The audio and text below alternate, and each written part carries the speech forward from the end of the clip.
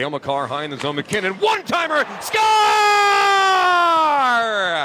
Natchez was parked in front. McKinnon let the one-timer go. It will be a power play goal, and it's a Marty party.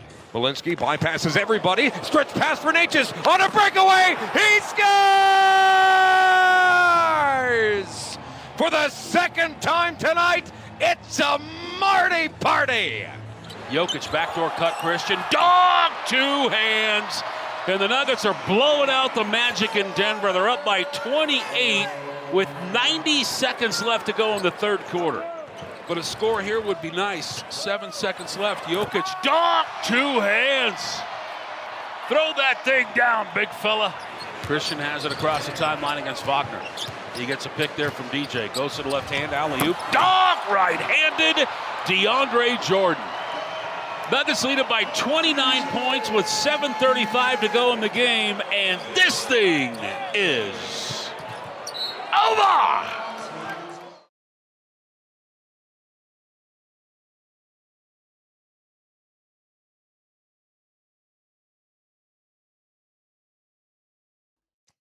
The double DUBaroo turns into a double DUBaroo. Both games started in a way that I didn't like, and to their credit, both teams kind of hit a switch. Definitely second period for the Avs, but second quarter-ish for the Nuggets. But again, the Nuggets came out in the third and just turned on the gas. Didn't look back. You know, there was a moment late in that first quarter for the Nuggets yesterday where they were like 13 points with just a few minutes left in the first. Like, what is going on here? But then it was the MPJ and Jokic show. For the third consecutive game, Michael Porter Jr. put up 30 points. He's averaging, for the month of February in 4 games, 39 on 48.6 from 3 and 60% from the field. I would say that's a decent little stretch. You know, with that, the rest of this Nuggets team, you know, there is a pretty direct correlation. When Michael Porter Jr. plays well, the Nuggets play well. And it's because usually he's adding a third piece to that scoring recipe. You know, last night you were out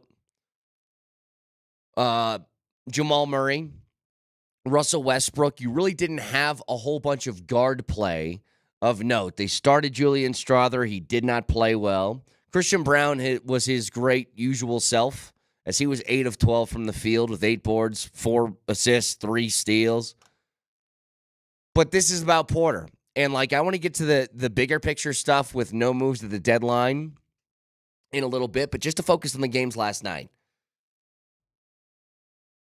This is sort of the reason why you don't trade Michael Porter Jr., is that he's got this in the bag somewhere. And I know we've been frustrated with inconsistencies from his career. But if you remember, his first season, he didn't play all that much. His second season, he was in the starting lineup, but little downtrodden with some injuries. Third year, he essentially missed the entire season due to a back injury. And then ever since then, what you start to notice is that guy has steadily improved year after year. Really feels that way. No, obviously the year they won the championship, it was big. But he's been, for the inconsistency we kind of complain about, his numbers overall are very consistent. He shoots 40% from 3. He shoots typically 48% from the field. That number's jumped to 52% this year. And he gets anywhere from 17 to 19 points a game. He's actually done by the book overall in totality, has very similar numbers every year that he plays.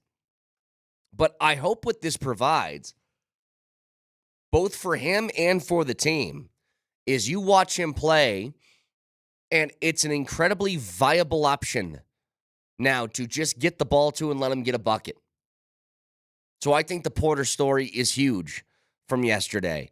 The Orlando Magic are not a terrible basketball team, but you made them look that way yesterday.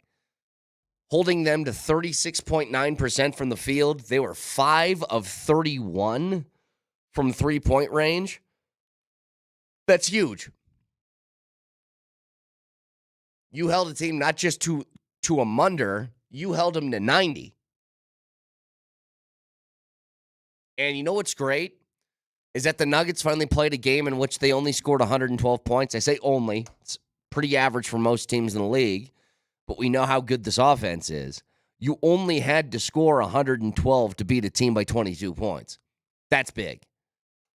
You know, to the Avs side of things, you talk about just a miserable start. Like, we're watching the Avs and saying, all right, can I please get some offense tonight?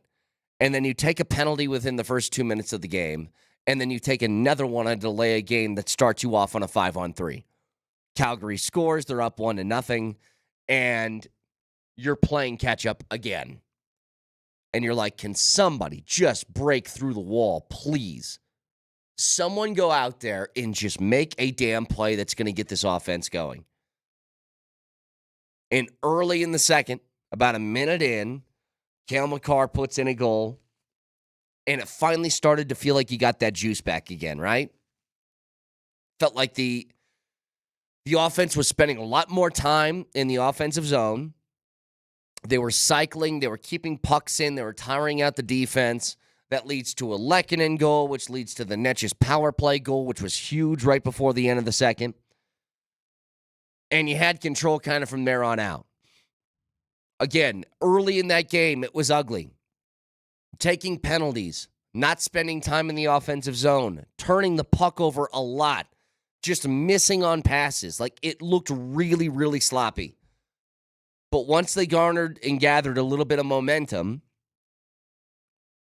they turned it around in a hurry because that's what they're capable of. You know, some things that I really enjoyed about last night. Netsch's had 8 shots because he's got a rare ability. Like, he's a great puck handler. He's amazingly agile. Like, he's fast, but not lightning fast. His bigger thing is he's a huge body that knows how to maneuver. Like, just a really good skater. And so his ability to kind of jump around different spots, cycle around either behind the net, he gets up to the point, he's everywhere. He gets up in front of the goal for deflections. He's kind of a do-it-all guy. And God, is that nice to see. You know, it's funny when you take a look back at what you consider to be major trades. And one of the things that I like to do is just kind of see the reactions of both teams in it. And for the Avs, it's easy. I know immediately how Avs fans feel about a newly acquired player because you're watching it every single day. And almost every single person who enjoys watching the Colorado Avalanche play looks at Netsch's and says, hell yes, I love it. This guy fits. He is a perfect sort of mix with what you want that top line to look like. It's amazing. And I started looking at the way that some Hurricane fans were talking about Mikko. And it feels like some of them are having buyer's remorse. And I don't want to make this out to beat up on Mikko Rantanen. But there is an extra boost that you get from playing alongside Nathan MacKinnon that just immediately your numbers are going to go up. Like, that was a 3-point night for Netsch's with 2 goals. And since he was acquired by the Avs, he's got 8 points in 8 games. Not bad. Oh, I'm sorry, 8 points in 7 games. You will turn into a point-per-game player when you're playing alongside the guy who was just voted the best player in the world last year. And sometimes when you go off on your own and you leave that, it's a lot harder to find that sort of stuff without help. And I think for Mikko, it's probably going to take a minute in Carolina. You know, he's got to find out how to play with somebody who's not Nathan McKinnon. It's a very, very different thing. But the fact that Netchus has walked in and there hasn't been an adjustment period, like, that's what's shocking to me. He joined the team with somebody, you can say it's easy to play with McKinnon because you're just going to have production by osmosis around him. But it's very hard to know what McKinnon's tendencies are. And he has jumped in and immediately fit in with it. Their little give and goes. The way that he knows when McKinnon's trying to park himself in a spot on the ice, whether it's the top of the circle or whatever. I get in front. If it's a little bit off, I'm going to help with a deflection, which is what happened yesterday. It's huge. And it was a desperately needed good offensive performance for the last 40 minutes of that game. You got one more now tonight that you can take with you into the Four Nations, where hopefully you get a little bit healthier. You get a Val back on the ice. You get a Josh Manson back on the ice. And you can really start to roll in that stretch run. But I think that's a huge win for the Avs and a sorely needed one yesterday. 303-504-0925. Shunt Mazda text line, one price, one person, 1 hour. So, no moves made at the deadline for the Nuggets yesterday. I am unsurprised. That's why I saw a whole bunch of people that were angry. I get it. But I felt it coming. And I got a couple of pieces of audio from Calvin Booth that I would like to get to on this subject. Calvin Booth, I think, does deserve criticism. Once the bed was made, I don't know what he was supposed to do yesterday. But he made the bed. And I want to talk about some of the reasons why yesterday went kind of the way I thought it would, which was you kind of sat on your hands for a wild deadline, by the way. God, there was moves like every 20 minutes. But how did we get here and what mistakes were made to get us to this point? I want to discuss that next.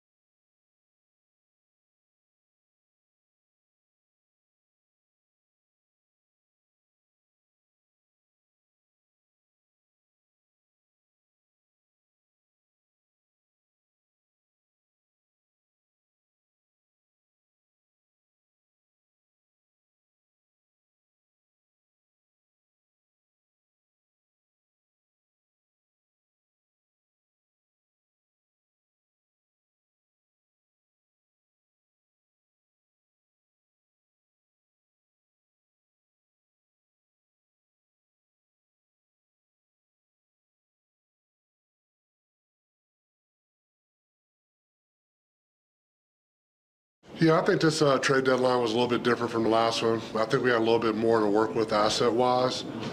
But I think the best way to describe it is we either had to go big or do nothing, right? And we definitely like some guys in the market, and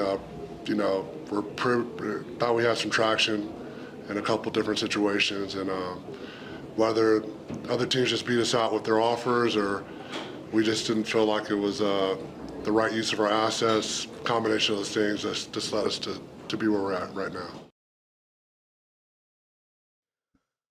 All right, that's Avs GM Calvin Booth yesterday talking about the boring trade deadline if you're a Nuggets fan and incredibly fun for almost everybody else in the league. He isn't wrong. But how did you get there? That's the whole thing. That's why I thought they couldn't do anything yesterday. I don't think they had a move that they could package to even open up salary. Now, keep this in mind, guys. You can't really be a buyout. You can't be a team on the buyout market because you're in the apron. And so now, guys like Bruce Brown, if they do get waived, are off the table. I think the number is teams in the apron cannot do buyout deals with anyone that was making more than like $12.8 million a year. That would be Bruce Brown because he was on a $22.5 million contract, so he can't be available. I guess some others could be. Again, the NFL is so confusing, or the NBA is so confusing with their rules. I'm not totally sure on this. But first thing I want to do is I want to get a straw poll in here because I want to see, is it anger? Is it apathy? What is it about the deadline? Straw poll. Oh, yeah. Are you angry this morning? Are you nothing? What do you feel? What do you feel heading into today? Right, wrong, or otherwise, the vibes have been a little off in Nuggets Nation recently. People have just been furious about the moves that the front office is or isn't making, and I just for how everybody has been reacting about this team, you'd think they were in like 12th place in the West. It's funny, you know what? My mother just got back from vacation. Her and my dad went to Florida for a few days. And I called her, and she goes, yeah, Dad's all mad about the Nuggets saying that they're bad. And I'm like, they're in third. They're after last night, the third place team in the Western Conference. But I felt that, Nelly. You're right. They've won 5 straight games, and people feel angry right now. I guess here's why, because I know that this is a rare thing you'll hear me say. I've been doing a lot of thinking, Brett. Doesn't happen often. Yeah. And I was trying to think, why do we feel this way? Because as of last night, the Nuggets are third in the West. They're 2.5 games behind Memphis. But here's the thing. The Nuggets have the best player in the world on their roster. They've had the best player in the world on their roster for like 5-6 years now. So I think we're tired of talking about regular season success. How many wins do you have in the regular season? What's your seed? Who gives a bleep? I don't care. You have Jokic.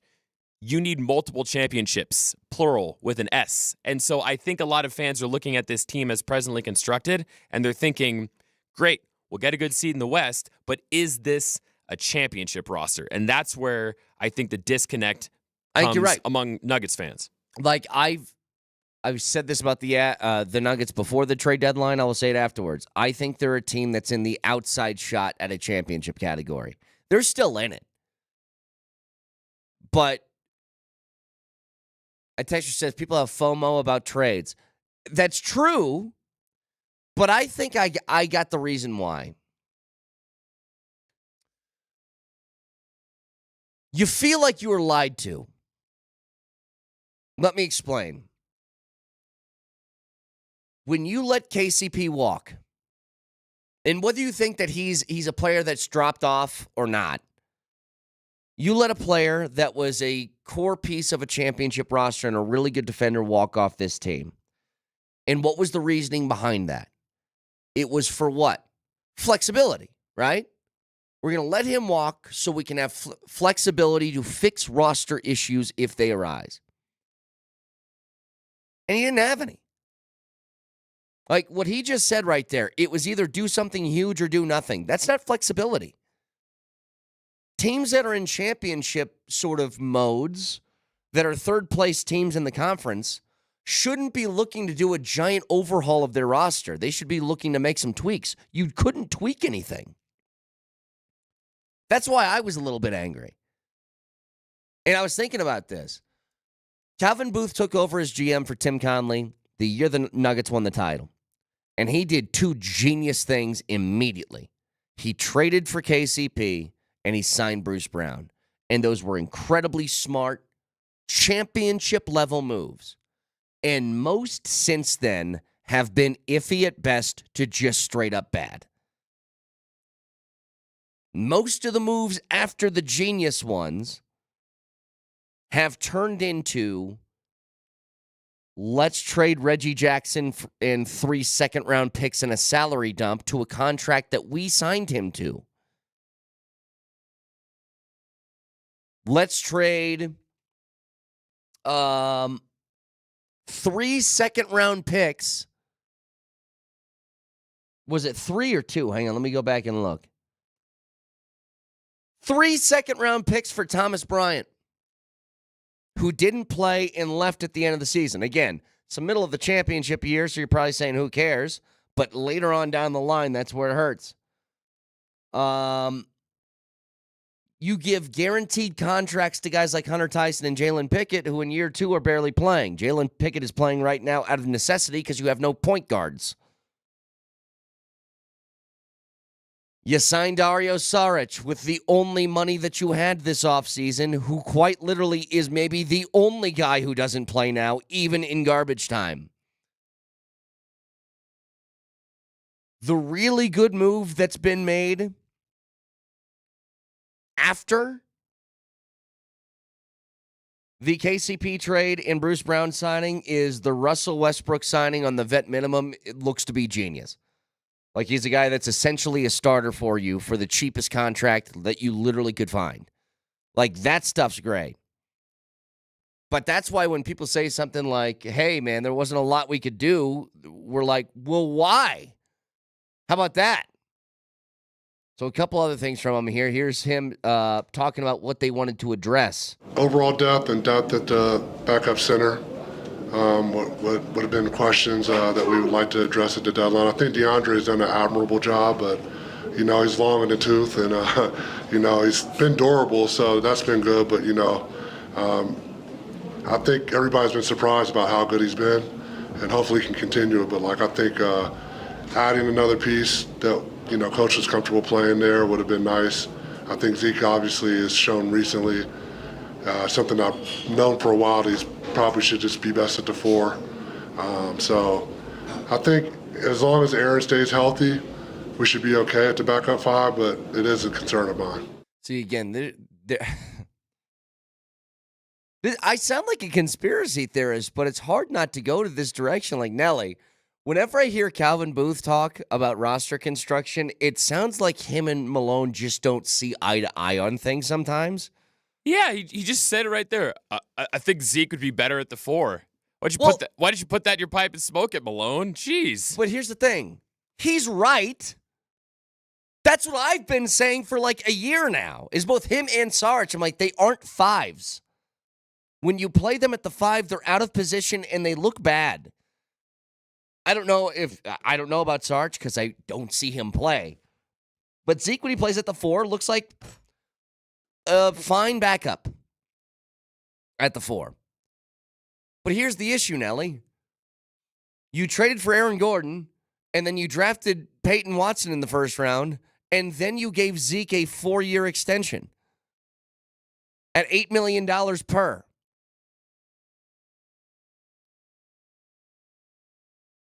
Where was he going to play the 4? You just invested in AG and Peyton Watson. There's no more room for minutes. So if he can't play the 5, where is he going to play? The 3? Can't do that. That's the stuff that I don't understand and I don't get. We know Zeke can play one thing, and that's the piano. He's pretty good at playing that. Well, and you know what? Here's the thing, man. With extended playing time and a little bit more experience, maybe Zeke can be a perfectly capable backup in this league. We will just never know here if the team is healthy. We won't, because there's no room to play him. And you know what I was thinking about that's even more hilarious, Nelly? So the Zeke contract is bad. It's 8 years, and he's making like almost $9 million this year. You know what would have helped more? And I mean this sincerely. If Zeke made more money, it would have been easier to trade him. Because it would have been easier to make salaries work for guys that you wanted. That's the funny part. Like, if he made $14 million a year instead of $9 million, I think it'd be easier. So you're caught in this middle area where it's like, it's not cheap enough just to do a little move, but it's not big enough to trade for guys to make salaries work. So you're just caught in this sort of in-between. And shout out John on the text line for catching what you and I both noticed. But how about that nice backhanded compliment of DeAndre Jordan where he said, oh, yeah, he's doing a good job. He's getting long in the tooth. Boy, what a word choice. Well, I mean, he is old. I don't think it's a surprise to DJ. I know, but just dropping that casually, he's long in the tooth. Man. But at the end of this, like, DJ is if he can just do what he's been doing, give us 10 minutes where you go out, you catch a couple of lobs, you block a shot, and you grab 4 rebounds. That's all you need. That really is all you need. Now, would you like to have somebody who's a little bit more capable? Yeah, I'm sure you would. But DJ has been fine for an old man long in the tooth. One other clip here surrounding MPJ. Trying to get some clarity on this. Here's what he said. I think a big move in my mind is like adding a significant depth piece. I think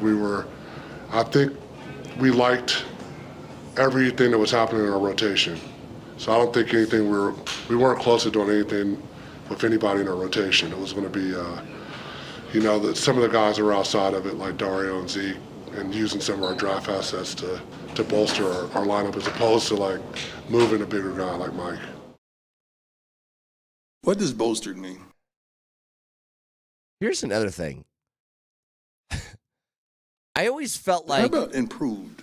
And maybe he's had prior conversations with him about it, or it's just been so clear that he didn't care whether people would judge him addressing it or not.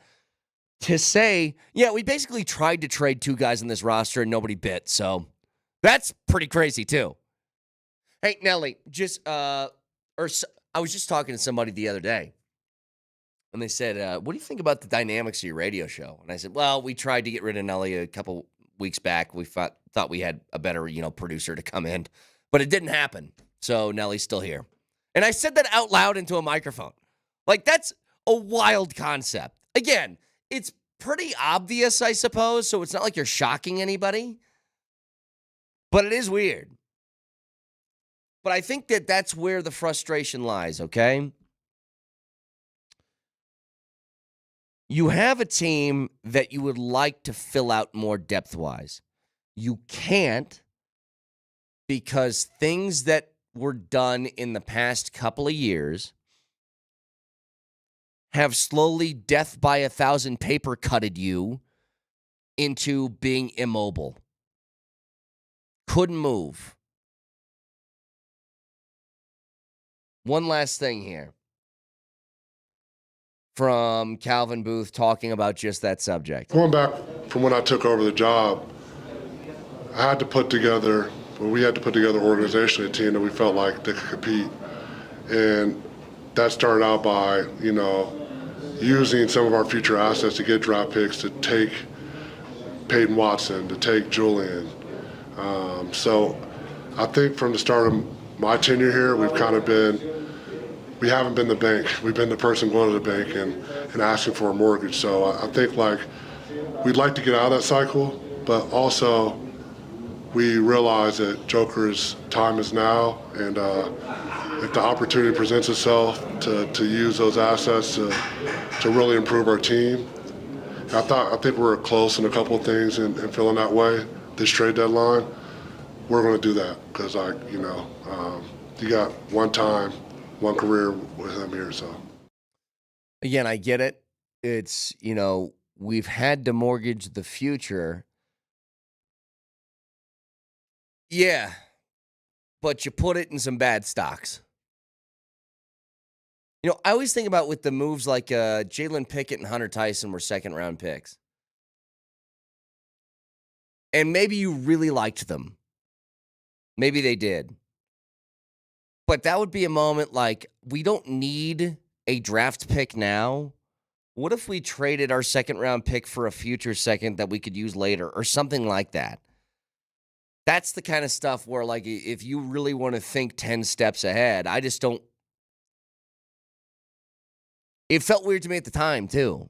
Jalen Pickett, Hunter Tyson, you give them guaranteed contracts immediately after taking them in the draft, and it's just, were they going to be used? And again, Jalen Pickett's another example. Like, he's played these last couple of games, and I think he's looked fine. And he played 31 minutes last night. And I'll say this about him. Guy doesn't make mistakes all that often.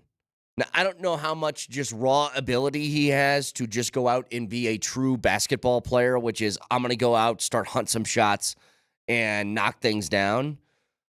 But he looks like a pretty solid assist-to-turnover guy. I just don't know how much he's going to play. Like, when Russell Westbrook gets back and healthy, he's going to be back in that DNP-CD role and probably not play for the rest of the year. And then we're talking about going on year 3 of a 4-year contract with virtually no playing time. It's just tough. So anyway, broadcasting from the Backus and Shanker Studios, their passion is justice. When we come back, there's terms like Titletown that teams like to throw out there. Boston did that back in the day. I need to think of another kind of name because from what I understand, I don't know if any city has had this happen like Denver over the past year. We'll get to it next.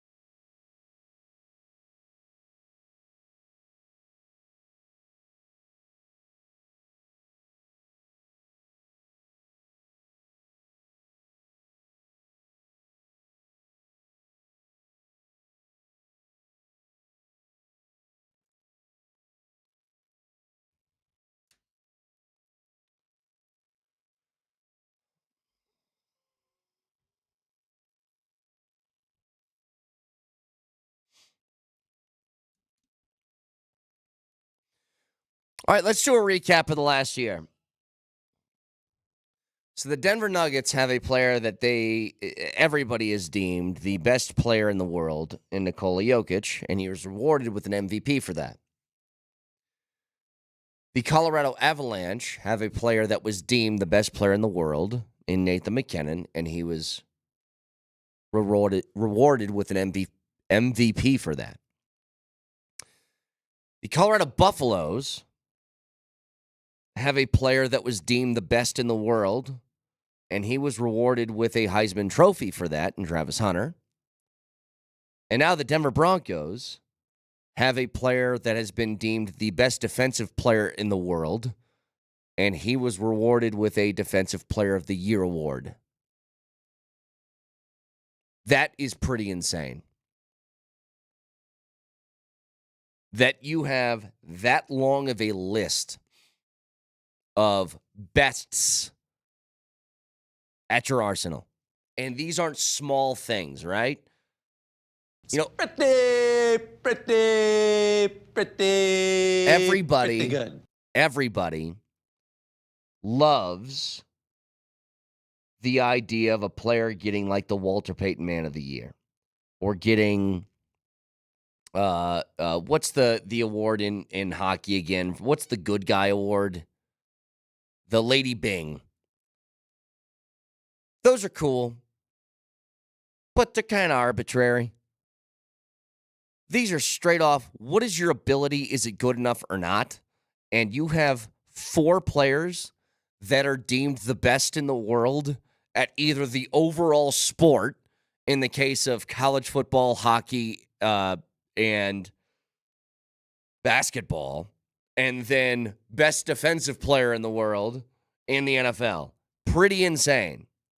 I mean, what? Nathan McKinnon won the Lady Bing Award for being an overall good guy. And it's just like, whatever. And then a season later, he chucked his helmet right in Connor Garland's face. So what do those awards really mean? PS2, by the way, his acceptance speech at the NFL Awards yesterday. Wow. First and foremost, I want to give all the praise to my Lord and Savior, Jesus Christ. I mean, without him, I wouldn't be in this position, first off. Secondly, I'd like to thank my family, mom, pops, for setting the blueprint, turning a young man to a grown man. I want to thank y'all. I'd also like to thank the Broncos organization for believing in me, for trusting in me, for allowing me to grow and being the player that I am today. And lastly, I'd like to thank my teammates for, helping me reach my full potential and being the best person I could be, man. So thank y'all. Have a blessed one. He is so insanely good at such an important position of need. Yes, Texers, I understand the Rockies aren't in that category. We're just going to ignore that for now. And you guys just wait. We're a week away from pitchers and catchers reporting. I'm going to be somebody who sells you hope on the Rockies, because I have some. Just so you guys are aware. We need a full season of KB. I actually saw, you know what, we'll save it. I was just going to say, I saw some quotes from people on the MLB network about how this is a very underrated roster, which is what I've been telling you for about the last month of the season last year heading into this year. They have a young roster with a lot of potential. I'm excited on what they can be. We're hoping that the veteran slugger's Brian. No. But that's not for today. That's for a few weeks from now. Point is, you have all of this talent mashed up here in town, and here's the best part about it.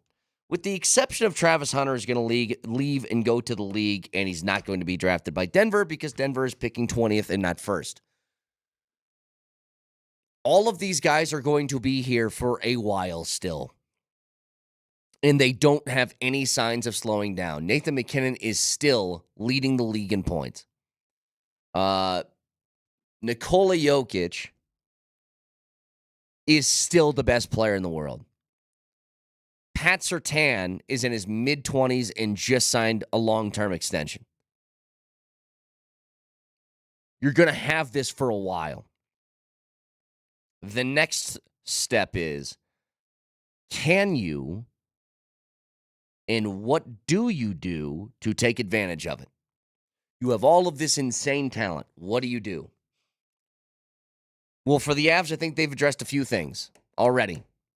They've revamped their goaltending room. They've had a little shuffle within the top group on their team. They still have another month to think about making a move for another defenseman, if that's something that you're into. Which, to be honest with you, I think they should be talking about that. The question is, do they have the cap space? Do they have the things that they would want to give up to make it happen? Here's what I don't want, by the way.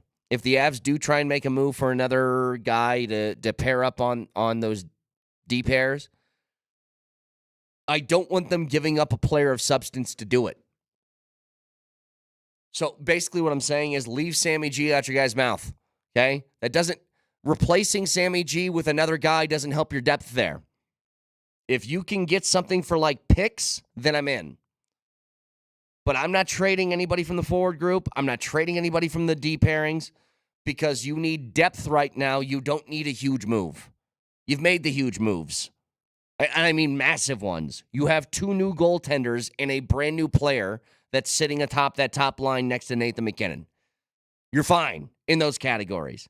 I want guys that will add depth to this team. There's a few guys on defense. I think Malinsky makes way too many mistakes. DeHaan makes a few too many mistakes.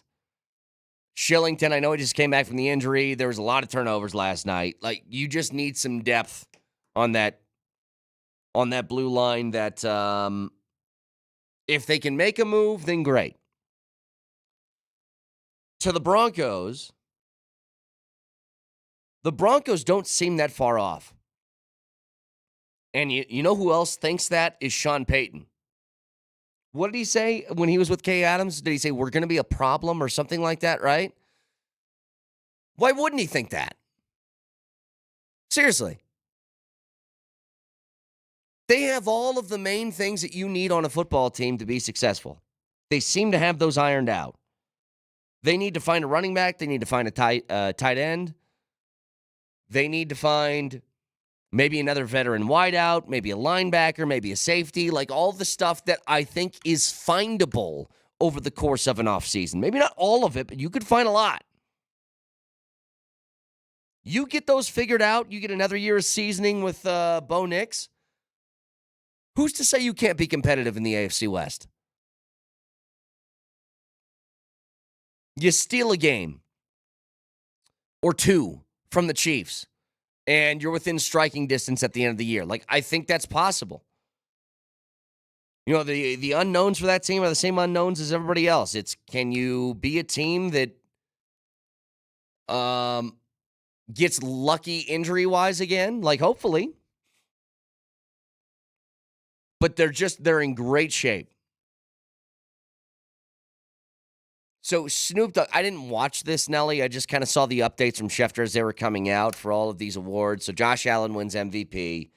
Jared Verse wins Defensive Rookie of the Year. Offensive Rookie of the Year goes to Jaden Daniels. PS2, obviously, with the Defensive Player of the Year award. Saquon got Offensive Player of the Year. Which is what should happen. Which one? Oh, comeback player was Joe Burrow. Coach of the year was Kevin O'Connell. All that stuff, great. I didn't watch this event, though. So was Snoop Dogg the MC? Yeah, and his opening monologue was okay. He had a couple good zingers in there, and I put a few of them on your soundboard, but I definitely gave you some of the highlights. It was all right. Okay, so let's hear a couple of these. This is Snoop Dogg talking about the Super Bowl. Is anybody excited for the big game on Sunday? Look, I know I'm excited. This is an incredible Super Bowl matchup between the Eagles and the refs. We're in New Orleans tonight, a.k.a. the Big Easy. Yeah, the Big Easy is what Patrick Mahomes nicknamed the AFC. Hey, that's what he did, not me. The Chiefs have the chance to three-peat for the first time in NFL history. and the Eagles have the chance to be liked by the rest of America, also for the first time in history. Okay, no, it's all right. It's all right. You know what's funny to me though is I thought he wasn't allowed to say Super Bowl. That's why he said the big game. I'm like, this is an NFL event. You guys own the rights. You can say whatever the hell you want. Secondly, bringing up the actual ref stuff at an event like that when it's been heavily criticized, bold move. Can watch the show live on Twitch. Twitch.tv, search Altitude SR in the search bar, the Altitude TV simulcast. That is the Safeway Twitch feed. Order online, Safeway does the rest. Get easy delivery or free pickup with the same great deals. Get started at Safeway.com or in the Safeway app. Safeway, fresh foods, local flavors. Moser, Lombardi, and Kane next.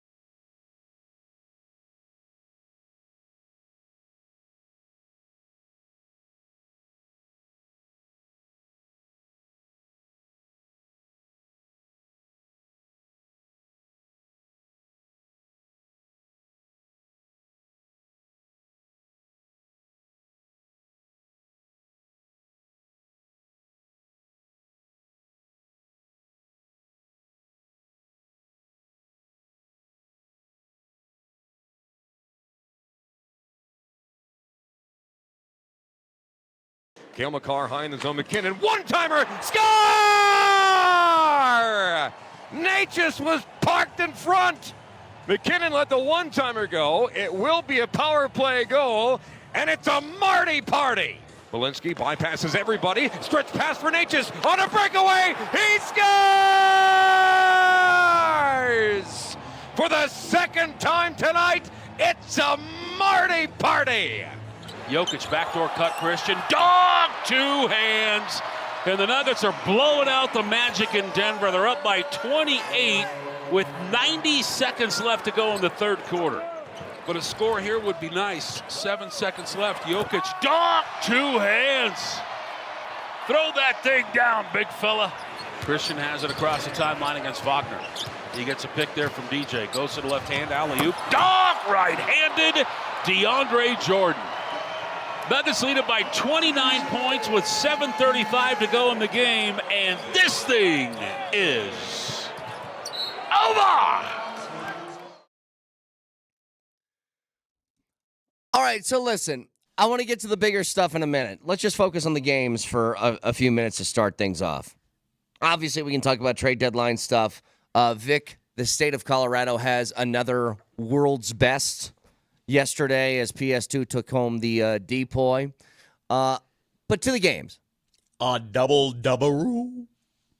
I was Double DUBaroo. I was pissed with both of those double games when they first started because both teams looked awful to start that game. The Nuggets couldn't score. I mean, they were sitting on 13 points with, like 3 or 4 minutes left in the first quarter, and then they started to catch it a little bit. They didn't have any guards on the roster, for crying out loud. Yeah, they're trying to figure that out in a hurry. The Avs, on the other hand, decided, you know what, let's just start the game with a 5-on-3 and give you a power play goal. How's that sound? We're trying to get our offense kicked up. And it's like, oh, boy. Felt like one of those nights, but then both teams turned it around. Starting with the Nuggets real quick. It's the third consecutive 30-point game for Michael Porter Jr., as I guess, Vic, I think it's fair to say he might be the hottest shooter in the league right now. I don't think there's any doubt about it. If he lines up a shot and he's got a sliver of breathing room, it's in. First time in his career he's gone 3 straight games with 30-plus. So for as good as he's been in many stretches, he's never had a stretch like this. And it just goes to show you, talking to Nicola after the game, what it does to the rest of the team, what it unlocks for the Nuggets. When Michael Porter Jr. is on, it is easy to play this game. For sure. No guards, doesn't matter. If Porter's hitting shots, you're golden. Again, his ability to be a threat from the outside when he's knocking down shots at that kind of clip, the amount of awareness that you then have to expend on him as well as Jokic, like it's, Vic, Julian Strawther was starting in place of no Westbrook and no Jamal last night, and he had like 2 points, and it didn't matter. It didn't matter. It didn't matter. Nothing else mattered. The bench didn't matter. Nobody else mattered. Joker and MPJ mattered. They scored at will. And MPJ hitting jumpers. Again, Michael Malone told him, he said, we want more shooting volume. Yeah. We want you to shoot more. And he's been hesitant a lot. Not last night, not the last 2 games. Is that hesitancy, does that stem from trying to be a good teammate and like, hey, my role is to play the backup, not even the Robin role, it's to play the, I don't know, Catwoman. I don't know who the next person is in Batman. The third role. The Mr. Freeze role. Yeah. His role is pretty simple. You've got the best jumper on the team and one of the best in the NBA. If you're open, shoot it. He hasn't been shooting the 3 as much volume-wise this year, and he shoots it at 40+%. Moser is reporting from a prison somewhere. Where are you? What is that? Is that drape? What drapery Hang on a is second. that? Hang on a second. Moj, it's good to have you on the show. I know you're sleepy. That first sound you made was wild when you turned your mic on. Thanks. If you need a few more minutes, then take a few more minutes, Moj. Don't overexert here. I'm being honest. You need a few more minutes to take it. I'm not trying to be a jerk, Moj. Don't bring us down. I'm excited today. I got a whole bunch of things to say. If you want to take like a 15 and get a coffee and start to ramp things up, or you want to stay here, it's up to you. I'm just letting you know. Literally all I said was, No, Nelly, find the sound. This is the first sound that you made. It doesn't matter what you said, how you delivered it, your look, everything about you is one of, I can't believe I've got to do this. And we don't need that today. And I want no, hang on, Vic, you're taking the wrong tone. Moj, what I'm a tough love guy. You want to caress him? You know, this is how we raise our children. You want to caress your kids? You go ahead and do that. I'm going to tough love my kid. Gee, but this is why I got to be the point guard on this. There's days where tough love is necessary. This is not one of those days. The man hasn't slept. Figure it out.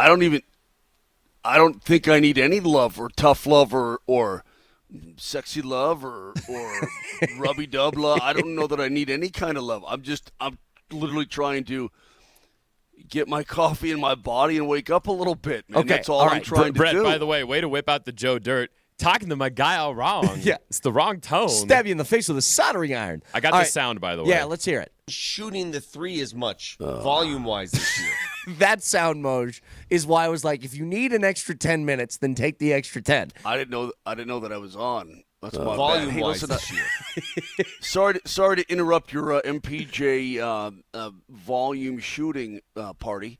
Go ahead, Vic. I'll just chill over here until I'm fully engulfed. No, I would love to hear from you as Mr. Natchez is making us. What happened? He's being sincere. I'm giving him a compliment. Oh, it's Natchez. Say it properly. That's what it meant. Oh, I would love to hear from you. Okay, sounds good. I will give you my thoughts. He was being but don't sincere. make me fly back and fight you. Okay, go ahead. He was being That sincere. was a sincere. I didn't watch the game because I was at the Nuggets, but I saw in the box score, Natchez, bam, and then game over. I mean, volume-wise. We're talking about stud, man. We're talking about 8 points in 7 games, man. This guy's a player. And I guess I never realized this because we only saw him twice a year. But, man, can this guy stick handle at high speed? Yeah. Stick handle in traffic at high speed. His skill set, boys, is really good. And I knew he was a very good player, okay? I didn't realize the intricacies about his game that I'm learning on a nightly basis. His compete level, his brain, his everything. Really enjoy watching him play. And not only that, but he plays the game with a certain elegance about him. The way he flows. That's a good word for it, Moj. I like that. He plays with an elegance. Yeah. He really does. And so, listen, I mean, his first goal, the redirect, I mean, that's just a split second, blam, okay, you know, it went in. That's great. Second one. That was sweet. First of all, credit Malinsky for off the boards finding this flipping geometry to get it to him. And then he does the pirouette at high speed, grabs it, and then just – did you see how calm he was going in? If you go back and look at it. Did Malinsky know he was there? He says he did. Okay. Let me tell you this. I'd say that too. Absolutely. The guy that is trailing him, trying to deny on the way into the zone, he might as well have been in a different zip code because Natchez did not give a rat's rip. I mean, watch the calmness, Brett. Go back and check it out, that he executes that breakaway with. It's really impressive. And I'm sure by now Nathan McKinnon's going, damn, this guy can play the game. Hey, I know this is sacrilege. I know people don't like hearing this. Is Marty Nys going to make us forget all about Mikko Rantanen? You'll never forget your first love, Vic, right? You never forget that first love. This guy can play the frickin' game. Hey, listen, Moj. Big time. It's one of my favorite games to play. So there's one game that I play on Twitter, which is I just click a tweet and I read the replies. But there's another game I like to play, which is big move is made. Let's see what both fan bases are saying a few days afterwards. Canes fans, I know it's early, are not happy about this move right now because they're watching. Here's what we're doing. We get to see Natchez paired up with McKinnon getting 8 points in 7 games, scoring 2 goals last night, looking great. They get to see Mikko having 2 points since the trade and saying, what the hell did we do? Now, again, it's early. Mikko, I think it's going to be a lot harder adjustment for him than it is for Natchez because Natchez is just going to be gaining points by osmosis of being around McKinnon. But there's a lot of Canes fans that might have buyer's remorse already in the middle of this trade. Now, I'll say this, too. I was just telling Vic, I didn't like the beginning of either one of those games. No. You're looking to get the offense rolling for the Avs, and what's a great way to do that? How about you take a 5-on-3 about 3 minutes into the game? How's that sound? Exactly. So it took about 20 minutes for him to get going, but once that second period started, it was like, all right, there we go. There's the offense we've been looking for over the past, couple of weeks. Right. Look, he's got 63 points. He's tied with Jack Hughes. I mean, this is pretty good stuff, bro. Listen, I don't know what he's going to end up with, and I don't wish any ill will towards Mika or anybody else. Nobody does. I just have to wonder, the realities of the situation are this. If 88 continues to pour it on, and by the way, he was, the top scorer of Carolina when the deal went down, right? He had 55 points. He's a very good player. We all know that. That's why the Avs wanted him in return for a superstar player. But as this continues on, if it does like this, and maybe 96 is just going to ramp up, and that's good. I hope he does. I hope. Okay, good. But I will say this: the realities are, Vic, that the optics when you see this start to happen are like, whoa. Well, he's a world-class player, a Team Finland guy, and Olympian, and all-star, and everything else. But how much dependent is he on a centerman? Is he a center dependent winger and all this kind of thing? It's not just that. It's Netchus plus Drury at their money versus Rance at his money. Yeah. And if you do the compare and contrast, I mean, let's wait. It's still early. I get it. I just can't get over the fact that it honestly, for those of you watching on Altitude and on Twitch and whatever means, YouTube, it looks as if Mark Moser is broadcasting from a hostage crisis center in a basement from the Pentagon somewhere. I'm actually in the corner of my room, my hotel room, because the little desk area over here is super crammed. Here's my bed right here. Here's my window. This is my Edmonton window right here, okay? Look, it's still super dark outside. You can tell, right? It's like the middle of the night. Yeah. So that's where I am. Now, I'll tell you what I'll do. I'm going to run down to the gift shop during the break, and I'm going to buy like Spruce little, it up.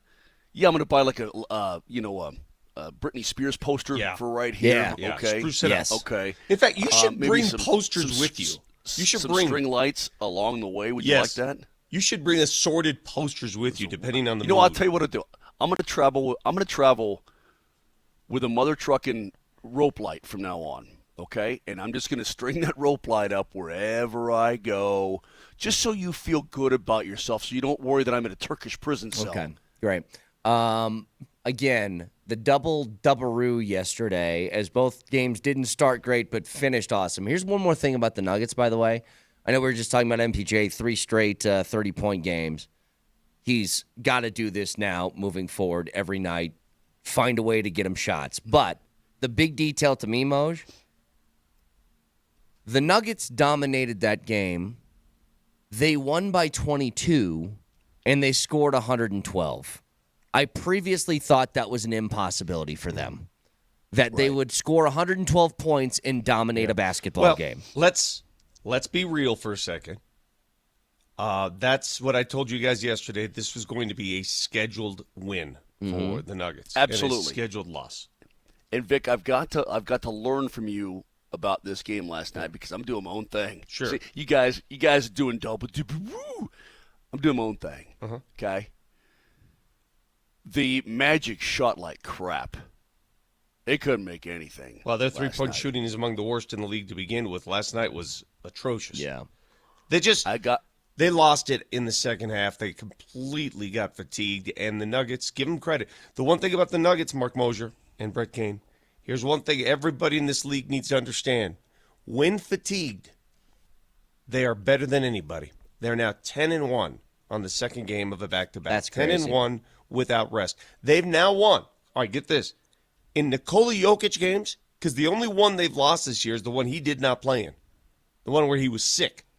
They're undefeated in the second game of back-to-backs in which Nikola Jokic plays. Not only this season, going back to last season, they've now won 12 in a row of such games. That is great. Dude, that's got to be a record.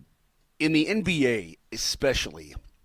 Now, the Avs, it's amazing because the Avs, since I think 2020 to today, have the best record in the back-to-backs. In the So National do the Hockey Nuggets League. since 2020. Yeah. Same deal.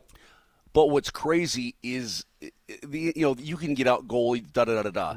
The NBA is a different animal, and that's about a 72% win, a loss rate for the team on the back-to-back, on the road, or home or on the road, but especially on the road.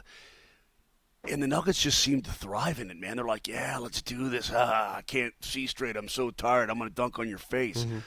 It's pretty incredible. Yeah, they're the living, breathing opposite of Moser. Like Moser's playing without rest right now. Second game of a back-to-back, you can see it. And he opens the show with some grumbling noise and, making all these excuses. Leaving a lot of shots short. Yeah, exactly. The Nuggets are the opposite of that. This is what you see with the Nuggets on the second game of a back-to-back. Fresh, ready to roll, energetic, and that's what you get from the opposition, Moser. I haven't even made my bed yet. Look, You it's make still your messy. bed in a hotel? Sometimes. There's yeah. people that are paid to do that. But I'm I'm never like a little making my baby, bed at a hotel room. Here, let's do. I don't make my bed at my house. You think I'm doing it at a hotel room? Here, let's do the little meme real quick. Ready? Eh? Yeah, I don't know how many people understand that reference, Moj. I don't know what you're doing. You can listen to us anywhere. Nelly, what do you say? So I say, eh? I say we got to go to break. Yeah. Dude. Yeah. What are we doing? I say get some more sleep. Listen to us anywhere on the Altitude Sports Radio app. It's powered by the Will Height Law Firm. Injury lawyers go to willheightwins.com. That's willheightwins.com. Okay. Calvin Booth spoke yesterday before the Nuggets game about the Nuggets sitting on their hands.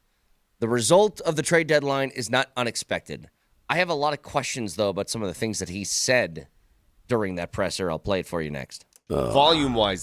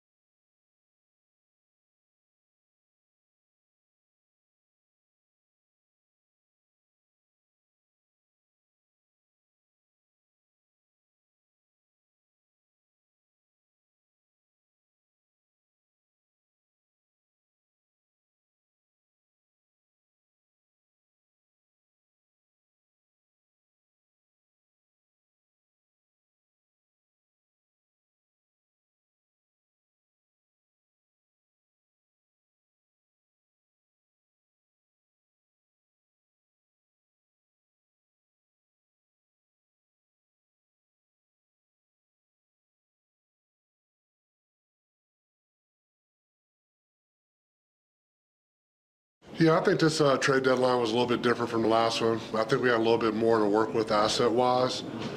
But I think the best way to describe it is we either had to go big or do nothing, right? And we definitely like some guys in the market, and thought we had some traction in a couple different situations. And whether other teams just beat us out with their offers or we just didn't feel like it was the right use of our assets, combination of those things just led us to be where we're at right now.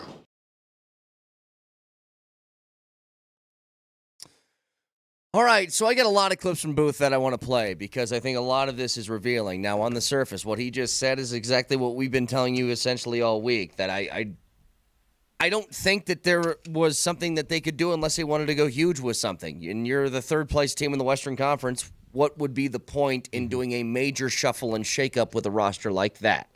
And what he meant also, he later on he went on to explain, by saying going big, he meant getting a player on the trade market that would be a rotational player. Not necessarily a star player, a starting player, a rotational player. Well, here's the thing that I want to get to, okay? Because let's run this again, Nelly. Can you give me a straw poll, please? Because heard a lot of angst lately from Nuggets straw poll. Oh, yeah. The Nuggets have won 5 straight games. They're third in the Western Conference at this moment, and yet it feels like a lot of Nuggets fans are angry. So I'll ask you guys this morning, 303-504-0925. What is the prevailing emotion that you feel this morning after the Nuggets didn't do a thing at the deadline? Are you angry? Are you meh? Apathetic? What is it? So let the text come in, but I think I know the reason why. That a lot of them feel maybe a little bit distasteful after yesterday. Can I take my shot at that question? Go ahead. I think, number one, what leads to being angry is when you watch other teams do things. When you watch the rest of the league be very active, and you're one of only 5 teams that doesn't make a move at the deadline. There are only 5 that didn't do anything, and the Nuggets are one of those 5, and normally they do participate. So being idle is something that I think a lot of folks are like, wait, we don't get to play? Yeah. All right, that's number one. Number two, he said it himself. At the end of the day, the core of this team is damn good. It's a championship core. People wanted to see the Nuggets, if they could, make some changes to the help around the core. And they were unable to get that done. They just didn't have the assets to get it done. Hell, he said it himself.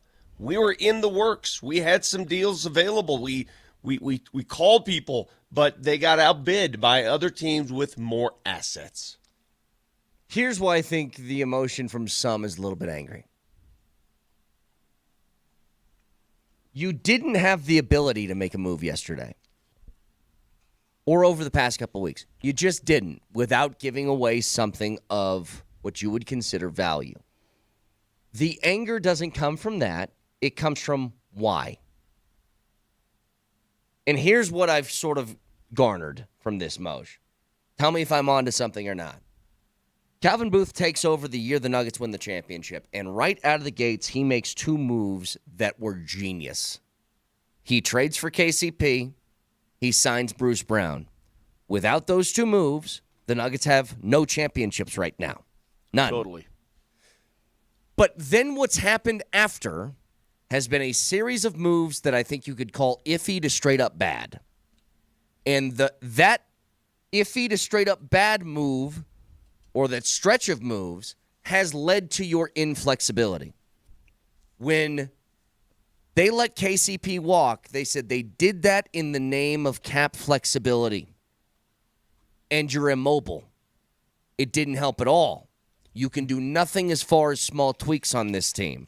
The reason why it didn't work is because the guy that they brought in to allow that cap flexibility is not playing and was immovable. But at the that deadline. was the move Exactly. that was made by the GM. Yeah. So And I was trying to go back in my head over the past couple of years of how did you get here? And here's what I found. You traded 3 second-round picks and Davon Reed for Thomas Bryant, who didn't play. Now, you can justify that by saying, yeah, he might not have played, but that was the year you won a championship. Okay, fine.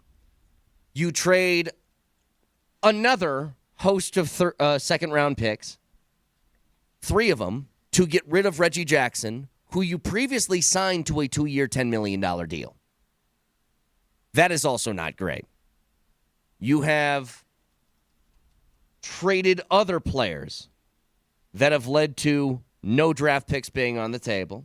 You have signed Dario Saric with the only money that you had left over this offseason. The only move I could really say that has been a straight-up W is Russell Westbrook on the vet minimum. Yeah. I could tell you what they wanted, all right? You could look at all the names that were thrown around. DeAndre Hunter ends up in Cleveland, and I'm not sure they were ever in the DeAndre Hunter sweepstakes. They were looking for a big. Bogdanovich ends up, of course, playing. Where'd Bogdanovich go? The Clippers. That's where he ended up. They wanted a backup big. And a name that was being thrown around and a name that was prominent on the Nuggets' radar was Bouchard from Toronto. Yeah. He was 6'9", a power forward / center. He could play some center for you. Nice. Yeah, a backup who could come in and be a rotational backup right away. They wanted him. They were in the sweepstakes to get him. They couldn't make it work asset-wise. Also saw from the Stein line that they were in on the Valanciunas stuff, too, before he got traded to Sacramento. But a couple of clips here. Just want to get your guys' reaction. Here's one of them, talking about that exact subject, Vic. Backup big. Overall depth and depth at the backup center would have been questions that we would like to address at the deadline. I think DeAndre has done an admirable job, but, he's long in the tooth, and, he's been durable, so that's been good. But, I think everybody's been surprised about how good he's been, and hopefully he can continue it. But, I think adding another piece that, coach was comfortable playing there would have been nice. I think Zeke obviously has shown recently something I've known for a while that he probably should just be best at the 4.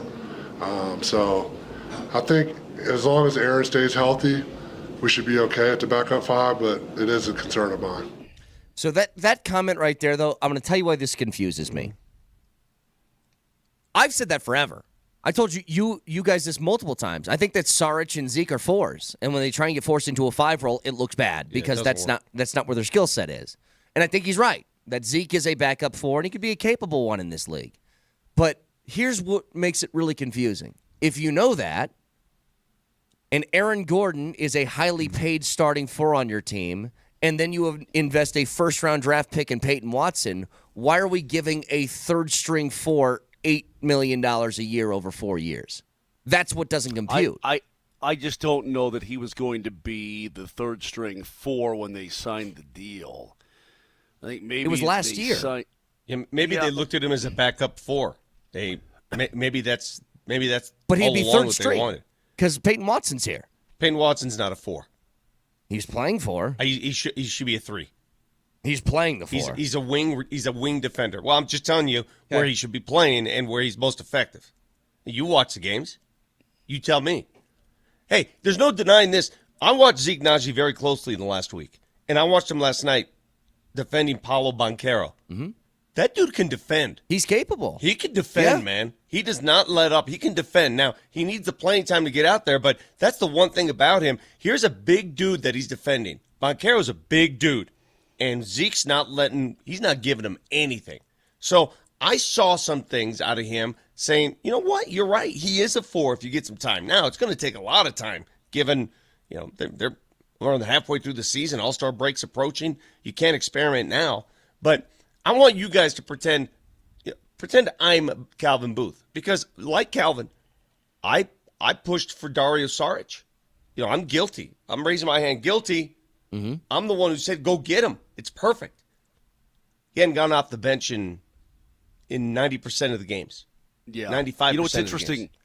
I was looking it up, and I tried to wonder to myself if the Deron Holmes injury had anything to do with, okay, let's get Saric. Because the injury and the signing happened on the same day, July 12th, 2024. Now, maybe they were already going to do it. What time was that Nuggets Summer League game? Was it in the daytime? Like I guess idea. I know. I'm trying to look. It was the same day. He got hurt on the 12th. Yeah, the Sarge stuff was bubbling over for weeks. It already they just was. got it Okay. signed that day. Okay, I'm just trying to think if it's one of these panic type of deal. No. I don't know. Okay, then I stand corrected on that. The point I'm getting at is he made a move there and they couldn't get off that move. Nobody wanted him. Do you think? Let me ask you guys a very simple question. Yeah.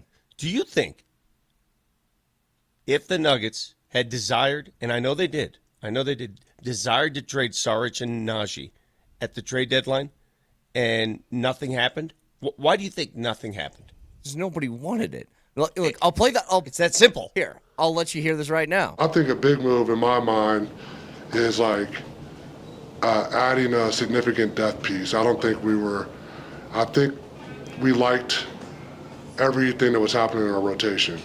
So I don't think we weren't close to doing anything with anybody in our rotation. It was going to be, some of the guys were outside of it, like Dario and Zeke, and using some of our draft assets to bolster our lineup as opposed to like moving a bigger guy like Mike.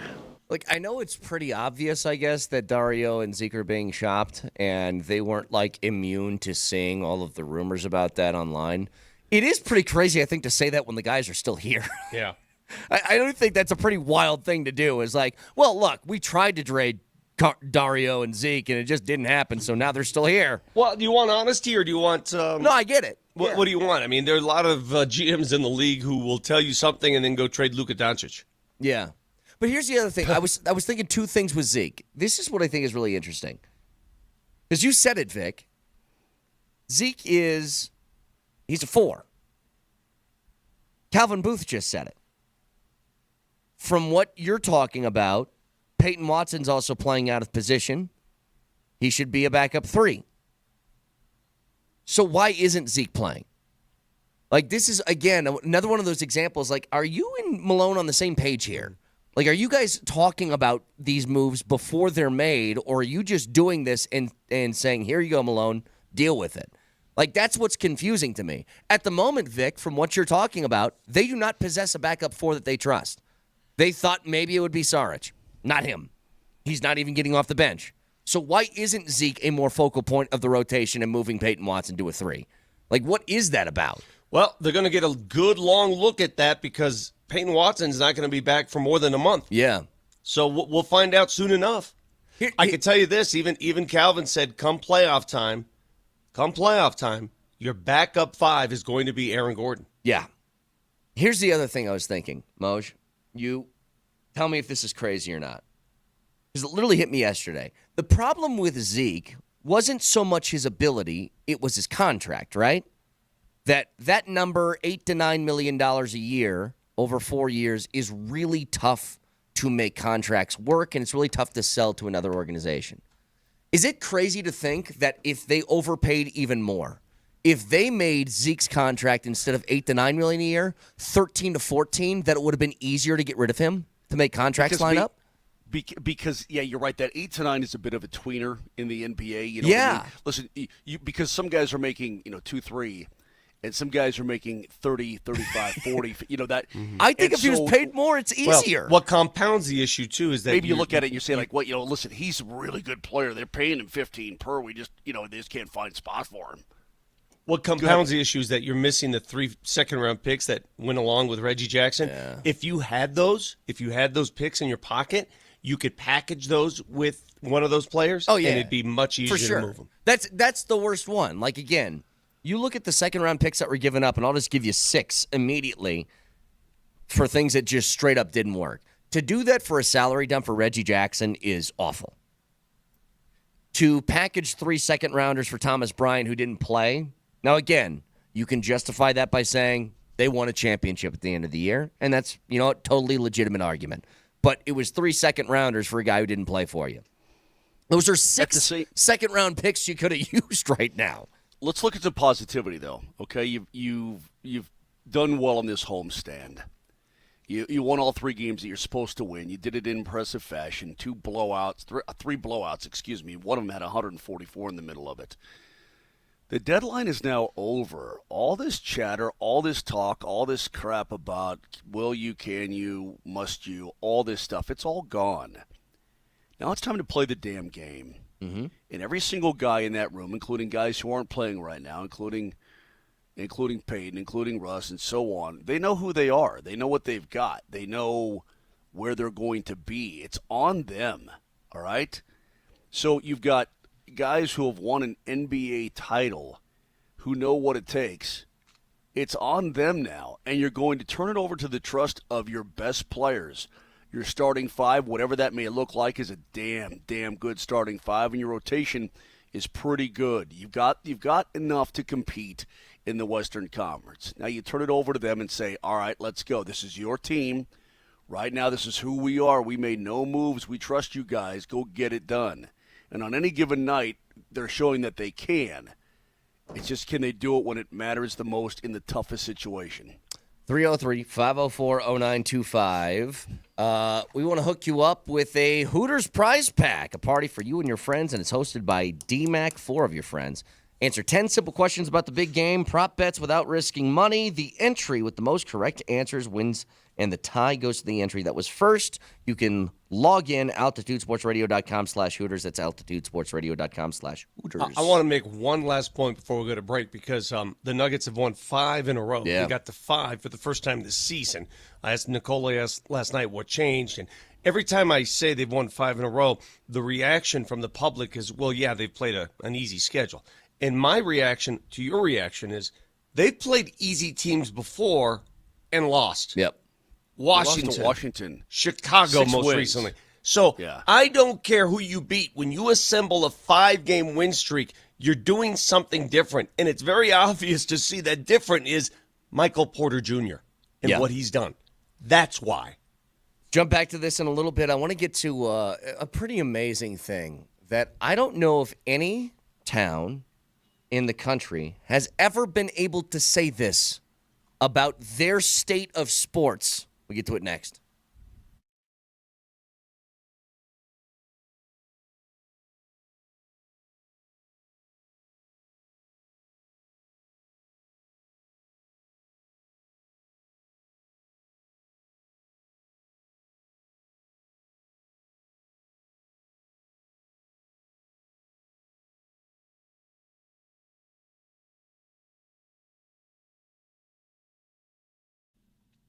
Hey, guys, Vic Lombardi, sports guy and somewhat of a multitasker, but when it comes to fixing stuff around the house, I am clueless.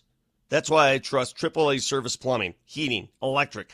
They guarantee a 2-hour arrival window, which is so important. How many times you sit around going, oh, when are these people going to show up? There's no guessing with them, no waiting all day, whether it's plumbing, HVAC, electrical work. They're on time, and they get it done right. So be like me, be like Vic, and leave it to the pros who get it done. Schedule your appointment today at AAAtoday.com. That's AAAtoday.com.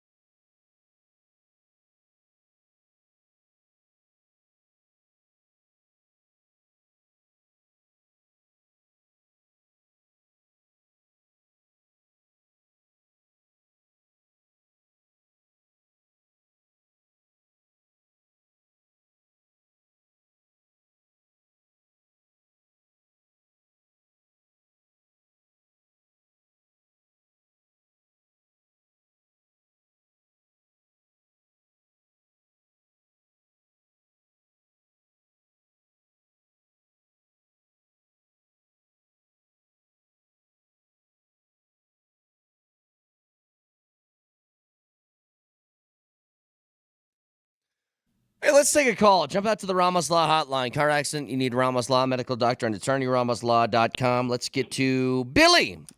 Hey, Billy. Gentlemen, good morning. Good morning. Well, guys, I have a comment on the Nuggets, but before we go, can I just ask one hockey question? Go ahead. The one hockey question, well, I'll ask that. Let me just make a point real quick. If you want to be entertained, and it just amazes me that although the criticism is friendly criticism, but you seem to forget that one of the best players in the NBA is Christian Brown. Let's give Malone credit for some of that. And sure, Zeke is playing better of late. One of the reasons for that, if you listen to Malone closely, is he's playing more professionally and harder since these trade rumors came about in practice. So you're going to see more minutes from Zeke.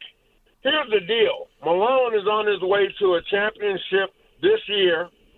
He's being patient. He's being very, very strategic with the minutes that Jokic is getting. I really like it. The best thing to do is enjoy this run because you do have a championship team coming. Here's my hockey question, and this is a beef that I have with Mark Moser. Yeah.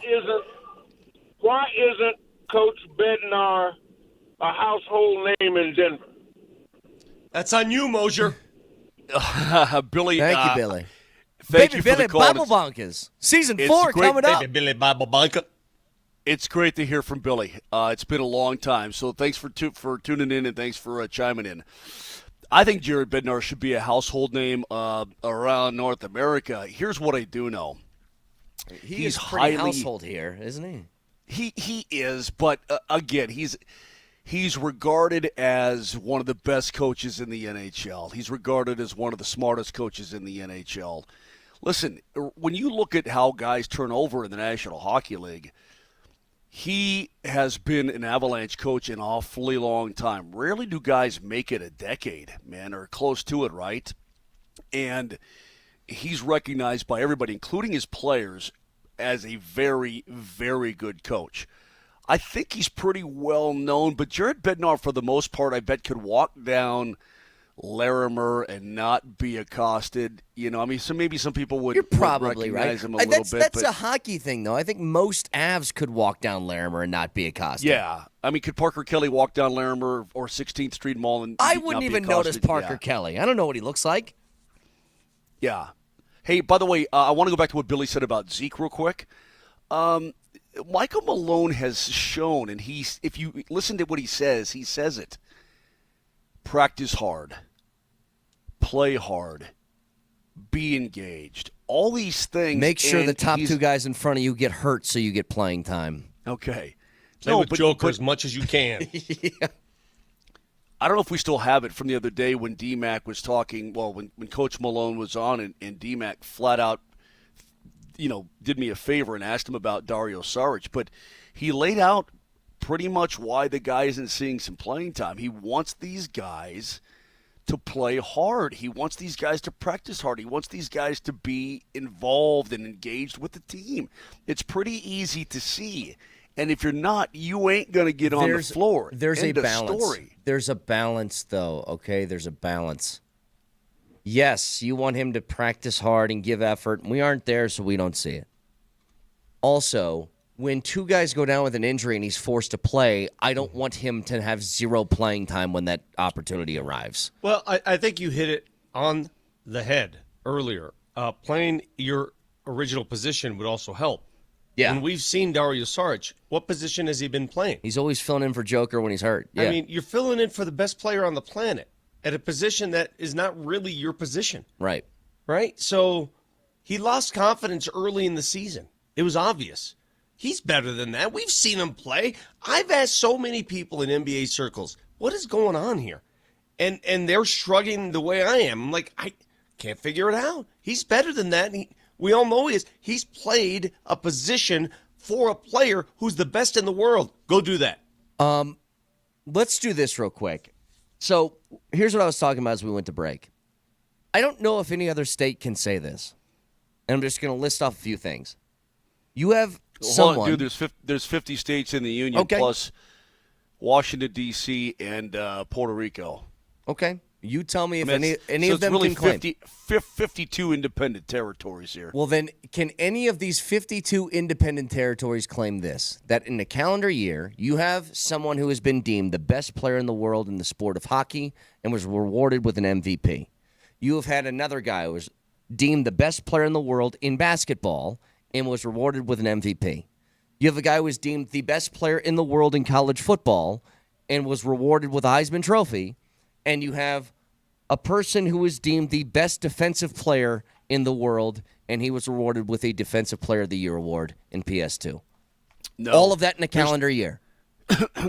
In fact, I would argue to you, there's no there's no town in the world that can claim that. All the goodness. I'm just going to say it right now. Denver, Colorado is the most awesomest sports capitalist, kick-assinest town on planet Earth. Here's PS2 yesterday. Wow. First and foremost, I want to give all the praise to my Lord and Savior, Jesus Christ. I mean, without him, I wouldn't be in this position, first off. Secondly, I'd like to thank my family, mom, pops, for setting the blueprint, turning a young man to a grown man. I want to thank y'all. I'd also like to thank the Broncos organization for believing in me, for trusting in me, for allowing me to grow and being the player that I am today.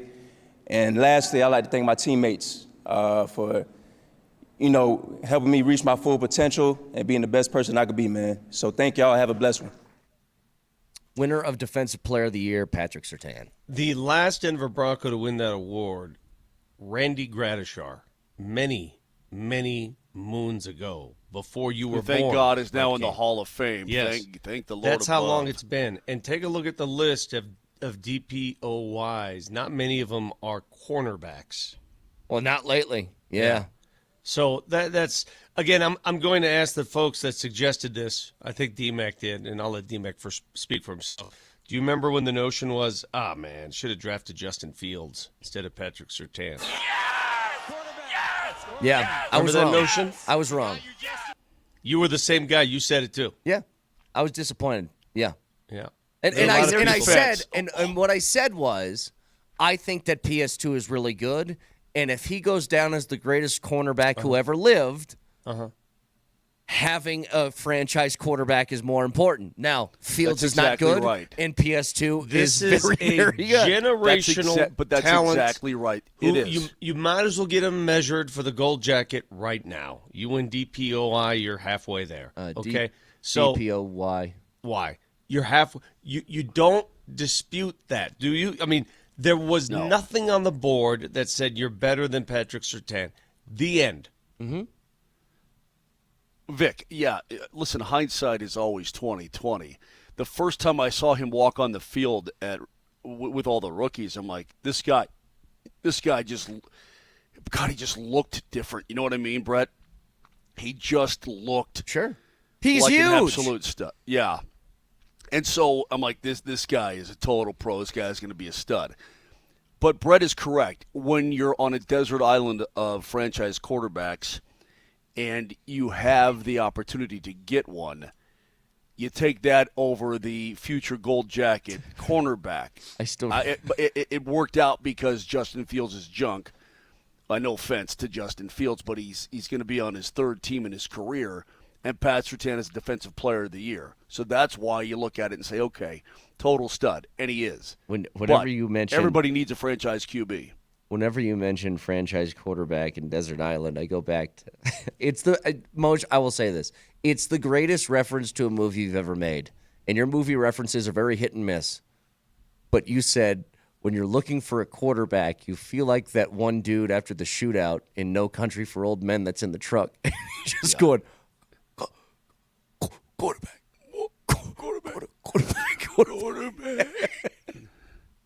What a movie! Somebody comes and brings you a canteen of quarterback and just pours it in your mouth before you die. By the way, shouldn't have done that because he takes the plate off the inside of your truck, the VIN number, and now you're screwed. You know, there's some actors that whenever they're in a movie, the movie's just great every single time. Josh Brolin's one of those guys. Every movie that guy is in is amazing. I just watched Sicario for the first time the other day. Oh, that's a good movie. I know, I was late to the party on that. Yeah. But what a movie. Yeah. Like, everything that Josh Brolin is in is just a banger. Dude, how about that end scene when he's at the dinner table? Oh, my God. I like the scene in the field. You mean when they're at the border? Yeah. Oh, that border scene is... Dude, it's unreal. Insane. I have to... I know we're out of time on this segment. I got to go public with this. Uh-oh. I got to go public with this conversation I'm having with my brother on text line. Oh, no. It's going to go public. What your brother's on now public. Your brother's on the text line, or he's on your phone? On my phone, sorry. I was confused the two. Is it something about the show? No. It's about sports. It's Which a sports brother text. is this? Hey, none of your business. Can we get to it after the break? Yeah, we can do that. Well, you got two.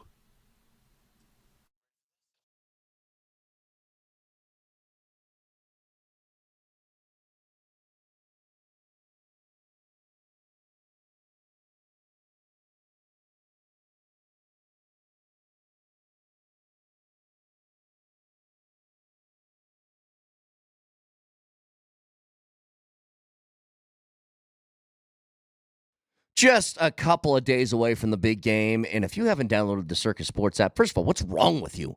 Second of all, you should, because they have so many. It's an endless supply of prop bets for the big game in a couple of days, not to mention their Circus Squares. You go to a Super Bowl party, they give you numbers. Circus Sports, you pick your own, so you control your own destiny at winning. And with a minimum of a $1 bet, you could win up to $100,000 with these Circa Sports Squares. Download the app right now. Best odds in the game, bar none. Nobody better than Circa Sports. Or go to circasports.com. And always remember, any gambling problem, call or text 1-800-GAMBLER.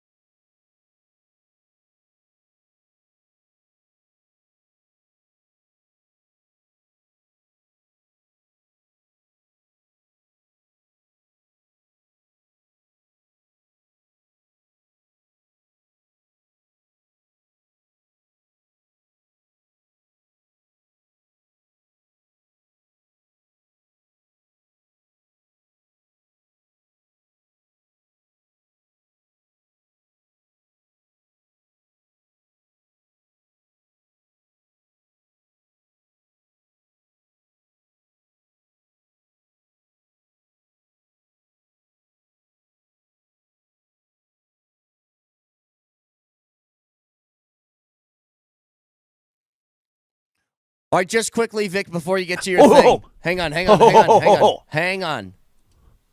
There's 2 Sicarios, okay? I watched the first one because it was free to stream. The second one was locked behind a paywall.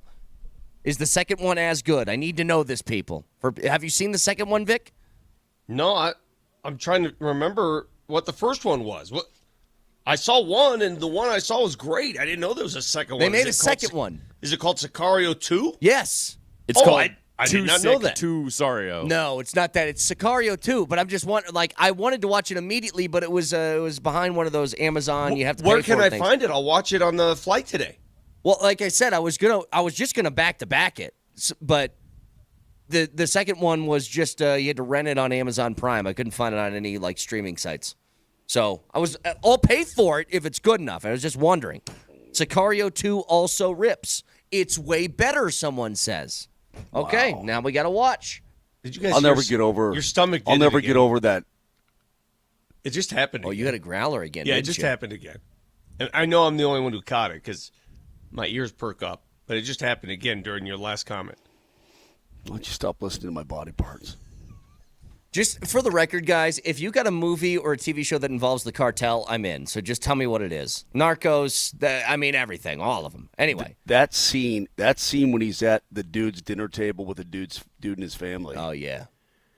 That is one of the most brutal scenes. I mean, that's just, wow. Yep. But you know what? Hey, shouldn't have done the other thing, guy, right? I don't want to give away the movie if people haven't seen it, but Benicio del Toro is killer. He's I know great. it's been out for a long time. I just look. Like if I talk about Titanic, can I say the boat sinks and that what's her face? Yeah, that's 90s. Kills Jack, but doesn't let him on the door. That's the thing with what I mean? streaming now. Like if anything's within the last 5 years, you got to kind of keep it tight-lipped. Anyway, can we hit some music for Vic here, Nelly? So what's going on between you and your brother? I got this series of texts this morning going, I can't believe that game. I'm like, what are you talking about? I'm still mad about that game. I still can't. I go, what the hell are you talking about? And he sent me some stuff yesterday. And this goes in line with what we discussed last week, how sports affects us in so many ways. His mind is still locked into a 4th grade girls Catholic League basketball game that his daughter lost last night at the buzzer. And he can't stop thinking about it. And the reason I bring that up is you guys, especially you, Brett, your little one is going to grow older to play games.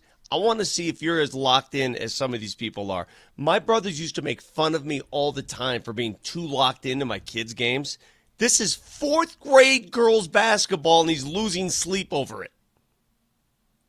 I don't know if in the 4th grade I would be that way. Now I will say I'll let you behind my family curtain for a second. My dad. Nell, if you don't turn that music off, I swear to God. My dad was one of the. He was look, not Jamal Murray's dad, but pretty tough when we were at very young age. And there was one. My mom had a talking to with him, and he kind of changed his ways afterwards. But it was one of those I had a bad game. My dad took it like he had a bad game, sort of thing. And then that changed. I don't know if I'd ever be that with 4th grade. A little bit older. You get to teenage years, you get to high school, that stuff can change. 4th grade seems really early though. And are you saying it's going to hit me like a ton of bricks? It's going to hit you. I mean, okay. I told them when they used to make fun of me when my kids were growing up and I'd get into these games, they'd be like, God, what a freak, man. You're a little weird. I go, okay, just wait. Just wait. And I'm nothing compared to some of the parents you see out there. Moj, I don't know if you were like that. Did Brooke play sports as a kid? Did you get into it? She not like that. No, participated. She's in gymnastics for a long time. Okay. Yeah, because she's a little thing. And then she was a cheerleader and she golfed. It's hard to do that in gymnastics. Not like some 4th grader, hoisting up a 27-footer at the buzzer to break her heart. No, nothing like that. I'm of the opinion that for parents, their kids' games affect most parents more than any other game we talk about on this radio show. A Nuggets game or an Avs game, a Broncos game. Kids' games are more impactful to their emotions. Well, I've always wondered, Vic, how do you have the parents that get tossed out of games for a 2nd grade basketball game? I've always See wondered it if that all happens. the time. That seems insane to me. Happens all the time. Have you been to a few of those games? I mean, yeah, not recently. Well, you'll live it if your kid plays sports. We'll see. I mean, you'll live it. Spend a week at the Gold Crown watching basketball and see how adults handle the referees there. I tell you what, baby Jamal Kale, it's like 2 times in the last week. Know what she's done? Daddy, I want to play golf. She's got those little plastic golf clubs. Oh, makes my heart so happy. I'm like, good. Until she's a senior in high school and she flubs a chip shot to get her to the state finals, and you're yelling from the other side of the fairway. See, but I'm looking for the cheat code of, now Daddy has more excuses to go out and golf because he can take the kiddo with him. Like, that's what I'm thinking, like 10 steps ahead here. That's my plan anyway. And what other world is emotion? I don't want to talk about that. It's so emotional. Sports makes people so emotional, good or bad. And that's why we love it. Even kids in 4th grade. Texter, I coach my kid's 8-year-old flag football team. I am more nervous about our championship game tomorrow than he is. I've been 100%. thinking about it all week. 100%. When my kid was in the, what's that called? The Carnation Bowl in 6th grade. It was the biggest event in my life at the time. And the Broncos were really good at the time. I didn't care about the Broncos games. Why are you doing the arms folded, lean back? You're like angry, Moj. What's Because going he on never here? experienced any of this. No, he said, I don't want to talk about it. What does that mean? What did you not want to talk about? What were we saying? My kid could really golf. See, he never experienced it, so he never got to. And let me tell you, a big void. That's when my kids grew up, and I didn't have that in my life anymore. What a void! Look, I think you probably needed to disassociate yourself from youth sports because you're a little bit radical. And by the way, let's say this, Adelio, calm down. What do you mean radical? You never you call people radical because you never experienced it. You were never in those stands with your kid playing one of those sports. You just said it. You admitted it. Adelio, calm down. Let me get where I'm going, Vic. My little daughter could smoke the ball. She had a great swing from like 8 years old on. I'm like, oh, this is great. I would set up the net in my living room, and all winter long we would pound balls into the net. You know what I mean? It was so much fun. It was great. And then she got to be about, I don't know, 12 or 13. She's like, I don't want to play golf anymore.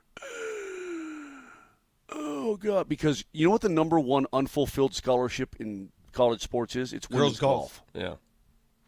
So that's why he's pouting. He's pouting in the corner because his daughter never gave him the experiences we speak of. And then an unfulfilled life by Mark Moser. Then she became a cheerleader, and then all the rest is history. Sounds like a memoir and then title. I don't know. She's somewhere. Please keep going. Year. More of this. Yeah, she's in her senior year, and she goes, "You know what, Dad? I think I want to play golf again." I said, "Well, where's this been for the last 5-6 years?" Yeah, punk.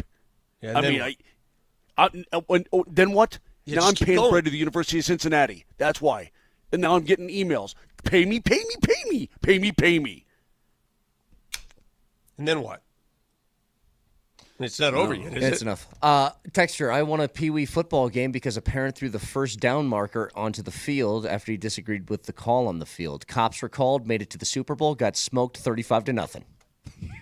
When Brett sees these refs and how bad they are, you know the kids are getting screwed. It's a whole new level. See, I think that the refs aren't supposed to be good when you're doing a third-grade basketball game. This is a message to that person there because I've been you before. I've been you. Learn from my mistakes. I've been you. I've been at these games critical at referees. And then I had to remind myself, why am I yelling at a 12-year-old? What am I doing? They are not supposed to be good at refereeing their reffing kids' games. Hey, okay? Joe in Louisville, if Okay, your kid gets Brett. called out on a third strike, he's not going to be the next Derek Jeter. It's okay, guy. Steve, you guys sound so confident in your assessment, and Brett, you especially. Look at me. Just wait. I'm going to say the same thing to you that I say to my brothers. Just wait. I hope you have a kid who gets so good at sports, and there's a critical call when they're in high school, and you're there. High school is much different. In 6th grade. Okay. I want to see your reaction then. Here's what I tell you. Joe Cool on the radio. Hold on. Hey, everybody. Hold on. Maybe you're right. I don't know. Well, I guess we'll have to wait and see. If it's a 6th grade game, I would do something like this. God, this guy's awful. I'll talk about it with parents. What I won't do is this. That's not holding you, bum! Get off the field! I'm not going to be that. I'm sitting next to my brother, and he's going to kill me for admitting this and saying this. We're in this small gym at a small school. It's 4th grade girls basketball. And on a couple occasions, he raises his voice and says, "That's 3 seconds!" Oh, my God. And I turn to him and I go, "Really? Really? They're all in the lane for 30 seconds. You're going to yell 3 seconds to get the ref's attention? Really?" It's no offense, Vic. I love your family, but Adelio's got to calm down. Oh, it's just so funny because we all, I mean, for those of you who have not been there, you laugh and you think you know. You don't know until you're there. You just don't. Hey, by the way, before we get to a break, Hall of Fame class, only 4 got in Pro Football Hall of Fame as far as the first-time entrance. So it was, we went through the list yesterday, and you guys had a lot of yeses, and almost none of your yeses made the list. In fact, a couple of the iffies got on there. So Antonio Gates is one. No, that was a yes. I said yes sure on Antonio Gates. Jared Allen. That was a maybe, and he got in. Yes. That was a yes for me. Eric Allen. Yeah, I was unsure about him. And Sterling Sharp are the 4 that got in. He was already in, wasn't he? He wasn't in, but I don't think that was his first. His first time on the ballot. He's been out of the game for quite a long time. Yeah. So those are your 4 yesterday. Antonio Gates to me was a no-brainer. I mean, that guy was a touchdown machine. There's no way you're keeping him out. Hey, no offense, but Sterling Sharp didn't, in my head, did not feel like a Hall of Famer. Very good player. Did not feel like a Hall of Famer. Is that because his career was cut short? I mean, would he have been a bona fide Hall of Famer had he not had his career end early? He was a really good player, man. I don't know. Look, it doesn't befront me. I don't mind if he gets in. I don't mind. I always wonder why they limit the classes, though. Like, why only 4 get in versus 6 or 7? What is I've always laughed at that. Like, we got to be you got to make sure you got to restrict it to the best of the best. And yet 4 years later, that person who didn't get in now will get in. It makes no sense. Like, Eli Manning is going to get in the Hall. It's only a matter of time, whether you agree or disagree. My same beef with base, it has to have something to do with, which I would actually, I don't know. I was going to say it has something to do with their presentation, their ceremony, and they don't want it to be too long with too many speeches. And I'm like, who cares?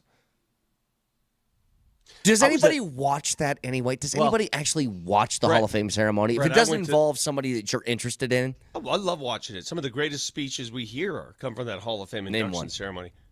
Peyton Manning's was great. I was there for that. I was there for Terrell Davis, Champ Bailey, all of the Broncos speeches. You're interested in all of them. That's what I said. Those are your guys. Yeah, but even those that are not Denver guys. I mean, there's some great Hall of Fame speeches in history, bro. Go back and listen to some of them. They're really good. Hell, go back and look at Deion Sanders' induction speech.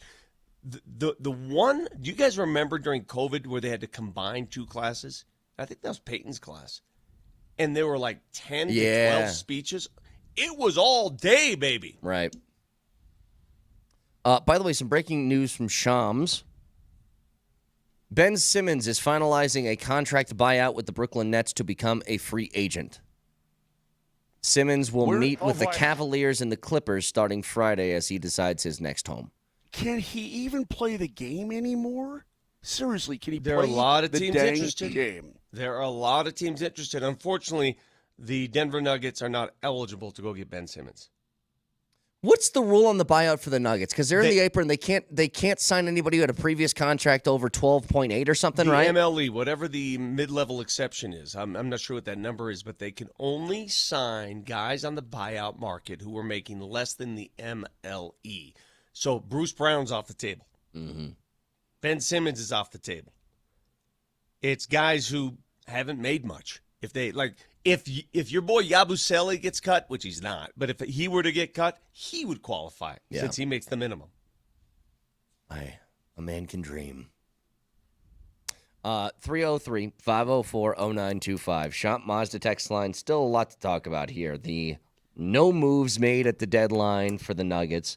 2 wins yesterday for both the Avs and the Nuggets. And yes, Moj? Also, Boulder just got another gold jacket. They did. That's pretty interesting. Get to all that in a little bit. Stick around.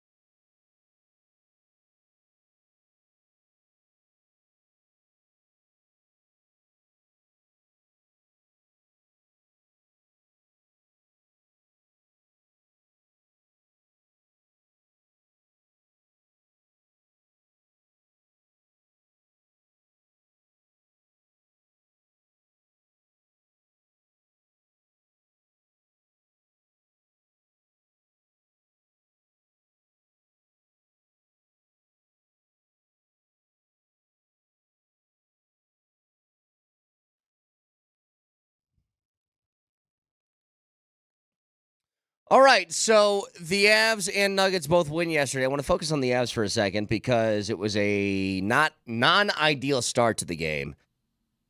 You take a penalty, and then you get a delay, and that puts you at a 5-on-3, and the entire talk heading into it was, hey, how do we get the offense rolling? Well, starting the game on a 5-on-3 is not the way to do it. Looked like they were just kind of inching their way along through the first period. The second period starts, and they just go into takeover mode. They responded the opposite of the Vancouver game. And they got worse as the game wore on. In this game, they got better. You wanted to have just a little bit of momentum yesterday and now going into today's game against the Oilers. As you head to the Four Nations, you hopefully get a little bit healthier. You get a Val back in the lineup. You get hopefully Manson back in the lineup, and you can roll from there afterwards. But getting a couple of dubs heading into it is huge. Yeah, for sure. Jared Bednar indicated that everything should be fine with Josh Manson following the Four Nations break, which is great news. I mean, if you think about it, knock on your wood, boys, and I'm going to do that right now. If everything goes well, the Avs will come out fully healthy except for Landy, and that's going to be huge for this team for that final push. Last night, it's funny, because they were turning the puck over early. You had DeHaan and Shillington as a pair in the back end. And you could tell early on that Oliver Shillington, I mean, he missed 32 games. Yeah, he was hella rusty. But as that game went on, boy, did he make some plays and some really good plays. But it's going to take a little while to get back in that groove and at game speed. You can practice all you want, even with the best players in the world. But until you're in an NHL game and guys are all over your bacon constantly, it's going to take a little while to get back up to speed. Turning the puck over, didn't have their legs, so on and so forth. And then all of a sudden, not only do you take a penalty, but then blam, you throw the puck over the glass, you're down 2 men, Huberdeau makes a shot, and you're like, it's sort of like what just happened. You any momentum that you thought you had, that's gone now. You fought your way out of it, you fought your way out of it, and you fought your way out of it. And by the way, somebody says, Wedgwood. Yeah, Wedgwood's going to be back too. You fought your way out of it, and then you're in good shape. And then the Stars take over in period number 2, and that's all she wrote. That's exactly how that game should have gone from that late first period on. And it's funny because Riker and I are sitting there getting ready to come back for period number 2, and he goes, everybody thinks that was a crappy first period for the Avs. I didn't think it was so bad. I said, I thought it was pretty bad. So, I guess the beauty's in the eye of the beholder. And then they just come on out in period 2 and they lay it on them. And, McCarr is a stud. McKinnon with 3 primary assists. You got Netjes doing his thing. It was really awesome. With Netjes being able to just fit like that, and you used the word earlier, Moj, elegant. He has a very elegant game, and that's the truth. He is first of all, he looks huge. And I know he is big. He's a very tall guy. But his ability to move at that size is incredibly impressive. His ability to puck handle and be able to weave through traffic with speed is a hell of an asset for a guy who's 6'3", right? Yeah, I'm not going to compare him to anybody else. Okay, I'm not going to get into that kind of thing in terms of guys on this team or previously on this team. Did you just say he's Mario Lemieux? I didn't know that he could stick handle at high speed like that, and the puck looks like it's on a string on his stick. I had no idea that he had that high level of skill in that regard. Now he's got to work on his one-timer. That's getting stopped. He's hit some posts. He pounded a few into some chests, but that's going to come around as he continues to play. I love the look of the power to Mark Messier? I love the look of the power play. When he's moving, he forces 29 to move too. Now 29 will come back to his house and say, "Hey, get out of my house." Okay, you go over to next door neighbor's house, right? He'll do that, but 29 is now forced to kind of move about the ice a little bit, including the opposite side, and it's opened up everything. It looks way more dynamic than it did before. So I love it, man. I think it's great. And what you did last night too is you didn't have to overtax anybody. Yeah. Yeah, Eric Lindros didn't have to get overtaxed. Does that make you happy there, Vic? Thanks. I was just Vic was waiting. Yeah, he was waiting to throw another name out there. Hey, man, he was. we talked about this before. you can't really measure that trade until when. I don't know how much time has to go by before you give it a grade. But so far, so good for the Avalanche. 2 players for less than the price of one, and those 2 players are producing more right now. Yeah. Right now. We'll see. We'll see at the end of the season. I guess the only way you measure it is how it impacts both teams this season in the postseason, correct? Yeah, no doubt about it. And, that only time will tell. Some guys, catch up quick. Some guys catch up later. It's all good. God, I hope the best for 96. I mean, I really do. I hope. And how will they react in the playoffs? Butt. Right, because we've seen Meat go in the playoffs. How will these guys react come playoff time when the game changes? He's a great playoff player. But I'll tell you what's cool is I see McKinnon and Netchis, and they're kind of walking and talking, and their heads bobbing a little bit. Like they got something. And listen, the best thing about Nate, man, when he recognizes your talent, boy, he's going to help your game elevate even more. It's really, really good, really good. What are the odds, Vic, that Porter can keep this up for an extended stretch? Well, we aren't asking for 30 a game like he's scoring right now in the month of February, but just this same sort of impactful stuff. That's a wonderful question you pose. Last night, as I'm sitting there, and my seat when I'm doing the sidelines, right next to some fans who I talk to at every game, we chit chat about the team, and I turn to a couple of the guys, and we're talking about MPJ, and they say, "Hey, can MPJ keep playing like this?" This is before the game, and I said, "Man, it's in him. Let's see. Let's just wait and see." I don't know the answer to that. And, the first quarter goes by, and I think he only had 3 points 10 minutes in. You're like, okay. And then next thing you know, boom, he explodes. And I turned to those fans, and I said, I think that question has been answered. Now, can he put together a stretch of games? Because in the NBA, I think we've come to understand the difference between a role player and a star player is simply this. Consistency. That's it. If you could consistently put those numbers up, you're a star player. That's what Nikola Jokic does. Doesn't matter who they play, doesn't matter where they play, doesn't matter who they play, he's always putting the numbers up. And that's what they need another one of. They need another consistent player. Yeah, remember the stat from a few weeks ago that I brought up with LeBron, how he's 40 years old, and you look at his career numbers. On Monday, he scores 27 points. On Tuesday, he scores 27. On Wednesday, he scores 27. On Thursday, he scores, and on and on and on Did and on. you see what he did last night? Yeah, he looks a little rejuvenated, doesn't he? Holy moly. I think the whole Luka thing has given him extra bounce. See, the thing with Porter is he needs to continue to be aggressive. It's like you've taken here's what I think has been happening. We were just talking about this earlier. Porter felt like somebody where he wanted to be such a team guy that he let others dictate the flow and the pace and the offense and all that stuff. He needs to take control sometimes. Like, he knocks down a 3. It's like, get me the ball again. Get me the ball. I think about him the same way I thought about, like, Klay Thompson in his heyday in Golden State. Like, Steph Curry was the guy who made the offense go. They had other pieces that did some other things. And if Klay knocked down his first 3 of the game, he was getting fed for about 10 more. And you're just going to see how often can you hit these and knock these down, and we're going to actively hunt for you to get a shot. We'll set a screen for you. Like, I think that's what Porter needs to do. It's just, you aren't always going to have your shot every single night. But you're on a heater right now. Heat check until that thing fades. Over and over and over again. I mean, when he's shooting that well from outside, shooting for that kind of number, I mean, we're talking in the last, 3 games, it's over 50% from distance, is it not? When he's doing that, man, I can't believe what a weapon he is. Man, he opens up so many things for so many people.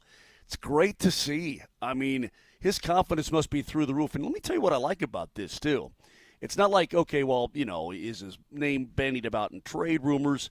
Well, he's going to go be more motivated and knock down shots and play harder and all this.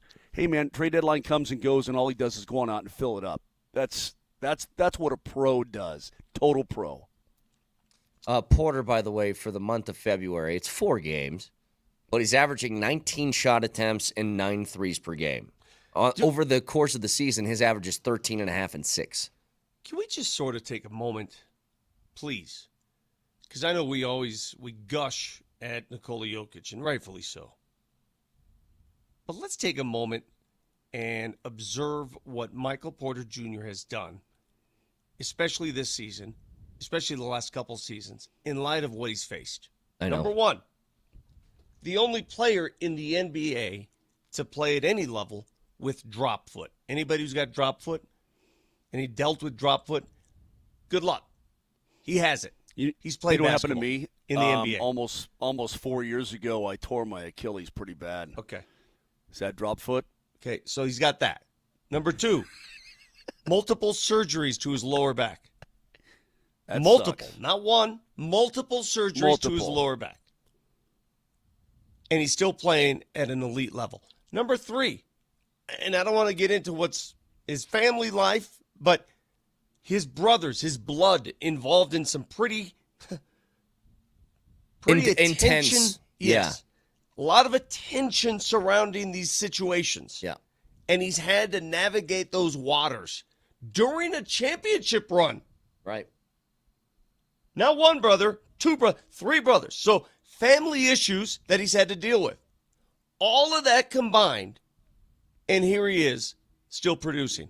To me, that is unfathomable. And one other thing, the team that's pretty good, and you're having your career best season, by the way, dealing with trade rumors surrounding your name for about the entire season, it felt like, right? Which, for some guys, Vic, you know this, they get trade rumors surrounding their name, it messes with them. Totally Do you know does. how hard it is to maintain your focus, to narrow your focus, to keep your eyes straight ahead and not listen to the noise? Do you know how hard that is with your injury history, with all this trouble surrounding all these whispers and rumors, and to have 3 straight games where you're to 30-plus and nobody can stop you? Hey, man, I'm going to say it right now. Slow clap for Michael Porter Jr. Yeah. Slow It's clap. deserved. Playing fantastic. And look, doing it in a time where you needed it. You had no point guards yesterday, okay? You had nobody that was running your offense. You started Julian Strother in place of that. Now, you can say that you can get away with it because Nikola Jokic is who you run the offense through anyway, but still, it's a pretty major gap that's missing last night in the starting lineup. And Porter, who is only going to get more attention when something like that goes down, still finds a way to not just put up 30 points, put up 30 points on 16 shot attempts. 16. That's what's impressive. By the way, saw this from Dan Hyatt earlier because I mentioned maybe the most impressive part about that game overall is that you scored 112 points and you won the game by 22. Nuggets haven't won a game by 22 while scoring 112 or fewer in over 4 years. Wow. You know, a lot of that is a product, again, of Orlando coming from Sacramento, flying out west, losing that hour, going to bed at 3 in the morning. You mentioned it earlier, though. They've had games where you thought this should happen, and it doesn't. Where they Sure. will give up a whole bunch of points and lose games. Yeah. And that's where I push back against people that say, well, they're beating bad teams. Well, they've lost to bad teams. What about then? Now, tomorrow night, they go to Phoenix, which is in turmoil. The Phoenix Suns are officially in turmoil. There were draft rumors or trade rumors surrounding Kevin Durant. He never got dealt. Bradley Beal refuses to waive his no-trade clause. They finally unloaded Yusuf Nurkic. Got rid of him. They don't have to deal with him in the locker room anymore. But my goodness, man, is there a more underperforming outfit than Phoenix, who spends more money than anybody? Yeah, it's always a great thing to piss off your star player, too. Isn't that always great? Works out everywhere you go. You make him mad, things go They well. had no choice. I mean, think about how uncomfortable it is in that room because the one guy they wanted to trade, Bradley Beal, said, no, I'm not going to waive my no-trade clause. So then they look at you, Kevin Durant. Well, we can't trade him. Would you be willing to sacrifice yourself? That's basically where the conversation went. And part of that conversation is, and we aren't doing anything with Booker. So you're next. Well, he's the youngest. Well, and they had, I think this is from Shams yesterday. They had a trade in place because Golden State wanted him back. And Durant goes, No. Nope, not doing that. He and gonna pass Draymond on couldn't that. get along. Oh, but Jimmy Hey, and man. Draymond are going to be, a buddy cop movie, aren't they? I am so. How I long am before so they start tired. throwing? Yeah, I'm so tired of this. I saw this and I just had to roll my eyes. Jimmy Butler, I used to really like this guy. I'm starting to dislike him on a daily basis. Did He's you an see actor. what he said? He's an actor. Yeah, dude. I swear to God, he would be great, like in a TV. In Sicario 3. Talking about crime. Draymond? Yeah. No, I'm talking about Jimmy Butler. Oh, Jimmy Jimmy, Butler's an yeah. actor. That's all he is. He says, all that's behind me. I'm moving forward, talking about the Heat. He says, I'm happy to be here. I'm happy to be wanted again. Oh, my God. Yeah, Drama much, Jim? Hey, I'm hey, happy hey, to be Jim. wanted at this number. Hang on. That's what he should. I mean, I'm happy to be Christ's wanted sake. here. This guy has been wanted everywhere he's been. He equates being wanted with, let me break the bank and do and screw your payroll. It just doesn't make any sense. The guy's making $50 million a year from the Heat. He can't pull 60 out of them, and they don't want him. I mean, my God, Meryl Streep, knock it off. Enough of this crap. I don't think that Jimmy, actor's the wrong word. Here's the hang on. Let me state the case here. Draymond is very smart, but he's got an ego. Like Draymond, all of this stuff with him is all ego. No doubt. I about think it.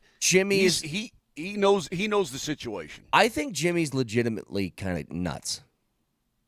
Like Jimmy is more in the meta world peace territory of unpredictability, where if you're Draymond and you're a smart guy, you don't test that. Did you watch the Netflix series that followed the players and Jimmy was one of No. those players? All you had to do was watch that to know, okay, he's on another island. Yeah. If Draymond is like, oh, yeah, they're going to punch you. If Draymond's smart, he does not even think about doing anything to Jimmy because Jimmy, you don't know what happens next. All you need to know about Jimmy is he's a franchise max player and he's been traded 4 times. Yeah. I mean, think about that for a second. Ingest that. 4 times this supposed leader, the franchise player, has been traded because he's worn out his welcome. Do you remember what he did in Minnesota? Oh, yeah, I remember? I mean, that's somebody that I'm just like, hey, man, I'm going to leave you to yourself. I hope you have a great day. What I don't understand What's that? about Are a you guy selling like- $25 cups of coffee? Sure, I'll buy one. Just Yeah. let me stay on your good side. Absolutely. What I don't understand about a guy like Jimmy Butler is that he's incredibly talented. He's incredibly intelligent. He's all these. He's got so much going for him, yet he needs to be stroked all the time. You know, he needs to hear from his. I don't know what he needs. Well, you know what I mean. He needs to be. He's got to feel his love all the time from this franchise, and everywhere he goes, they pay over the moon to get him, and then things go bad. I mean, I'm just happy to be wanted again. Come on, man. I know it's just disingenuous. A lot of the attention is going to go to the Lakers for getting Luka, Mavericks and AD, Jimmy Butler to Golden State, but the team that I thought did the most at the trade deadline, and very rarely do you get a first-place team to make a move at the deadline. Why would you? You're in first place. But the Cleveland Cavaliers acquiring DeAndre Hunter and getting a necessary fit in their starting 5, oh, my God, are they loaded. Yeah. Oh, my goodness. Watch out. We've been saying it all year, dude. Cleveland is like, ever since the beginning of the season, Cleveland has looked like a juggernaut. Like, just cannot lose. And no one cares. Yeah, why is that? No one. Why do you think that is? Because LeBron's not there. Cleveland's cool when LeBron's there, and they're not when he's not. They've got, listen, they've got some real flippin' play. They've done a very low-key job of putting together a damn fine basketball team. They really have. Could you imagine that after LeBron leaves Cleveland, if at the end of this year, LeBron with the Lakers and Cleveland without LeBron have the same number of titles? That would be crazy. Is Darius Garland? Is he one of the most underrated He's a very point good guards in the basketball league? player. Yeah. He's a very good basketball player, dude. Can always get in touch with us. Voice of the people on the Altitude Sports Radio app. It's powered by the Fricky Law Firm. They're in your corner.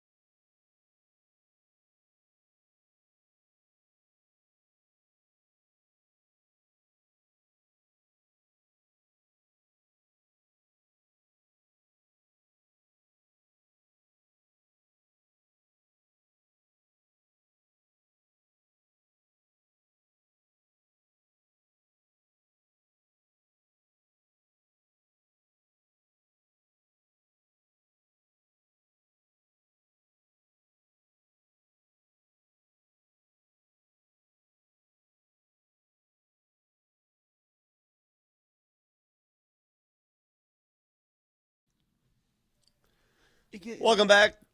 Moser, Lombardi, and Kane on this Friday morning. Drunk takes coming up momentarily. We are about 1 hour away from Moser leading the charge in our drunk takes, our weekly segment. Moser, did you have any this week that would be worthy drunk take opportunities? No, man. I think that most weeks I really don't have too much. Yeah. What I'm getting now, though, and this is what is scary, and I guess I can put a stop to it, but I don't know how. I'll try to figure out a way, is that it's a lot of AI going on now with me and drunk takes. I got you. Because pretty much during the course of the week, I'm pretty straight-lined. Professional. Yeah, of yeah, course. and then all of a sudden these things show up on Friday, and I don't remember saying them. So clearly AI is getting way out of hand, and we really need to do something about it. I just don't know what. Yet he needs to be stroked all the time. Can I ask you guys something, by the way? Because I was just thinking about this. It is 8:48 a.m. We haven't spoken once about the Super Bowl Not yet. a single time. I was just about to say it. It was going to be my re-entry into this segment that we are approaching the biggest football weekend of the year. It is Super Bowl weekend, and we are nearly 2 hours into this program, and not once have we mentioned the game. Now, here's how I want to ask the question. Because sometimes I think this topic is more interesting than the actual thing. I felt this way with the Olympics. It was a while back, but it was, why are we not? Why are we not because the doing hype that? for this? Because I'll be honest, I'm going to watch the game. We're all going to watch it, and we're going to talk about it after, and we're going to say, oh, well, that play, and oh, the legacy of this player and that player, and we're going to talk about it. But the hype that goes into it, it's stale, it's old, it's worn out, it's an old shoe. You want to throw away that old shoe. Okay, hang on. That's what it is. Is that specific to this? Or is that now what the Super Bowl feels like to people who don't have their teams involved? I think both. Okay. I think both. If we lived in Kansas City or the greater Missouri, Kansas Yeah, area, we'd be all over this. If we lived in Philly, we'd be all over this. That's obvious. It's territorial. But okay, if I gave you this scenario, Moj. If you were in Topeka, you'd be eating roadkill and very happy. I mean, we're talking about a championship. Leave my allegiances and stuff like that out of it. But if I give you a Detroit-Buffalo Super Bowl, and let's say I wasn't on the show, okay? Right. So there's no, like, prodding Brett, hey, man, are you nervous? That sort of thing. So it was just you two. Lions, Bills, that's a Super Bowl. Are you guys discussing that in a lot more detail or not? Absolutely. I don't think so. Think so. I disagree. We would be discussing it, but I think the preview stuff is largely overrated. We want to, in sports talk radio, it's much easier to talk about what you just saw what happened, rather than what you're going to see. I mean, what yeah, do you but want at me the to same say? time, Vic, it would be a huge story because neither team has won a Super Bowl. It would be a much bigger deal for us on who's going to get there first and who's got. I mean, it would be for me anyway. You may just sit there like a bump on a log. Okay, Moshe, you mean to tell me we would have spent 3 hours this morning previewing Detroit and Buffalo? I certainly think it'd be more, though. I think it'd be more. Mention it. We haven't mentioned jack squat for the Super Bowl at all. So it would be at least mentioned, or a couple segments would be done on it. You know, Josh Allen just won his first MVP. Can he capitalize on that and win it all? And then Jared Goff, who was the other guy in the big trade with the Rams, and he's on the verge of his first championship and the Lions' first Super Bowl. And it would feel different. It would be a really big deal. How about this, though? This is what blew me away. And I think this is clear not just from us, but nationally. Look, ESPN is going to do their Super Bowl stuff. They're on Super Bowl Radio Row. Like, they're going to go all in. But here's what I think is fascinating. If the NFL wants to dominate a calendar, they dominate the calendar. And it doesn't matter what they want to do. The combine will pull insane numbers. The draft, obviously, does insane numbers. LeBron on Christmas, when he goes, hey, it's still our day. Hey, LeBron, no, it's not. The NFL game's got like 25 million viewers for each of them. It's not your day anymore. If the NFL wants it, it's theirs. Here's what's crazy. It's days before the Super Bowl, and the NBA won the week with their trade deadline. They won. The biggest sports story of the week heading into the Super Bowl was not the game. It was Luka Doncic being traded.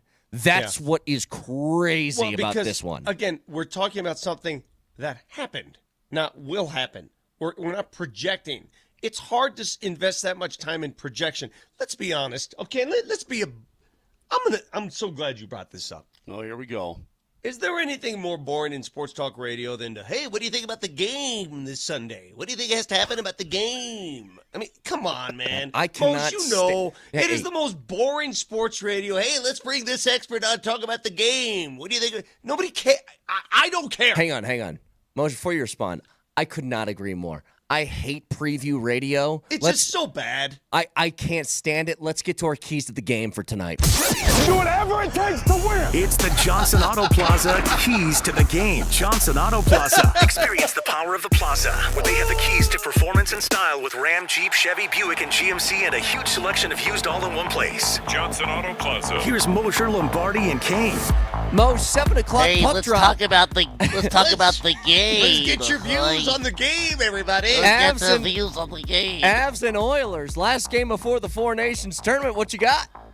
Well, Edmonton's got an unbelievably good power play. I was looking at some of the stats earlier. You realize when the Oilers, when they score a power play goal, they are, let's see if I can find that number one more time. Okay.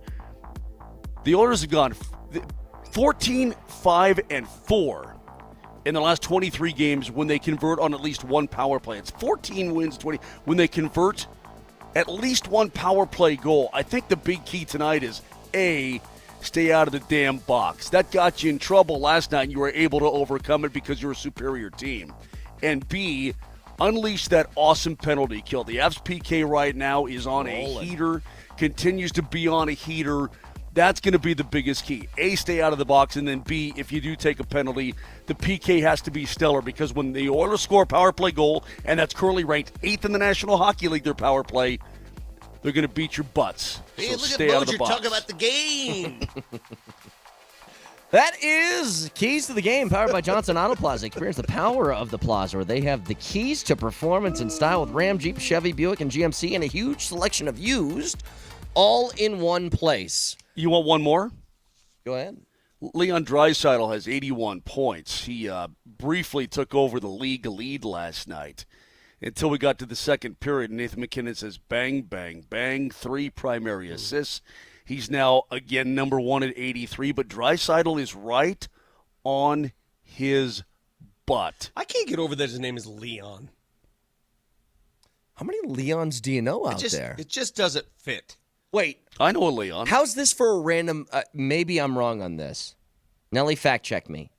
The lead actor in Cool Runnings, I believe. John Candy? No, John Candy wasn't the main guy. The main guy in the bobsled team, Jamaican bobsled team. Yeah. I think his name is just Leon. Leon Robinson. Okay, well, in the credits, they have only Leon, I think. Yeah, maybe he pulled a Beyonce for a while. Yeah, but that's what I think he was doing. On IMDb, he is listed with 2 names. By the way, Cool Runnings was a good movie. You know, actually, I like that movie. In some places, it's both names, and in some places, it's just one. I think he just goes with the one name, Leon, which is pretty cool. I like that. All right, let's go through our favorite Leons for a I've minute. already seen a few there on Twitch. Leon Spinks is the greatest Leon of all time. Oh man, he was a good fighter until Ali got him. Leon Lett has the funniest highlight of all time. He has 2 of them. Yeah, the slide 2 kick foibles. and the Don Beebe play, yeah. Leon Fuller. Do you know that name? Yeah, he was a running back, right? Hey, the former Colorado State coach? Oh, no, I was thinking somebody else then. Leon the Professional was a good movie, if that counts. Do you consider Leonidas? Nope. No, because that's cool. No, it's too much. That's too much. Yeah, How about Leonardo da Vinci? No. Nobody went up and said, hey, Leon, you got any of them philosophy things? Leo DiCaprio? Leonardo DiCaprio. What if it was Leon DiCaprio? I actually think that still Wouldn't works. that resonate? No, I think it still works. Somebody said Leon Draisaitl. Thank you for jumping into the show. That's Dynamite, drop it. Leon Trotsky, the Russian politician guy. Kings of Leon. There you go. That's a good band. We'll go with Kings of Leon. All right. Hey, Da Vinci was more than just a painter and navigator. He was a philosopher. He was a scholar. He was everything. Read a history book. You know what? So this is on Google now. When you Google questions, the first thing that pops up is it's called AI overview. Have you guys seen this? Mm-mm. So it says for Leonardo da Vinci, I want to be remembered this way. It will never happen, but I wish I could. Leonardo da Vinci, an artist and master of his craft. If you're ever called a master of your craft, you're crushing it. I, for one, can confirm you will never be known as that. When we come back, I want to discuss, and as long as it's Super Bowl week and Super Bowl activities in New Orleans, one of the I'm not sure how to describe it, but it's a photo that I can't stop looking at this photo. A photo that made social media, television, and it's a photo that I can't get out of my mind. Get to it next.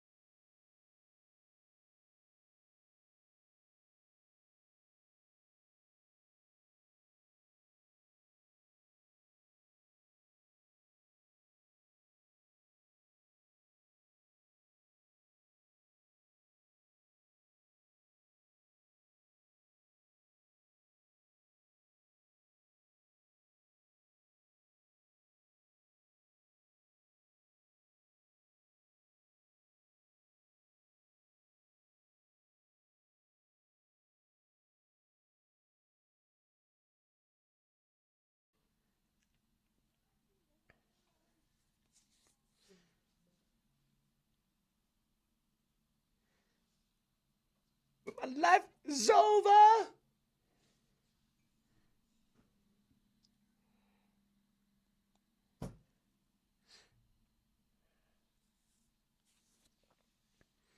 Hey, Super Bowl weekend, I'm going to be that guy on Sunday. I'm going to be that guy. Which guy? I can't wait for the halftime show. I'm going to look. I am looking forward to Kendrick Lamar as much as I am the game. I really don't think that's going to resonate.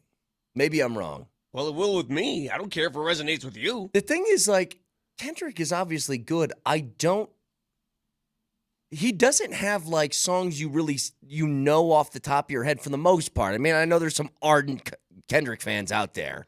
Well, he doesn't have the national, international appeal of Bruno Mars. Well, rap is like, it's a very niche sell to a wide American audience to start with. But when you had like Dr. Dre and Snoop Dogg and Eminem, most people know those songs. You know what I mean? Yeah. All right, so last night, in case you missed it, the NFL honors, they gave away all the awards. They named Hall of Famers, all that business. Patrick Surtain is the Defensive Player of the Year. How about Snoop going there with Belichick?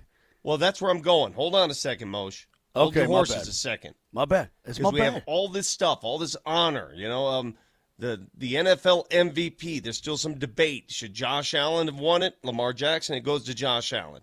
Coach of the Year goes to Kevin O'Connell. And I think Sean Payton finished either 4th or 5th in the running. But after all of that, the only thing that resonates with me is a photo that emerged from the red carpet. Natalie, can you throw that photo up on behind Brett Kane? I don't know what it is about me. I don't know. I just can't stop. It's insane. Just say it, Vic. It's insane. I don't know what to say without saying something stupid. I don't know what to say. You do know what to say. What do I say? Prison. That's what you say. What am I supposed to say? Look at that smile. You ever seen him smile like that in his life? All right, tell people what we're seeing. For those on the radio, right. What are we seeing right now? It is Bill Belichick standing next to his gorgeous girlfriend. Gorgeous. Not just standing there. Belichick's got his right hand. Every finger has a Super Bowl ring on it.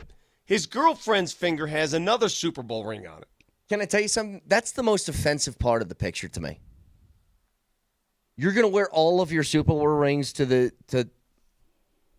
NFL awards? I'm a father of 2 girls, young girls. And maybe this is why it just hits me different. I've got a 24-year-old and a 19-year-old. If this is my daughter, if this right here is my daughter. You're having murderous thoughts. How old is this young lady? What is she? She's 23? Like 25. Okay. If this is my daughter, I'm fighting Bill Belichick on that red carpet right now. Yeah. I'm literally in a fist fight with him. Yep. Right now. Justified. Vic, if I was on the jury, I'd say, you know what? Time served. Moser, I want to know, you have a daughter around this age. Would you be fighting Bill Belichick on the red carpet right now? Imagine if that's Brookie right there. Imagine that. I would be absolute. Yeah, we'd be hooking right now. There's no doubt about it. I would. The holy. Yeah, it's one of those. You ever see those courtrooms where the guy storms and beats up the defendant? And most of those that you see, you're like, you know what? I get it, sir. Totally understood. Mm-hmm. I just can't look at this. The entire legacy of Bill Belichick, his entire coaching legacy, I can't help it. I'm speaking the truth into this microphone. Everything about him has changed. Yeah. Yeah, I've said this before, by the way. This isn't just about Belichick. Although Belichick, it is more weird because Belichick is not, look, I'm not a woman. That's not an attractive man, okay? DiCaprio's like pushing 50, but he's a movie star, Brad attractive Pitt guy. Still looks like yeah. It makes a little bit more sense. Yes. That. No, man. I just can't. I can't look at this photo and say, yeah, I can't come to terms. Who was Anna Nicole Smith married to? That like 98-year-old guy in the wheelchair? Yeah. Like there's got to be some rule, some law against this, okay? There's got to be. She's only 24. She's wearing his ring. She's got no clothes on. I mean, Dude, he couldn't give a rat's rip what anybody thinks, and he is just doing whatever he wants to do. You know, I wish I could get to that level. Maybe I should be envious of Bill Belichick. I wish I could You want to get to the level of what? Where you don't care what anybody thinks about anything. You just do whatever the hell you want. I thought you were talking about dumping the queen and finding one of those. Calm down. Wait, Vic, you got a few more years to go because Anna Nicole Smith, she was 26 years old, and she married an 89-year-old man. You can't, look, I have officiated 2 weddings in my life. If 2 people came up to me and said, do this, I'm like, no, I'm not involved in this at all. I don't know what scam you got going on here. It's not working. Not for me. But then just to flaunt it, to go to the red carpet and say, all right, you're going to wear this, and she wears it well. She does. And then we're gonna adorn this whole outfit with Super Bowl rings to even take it another level. You know what, Vic? You know what just hit me? Those last few years in New England when I was looking at Bill Belichick's draft record, I said, you know what? He lost his touch. He found it again. It's a good recruit. But I'm just glad you guys have that visceral response I have. I'm it's visceral for me because I have daughters around that age, and I just can't. I can't. Hey, can I ask another question about the Super Bowl? Oh, before we get there, here's Snoop Dogg, by the way, in his monologue. Long time. Sorry, hit the button again. Here we go. Because I've been a football fan for a long time. I mean, I remember back when the Cowboys was good. I remember back when the Chiefs was bad. And I remember, what was it? Bill Belichick's girlfriend wasn't even born yet.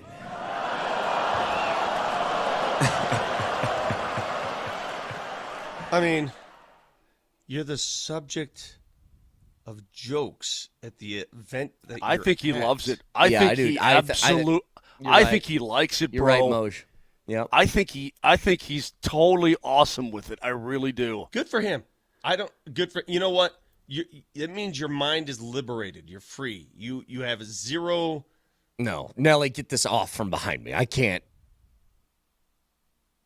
That's the face he was making the whole time. He looks like, all right, that's a face that I see front row with a stack of $1 bills in his hand. That's the face that you see. Am I wrong here? Anyway, I got another question because somebody asked this on the text line. Cacti says people are jealous. I think it's weird. Hold on. Cacti. You think you know me. You don't. I'm not jealous. I'm mad. Yeah. No. Don't confuse jealousy for. That makes me mad.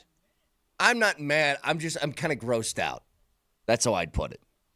Let me ask you a question real quick because the texter mentioned this. Because we were talking about, well, hey, why is this Super Bowl feeling like the interest is so low? And he said, you guys don't care about three-peats.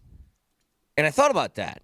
For a lot of people, we love to talk about dynastic sort of teams and runs like this that the Chiefs are on, and I don't care.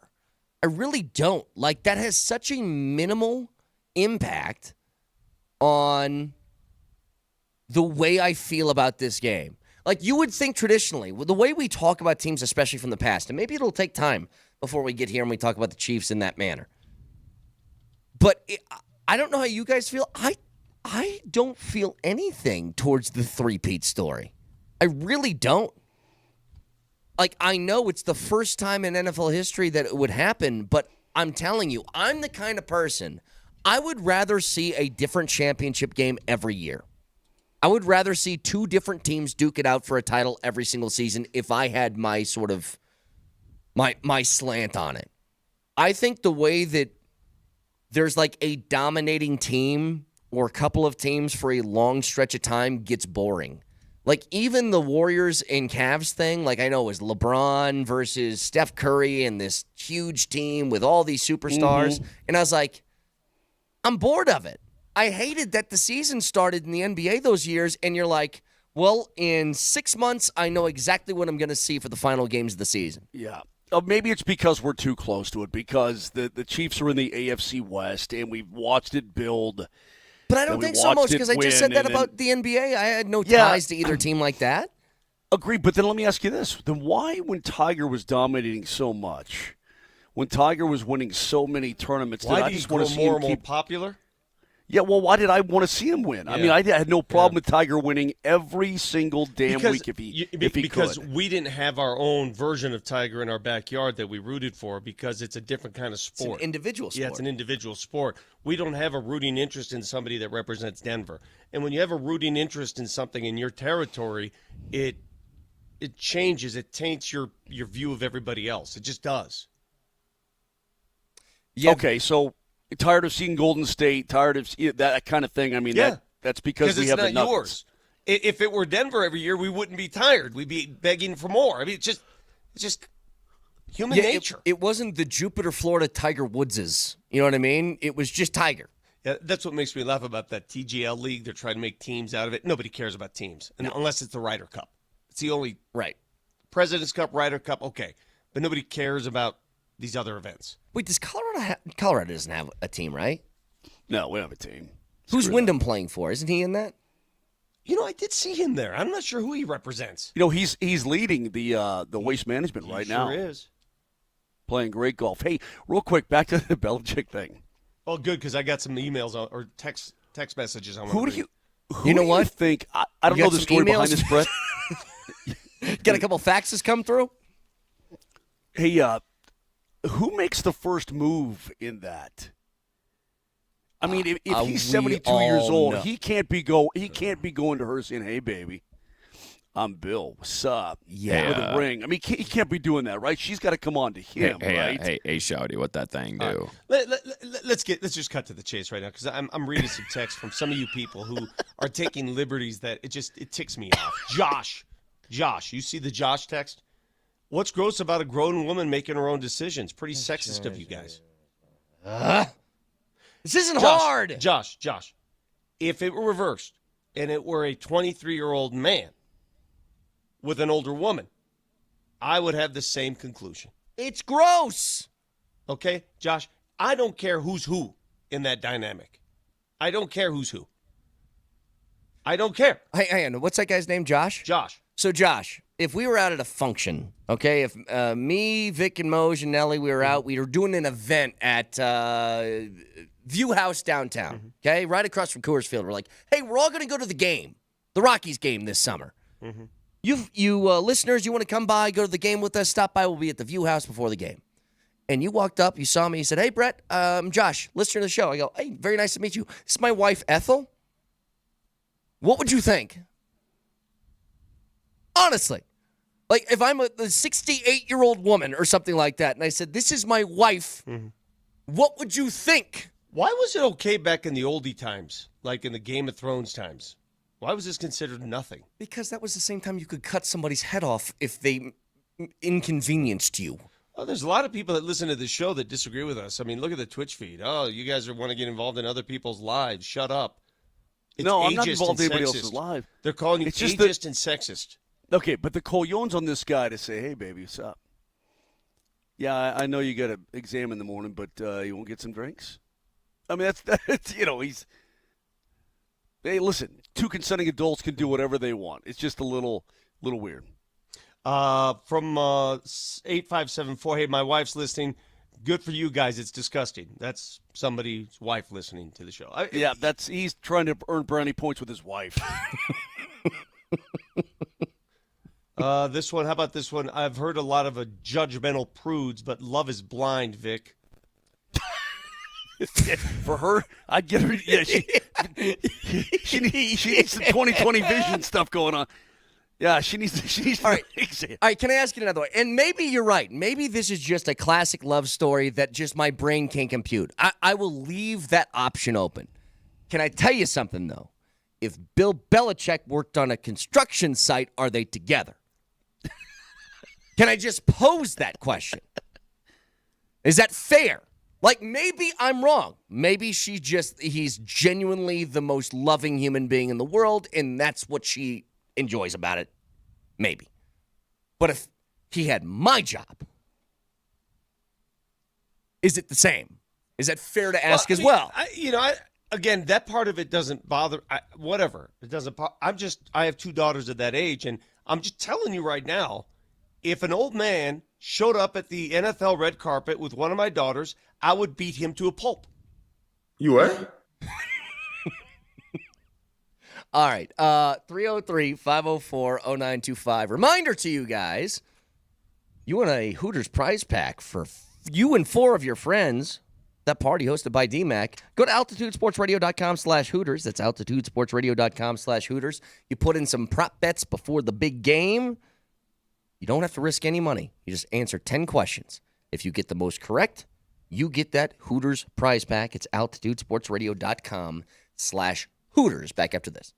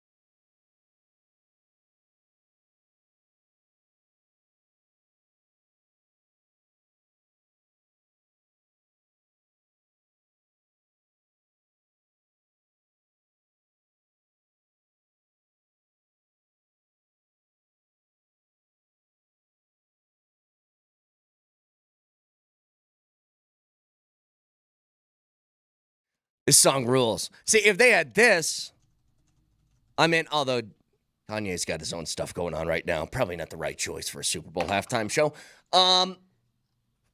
Few details here that I would like to get to. One being the double DUBaroo last night between the Avs and the Nuggets, which was great. We can talk more about the lack of moves at the deadline thing in a moment. But before we get there, can I pull something up? And I want to see if you guys, I was infuriated when I saw this. So, Nelly, if you could pull up this video. So this is a UMass women's college basketball game. And they did one of those competitions. And you guys know, we've all seen this before. So the competition is you got to hit 4 shots, and I think it's 30 seconds. You got to hit a layup, got to hit a free throw, got to hit a three-pointer, and then a half-court shot, right? So this guy who's participating in this game walks up, clock starts, and this guy hits them all consecutively. Hits the layup, hits the free throw, nails the three, and nails the half-quarter, all in 4 shots, as quickly as you could do it. So he starts, if you're watching on Altitude TV or on Twitch, it's behind me right now. You can see him nailing all these shots. He gets to the half-quarter, takes his time, little dribble, chucks it up, and it is money. What was on the line was $10,000, Vic. So he is losing it. He's like, oh, my God, I just won $10,000 from this insurance company. Yeah.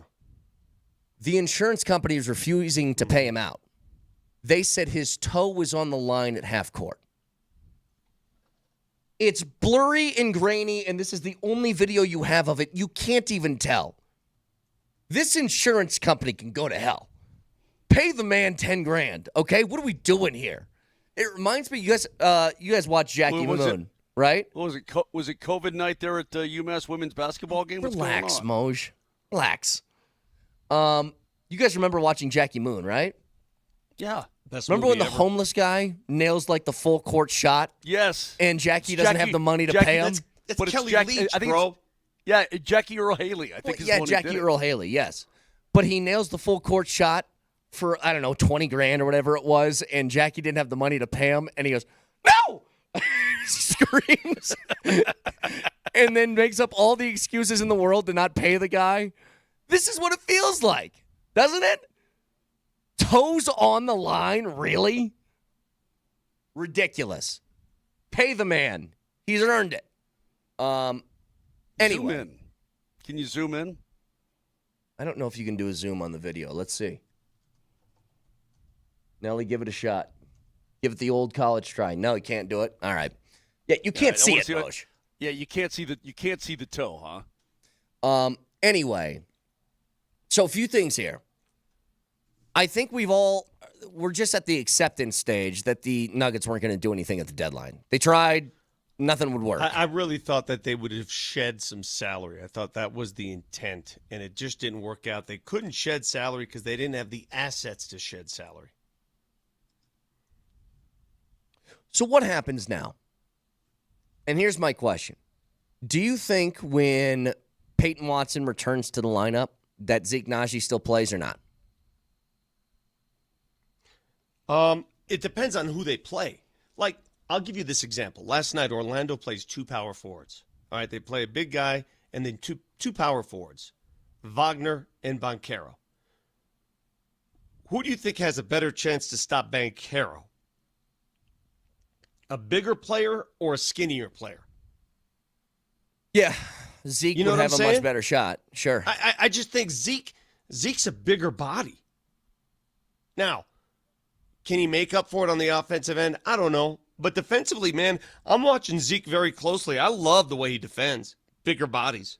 But, Vic, he's never going to be that's never going to be his role. He's never going to be a volume shooter with the Denver Nuggets, man. I mean, he's going to pick and choose his spots, but he's never going to take, 15 shots a game, anything like that. He's going to be around that, 2 to 6 range max, I think, right?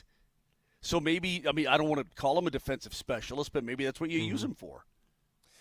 Here's the other thing, too. With MBJ playing this well, and contractually, Vic, they are still going to be in this apron for as long as they own the rights to all of these, especially the top 4 guys, right?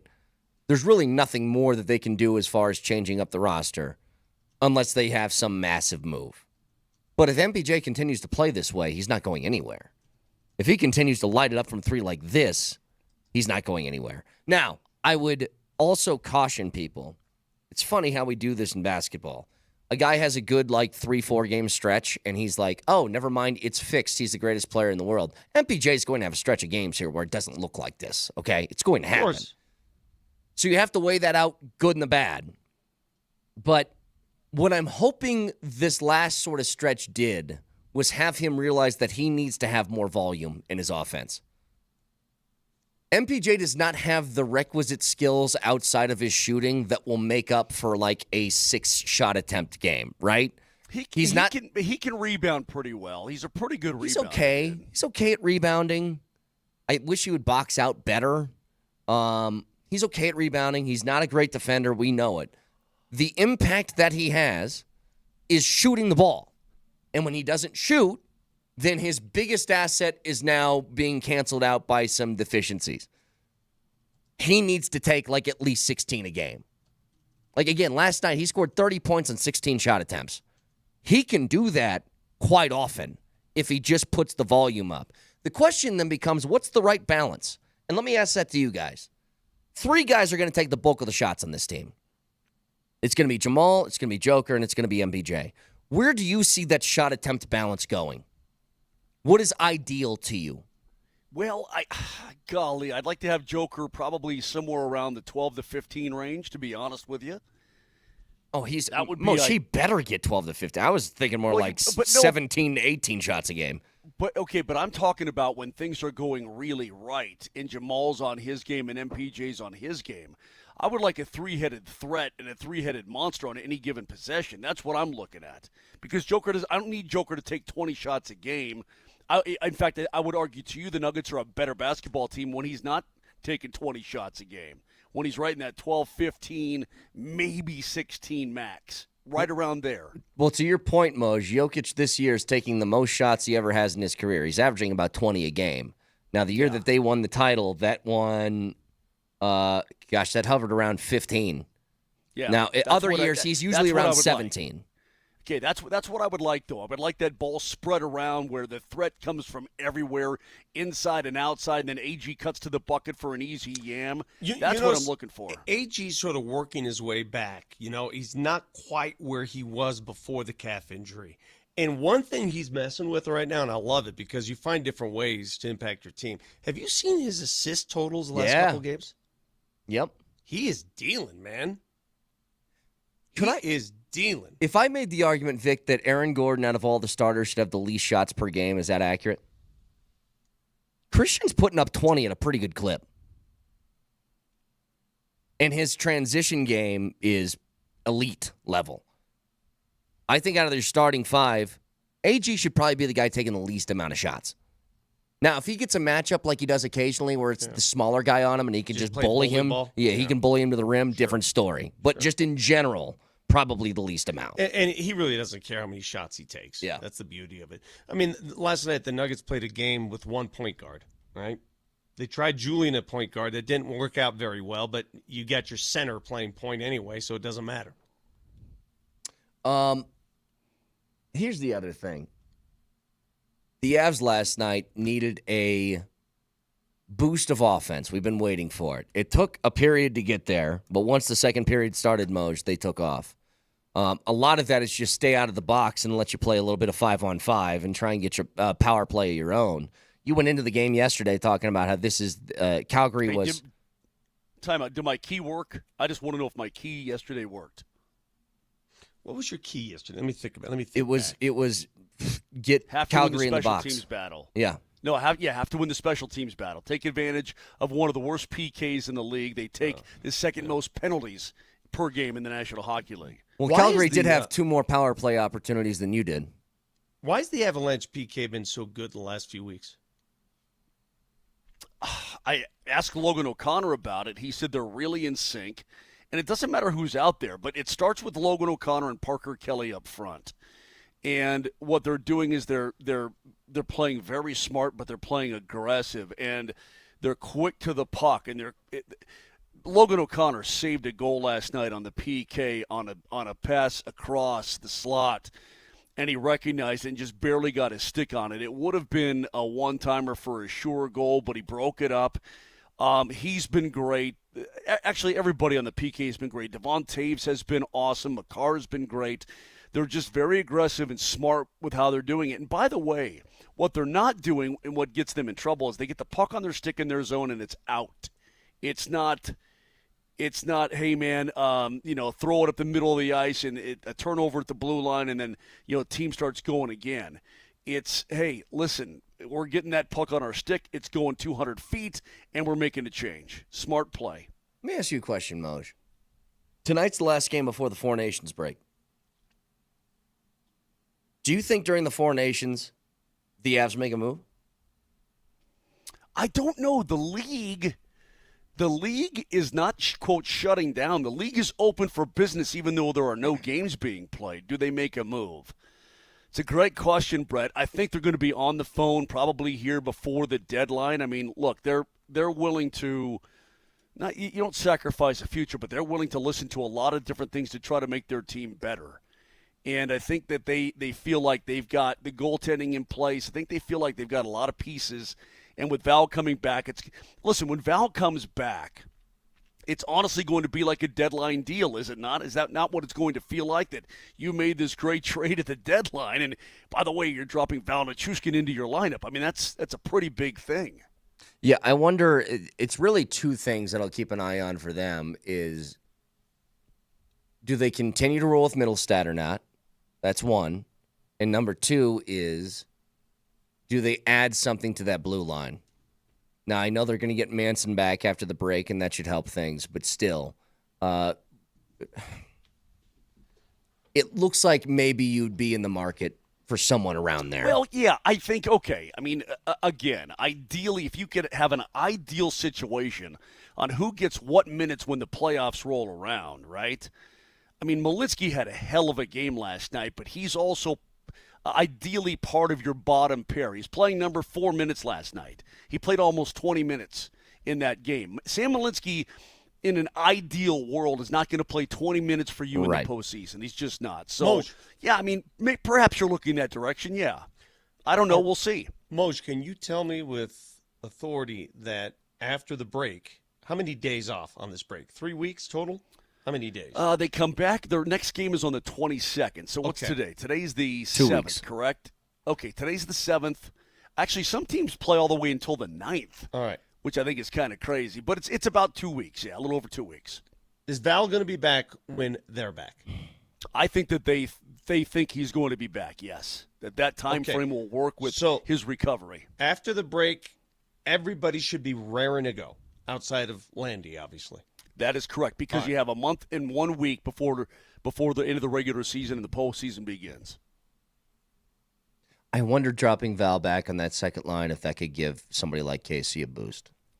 I certainly hope so. I mean, I think that he needs some sort of – I'm watching him last night, and again, Casey Middlestad to me is a fascinating subject. Man, can this guy pass? Man, can this guy skate? His back-checking last night I thought was very, very good. He's doing so many things right. He's just not firing that puck. And Jared Bednar even told us, I mean, he said, look, yeah, is it a confidence thing? Sure it is. Sure it is. We're trying to coax him into shooting the puck more. Now, part of that, too, again, is his line mate situation and so on. But I would love, love, love to see him fire the puck more. I really would. 303-504-0925. Final thoughts before the big game this weekend, along with Drunk Takes. Yes, Vic? I want to congratulate my man Bob Stitt, longtime friend who's returning to his roots and returning to coach the Colorado School of Mines football team. So congratulations to him and Mines football. That's a match made in heaven. Yeah, we love Coach. Absolutely love him. Drunk Takes next.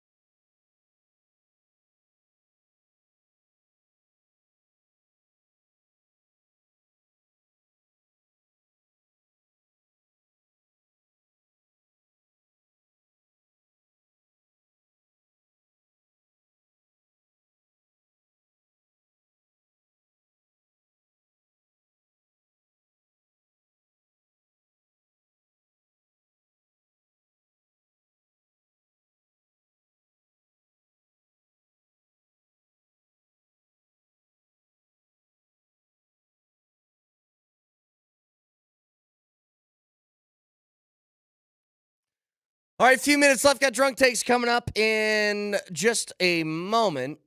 So, look, Super Bowl coming up Sunday. We've been over it. There's a lack of interest, it feels like, in this game for whatever reason. Whatever reason's in your head, then it's probably correct. What's the one thing you want to keep an eye on, though? Like, here's my problem. I would love to just blanket say I want the Eagles to demolish them, but then I look at Nick Sirianni, and there's part of me that just can't let that happen either. So I don't know what to do.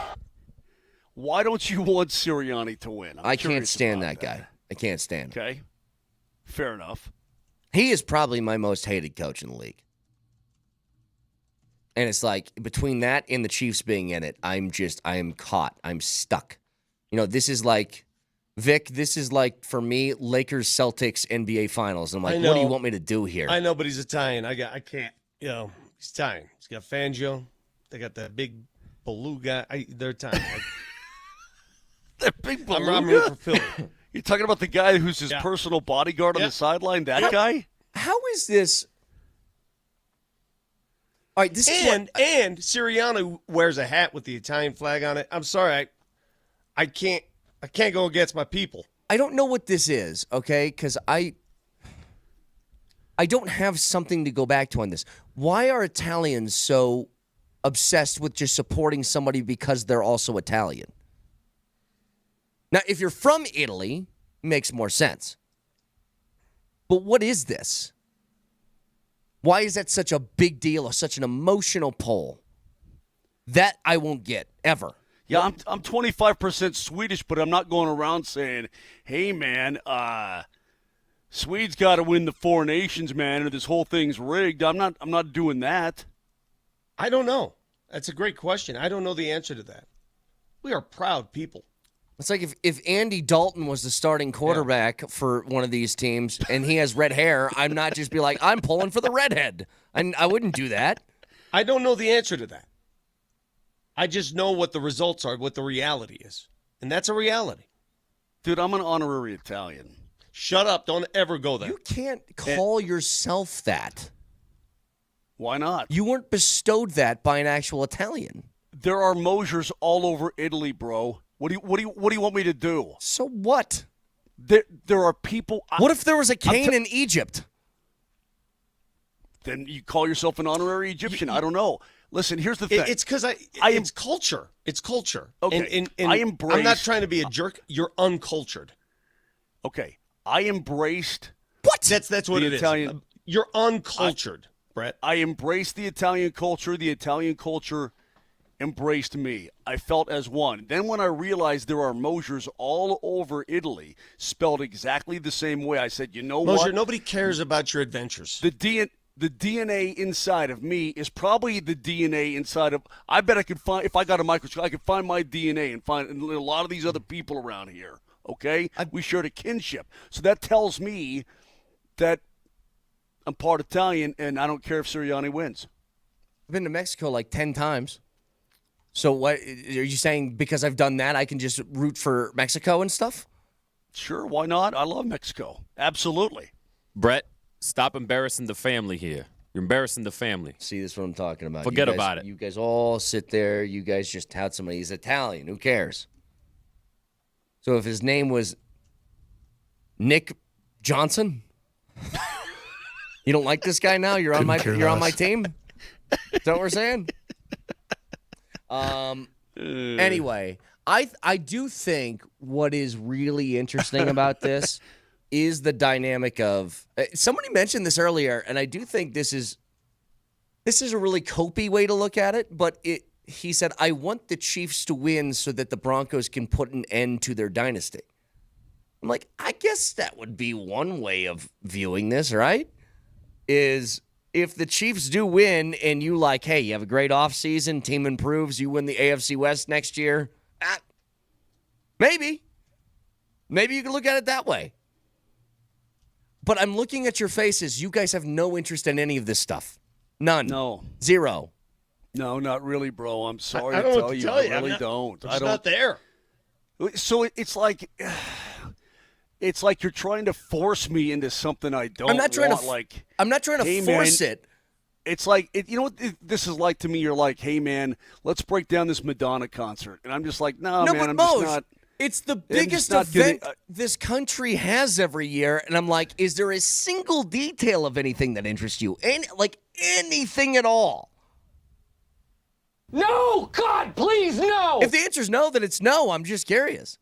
I'm with you guys, by the way. I am. Like, I can't...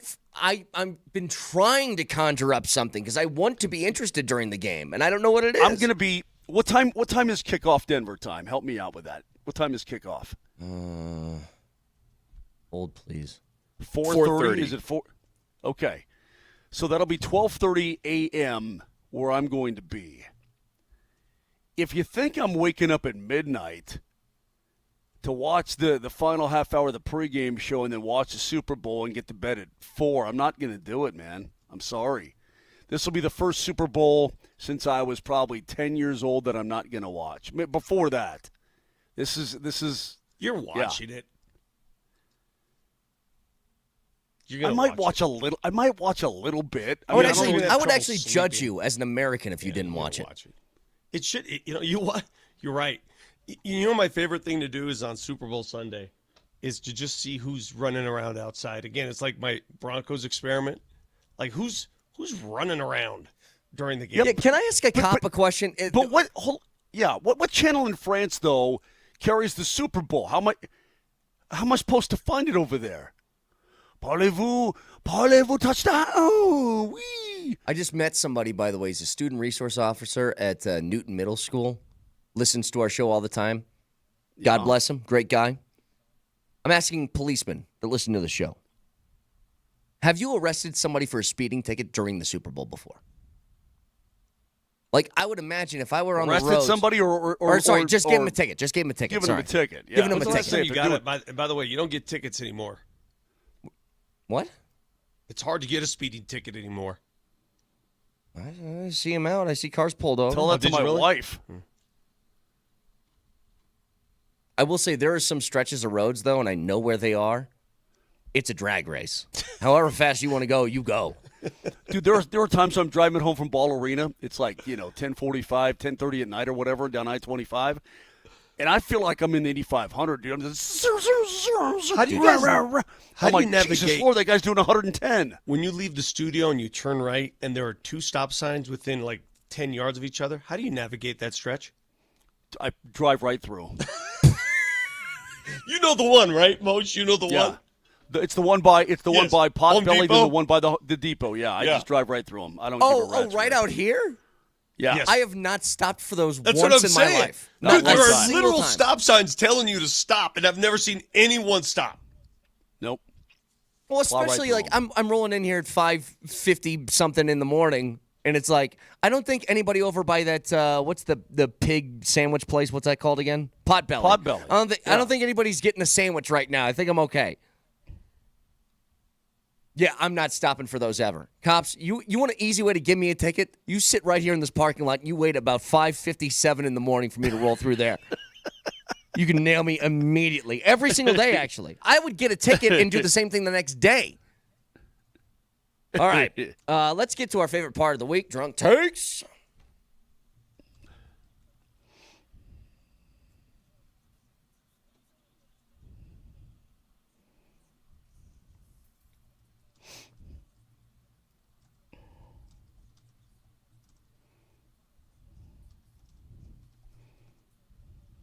Shout out to our friends at Lariat Lodge. Great beers, great food. Go check them out. Littleton and Evergreen, those beautiful scenic locations. Drunk Takes are clips from throughout the week. We slow them down to half speed. It makes it sound like we're hammered. Nelly? Do you notice how easy it is for babies to eat their feet? Like put their feet in their mouths? Yeah, they're flexible. Can you do that? Like how close could you come to putting your foot in your mouth? Not even in Zero. the stratosphere. Not even a chance.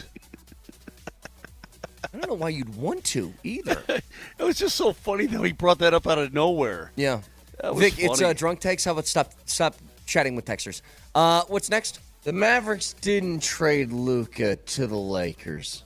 They traded him to the Nuggets. Are you winning a championship? Yeah, they're not a real team. The most to facilitate these big trades, to facilitate them.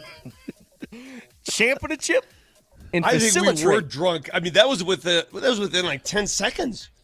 Well, he spliced it together, but they were pretty close. What's next, Nelly? So, Small Joe, you take your 33 and a third chance minus my 25% chance, and you got an 8 and a third chance of winning.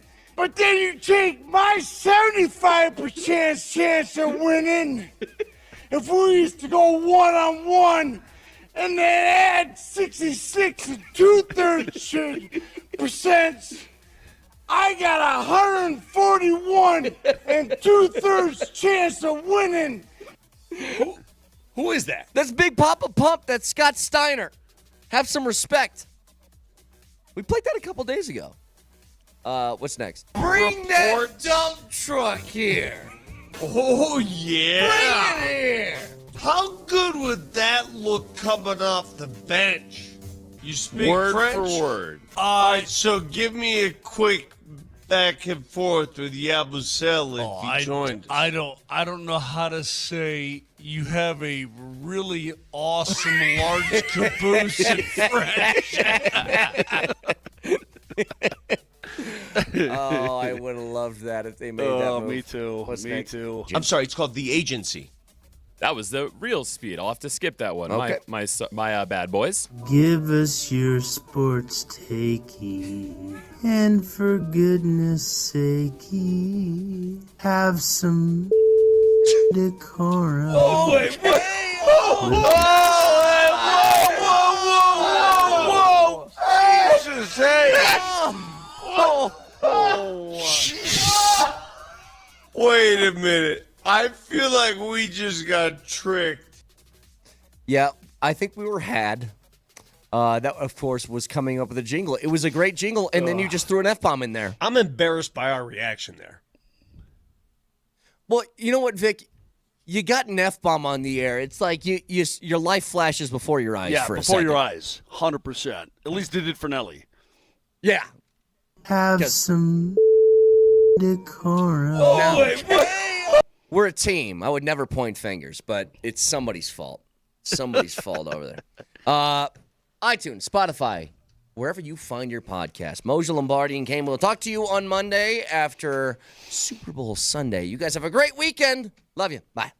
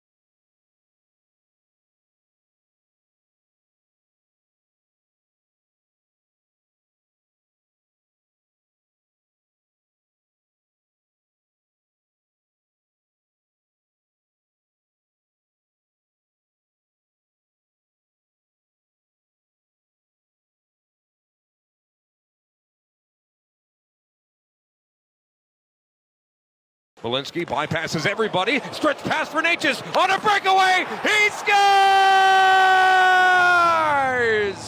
For the second time tonight, it's a Marty party! And gives Orlando some kind of a false hope. Denver still leads it here by 24. But a score here would be nice. 7 seconds left. Jokic, dunk, 2 hands. Throw that thing down, big fella. Double winneroo last night. Nuggets hammer the Magic. Triple-double number 24 on the year for Nikola Jokic. 3 straight games where Michael Porter Jr. just decides he's not going to miss anything. 69% shooting after 70% shooting the night before. The Avs in Calgary, and it was like minus 18 with the wind chill. Start off, they take 2 penalties. They get a goal scored on them on a 5-on-3, but they come back, they dominate the second. That's some good home cooking. I loved last night. I'm going to go so far as saying that this is the best double DUBaroo, double winneroo of this season for the Nuggets and Avs on the same day. Felt good.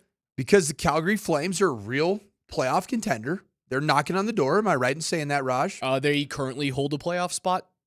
They may have gotten knocked out last night, but they're right there. They're one of these teams. They're knocking on the door.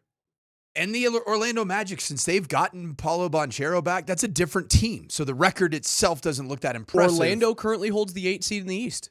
2 playoff teams that are actually rounding out in good form. And you asserted dominance in both of those games. And you did it with what I believe are sustainable models of play. For the Avs, it's Marty Nys. Even in the 3-0, 3-0 loss that they had the other night with the 1 empty netter, I mean, you and I talked about it. It looked really good. Did it not? It looked good on the first line. Well, now you're starting to get those rewards. You're getting return on investment. And Marty Nys with 3 points.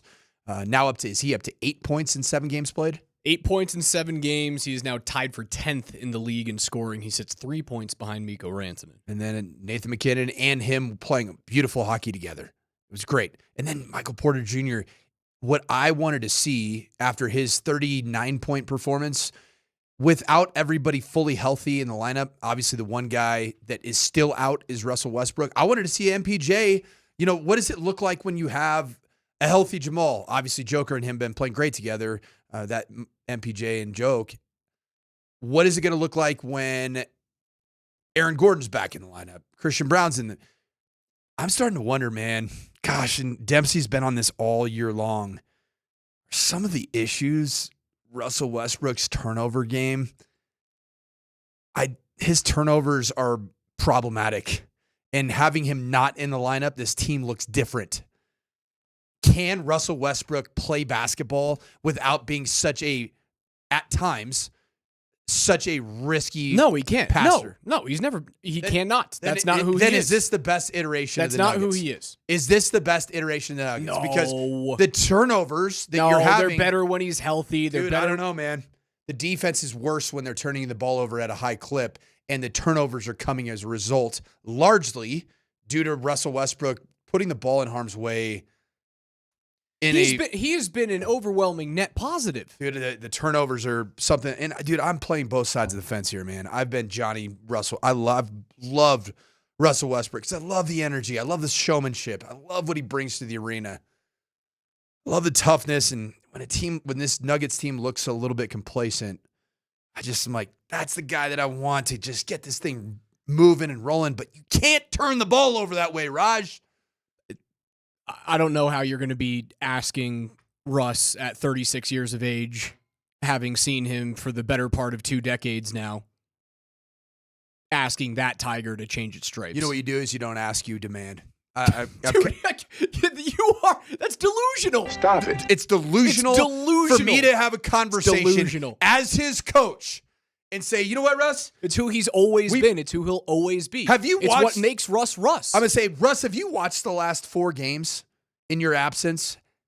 Have you noticed that we aren't turning the ball over at a record clip every time that we play a game? It looks pretty good, doesn't it? So here's what I charge you with. If you have 2 turnovers in a quarter, you are sitting next to me. Sit your ass down. because we can't deal with it anymore. And the turnovers are leading to transition buckets, and then you're now chasing the three-point line, and you're short on the rotation, and then now all of a sudden the defense looks flawed. It's because of the turnovers, man. It's because of the turnovers. Not because it's been a pretty light schedule lately that they've been winning games. Let's call a spade there. It's been a light schedule. It's not like they're playing the beasts of the West and the beasts of the East over the last couple of weeks. The best team that they've played recently is Orlando. I'm with Coach on this. This is the Let's tone go, you're KJ. taking when they lost to Washington, Portland, and Chicago at some point this year. Not Yeah, to mention they lost to the Pelicans on the road. And you know what happened in some of those But games? Russ was serving up the basketball for those thinking teams. that Russell Westbrook is going to change who he is fundamentally as a basketball player at age 36. He can't pass the people that are open. Coach, he's done it since he was winning MVPs and he was a walking average triple-double. It's not like he kept care of the basketball when he was averaging a triple-double every single game. That's who he is. It's who he'll always be. So take it or leave it. I'm ready to leave it. If it's a net positive, you have to take it. If it's a net, it's the best thing that Calvin Booth did in the offseason. It's not even close. The other thing, too, is Michael Porter Jr. looks so much better in the absence of Russell Westbrook. And when Michael Porter Jr. scores 30 points, his team cannot be beat, period. I don't think it's the lack of turnovers that's helping you. I think it's been the soft schedule. And you have to win, right? I do agree with you. You play who's in front of you. Russ not being in the lineup allows Mike to have the ball more. And what that's shown me is that it is a minimum of 15 field goal attempts per game for Michael Porter Jr. moving on, with or without Russell Westbrook in the lineup. And you just have to take the turnovers as they happen. That's not changing. So you're going to give up on the one good thing that Calvin Booth did in the offseason. You're going to give up on that because he turns the ball over. But it's not like that's new. It's not like you turned over a rock and you went, oh, that's 36-year-old Russell Westbrook. No, that was MVP Russell Westbrook. He's the same guy. Nugget fan that is listening right now, that is saying that I'm crazy, and there's a couple of you on the Shot Mazda text line, and I love you.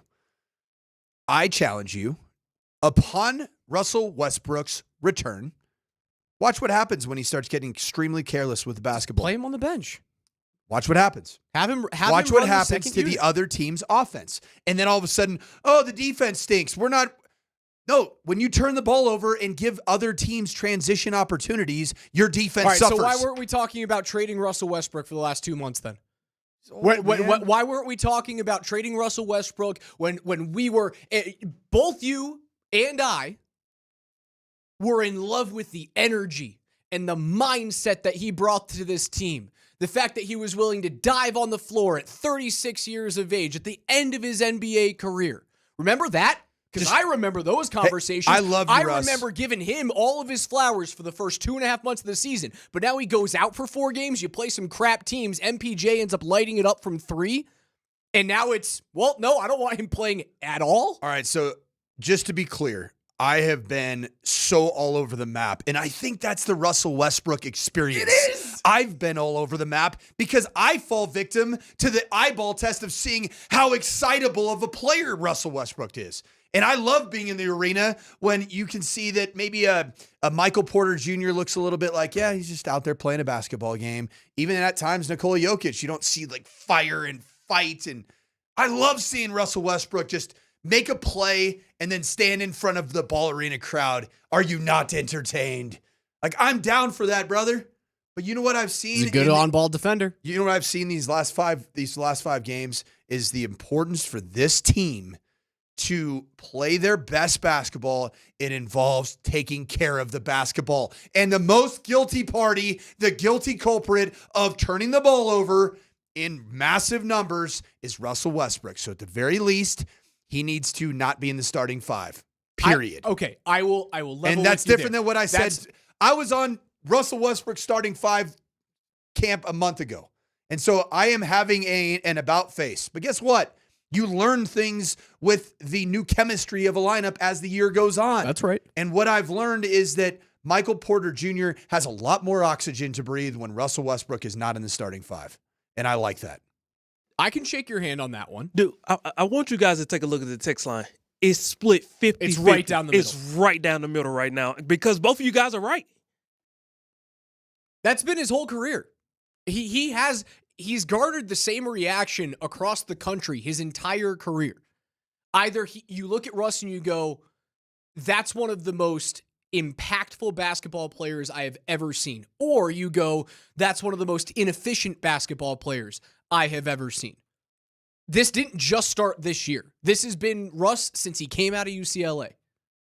And he does bring a different energy to this team that it lacked. It lacked defensive, and I know that part of these turnovers are causing you issues on defense, but look at how he dogs the ball, man. That, as an on-ball defender, I love Russell Westbrook. Absolutely love him. And I'm willing to take the turnovers, to take the chaos that comes with the Russ experiment, to try and infuse some of that energy to a team that felt listless at the beginning of the year. Thanks to a fine friend here on the Shot Mazda text line. One price, one person, 1 hour. It was the 5752, okay? You keep saying that the Russell Westbrook experience always includes copious amounts of turnovers that come with the chaos, that come with on-ball defending, that come with some amazing passes.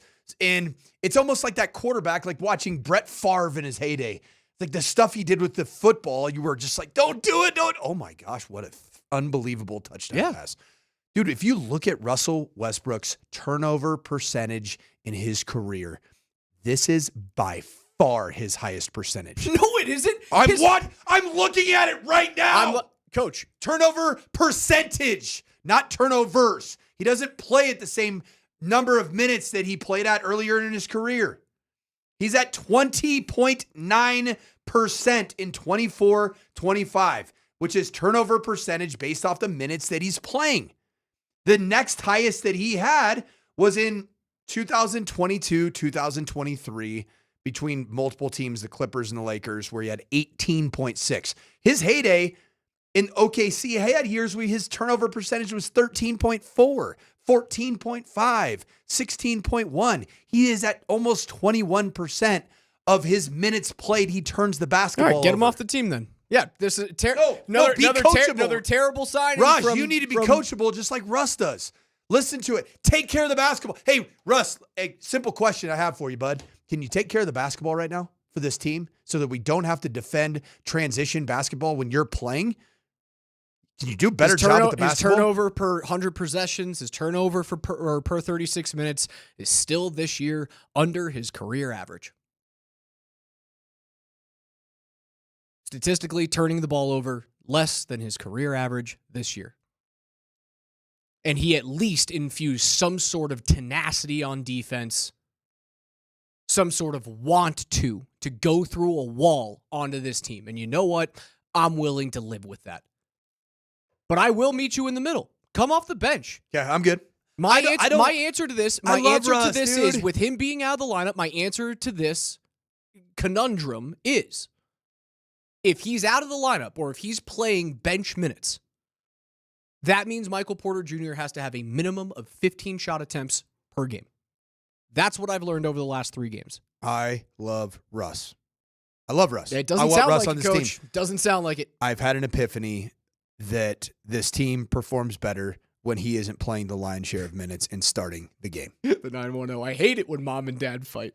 We had a double winneroo. We'll get into the Avs. Their big win against the Calgary Flames. First of a back-to-back. They will be at Edmonton this evening. If you guys are doing nothing and looking for something to do to the game, or to watch the game rather, come join us at number 38 in Rhino this evening. 6:30 p.m. pregame show. Berto, myself, Springer will be out there. We'll do a live Between the Pipes, give away some stuff.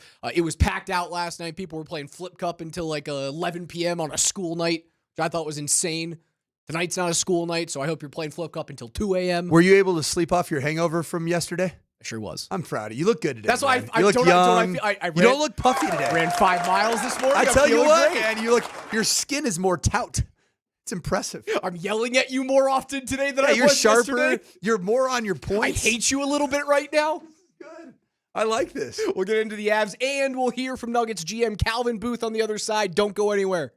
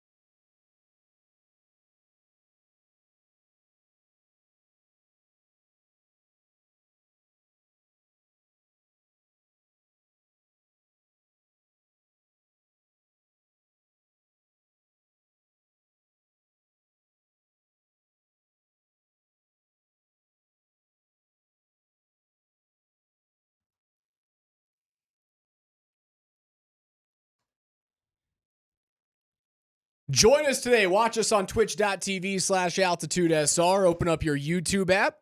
Search at Altitude Sports Radio. You can watch all of our programs from 6 a.m. to 7 p.m. and a bunch of stuff after all of our games. We had no BTP last night, but we'll do a live one this evening. What was that? No BTP.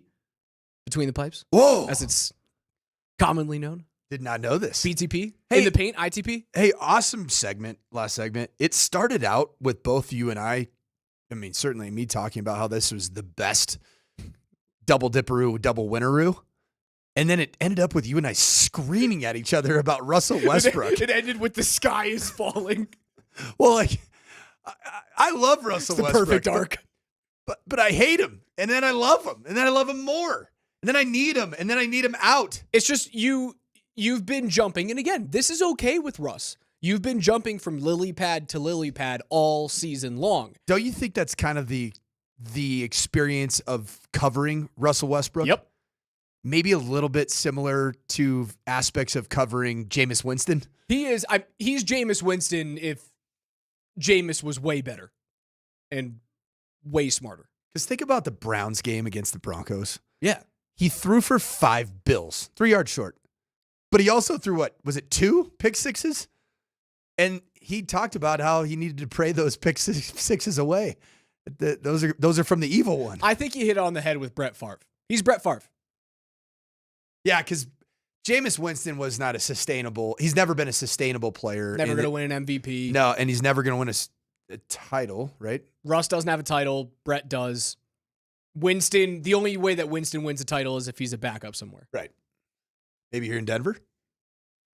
Why not? I mean, he's not going to play. He's actively I'd at Super Bowl Media Day asking people for a job. I'm a free agent. I want a job. If they lose Wilson and Stidham, man, yeah, I'd bring him in just for the sound clips alone. Did you hear that Sean Payton joined the frat boy Cabo trip? Oh yes, I did. Played a little golf. They played a round of golf in Cabo with together. The QBs and their wags. So I'm pretty sure Sean Payton has property like in one of those developments in Cabo. So it's not like he went there with Zach Wilson, Jarrett Stidham, and Bo Nix. And Mike McGlinchey as the one O lineman that just was kicking it with the boys, which is kind of cool. Just gives him a little street cred and swag. But yeah, so apparently came out yesterday, I believe, on one of Kay Adams' interview that he played golf, and he said that they all stink at golf, which I think is a good sign. I want my quarterbacks to suck at golf. That's a good thing. You know what else you want? You can be good at golf when you're 40. If you're an athletic director, you want your head football coach to suck at golf. It's not a good thing when your head football coach is a really good golfer. When he's spending 5 hours at the course every day. Mm-hmm. Yeah. And when you're going, quote unquote, air quote, recruiting, and you're traveling, bring your sticks with you, getting any real work in. There were a couple guys that I worked with in the college football landscape, and I'd see them, hey, I had to go get my, I checked a bag. A bag? And I'd be like, huh, what? It's not on the carousel. Why is that coming out of the oversized baggage area? You going skiing in Phoenix? You bring your skis? Is that a fishing pole? Nope. Bring their sticks. Is that a pop-up tent so that we can stay shaded during the heat? I'd be like, Get yep. your damn act together. That coach right there, they're going to get a good solid 20 minutes of FaceTime at one high school, and they're just going to play a whole heck of a lot of golf the rest of the way. We want to set you guys up for a party for you and 4 friends with a Hooters Party prize pack. Hosted by DMac. Just answer 10 simple questions about the big game. They're like prop bets without risking any money for Sunday. The entry with the most correct answers wins, and a tie goes to the entry that was entered first. So hurry. You're running out of time. Visit altitudesportsradio.com/Hooters. That is altitudesportsradio.com/Hooters. A couple days before the Super Bowl, we had the NFL awards last night. It was a really good day for Colorado sports. You get the Nuggets winning, MPJ goes off, the Avs win 4-2, Pat Surtain wins Defensive Player of the Year, which is like, it's the MVP award for the D guys. I saw this from Ryan Koenigsberg from DNVR, and I got to give him credit. This has turned into the best player in the world town, the city of Denver or the state of Colorado. Nikola Jokic, MVP, is this going to be this year will be his 4th? If he gets it. He's getting it. Dude, the MVP race is... He's out of control right now. Don't put that cart in front of the horse, coach. He's just triple-double. Another one. 40. That's just it's what he's doing right now. All right, we'll check it in a month. Travis Hunter, Heisman Trophy winner. First one in, 3 decades for the CU Buffs? Like, we forget about that? His best player in college football was playing at the University of Colorado. Nathan McKinnon, coming off another one. Cale Makar, best defenseman in the world, has a Norris Trophy. He's not coming off of a Norris, but he's leading the race right now for the Norris. Katie Wingy, broadcaster of the year. I didn't know we were throwing Katie in there, but I'm happy to. I'm happy to group Katie in there. And then Bo Nix, second place, offensive rookie of the year. No, third place. It was a distant third place. Okay, sorry. Brock Bowers was second. I didn't read the numbers. It numbers. was a distant third place. I just saw another tweet from another DNVR gentleman said, Bo Nix loses. Win! Offensive rookie of the year to Jaden Daniels. The offensive rookie of the year voting went this way. Jaden Daniels gets 49 of 50 first place votes, like he damn well should have. 99 share. A 99 share. Pretty good. Brock gets the remaining 1 first place vote. He gets a 42% share of the vote. Nix finishes a distant third at 30%. Okay. Distant third. Yeah. He's up. He was there. Sean Payton finishes, 5th in Coach of the Year voting, if I'm correct. I've got it in front of me. So we went to 5th. But he did get a first place vote. Really? Yes. He had a single first place vote. The coaches receiving first place votes this year: Sean Payton, Dan Quinn both had 1. Andy Reid had 4. Dan Campbell with 19, and then Kevin O'Connell edges out Campbell for Coach of the Year with 25 first place votes. So was it Kay Adams? But does Kay have a vote? I don't know. Or Diana Rossini or Chase Daniels. We know who his national people are. Yes, he's got his people. You can always tell. Pat Surtain, 66% share. 26 first place votes for Pat Surtain. Trey Hendrickson and Myles Garrett ended up splitting pretty much the rest of it. TJ Watt finishes in 4th. Zach Bond of Philadelphia, a distant 5th. But that's a big deal for a DB to win that award because while the MVP has turned into who's the best quarterback, and then the offensive player of the year is who's the best non-quarterback. The defensive player of the year is the MVP award for the best defensive player, but it has turned into who has the most sacks. That's kind of what it's been. You don't win this thing as a DB. It's a monumental win for Pat Surtain. It's a humongous win, and I also find it really impressive and I think this is a bit of a feather in the cap of George Payton, a feather in the cap of Vance Joseph, that when you looked at AP Defensive Player of the Year voting, not only did Pat Surtain win in a relative landslide, 330 to 205, second place was Trey Hendrickson, but you also had Nick Bonito in 9th place. And I'll take a top 10, baby. And then Zach Allen was top 15. Zach Allen had a great season. 3 of the top 15 vote getters for the Defensive Player of the Year were Denver Broncos defenders. And they were all moves that I believe have been made under the watch of George Payton. Yep. Really, really solid year from the defense. The one that was razor thin in terms of the margin was Josh Allen winning MVP over Lamar Jackson. 383 points to 362. Allen got 27 of the first place votes. Jackson got 23. Saquon does not get a single first place vote in the MVP award, but he runs away with Offensive Player of the Year over Lamar Jackson. Yeah, Lamar got a little bit of... He had an unbelievable season throwing the football. Lamar Jackson, 316 of 474 for 4,172 yards, 41 touchdowns to just 4 interceptions from that guy. He also rushed for another shut out. He also rushed for another 915 yards and 4 touchdowns. Allen rushed for 531, but he more than doubled the production in terms of scores. He had 12 rushing TDs. Why did Josh Allen win this award over Lamar Jackson? Make it make sense to me. Statistically, it doesn't. The stats don't. I don't know. I don't know. Please make it make sense. Because he got out early. and the Bills looked for the majority of the season the better team than Baltimore did? Baltimore was up and down. You forget Baltimore was a little Baltimore's roller coaster-y. defense was terrible. Up and down. You had a good defense in Buffalo. I think the other thing is he didn't really have anyone to throw to. The only real weapon that Josh Allen had this year was James Cook. You can look at the two tight ends like Kincaid and Knox, but those were guys that were drafted to be Sam Laporta, and they are not Sam Laporta. They're not George Kittle whatsoever. So I think you look at Josh Allen, you go, you guys were elite the entire season because of you. Because of you.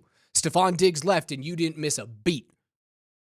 That's probably why he wins. He had the better overall season. He just kept going up on an upwards tick, and Lamar was up and down, but his peaks were K2 compared to Pike's peak. Can I go back to PS2 and just the feel of this award that he won? I'm going to ask both of you something, and you're going to think I'm crazy. When you watched Pat Surtain II week in, week out, did you consistently notice a player that would be winning a runaway defensive player of the year? Did you did it pass the eye test for you throughout the entirety of this 17-game season? Raj? I think it did. Why? Because he was a shutdown corner that even when guys threw at him, he had enough interceptions with 4 of them. He had a pick 6 that was nearly 100 yards. I thought he had an unbelievable year. And it's so easy to look away from corners because, well, for half the game, QBs don't want to throw at him. If he's locking down a third of the field, you don't get to watch him, right? He doesn't have those sexy stats, but I still think he put them up. Out of any one of the vote getters in terms of defensive backs this year, the other guys that were up there, safety Kirby Joseph, Xavier McKinney, Derek Stingley Jr., those are the only players that had more interceptions this year than Pat Surtain who are in the vote for Defensive Player of the Year.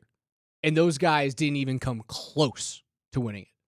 KJ, for you, did you feel watching PS2 on a weekly basis that you're watching something that is going to be awarded by a landslide for Defensive Player of the Year?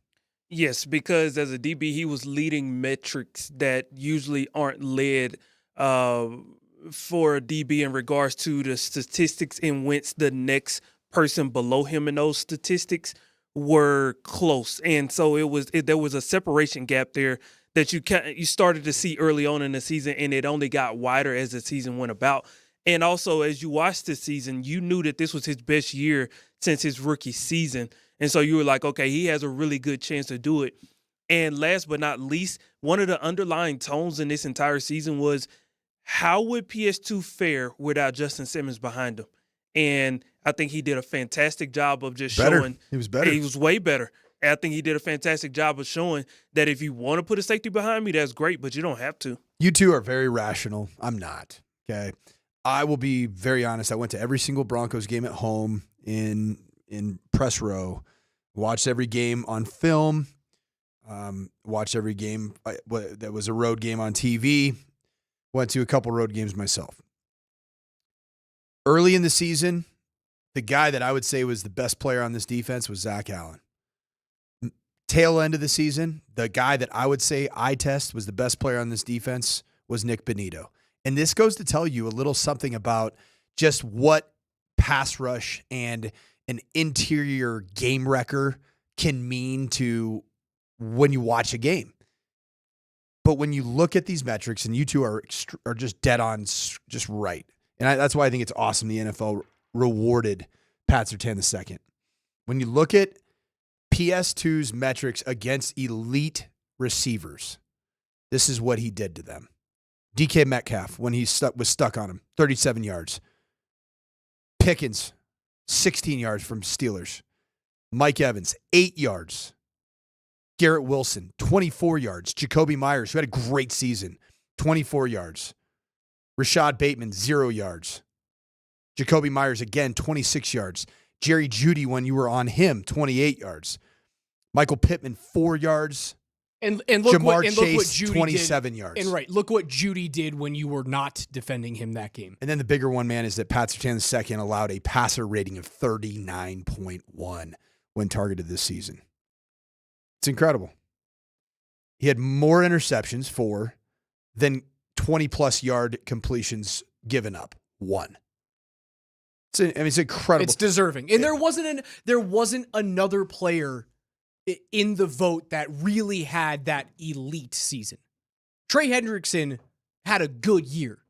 It wasn't TJ Watt from 2 years ago, right? Myles Garrett was a player that was very impactful and terrifying for quarterbacks to go against this year. But it wasn't JJ Watt from a decade ago.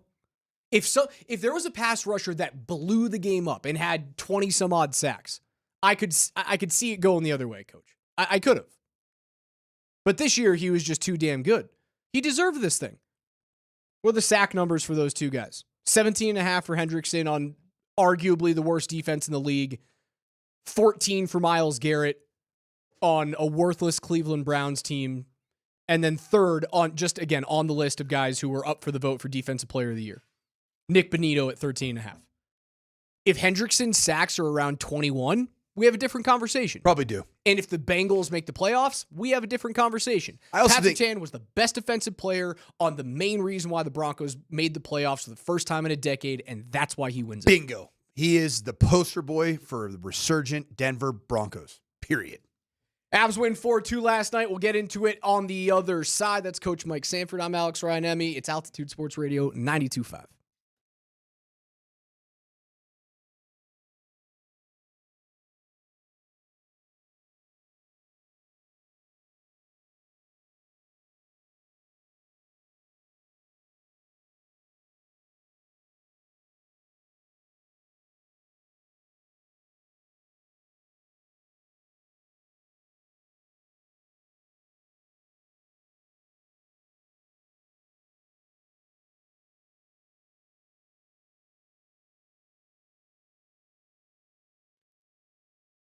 Just 2 days away from the big game on Sunday, and you need to get your squares selected.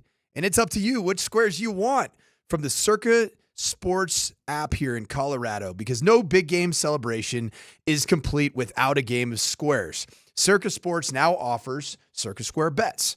Everyone who has played the squares knows the pain of pulling bad numbers, but with Circa Squares, instead of randomly pulling numbers, you get to choose your square. You get to choose which numbers you get. Each square has its own odds. With a minimum bet of just $1 and a maximum win of $100,000, it's easier than ever. Download the Circa Sports Colorado app to place your Circa Squares bet.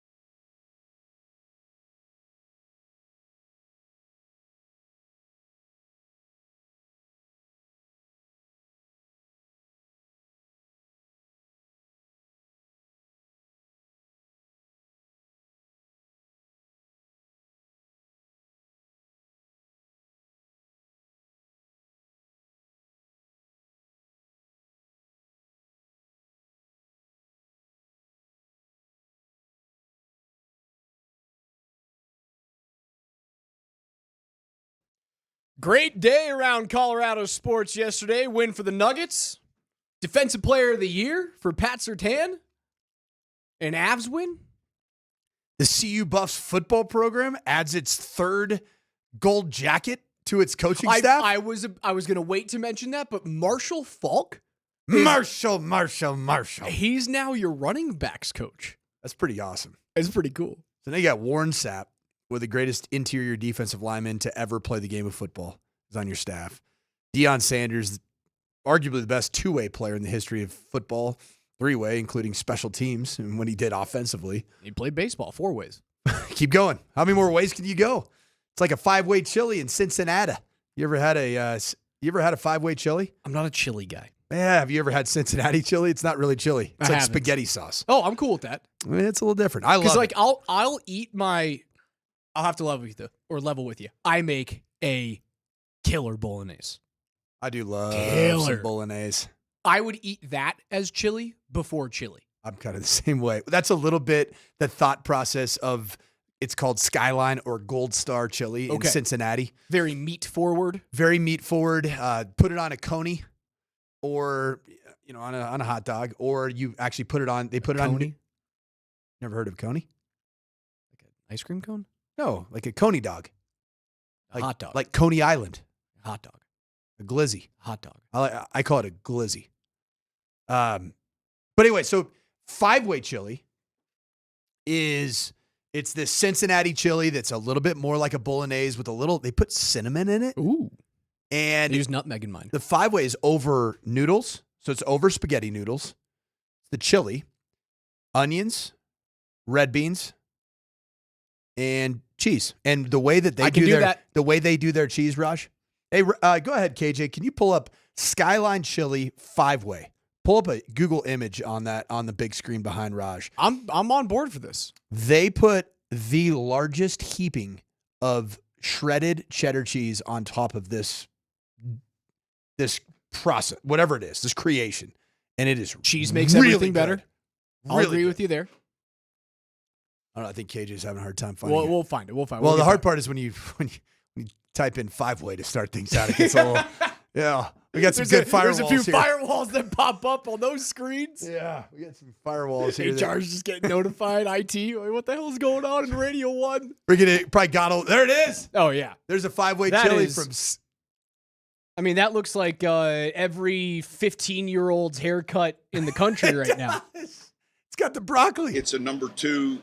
It does. This cheddar cheese hair. This little delicacy here.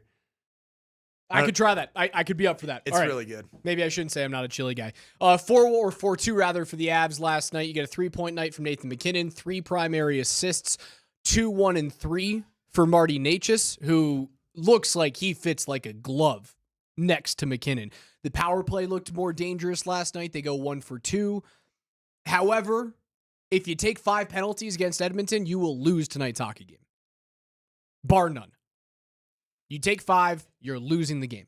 You can't take that many penalties. And I know 2 of them were delay of game, puck over the glass, and if you guys listen to Connor, it's like his least favorite call in the league.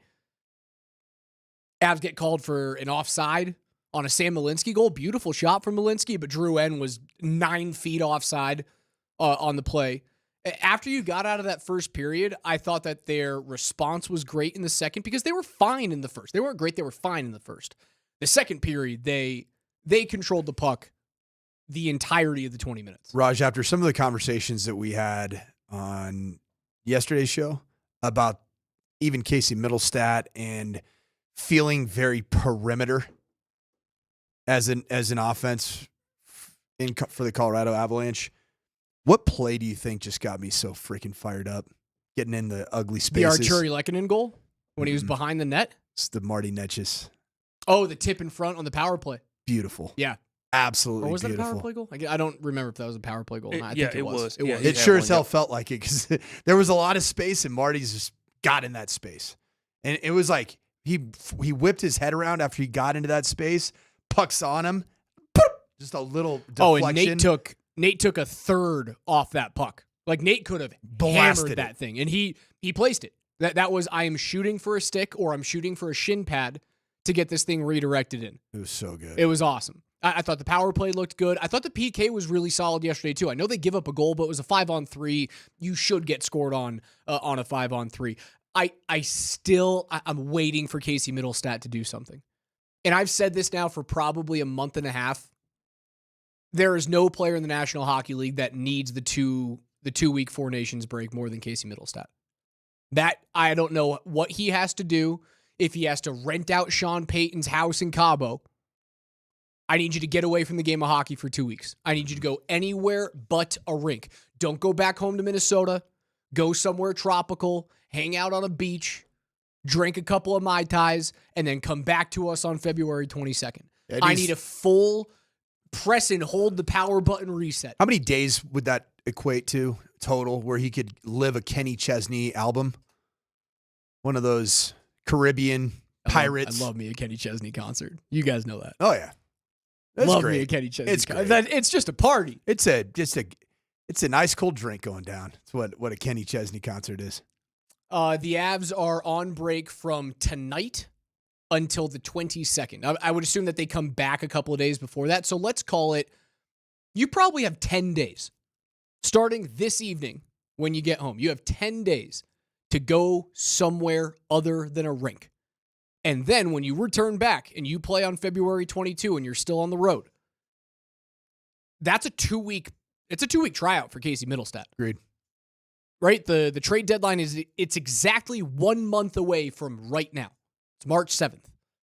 It's a 2-week tryout for him to try and see if he can become who he was at the end of last year or at the beginning of this season when he was hot. 3 goals since October 28th. And if he doesn't figure that out, I would not be shocked whatsoever if Chris McFarland moves on from him. Trying to figure another player, a veteran guy to come in. Middlestat's contract is movable. He's 26. It's 2 years left on the deal. It's edible. It's under $6 million. He still has a lot of upside. As we've seen here in Colorado, he just might not be a fit. KM from the Shot Mazda text line comes in with some heat here. I need Casey Middlestat to go on a 2-week bender, drinking well cocktails. Be my guest. And get a little gritty. Sure. Do it. Does that mean he needs to go to Philly for the next 10 days? Nah. Let's go to like Topeka, Kansas. You know? Like what about Miami? What about just send him to the Super Bowl in New Orleans? Tulsa, Oklahoma. Tulsa? You ever been on a bender in Tulsa? Sounds like a great place to go to. Sounds like a great rock album, Benders in Tulsa. Get a bunch of well drinks. Yeah. Don't go to Minnesota. You'll get depressed. Yeah, if he doesn't turn it around. You're right, Raj. He's got to go to. Sean Payton's got to let him use his place in Cabo. Yes. That's what it is. Yes. Just Sean, you're listening. I know you listen every day. Look out for the greater good of Colorado's sports scene and let Casey Middlestat go and hang out there in Cabo San Lucas with, who's our guy? Sammy Hager's got a place in Cabo. Be a good spot. Hang out with Sammy. Cabo. Yeah, I need him to turn around because if not, I'll continue floating this idea around. I don't know whether or not it would be enough to get it done. I would float Casey Middlestat in a first-round pick with a condition on it, a second-round pick that can become a first if the Avs win the West. I'd send him to Chicago for Seth Jones at a certain percentage of retention. And the reason why you'd have to throw in the first-round pick is for that salary retention. Chicago needs to get deeper down the middle. They need more veteran presence. He's a D-man. We need a D-man. He would be a stalwart on your second unit. Be your third best D-man. Oh, not even close. I think he's Eric Johnson 2.0. Yep. I said that yesterday. And there's a lot of people going, we need to replace Eric Johnson. Seth Jones is Eric Johnson, guys. Overpaid, high pick, and he's not playing in the right spot. He's playing too much. Did you ever coach against Seth Jones in any of your Colorado Thunderbirds? No, I grew up playing with Seth. Oh, he's like your age? Seth's a year older than me, or a year younger than me. Oh, wow. How old are you? 31. Seth's 30. He's a 94. I hang out with young people like you? I grew up playing with Seth. Playing with and against him. Oh, my God. You're 31? So you can play with these guys? No. The answer is very clearly no. Were you ever on the ice with him? I'm not in Edmonton. I'm on, my butt is on, for years. Did he ever give you the business? U10s and U12s and stuff. He ever give you the business against the old boards? No, when he started to like skyrocket up to 6'4", he was playing at different levels. No. So he's you've never been hit by Seth. No. I got hit by Brady Shea one time. That wasn't fun. I got flipped by Brady Shea when I was like 14. Concussion. That's about it. And then I realized I'm not you. I can't do that anymore. I got dunked on. By who? Tyson Chandler. That can't have been fun. 7 foot. Holy crap. That's a good pull right there. That's a great pull. Yeah, it was pretty sweet. I learned last night that Kendrick Lamar and Aaron Aflalo are homies. They're like, boys. Almost like best buds. Really? Like Kendrick looked up to Aaron Aflalo, and I'm like, what? All right. Avs will take on Edmonton tonight, 7 p.m. 6:30 pregame show on 92.5. If you guys are looking for something to do for the game tonight. I pickpocketed Danny Ainge's kid. Austin Ainge played at BYU, playing him in a high school summer league game. Pickpocketed him, went to go drop a freaking dunk on the other way on a breakaway. Knee locked up a little bit, and I had to. Oh, I thought you were going to be like, yeah, I stole his wallet. No, I was going to be like, this is a little scummy. No, you can't do that. I was playing the one on a 1-3-1 and I picked his pocket clean, and I went for a breakaway dunk. My knee locked up on me, and I just had to finger roll it in. Still pretty sweet. 6:30 tonight down at number 38 in Rhino with our friends at New Amsterdam Vodka. We're going to be giving away a bunch of stuff. We'll have a live pregame, intermission, post-game shows as well. As New Belgium Brewery was out there yesterday, they were giving away tickets to Avs games. So don't miss it. Come on down there. Very good. Watch the Avs. FOCO, baby. Watch us. Hang out with us. It'll be a watch party. Can't wait to see you guys there. NFL Notes coming up at 11:15 on the other side. I know we've been putting this off for a little bit. Calvin Booth met with the media yesterday. Got weird. We'll listen to it next.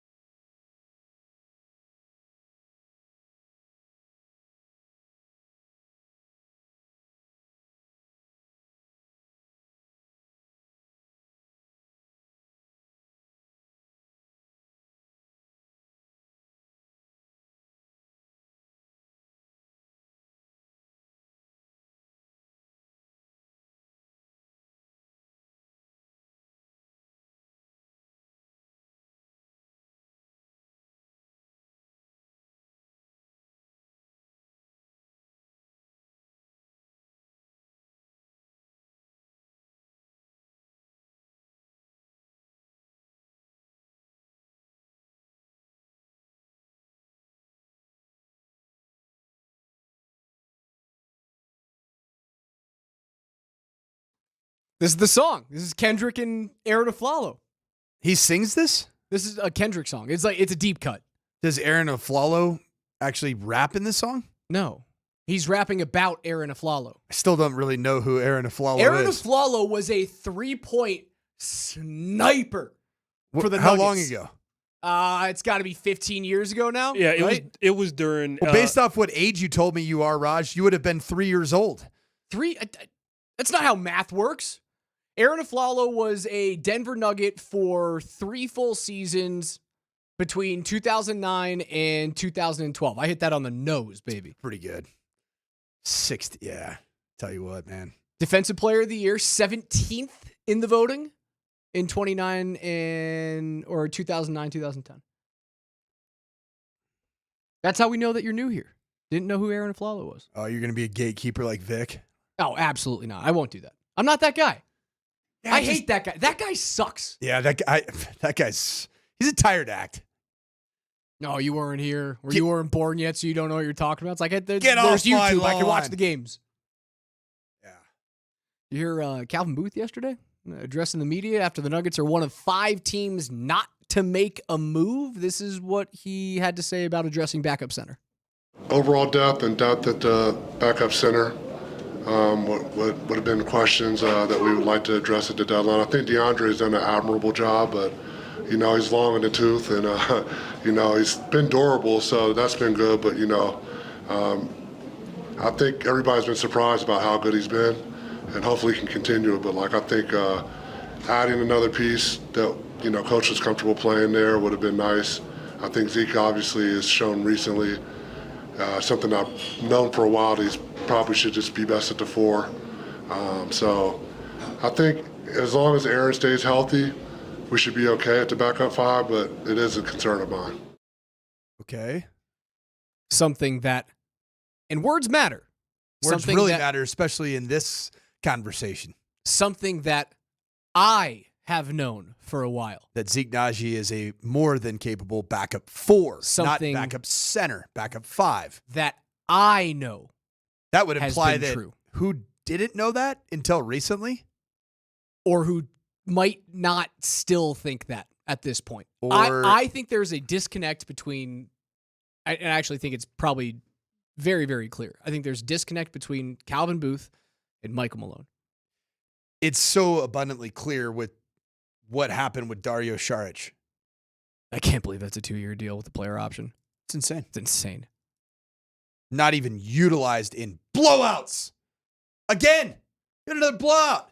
How many minutes did Dario Saric turn last night? I don't know if he played. I don't think was he it played. another DNP coach's decision? I'm almost positive he didn't play last night. Let me pull up the box score.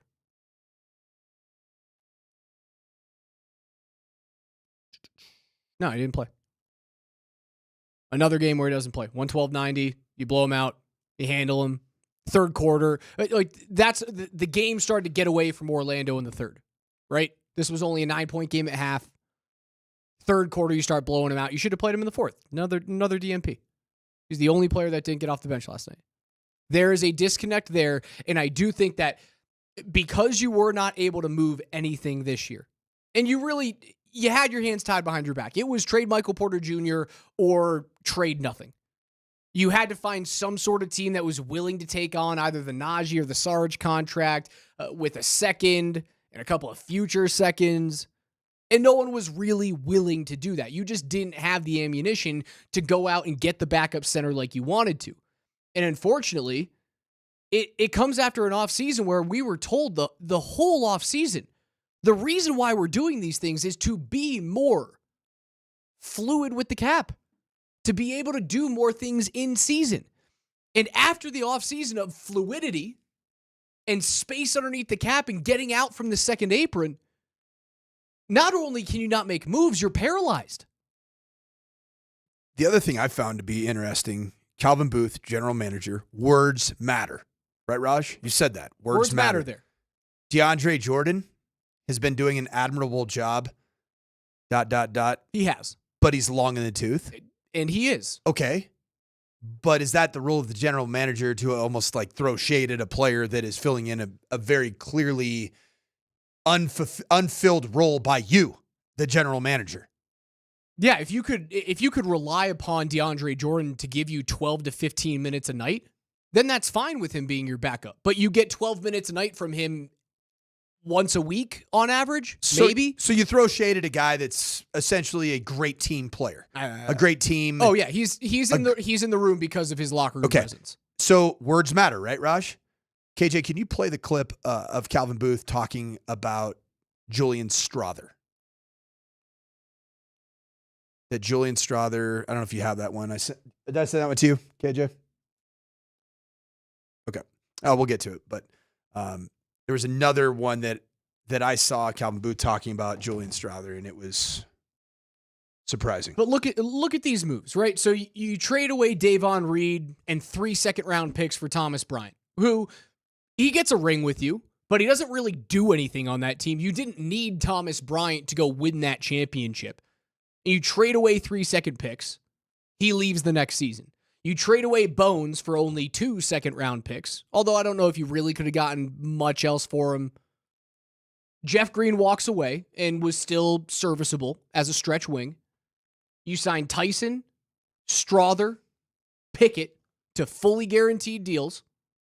You sign Reggie Jackson, and then you have to trade away Reggie Jackson with 3 second-round picks to dump that salary. You re-sign Vlaco Chanchar, who can't play for you because he's always injured.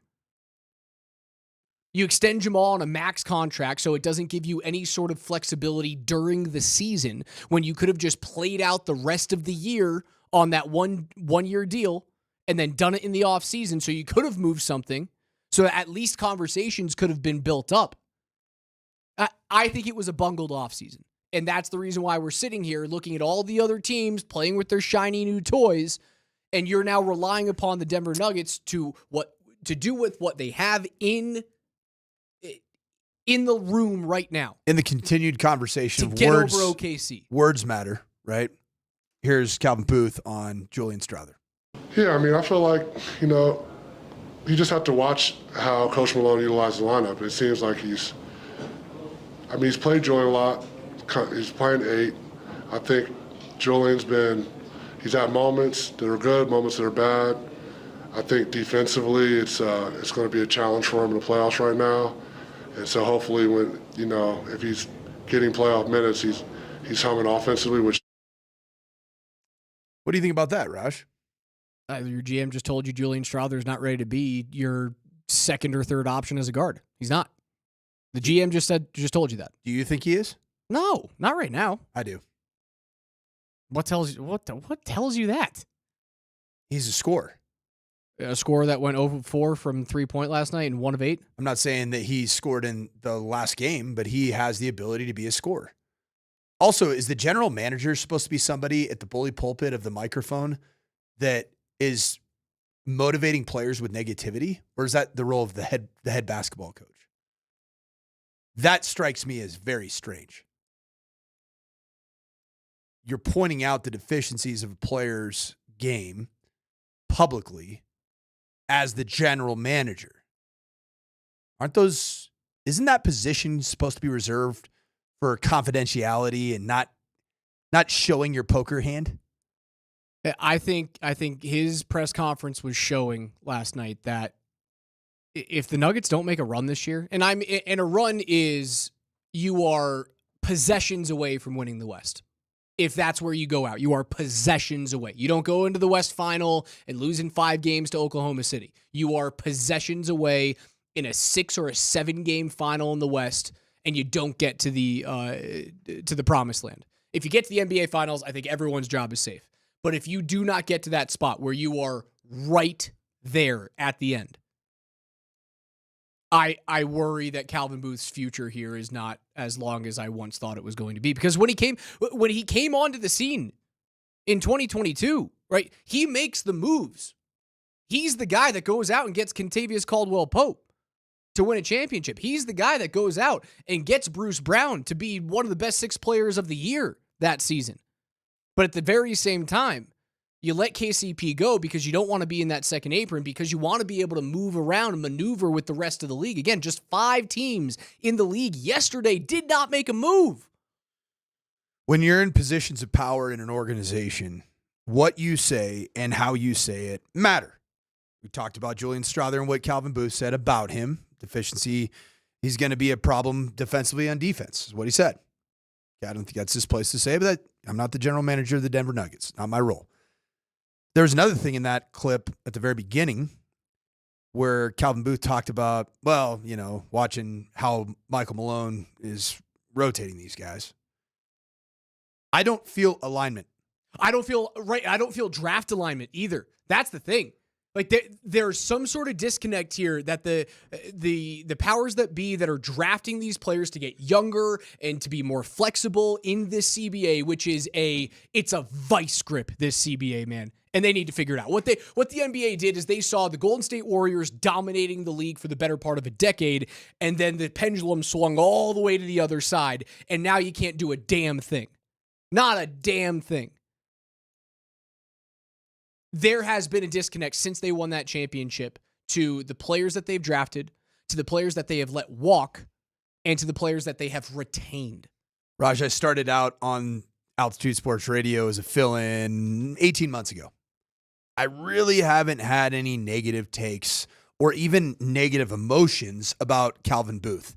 And I know he's one of the most hated sports figures by a lot of fans in this market. He's not up in the Bud Black territory, but I think following Connolly. What was the stray for Bud Black? What the hell has that guy done? Not win. He's going to have 400 losses in 4 years. Bud Black doesn't deserve to be in this conversation, man. That was offside. Calvin Booth's a world champion general manager. Bud hasn't. Right, that's why I'm saying they don't get to be in the same conversation. There isn't poison toward Bud Black. No one thinks it's Bud Black's fault that the Rockies have sucked for all these years. All right, so Bud's good. He's a great. I'm not saying he's great. It's an awesome thing. I wish I worked in an industry where, as a head coach, I was afforded contract extensions when I lost 80% of my games. Stop. That'd be awesome. Stop. Bud Black is an innocent bystander in this conversation. Calvin Booth has received a lot of arrows from a lot of fans from the Denver Nuggets fan base. Am I right in saying that? Yes. I have not been one of those people that's been shooting arrows. Correct. This press conference changed things for me. I did not like it. You just have to watch how Coach Malone utilized the lineup. Oh, you know what's funny? You know what that sounded like? That sounded like you have to trust the organization. And I don't like that those two things are in the same playing field. NFL notes are next.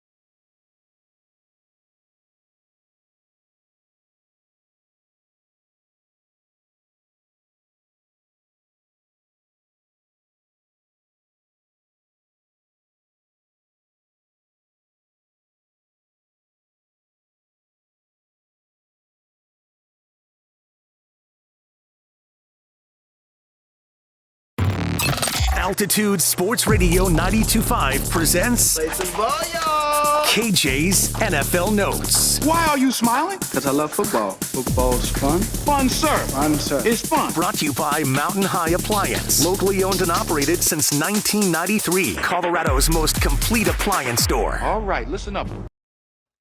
It's our last NFL Notes before the Super Bowl. Every day here on the Morning Sprint with Coach and Raj. We go through the biggest stories in the NFL. KJ Granderson, take it away.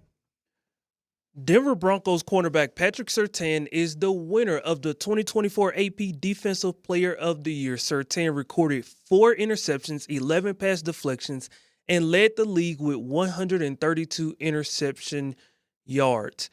The Defensive Player of the Year first place voting went Surtain with 26 votes, Trey Hendrickson with 11, Myles Garrett with 5, TJ Watt with 3, Zach Bond with 2, and several other players in 6th, 7th, and 8th have a total of 1 first place vote. Here's Patrick Surtain talking about, the Defensive Player of the Year and what it means to him and the people that played a role in his life to help him get here. Wow. First and foremost, I want to give all the praise to my Lord and Savior, Jesus Christ. I mean, without him, I wouldn't be in this position, first off. Secondly, I'd like to thank my family, mom, pops, for setting the blueprint, turning a young man to a grown man. I want to thank y'all. I'd also like to thank the Broncos organization for believing in me, for trusting in me, for allowing me to grow and being the player that I am today. And lastly, I'd like to thank my teammates for helping me reach my full potential and being the best person I could be, man. So thank y'all. Have a blessed one. Best defensive player in the game. Also a great, I'm talking elite representative of the Denver Broncos franchise. Every time a microphone is in front of his face, first class, well-spoken, cooler than the other side of the pillow, man. I had a chance to be on a couple shows this fall with Romy Bean, and she does that, that I think it's Monday night where they get Broncos players in there. She said the best interview by far, most natural, great guy to be around, Patrick Surtain II. He is such an impressive young man. And the wild thing about him, Raj, he is a young man. He's 24 freaking years old, man. Feels like he's been in this franchise for 6 years. I mean, what is this was year 4? Is that what this was? Year 4 for yeah, he was drafted in 2021. He was in the... He's 24.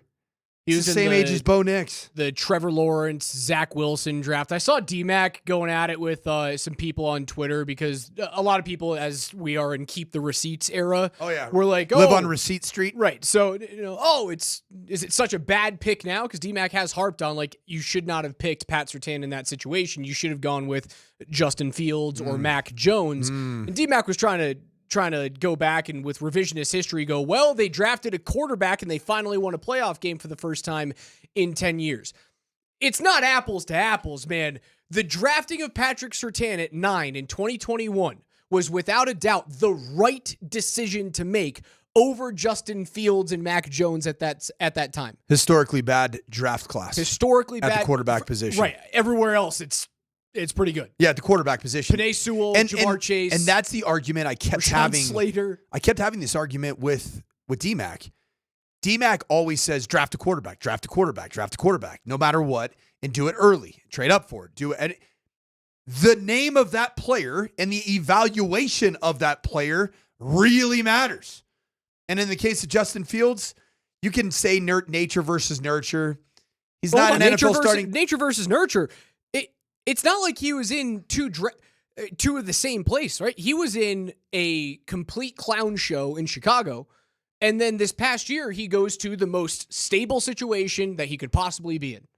Mike Tomlin. Yep. And he still sucked. And Mac Jones, the same thing. And neither one of those two players are NFL starting quarterbacks. And you know what the best is? You get the best of both worlds here. So had you drafted Mac Jones or Justin Fields and they both turned out to be worthless quarterbacks like they are right now, you don't have a defensive player of the year to pair alongside your new quarterback in Bo Nix, who looks like he's going to be your guy for the next decade. I disagree that you can't choose when you suck. You can. You can choose. The one's going to be very interesting is the Raiders. Because if the Raiders end up getting Shedeur Sanders and it all works out, they did choose when they suck. You can choose when you suck. And they got Brock Bowers, who was second overall in Offensive Rookie of the Year as a tight end. So I suppose that, like, if you don't know for sure that you have your quarterback, do you draft another one in the first round again? And then you don't have anybody to play for you? You don't have Pat Surtain. You don't have any first round wideouts. Did you hear Mike Florio? Tight end. Did you hear Mike Florio out of nowhere at the Super Bowl media row, prep radio row? He was interviewing Michael Penix Jr. and asked Michael Penix Jr. if the Falcons are going to draft a quarterback this year. Huh? It's almost to your wild point. You just keep drafting a quarterback? No. You get the quarterback and you get it right. And then you build around him. In the case of Mac Jones, that was not the right quarterback. He wasn't good enough. In the case of Justin Fields, he wasn't good enough. Early returns on Bo Nix, he's good enough. We'll see. What's next?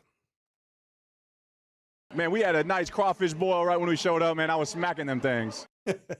Multiple players from the Eagles. That was Dallas Goedert you heard there. Multiple players from the Eagles have come up this week with an illness a couple of days before the Super Bowl. Eagles right tackle Lane Johnson, he reported that several guys, 4 to 5 maybe, are dealing with something that is keeping them down. Like Eagles defensive tackle, Jalen Carter is dealing with some very serious like food poisoning / illness. Quinyon Mitchell, he's dealing with laryngitis, and there are other guys dealing with other forms of food poisoning along the way. Eagles defensive coordinator Vic Fangio told NBC Sports Philadelphia that an illness is going around through some parts of the team, but they do believe that this will not jeopardize anyone potentially missing the Super Bowl. And this got me to kind of thinking here, if you were the Kansas City Chiefs and you needed someone to be out that you knew could potentially affect you here, and your only chance of winning was to potentially take them out, and you knew you couldn't, kill them or anything of that nature because we're in New Orleans. You can't kill them. You're playing the Godfather music in the background. Well, listen, New Orleans, they're very armed right now. You don't play those little games, all right? We're gonna put a voodoo doll. We're gonna put some concrete shoes on them. Yeah, Patrick Mahomes, you want to try on these sneakers here? Is that all you got? Is that your only Don Corleone? Go, come on, Don. Keep going. Let's hear it. Yeah, I mean, I think that the problem is Dallas Goedert, man. He threw it out there right when they arrived that he was out there smacking them things, that crawfish boil. So the Philadelphia Eagles, unfortunately, with Vic Fangio as their godfather themselves, they're Don Corleone from the Familia. They did too much damage to their own goots. They're gonna be fine. They're gonna win the game. Okay. The Eagles are going to win the Super Bowl. Yeah. I'm just feeling it, man. Oh, there's the rush. There it is. There's no such thing. It's not a curse. You're just weak-minded. That's all you are. Weak-minded coach. So Alex Ryan-Emy just guaranteed a Philadelphia Eagles I didn't guarantee. Super Bowl I said victory. it's a feeling. Okay. I got a feeling. All right. I'm not going to sit here and tell you that Better Kansas be up by City's going to win. 17 points. I can't do that. That's disingenuous for me being a Colorado. If you're the Philadelphia Eagles, you got to be up by 17 points with like a minute to go to guarantee a victory. Trust me. KJ, what's next? The stories regarding the LA Rams have been revolved around the trading of star wide receiver Cooper Kupp.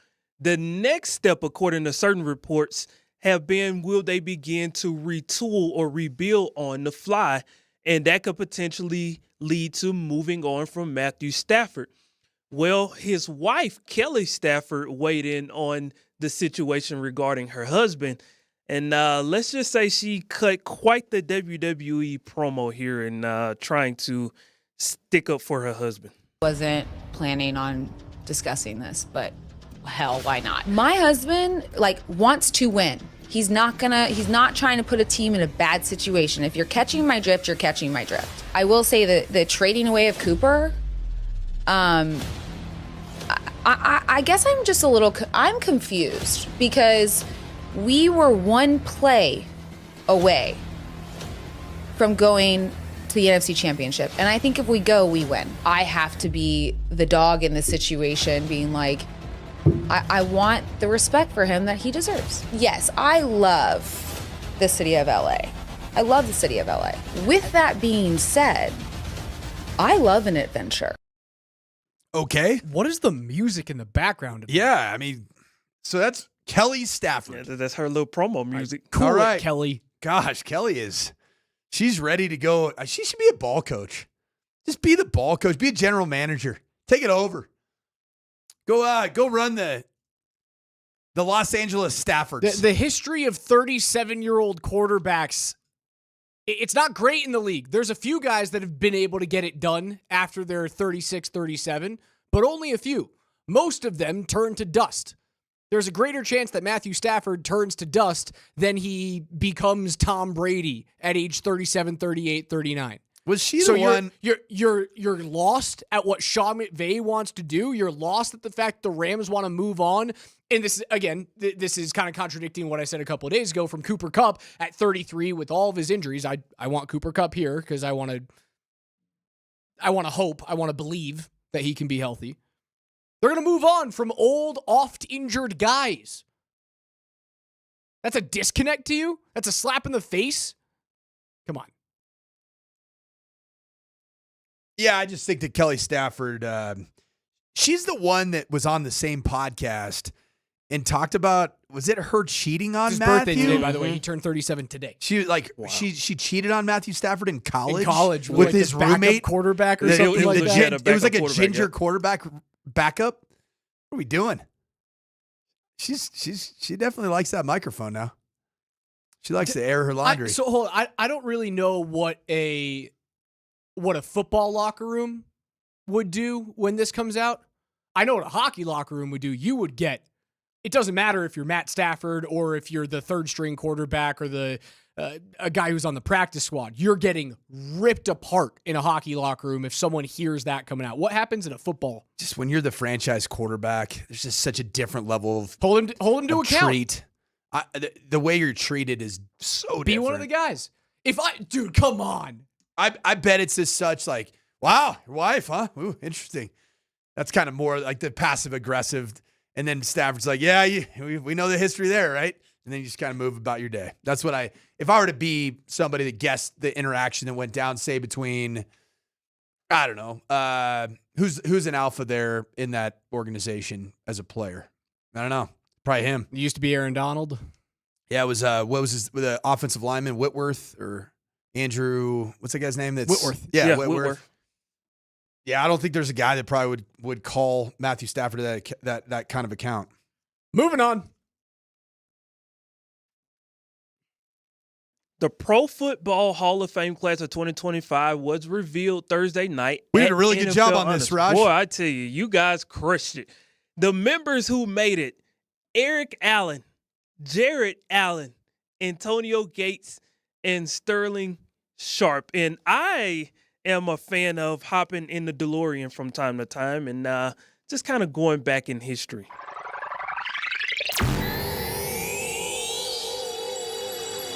Eli, Vinatieri, Wayne, Woodson, Gates. I got one. Is Eric Allen there? Ooh. 2. Is Jared Allen there? 3. But I named 8 guys. I kind of like my 5. Gates is a Hall of Famer. That guy was unstoppable. All right, Raj, what do you have to say for Manning yourself? not getting in, and he'll get in. He's got 2 Super Bowl rings over Tom Brady. You should get in. That was so mine. This is the smallest Pro Football Hall of Fame induction class since 2005, when only 2 players got in. It's not an overwhelming class. Like Marino and Young get in 2005. Gates, Allen, and then Sterling Sharp is a senior representative. Vinatieri, you could make the argument, is the best kicker in the history of the game, or at least the most clutch kicker in the history of the game. And I know it's tough to say, oh yeah, kickers are Hall of Fame football players, but there's guys in there. Vinatieri should be in.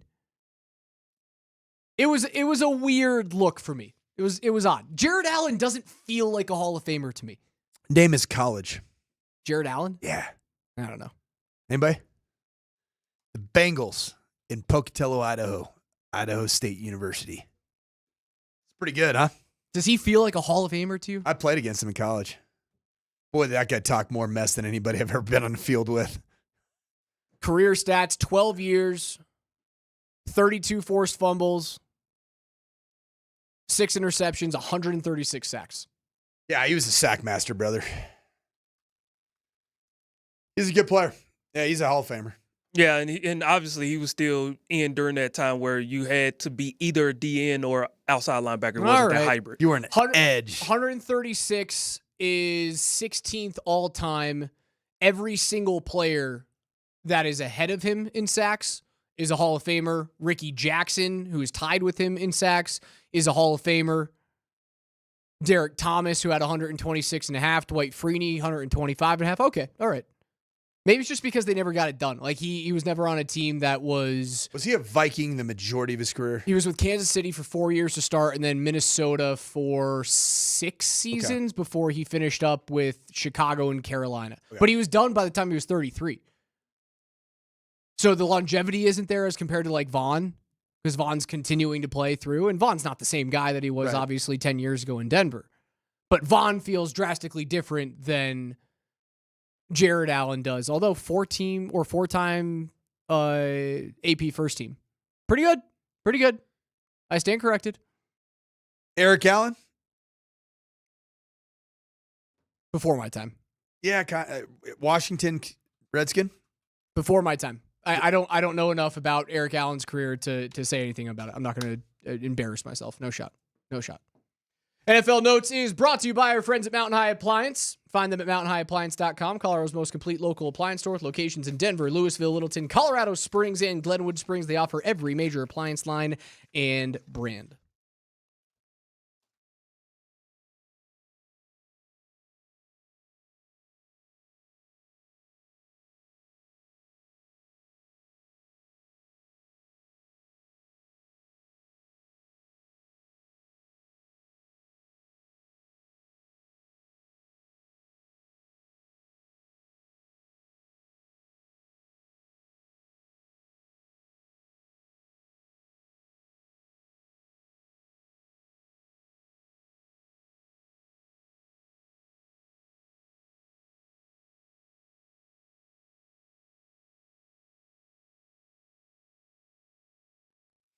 Hey, Raj, you trying to get out on the slopes, man? You trying to get out there and get some good old pow in? I am. I know that. Clearly, Raj isn't ready for it, but ski season's here. It's February. You're like me and my family. It's time to go. It's time to get up to the mountains, and we got the place for you. That's Loveland Ski Area, and that's going to be my home away from home these next 3 months of this winter. We love that we can exit I-70 before the Eisenhower Tunnel and head straight to Loveland, where the slopes are filled with snow, not people. With more than 1,800 acres of skiable terrain, highest average snowfall in the Front Range and Summit County resorts, look no further than Loveland Ski Area. Find discounted passes at skiloveland.com. I'll see you up there.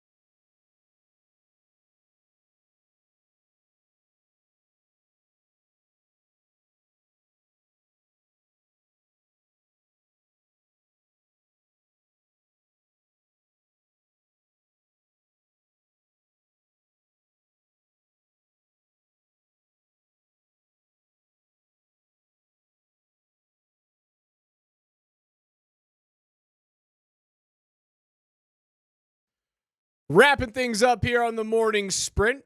We'll hand it off to PhD, noon to 3, Nate and Andy, 3 to 6, and then from 6:30 through the rest of the Avs and Edmonton Oilers game, you guys can join myself, Mark Bertinoli, Mark Springer, out at Rhino at number 38.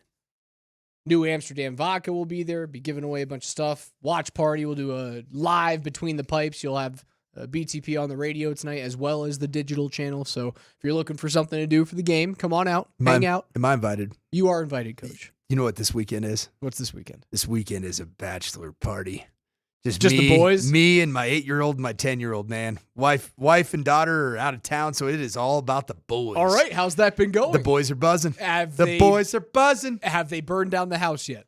They have not. Have I? That's the question. I think that little Gunner would have a good time over there at the Between the Pipes. You know? He's been there before. Oh yeah, he's been a number. He was there. He had a great time. He for the Broncos Bills game. Yeah, he was all about it, man. You are more than welcome to stop by. I would encourage that you stop by. Okay. Maybe we'll let you on the show. No, you guys don't want that. You're not ready for that quite yet. Yeah. I'm waiting to pull out Coach Sanford on Between the Pipes until we need it, until we want it. Okay. Because there's going to be a time where we get it. It's going to be, you know what it's going to be? It might be a playoff game. It's going to be when it all comes to fruition and my guy Casey Middlestad is back and just slapping pucks into the back of the net. That's what's going to happen. We'll get you on. You've been pining. I see you in the comments section every now and again. Oh, yeah. I'm not afraid to creep in there. I got tabs on you. Don't you worry. Oh, yeah. We got that game tonight. Obviously, a big game on Sunday. Coach, I feel this, and I'm sure I'm not alone here in Denver. I have a malaise toward this Super Bowl. I haven't been able to get up for it. I'm not going to be the guy that says, I'm not going to watch it. No, I'm having people over on Sunday to watch the game. You're un-American if you don't watch the Favorite game. Super Bowl appetizer? Wings. I love wings. I think I might have, it being boys weekend, I think we're going to eat wings for all 3 square meals each day. And I think we're going to, we're going to Wing Shack up in Northern Colorado. Okay. Great spot. If you haven't been, do it. Great spot. Haters. Probably have haters for tomorrow for lunch. That's a pretty good McAfee. It's a really good McAfee. Coach, I made fun of your Don Corleone, which admittedly... I'm not a great Italian. It wasn't great. I am not a good Italian. You just saved it with the McAfee. That was solid. Yeah, and then I'm thinking, have you ever had a Fire on the Mountain? Yeah. Oh, that place is good. I'll do wings. We'll probably get those from Walter's. That's my favorite wing in the state. You've told me about it. It's down here in the ranch. There's like 3 or 4 different locations. The closest one to you is probably in Lowry. I'll do wings. I'm not a big mozzarella stick guy. I'm not either. Are you a jalapeno popper guy? Oh yeah, I'm not. I make a killer jalapeno popper. See, I haven't had a lot of really good homemade iterations of the jalapeno they're popper. Hot, Coach, but they're good. I like a little heat on it. Cream cheese, raspberry preserves. I like when it's just as hot going in as it is going out. I tell you, they're hot going out. Yeah, they are. Hot. Yeah. I tried the Nashville hot chicken sandwich at number 38 yesterday, man, and that thing. Little how's your father on the way out? It's Pops is still saying hello. I'll tell you what I like. Queso. The official food group of the state of Colorado. Queso and nachos all time. Can't miss it. I've lived all over this beautiful country, and there is not a state that is as committed to queso. I mean, you go to a Chinese restaurant in Colorado and they have queso. You go, hey. You ever got queso at a Chinese place? I mean, it's unbelievable. I tell me you're eating queso at Sushi Den? I went to Uchi Sushi, and they're like, would you like queso to start out with chips? Huh? What are you talking about? Yeah, queso at Mediterranean restaurants. does an all-time queso. I just love queso. Big queso guy. I like fancy queso. I like queso fundido, where it's like more the real cheese that's kind of stringy, and you put it on a tortilla. I like old school yellow, like Velveeta queso. Yes, name it. I like queso that has beans and like meat in it. I like it all. How good is queso? The Super Bowl gets me excited for 2 reasons. All the queso and all the iterations of queso. And for whoever you are going to be watching this Super Bowl with, tell everybody to bring their own version of queso and then consume them all. And then number 2, We're going to watch history. Whether you like it or hate it, we are going to witness history on Sunday.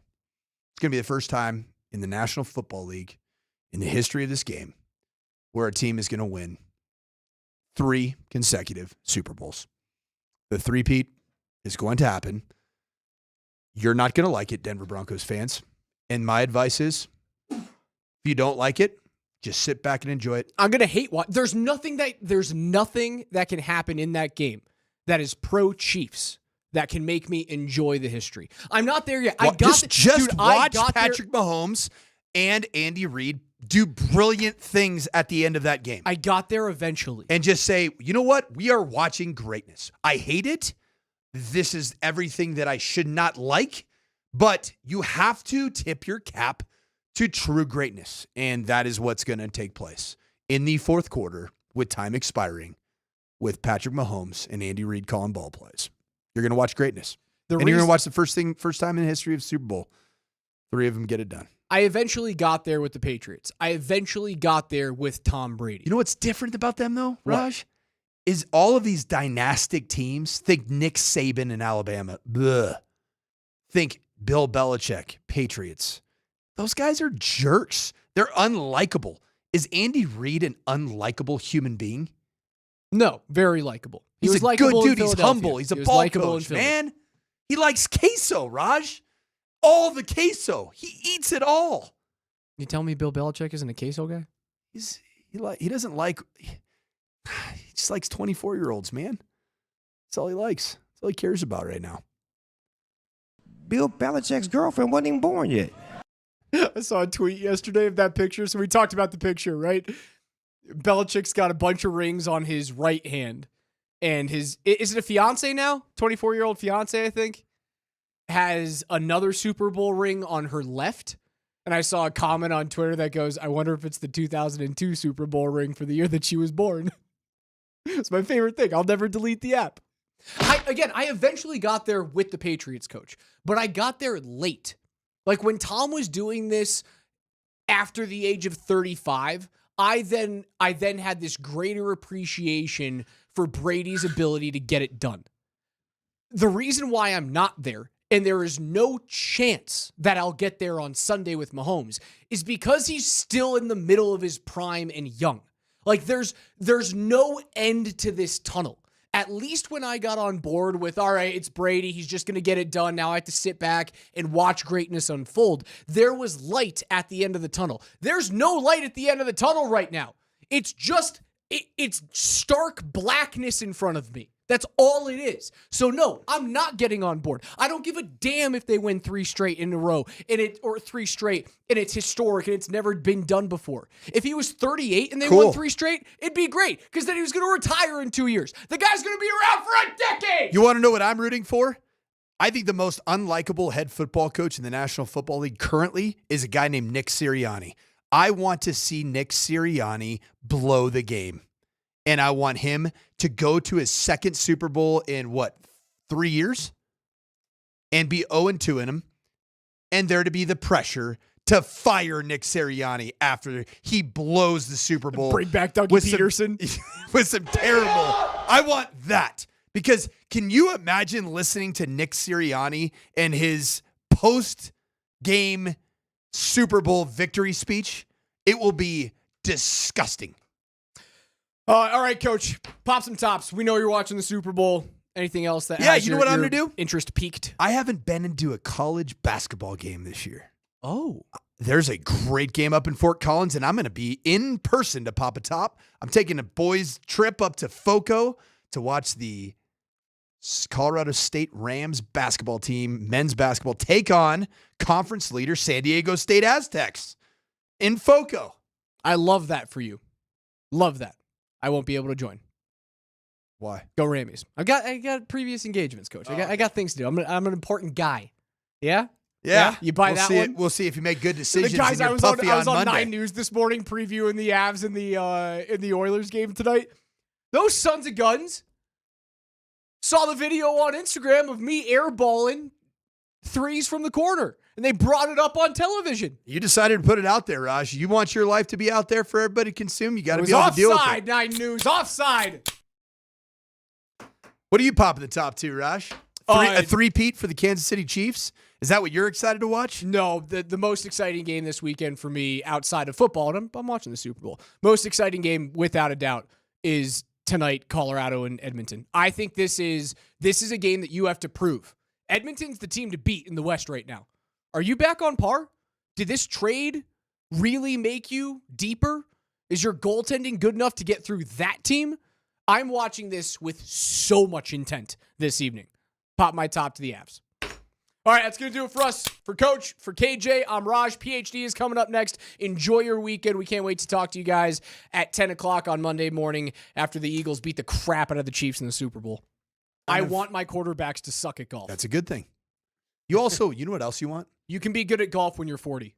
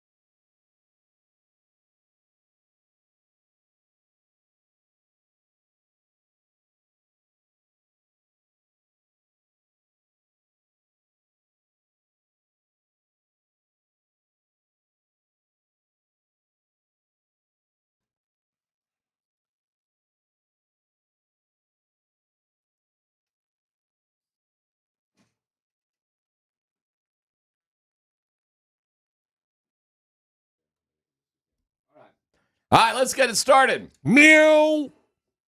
Thank you to AAA Home Improvements.com. We love them. Thank you, AAA, for getting us set and getting us going today. I'd like to say thank you to Brothers Barbecue for This, wonderful lunch yesterday. They still got leftovers today. I was hoping that they would have come back in today because I actually got to see people here. Hey, there's leftovers. Yeah, but it's not out in place. It's in the fridge. In the fridge. That's all you got to do. But you're missing the whole point. No, you want to see people. I want to see people. Okay. Yeah. People are overrated.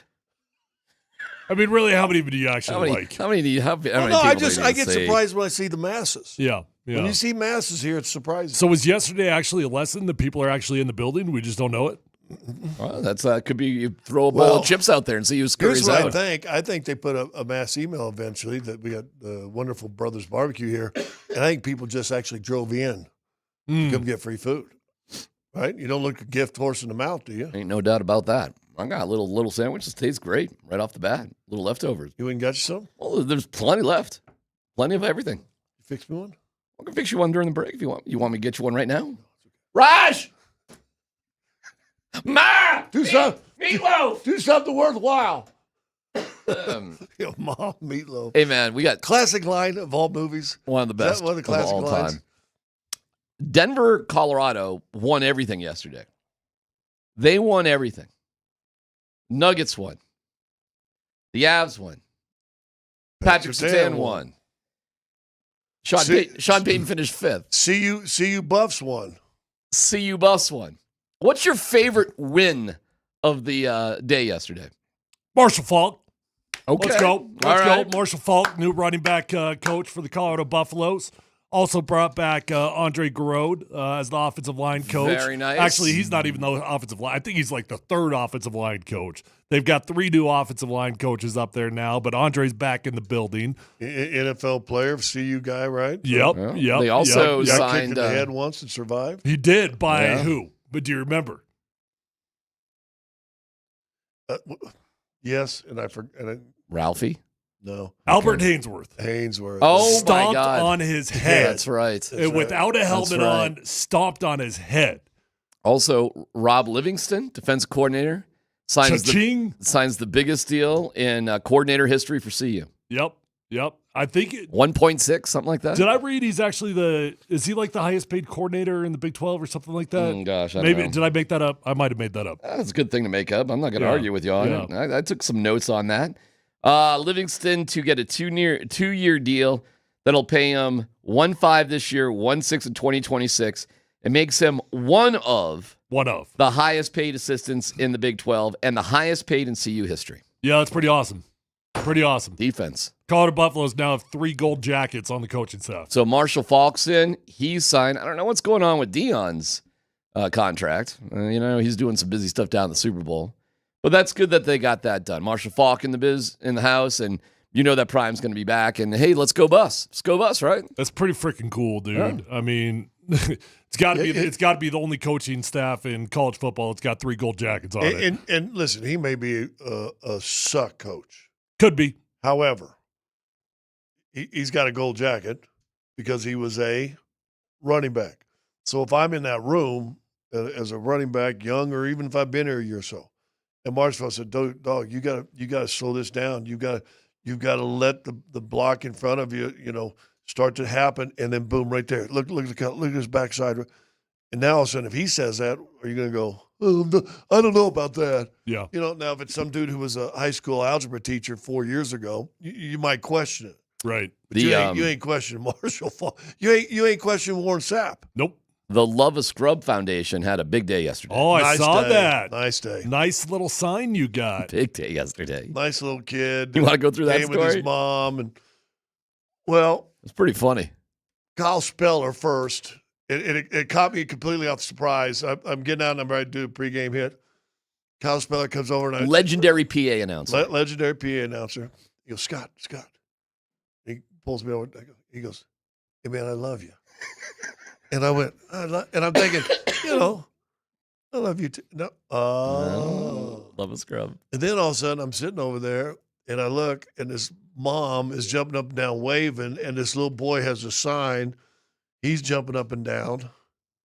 And says, I love you, Scott. That was great. Love a scrub. LAS. And we have a video PSA. One of your peeps put together, It's right? available now. Thank you for at least putting that me making a basket. It's great. We'll break down the entire video a little bit later, so keep listening. Can I tell you what the Warden You can said see it about right it? now on the YouTube page, but we'll have it later. What Warden said, I think we're kind of trying to take a shot at you, but it's really not bad and it's kind of funny. Perfect. Yeah. I said, well, that's fine. pretty good. Yeah, that's not bad. Yeah, I mean, I had nothing to do with the editing process, but he did leave in you draining 3. Yeah, I drained 3. And then there was something about doing something to another player in that at the end, but whatever. It was great. We'll highlight that in a little bit. The Nuggets, first of all, huge win for the Avs. We'll dig into that as well. And that would have been my big win. The Avs win? Yeah, because you don't want to go to Canada before this stupid tournament we're going to have and go over. That was probably one of the more meaningful wins of the year. You kind of play with house money tonight in Edmonton. At least you got something out of this 3-game road trip. To go into the Four Nations face-off with nothing would have sucked. So we'll dig into that. How about our guy MPJ? Three nights in a row. First time in his career, 30-plus points, 3 nights in a row. First time. He thought he had done it before in the bubble, but he had not. He got like 28 points, 30, something, 28. He hadn't done that since high school. Wow. Because don't forget, there's no he didn't do it in college. Yeah, he was hurt he played game and a half in his college career. Correct. So finding ways to get buckets and ways that he usually doesn't. Transition, all kinds of cool stuff going on. I mean, I'm not going to bust your chops, but I suggested he may get 30 again. You're like, no. Well, but do you see how it started? Do you see how they tried to play him? Very physical, right in his chili. But it goes back to what we talked about, how he did it again last night. Comes off the screen, and you got KCP hugging him so he can't get out to the 3 for an open shot. And he just curled it right in there, and it's open all the time. It was interesting to hear him say, I'm being more aggressive. I'm all this stuff. And I was like, well, what happens when everybody gets healthy? Because P. Watt was out, Jamal was out, Westbrook was out. He's like, well, there's a culture of the team, this, that, the other thing. And there's part of me that's just like, no. I don't know, bro. Maybe you should just keep after it. If you remember at the beginning of the year, and I said on these airwaves, if they want to win another championship, the key is Michael Porter Jr. Yeah. And that guy last 3 nights, as Tyler just pointed out,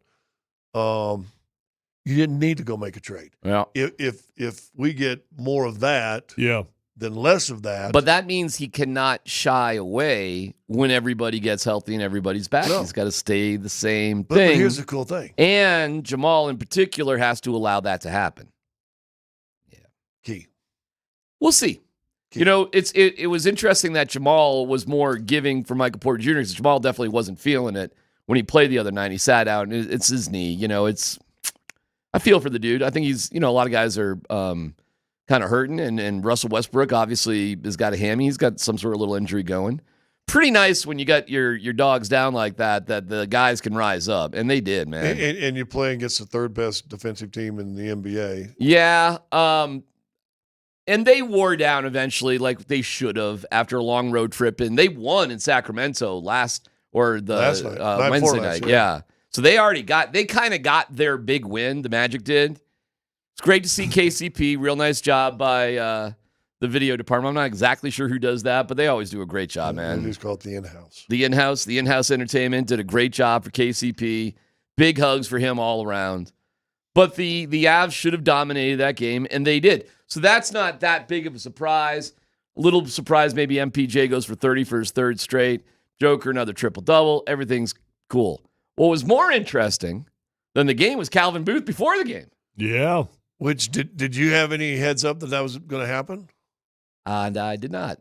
And you were just sitting there still, or did you make it down there? Got there a little bit late. So this was the post-trade deadline. I'm going to have a presser. I would have liked to have been there. Anyways, Calvin Booth.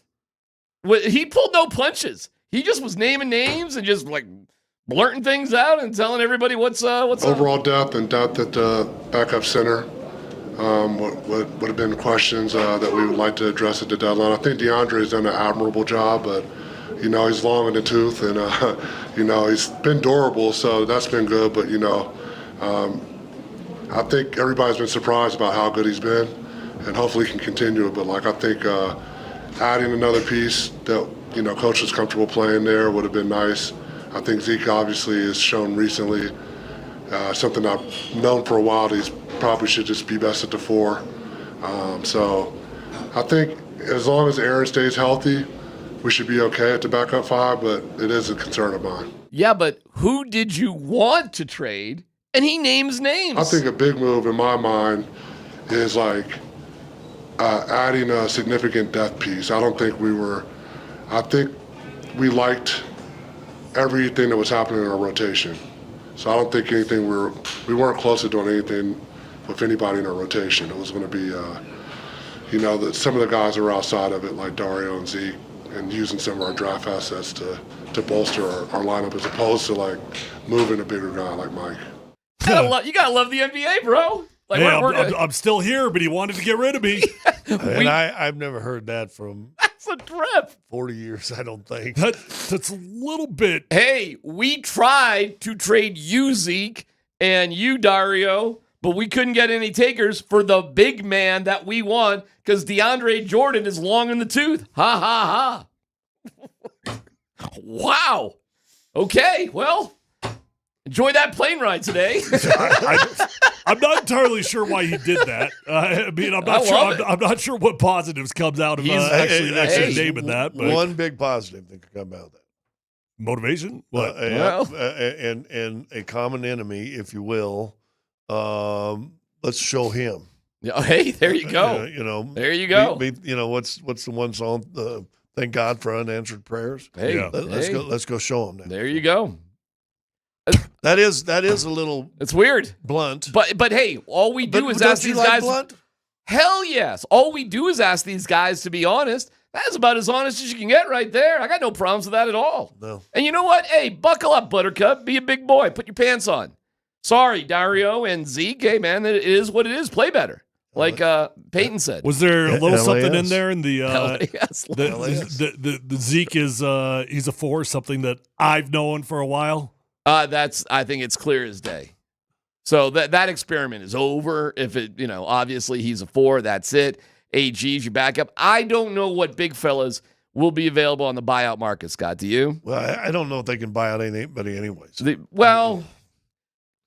There's that apron that Dennis I kept talked hearing about that if yesterday. Yabusele, for example, who was a low-cost guy, was on the buyout market, which Which he's he's not. Yeah. But somebody like that, then you could. But I don't know who that would be. Listen, your roster's full. I agree. I think that the only thing you could possibly do, I guess, and I'm rolling my eyes and shrugging my shoulders, is get PJ Hall in there for maybe a few minutes and see what that's all about. But that's a stretch beyond a stretch.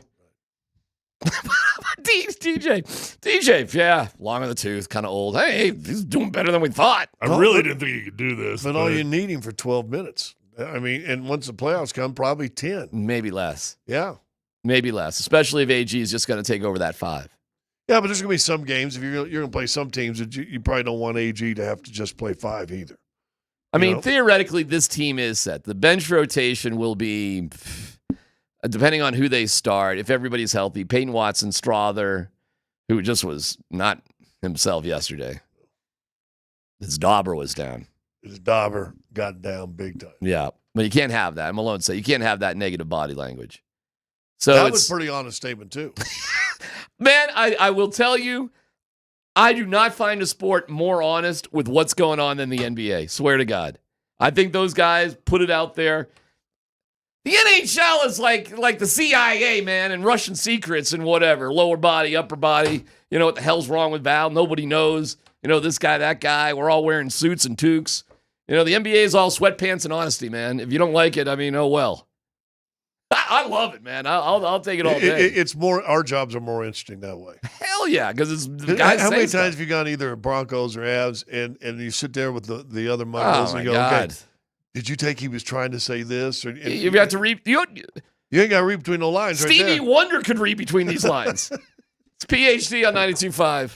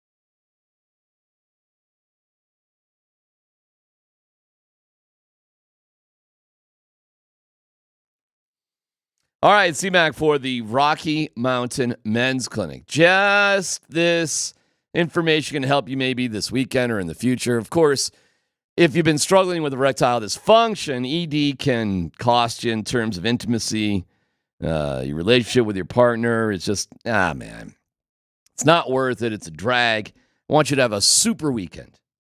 And that starts with getting things right in the most intimate of spaces, where the Rocky Mountain Men's Clinic can help you out. They have success rates well over 90%. Some treatments can have you last an hour or more. There you go. They've served the Front Range of Colorado for nearly a decade, treating tens of thousands of men. So schedule a visit today. It's only $99. You get a consult, a T and a PSA test. If medically advised, a test dose. If that doesn't work, in the office, your visit is free. They've got an expert staff, and like a lot of men, you could be having sex the day after your appointment. So make it a super weekend. 5 locations: Fort Collins, North Denver, Central Denver, Castle Rock, and Colorado Springs. Hit them up at 720-440-7900. RockyMountainMen'sClinic.com.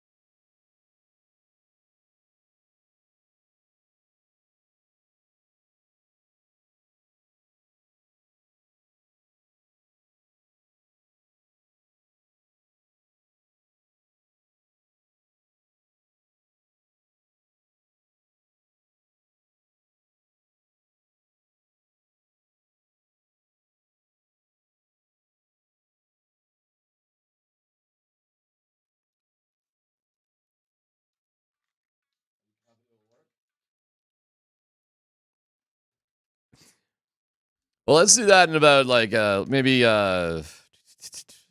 20 or so minutes. Stick around for the updated Love a Scrub PSA. We'll break it down and we'll look at videos and photos. And I mean, it's great, but it got amped up because everybody was so into loving a scrub. So we'll get to that. Well, I got to tell you, I did have a third guy as leaving the game. Said, Scott, love you. I love you. Listen, man, if we could have people say they love you with a bunch of signs with LAS under Love a Scrub or I Love Scott and LAS, that is officially hysterical. Did you put the kid on TV? No, because our cameras are behind him. Oh, okay. So, all right. But I did. I took the picture of him and I put it on X or Instagram. Yeah, that's great. Can I tell you one quick story before we do the Love a Scrub?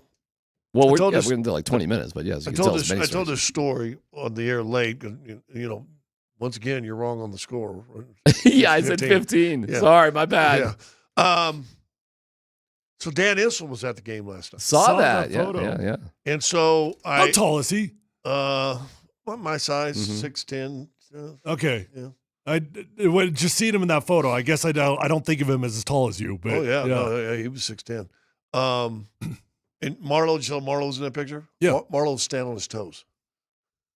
Well, Marlo's got to be 6'2" or so. Well, he said he used to be 6'4.5", but he's probably closer to 2.5 right now or something like that. It happens. 6'3". Yeah. So I'm talking to Dan, and he was telling me some crazy NIL stuff and everything else. He told me one kid last year. What's his connection to NIL? Well, I know we were just talking. Because I told him he asked about the facial hair, and my new line on my facial hair is I'm trying to get an NIL with KFC. That's a good joke. That's a good joke. Put that in your back pocket. Yeah, I keep that. He laughed. He said, there's this one kid, but basically he was just a rebounder. He said, you know what his NIL was? And he wasn't a big scorer or anything like that. Just a real good college rebounder. I said, no, what was it? He goes, $3 million. And I asked him, I said, well, what'd you average your senior year at Kentucky? He goes, 33. Without a three-point line. I said, how much had that been worth? Right? Oh, it's unbelievable. I mean, how much would that been worth? So anyway, I said, and listen, I played for Dan a year and broadcasted with him as he was his coaching realm here and even was a GM. And I got a good relationship with Dan. I love Dan to death. But I asked him, I said, here, now, I'm going to ask you a question. I said, I don't want to ever ask you like this. I said, you can put your coach hat on if you want, but I really want to know what the player thinks. Remember, Dan Issel's Hall of Famer. Probably top 2 or 3 players that's ever been in a Nuggets uniform. Won an ABA championship, I think, when he was in the ABA. This guy's a hell of a player. Right. I mean, he really, really was. I said, what do you think of Nikola Jokic? I quote Dan Issel. He's the best I've ever seen. Period. I go, because it kind of shocked me, because you give homage, there's a GOAT, Jordan and and LeBron and blah, blah, blah, blah, blah, blah, blah, blah. He goes, Scott, he's the best I've ever seen. He goes, he's like me and you. He's slow and fat. And he does whatever he wants, and he controls the entire game. Yep. He said, I've never seen a guy's vision, as good a vision as this guy has. And once again, it's not the earmark, Wheaties box athlete, but look what he does, right? But I don't know why it struck me because of Dan, maybe because I have respect for him as a player, but he said, best I've ever seen. Okay, then have the Nuggets, let's analyze this a little bit. Have they done enough to support Nikola Jokic the best that they could to win a championship this year? Be honest. Be somewhat honest. I don't know. It's way to be seen. We know what they were trying to do. Now we know what they were trying to do. They were trying to deal Saric and Zeke and who else on the back bench for a big. They were not going to move on from anybody currently in the rotation.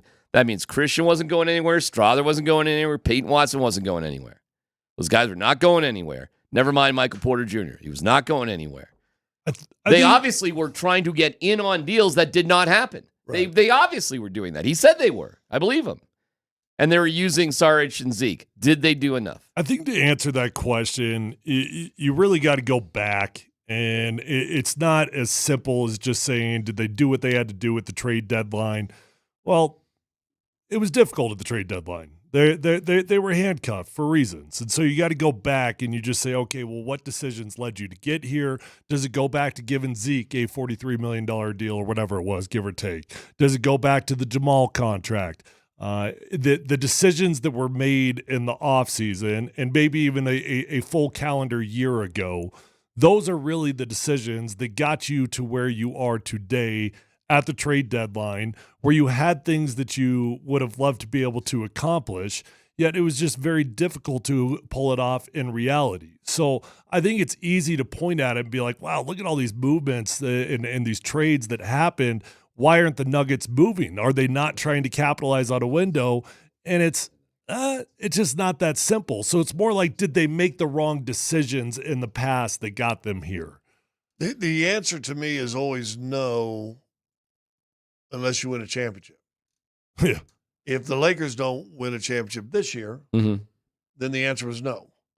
All those trades, Butler going to Golden State, if they don't win the championship, no. So you kind of got to wait and see if these play out. That's the first thing. And I'll go back to this. And again, I said this before the season started. Michael Porter Jr. is the key. And if he's shown anything in the last 3 games, a bar, a capability bar, right, that he's kind of set, he adds an entire different dimension to your team. Now, that means guys around him, whether it's Jamal, as he's going to probably be nursing that knee all year long. I get it.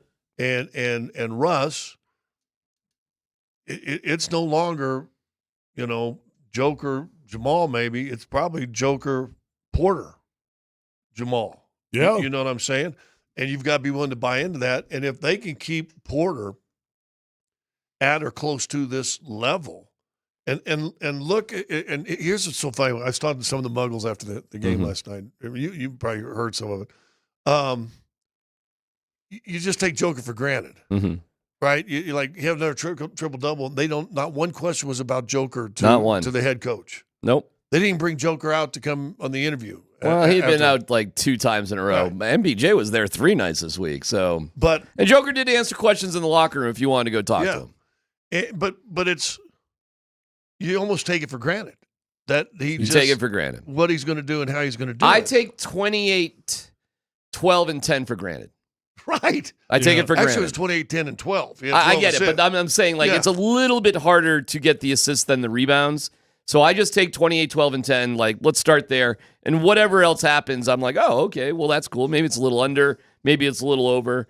But he walks out on the court. I'm like, oh, that's 28, 12, and 10. And then we'll see what the numbers are. Yeah, right. I saw he's on track for 38 triple-doubles this year, which would leave him 4 short of what Russ had previously done in that great year, which is interesting. But going back to Michael Porter Jr., I do wonder, Coach Malone came out and almost defiantly said, we are not moving on from Michael Porter Jr. What was that, 5-6 days ago now? After the New Orleans game. Yeah. Okay. What was the date of that? Do you happen to know? Monday. It was that Monday. That was Monday? Monday, yeah. Okay. So he comes out and says that. And I think coaching is about 80% being a psychologist as much as anything else. Knowing, okay, Tyler's the type of dude that needs a kick in the rear end publicly.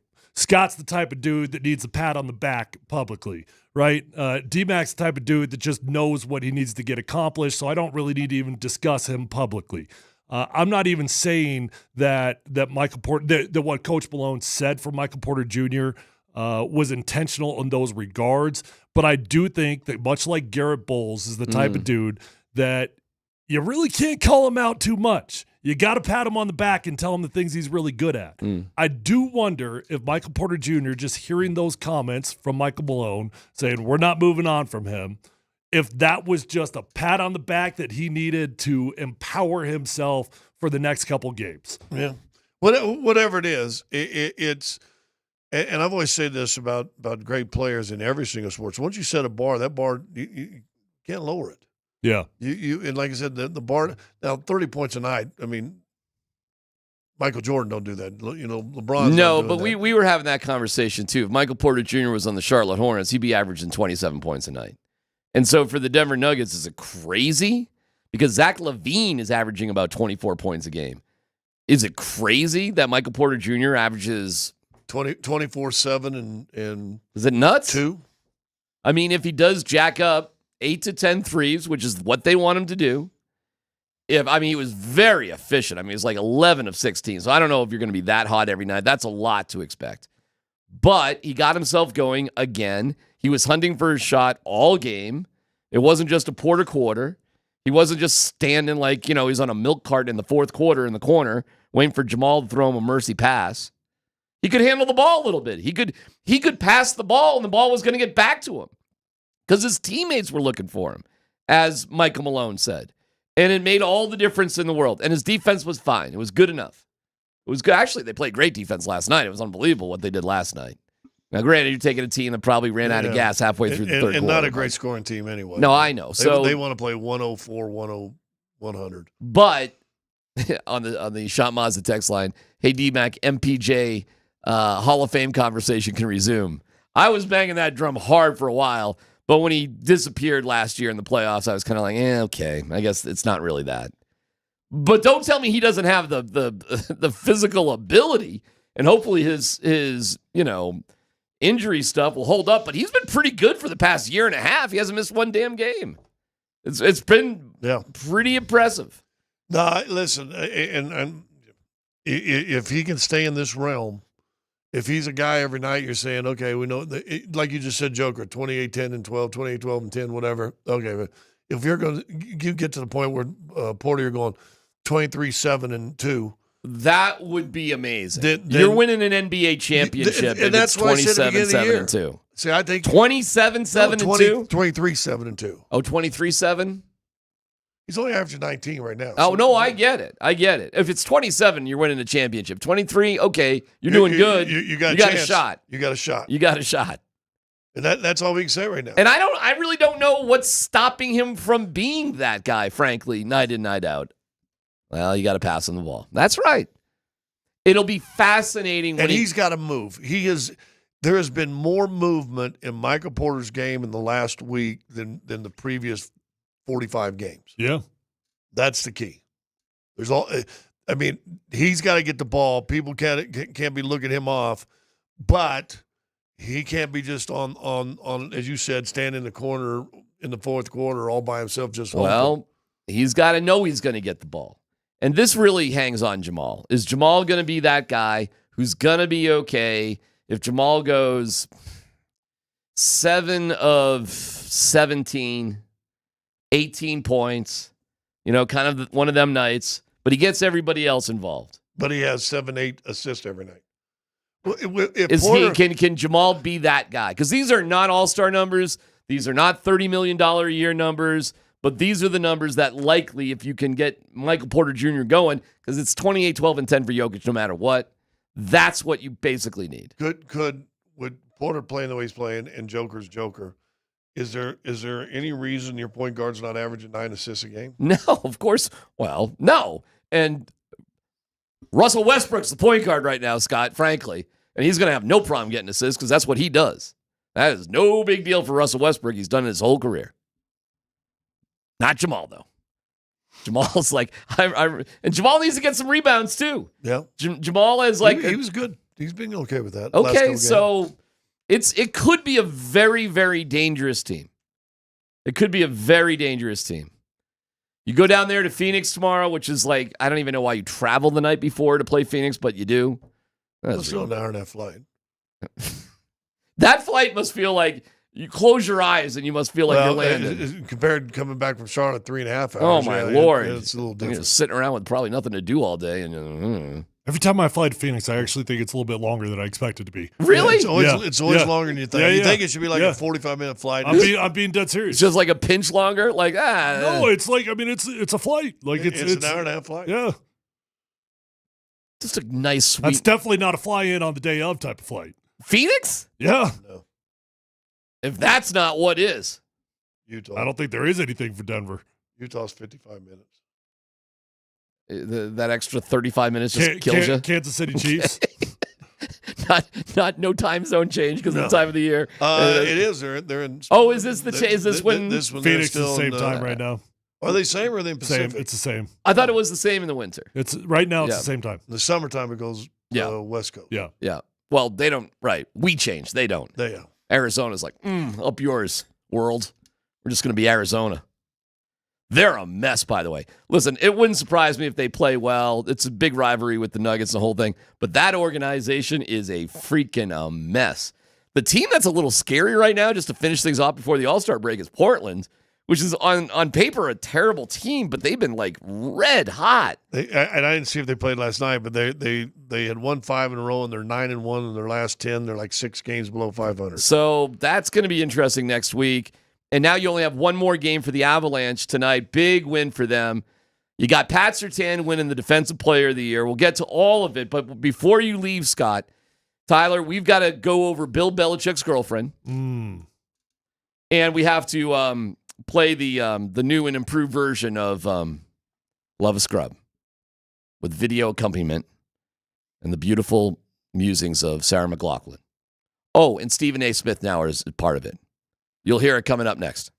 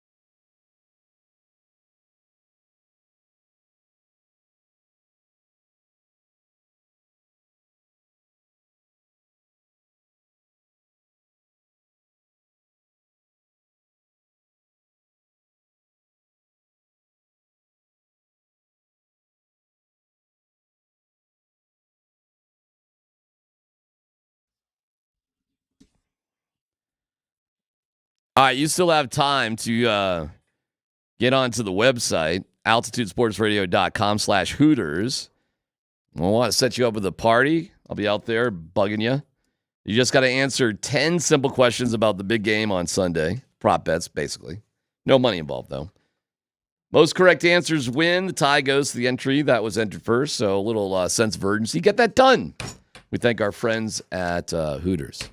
I don't know if they're involved with a charity, but we did get first of all, we got an amazing PSA, and then we added video and kind of.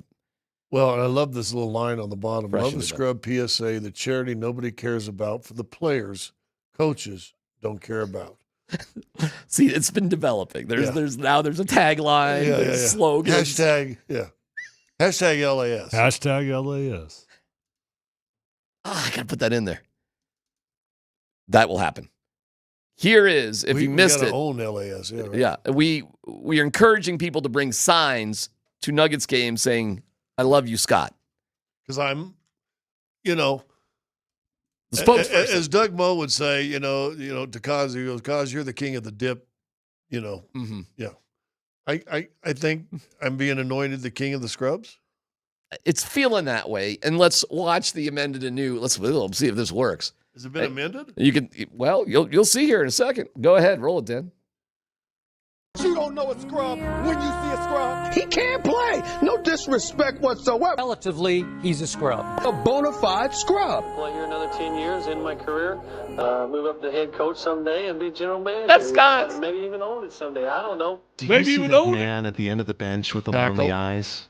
All good-hearted NBA fans know that even scrubs need love too. And now Polumbus, Hastings, and DMac are giving you the opportunity to love a scrub. Those scrubs on the bench just look so sad. I had to do something. I feel so much better now. For just $10,000 a day, you can love a scrub who only uses the arena shower after practice.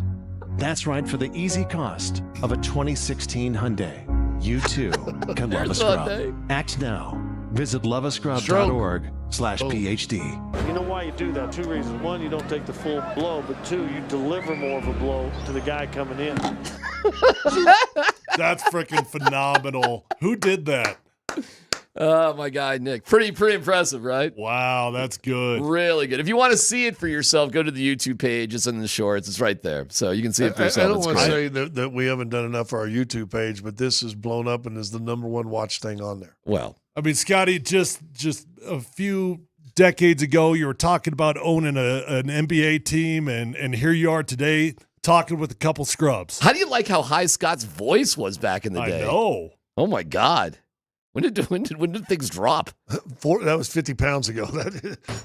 I think that probably had something to do with it. I don't know. Oh, that's great. It's all highlights of Scott, but he did in the montage. He could have thrown in a brick. Yeah, he did not. As soon as I saw it, I go, he's going to show me shooting a brick, and it was a make. Corner 3, totally open. Nobody was really worried. Well, sometimes the hard ones. Ask Julian Strother. Hey, oh, jeez. Wow. Got the start. What time is that plane ride? Soon. 40 minutes. Thank when God you were Spotify. shooting that 3, could you hear your coach say, no?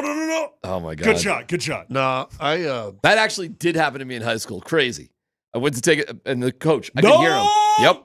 Good job. Ball went in. Up his. I've always said there's no had. such thing as a bad shot if it goes in. That's yeah. right. Yeah. But I literally heard the coach saying no as the shot was going up.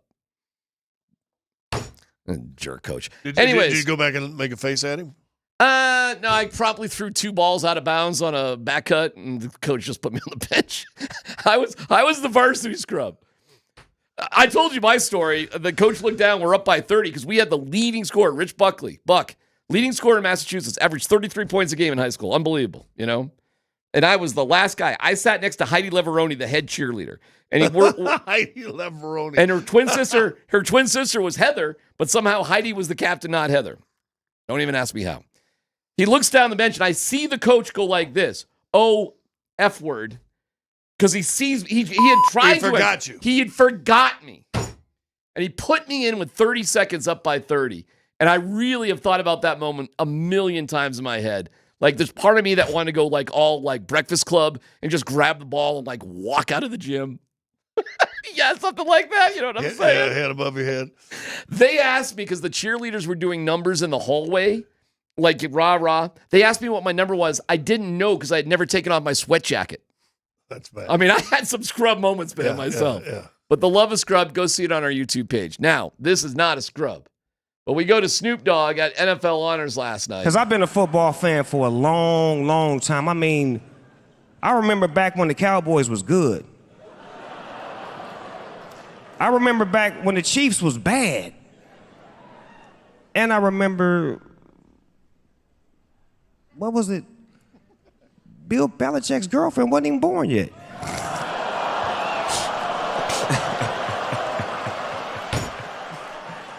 She is 24 years old. And the outfit she wore last night, yikes. Kanye West thought she should put on some clothes. Oh, gosh. Yeah. Kanye's girl said, hey. Whoa. What are you doing here? Dude, I loved Max Crosby's reaction to it. He's got his fist over his mouth. Like, am I allowed to laugh at this? I think I got to laugh at this. I can't laugh at it. Yeah, she Wow, she is beautiful. She is fit. She is absolutely gorgeous. Bill Belichick, personal trainer too. Well, it looks like it. That dude don't give a you know what. Who's that? Okay, and answer me this. You look down on his right hand, and he's got 5 rings on.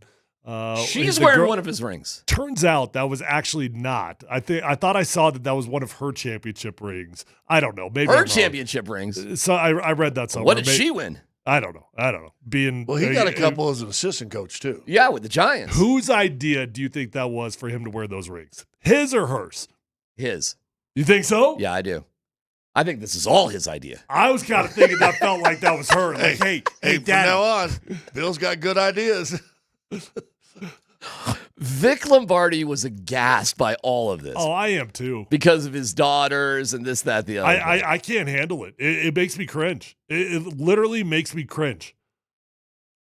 Look, what are we doing here? All right, here, hold on. I kind of don't have that big of a problem with it. Darren, let's ready. Wow. What's that? Yeah. Giving a standing ovation. No. Well, I may be biased on this one because I do not have any daughters. I just have 2 sons. No, I don't there have is any daughters. nothing okay about this. There is nothing okay about this. What's wrong about it? She's 24 years old. Okay, so what's the age difference that's acceptable? Okay, I would say this. I don't know that it's so much about the age, like the number itself, as if it's a little kid. Like, that's a kid. That's still a kid. She's paying taxes. Do you think that your kid is a grown man or is he a kid? He'll be 25 here in 3 weeks. He's got his own place. Is that a grown man or do you think of him as a kid? Well, that's a good question. Boy, he lives like a grown man. I mean, he's got his own job, pays his own place. I don't give him a dime. I mean, I don't know. What else does it take to be a man? I don't know. How about your other kid? I mean, it's a little bit different of a story. How would you feel if he came home with Barbara Streisand? Dude. Comes home with Yentl. I think at the bare minimum. Did you hear me and you're bagging Yentl? Did you hear me and Marlo the other day get into if I were a rich man?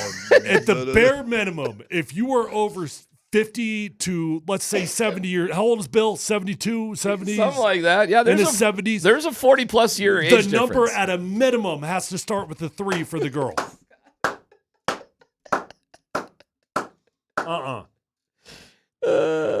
Hey. No. Taking the money. Hey. They're going to have the practice jersey in North Carolina in a light blue, appropriate color on the practice jersey says Viagra. Oh, man. If you're Viagra, you're not screaming. What kind of game does Bill Belichick have to pull the 24-year-old, by the way? Are you serious? Where's my money? I understand. He's got money. Really? Better than yours. Okay. I mean, what, are we really going to break that one down? Young, hot girls, dude with money, really? Listen, I'm not saying they can't have love in the mix. Maybe they do. That's his grandchild. I'm gonna stand up too. No, you guys are both going straight to hell. It just is what it is. No. Hey, if you're supposed to love your neighbor like you love yourself, Billy really loves himself. He really loves his neighbor too. Good on him, man. She is slamming, man. I mean, and she looks great. By the way, on the Snoop Dogg joke, he was laughing his ass off, and she was kind of like, wait a second. She laughed. Kind of. He just said the perfect joke that everybody in the place is thinking. You gonna stand up again?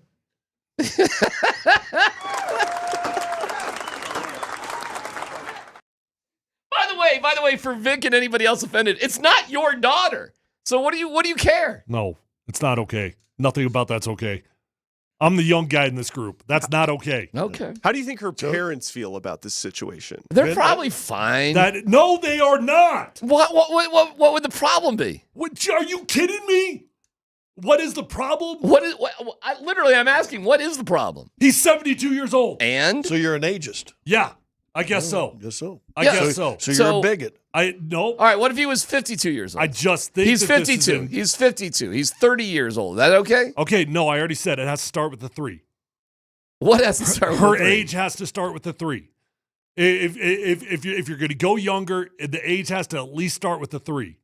All right, but he's in his 70s. If she was 30, it'd be a 40-year difference. I got it. That's okay? But at least that's like a woman, not a kid. Hey, dude, he didn't take her to prom in high school. You're just answering a whole bunch of questions to me because you don't think that's a woman. You answered a whole bunch of questions for me. That's all I'm saying. I mean, like, he didn't start. I gotta go. You guys keep fighting about this. No, we're all right. Scotty, have a great road trip. We'll see you. One more. How old's the warden, by the way? All right, it's PhD here on 92.5.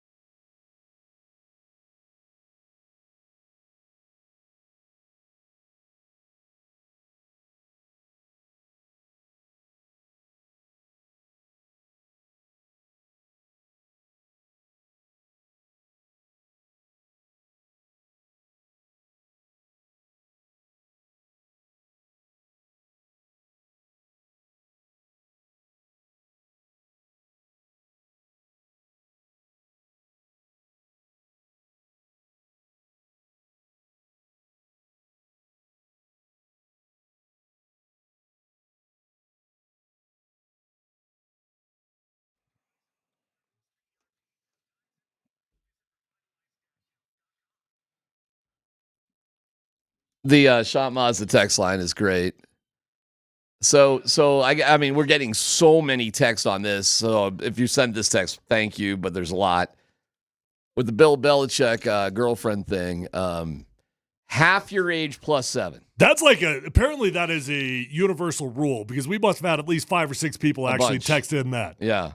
So half the age plus 7 for me. Yeah. What did we come out to? 27. 27 years old. Yeah. So if we followed that rule for me, who's 39, about to be 40 here in a couple months, right? My girl would have to be older than Bill Belichick's girl. Right. Well, yeah, he's going to, Dan, your girl would be 23. So Dan's right there. Dan's in the wheelhouse. Congratulations, Dan. Yeah. Yeah. All right. How you feeling about dating a 23-year-old? I mean, I would do it. Yeah, there's nothing creepy about that. Yeah, mine would be, let me just round up here. I'm going to make it easier, right? 35? I don't know. I could find some cougar at 35. Probably. See, but 35, that actually feels okay. Yeah, probably be all right. She's probably fresh off a divorce. She probably is really into like aerobics or something. She's trying kind of hard. That's a grown woman. That's a grown woman. Yeah, I get it. There's very mature. I get there's very mature 23, 24-year-olds out there. Yeah. I got it. Yeah, That's still a kid. Oh, I like 35. She's probably not going to be as choosy. Yeah, go home. Let the wifey know you're trading her in for a 35-year-old. 35-year-old, 23 would be really. What do you think choosy. her and Bill talk about? Nothing. What do they have in common? Nothing. Zero. I bet all they talk about is whatever they're going to do that day. I think we know what they're doing. What do you think they're doing? Scrabble? I mean, what do you really?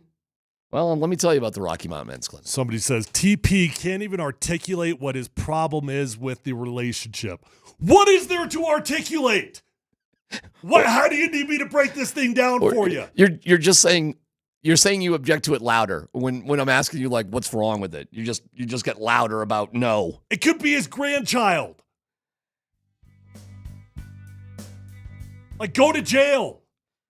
Doesn't it matter when they met? I mean, this isn't Woody Allen Soon Yi. He didn't raise her. That's pretty creepy. That's really creepy. Yeah. I mean, he met her when she was an adult. No, literally just think about Snoop Dogg's line. She wasn't alive. Is that a rule of thumb?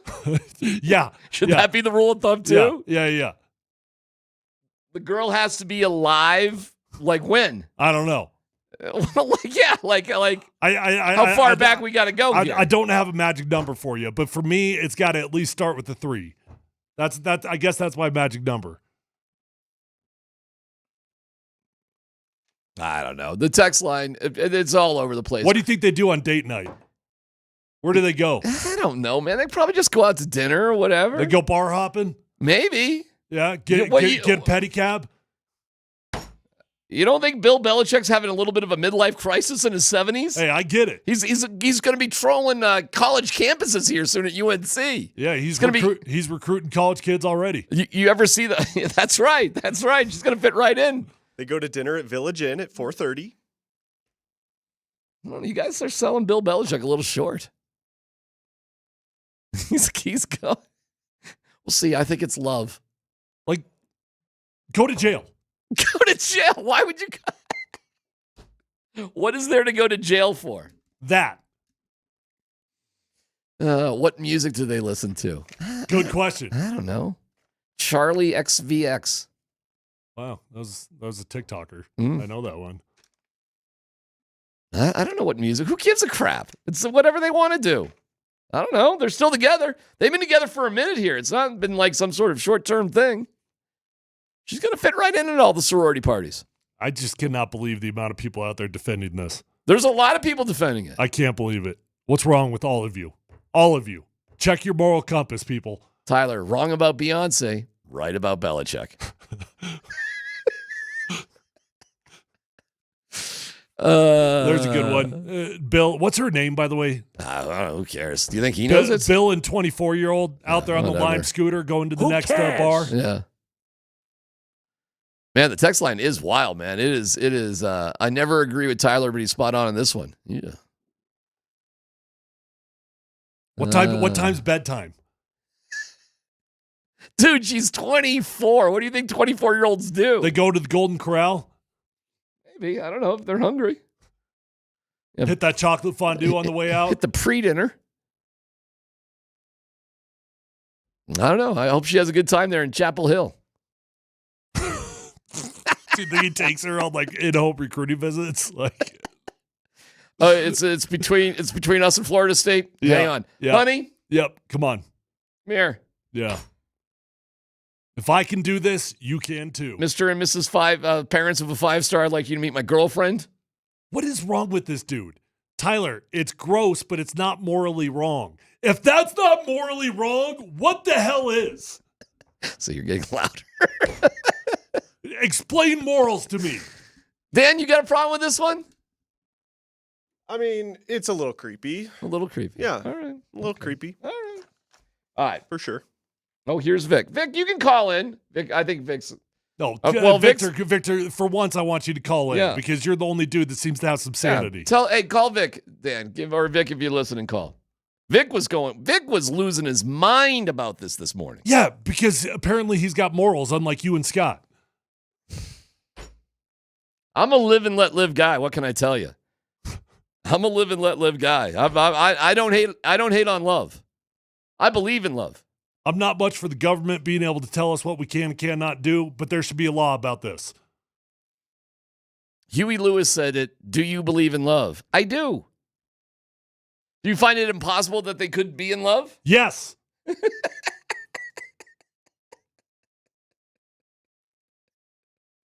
That is not love. All right, hold on.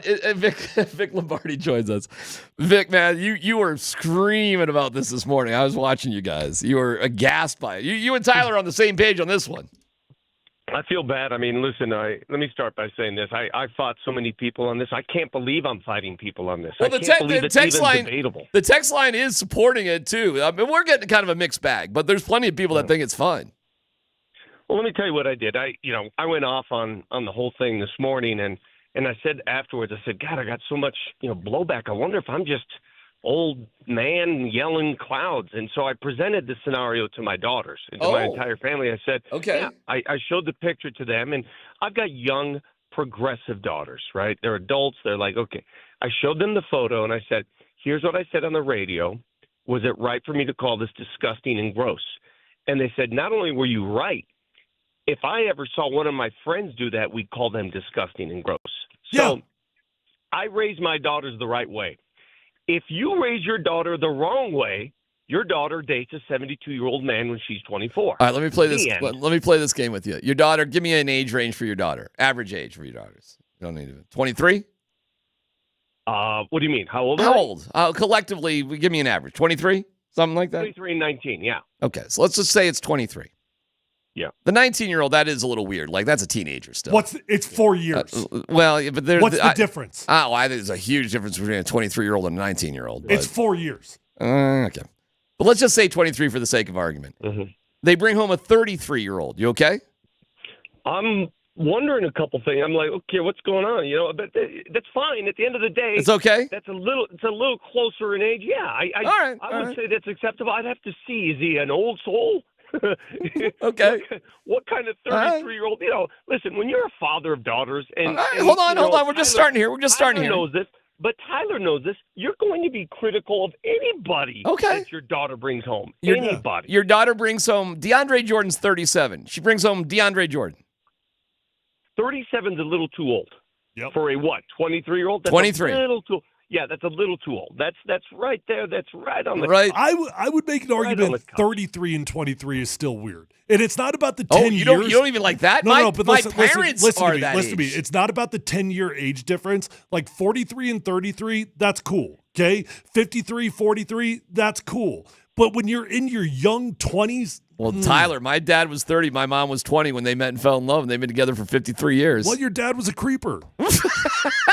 Okay. Well, even if it went the other way, and people said, oh, you're a sexist. I go, if it was a 24-year-old man dating a 72-year-old woman, I'd say, what a freak show this is, too. It'd be the same thing. It doesn't matter who's who. All right, 23. This is a good point on the text line. What? If you've had to have 5 colonoscopies before she was born, she's too young.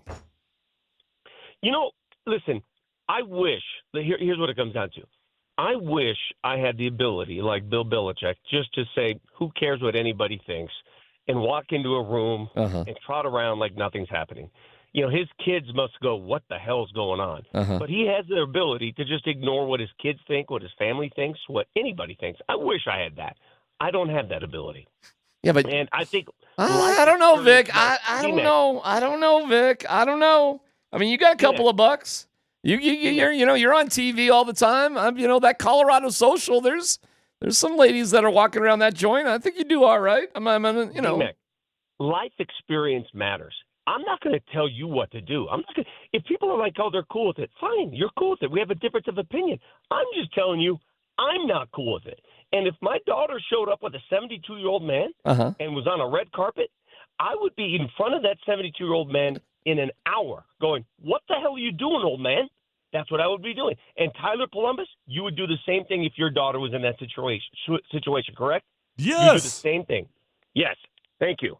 Yeah, this has got to be because I don't have daughters. I just have boys. This has got to be that because I'm not feeling like this at all. I don't understand. Your mentality amuses me. So DMac, let me ask you. How old are you? You're my age, right? We're the same age, Vic. You, me, and Moj. We're in the same crew. All right, let's go to the big Mile High Gala, the big KSE Gala. What a night! Let's say you showed up at the gala with a 21-year-old at your arm. Okay. Would you feel comfortable? Well, I'd be cheating on my wife, so I'd be, Let's say my wife has moved on for whatever reason. Yeah. Okay. Yeah. And I show up with a 21-year-old. Yes. I think you guys would be impressed. If I showed up, if I had a date, I think it would be fine. What would be? She's 21. No, here's what I would have thought. I don't know, man. That'd be cool. I would think of you. What would you think? I would think you were a freak. That's what I would think. I would think you bought a lady of the night. Yeah. Well, that's probably more likely. You wouldn't be slightly impressed, Vic? Dude, being impressed and being sort of grossed out are two entirely different things. No, it's not impressed. That's not impressed. That's what creepy. if she looked like Bill? She was a personal trainer. She was slamming hot. She looked like that, and she was going for her master's in 3 years. Dude, I don't know what to tell you. If Bill Belichick were if he were a plumber, would this lady be hanging out? No, hold on. Oh, real quick. It's clear it's because of the money, Vic, okay? It's not even questionable. It started as the money, but it could turn into love. Don't you have to be 25 to rent a car? Yes. She can't even rent a freaking car. Why does she need to? She's got Bill buying her cars. Man, it's not a laughing. You guys are laughing. It's not funny to me. It's not funny. It's not a funny thing. It's just a weird thing. It's just I can't get my mind off the weirdness of it all because I have 2 daughters at that age. Well, that makes sense. I understand. I couldn't feel you. imagine it. I feel you. I understand. I feel you. Yeah. No, this is not okay. Put him in jail. So if Dan Issel came to the door dating your daughter, you'd have a problem with that. Mm-hmm. Yeah, I'd have a major problem with that. Yes. But he's such I don't care who it is. He was such a great basketball player. My problem would be in what is my daughter's brain doing? What's her brain? Like, something's wrong with her brain. That's where my brain would go. My brain would go to her brain. Like, what is her brain processing? 2 separate people with completely different generational experiences. How is that possible? How is that possible? What if I started dating Eleanor Roosevelt if she were still? I mean, come on. Somebody on the text line wants to know how you'd feel if Moser started dating your 19-year-old. I'd kill Moser. Just kill him. What about Kane? What about Brett Kane? I'd probably kill him too, but it's a little more acceptable. Different reason. Yeah. Okay. Yeah. All right, Vic. We love you. We'll talk to you later. Thanks, buddy. Bye. Yeah. Okay. Vic got really fired up about 2 things this week. Mike Kliss using the term joker, or Sean Payton using the term joker. He was really pissed about that. And this right here. So there's that. I'm with them, dude. Yeah? I am. There's nothing all right. All right, well, there you go. I think we have gone full circle. And I'm going to tell you right done now. as much as we possibly can on Bill People Belichick are and his very, dates. very passionate about this. Either you're right, you're wrong, or move on. One way or the other, the text line is exploding. Well, we're glad that you guys are with us today and that you're listening. And I'll tell you what, as long as you're there, go to altitudesportsradio.com/Hooters.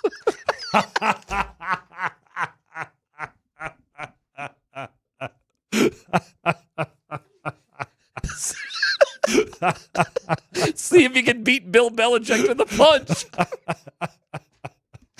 You and 4 friends to get a Hooters prize back. And hey, guess who's hosting? Myself and Bill Belichick. DMac hosting at Hooters. No wonder. It all adds up. Yeah, you can win. Try that. That's seriously, actually, that's really happening. AltitudeSportsRadio.com. It's a couple questions about the big game, and we're giving away a prize back and dating advice. It's PhD on 92.5.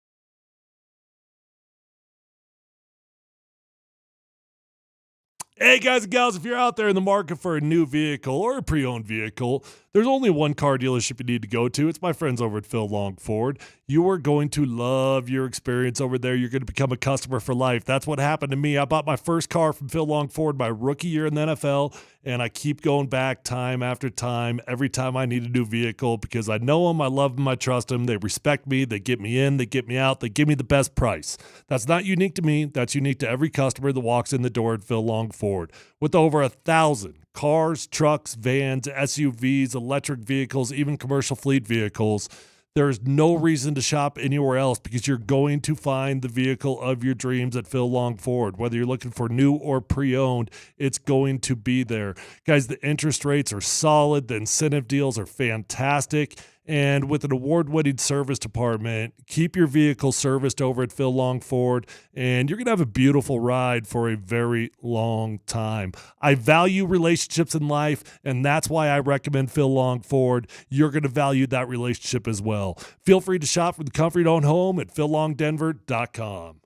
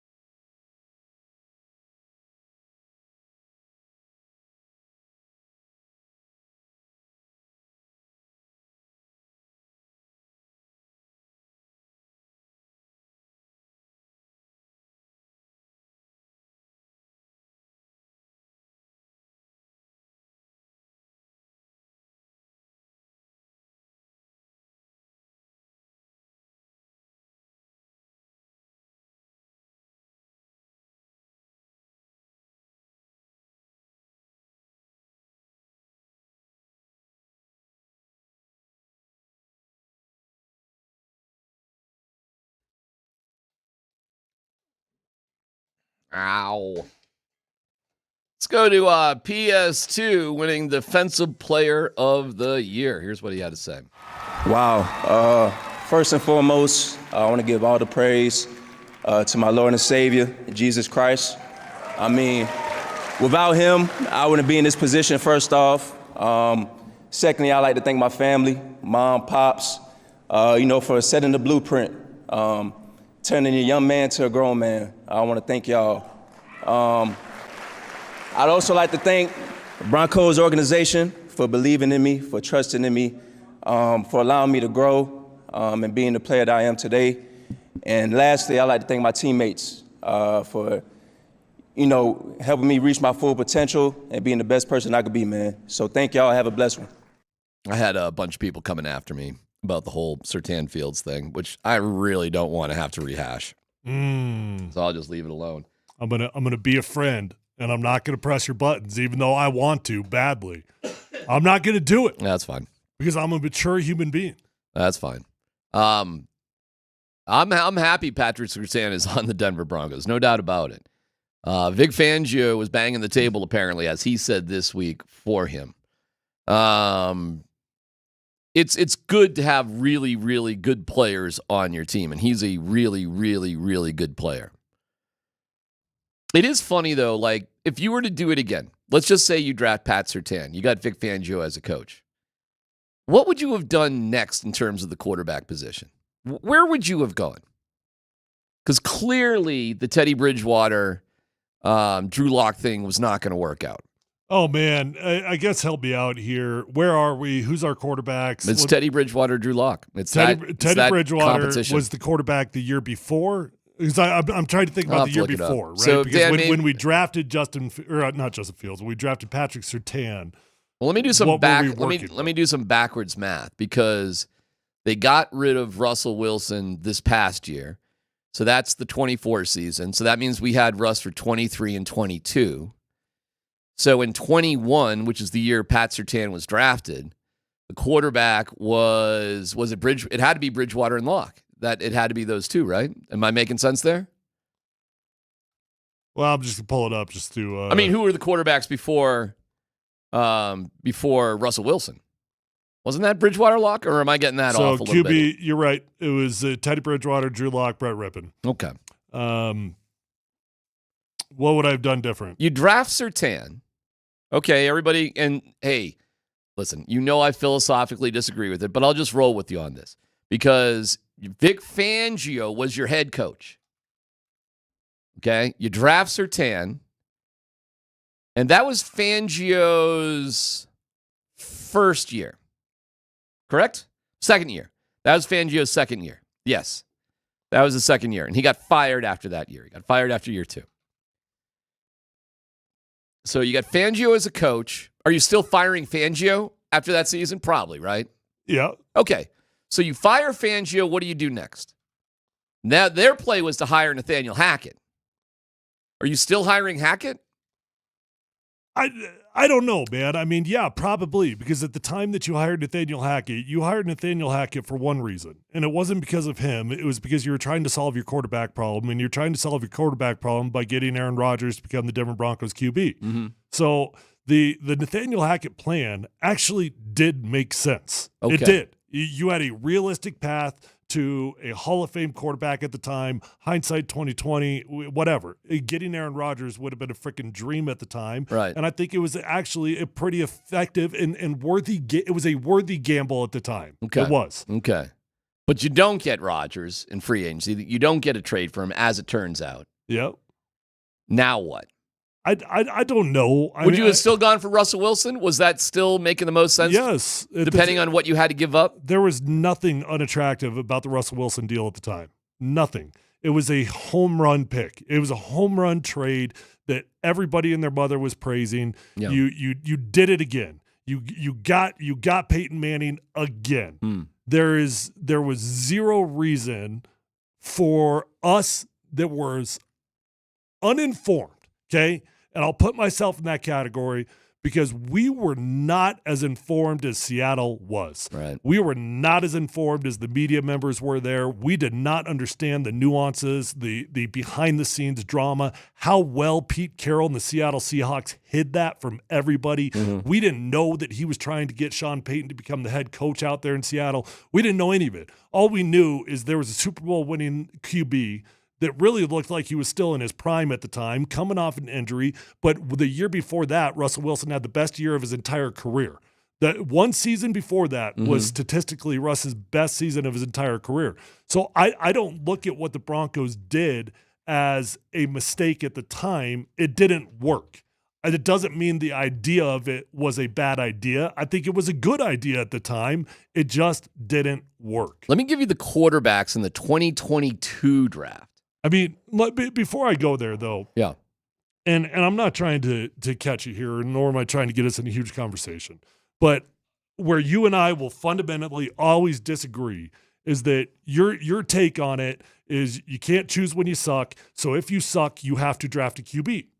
My take on it is, but you can choose not to draft a sucky QB, right? So you can kick the can down the road. You can do what the Raiders did. You can continue to just get the best players that are available. And then, you know what? You got to cross your fingers. You got to hope and pray that something works out. And yes, it's a gamble, but at least you know you're taking a damn good football player. So when George Payton made the decision at the time to pass on Justin Fields, I praised him for it. I did, because I didn't believe in Justin Fields.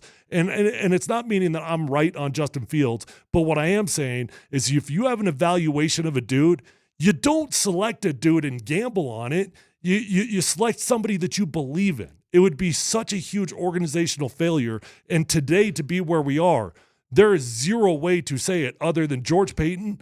He was a freaking genius at the time. All right. Why did Vic Fangio get fired? Because he didn't win. He what was it, 7, 9, and 7? I think that was his record. It was 7 wins, 9 wins, 7 wins, something like that. Something like that. He didn't win.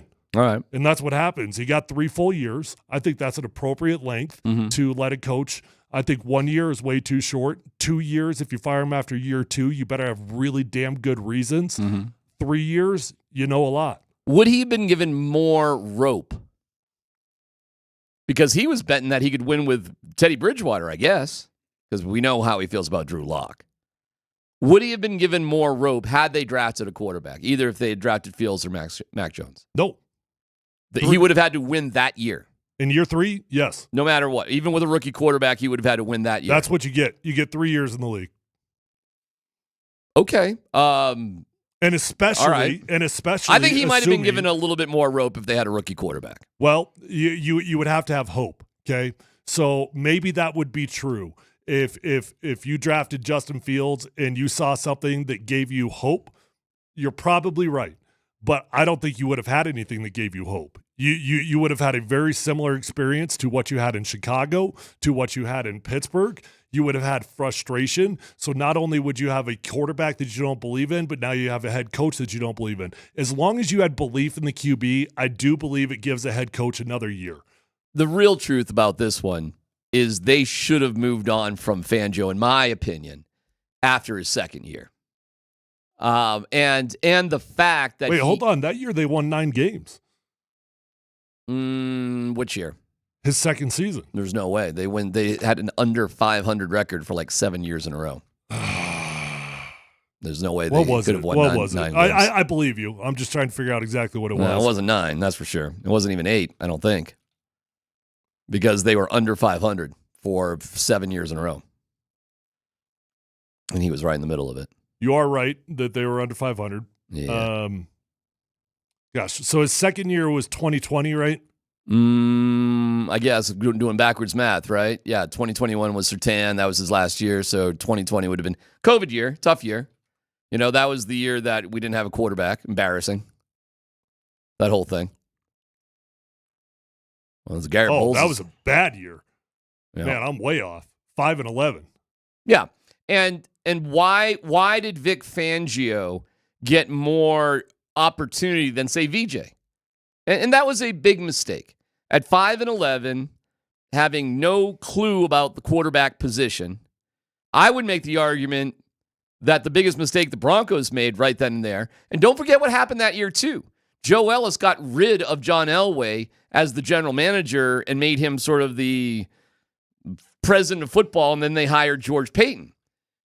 That was always the weirdest one, that Vic Fangio was like part of the George Payton hiring process. I mean, this would have been easy for me.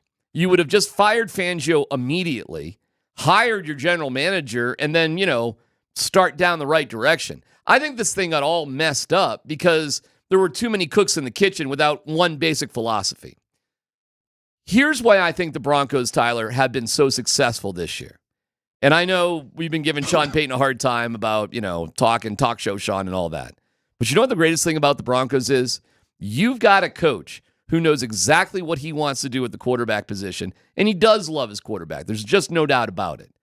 And look at what the result was when you had a coach that was offensive, quarterback-oriented, and was allowed to pick out the quarterback he wanted. An experienced coach, not an inexperienced coach. And you can give Sean Payton all the crap in the world, but I am so grateful for Sean Payton, Tyler, because I think he philosophically understands what winning football is all about and where it starts. And that's not to rag on Patrick Surtain at all, because he's obviously a great player. But the Broncos were, to think the plan was to draft Pat Surtain, hire and fire 2 other coaches, replace a GM. Well, they didn't replace a GM, but you hired Sean Payton, used a first-round draft pick on him, used 2 first-round picks on Russell Wilson, fire countless amounts of assistant coaches just so you can get a rookie quarterback to get to the playoffs. To think that's the plan is insane. Let me ask you this. What's the big deal on it? And I guess I don't even really understand, still the hang-up on it. What's the big deal on being like, yeah, Pat Surtain was a better pick than Justin Fields would have been? Because it's just not true. Really? Yeah.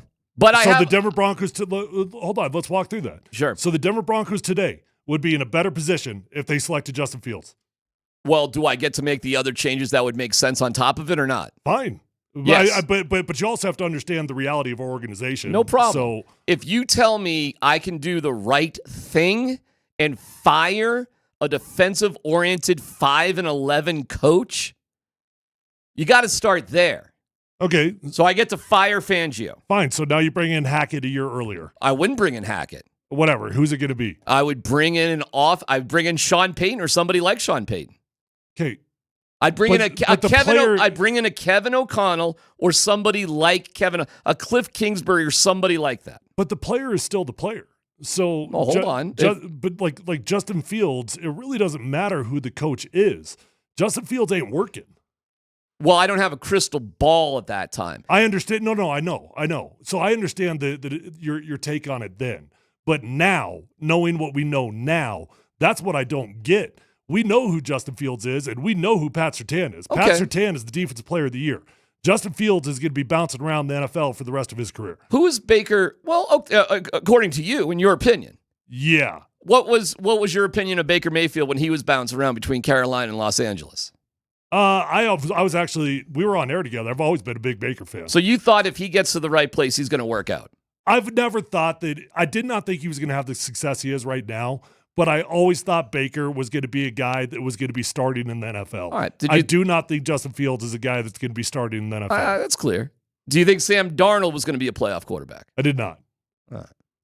Is it possible that sometimes guys are just in the wrong place at the wrong time and they possibly could be better and their careers would have been better if they were set up to succeed the right way the first time? Yes. But you have to understand, Denver was not that place. Denver not at the time, no, because it wasn't set up that way. Exactly. And it wasn't becoming that place for another 4 years. Another 5 years, actually, right? Or was it 4? 4 or 5 years. So he would have been drafted not only as a not very good football player, but into a bad organization without stability that was not making the right decisions. If you were to tell me in 2021 when you made the pick, if you were to tell me, okay, this pick is going to be based on the fact that we are going to fire 2 coaches, have a trade done with Russell Wilson that's going to hamstring our organization until we can pick up Sean Payton with a separate ownership group, I would say Pat Surtain was a great pick. Okay, well, that was the reality of our situation. But we didn't know that at the time. No, we kind of did. You knew they were going to fire Vic Fangio the next year? We knew we had ownership problems. We knew we didn't have stability. Okay. We knew. Who's we, by the way? According to you, by the way. Us, me, you. Okay. According to you, by the way, you freaking despised the GM at the time. You thought he was an idiot. You like all these things were the current reality of our franchise, and yet you're trying to paint a picture that we would have all of a sudden overnight become this stable organization. I didn't realize George Payton was not a good GM until George Payton's a great GM. I didn't realize George Payton didn't understand the quarterback position in relation to developing a team until that year. I didn't know that, and then I found out. But actually, wasn't it Elway? Elway had given that job up. He was still there, though. It was weird. He was still there. It was weird. And it was absolutely a thing. So, like, at that time, we weren't even sure if George Payton had the authority to do what he wanted to do. And then we have Vic Fangio. Listen, it was a mess, okay? If you want to say, hey, man, this organization is a mess that is going to go through radical changes in the next 3 years, if that's what we were saying during the draft, hey, everybody, this thing is a mess. That is this what you is were a saying. Wreck. No, but that is exactly what you were saying. Well, I said it after the draft happened. I didn't know beforehand. You were saying it beforehand. You were saying it about Elway. You were saying about the awkward transition, because I can remember this. You already had a thing about Elway. And then we had this awkward transition year where Elway still had an office and Elway was still in the building. Right. And I remember vividly you calling out the organization for why is he still there? Why is he in the building? Why is this making it muddy? Right. So that was actually the current reality of where we were. You're making a good argument. For a disaster organization, do you just get the best player because all this shizzle is going to change one way or the other, so hang on for dear life? Well, I'll tell you this. If you're going to make a gamble on a quarterback that is not a sure thing, then you damn sure better be doing it with stability. I see what you're saying. I can actually roll with that. I guess I was giving the Broncos the benefit of the doubt they weren't a disaster organization, but I see what you're saying. But you were calling them one at the time. Yeah, it's fair. If everything they're doing is wrong, the right thing to do is to get the most safe thing as possible. It's not going to lead to immediate success because if the organization is a disaster, there's going to be massive changes. But if you do the right thing over and over and over again, it's going to lead to success. Yeah, but look what had to happen. You had to have an ownership change. I mean, you had no idea at that time, and certainly nobody in a power. I don't think calling it the safe thing is the right word, and I know why you're doing it because George Payton literally that's what he said. He literally called him the safest pick in the draft. So I understand why you're doing it, but to me, you selected the best player. That's what it was. You selected the dude that you had a vision for, that you knew was going to be in this league for a very long time. I see what you're saying. A dude that literally became the defensive player of the year. When your organization is run by incompetence, you're best off selecting somebody that will survive the atomic blast. And that's essentially what Ceran was. Sort of. Yeah, it's kind of fair because but it's also the same thing as just saying take the best player. Yeah, but you wouldn't have done that this year, right? You wouldn't have taken Brock Bowers instead of Bo Nix. No, I would not have. And you could make the argument Brock Bowers is a better overall football player, I suppose, than Bo Nix. But I actually never thought that Brock Bowers had more upside. All right, but theoretically. Well, I know, but you're trying to paint an apples to apples. It's not apples to apples. Whereas, like, I didn't like Justin Fields, and I did like Bo Nix enough to be like, yeah, that's better than taking a risk on a tight end. By the way, we kind of sleep on something with the whole Patrick Surtain conversation, too. You realize the Broncos passed on Micah Parsons at the same exact time. Yep. Was that a mistake? No. Would it have been a more day one impact player? Sure. But it is not a mistake when you hit a home run. It doesn't matter whether another team hit a home run. If you got Dan Marino or John Elway, do you care which guy you got? I don't care if it's one of those two. No. Okay, it doesn't matter. That's how I feel between Pat Surtain and Micah Parsons. By the way, my philosophy was no different in 2021 than it was in 2018. It was the same exact thing. Either you got a guy or you don't. That being said, what the difference, though, is with the Broncos and what's really good is you got a great player. At the end of the day, it's a fair point. If the organization is just a disaster And you just got to hope that whoever you get is going to make it through that disaster. Mm-hmm. And fortunately for the Broncos, Surtain has made it through. You're not going to get to the playoffs or have success until you have a coach and a quarterback on the same page. That's true, too. If the Raiders end up with Shedeur Sanders, they're going to be in the same position, having done the same thing that Denver Broncos did, and it's going to work. They selected the best player that was available in Brock Bowers. They're going to get their quarterback later. We selected the best player that was available. We got our quarterback later. True, but it cost the GM and the coach their jobs. Okay, that happened either way. Wow. Well, that's a wild position to be a coach and a GM in, right? But it was our reality. Like we can't paint a picture of the Broncos at the time as a stable organization. Did you think at the time of the draft in 2021 when they took Surtain, Fangio would be toast?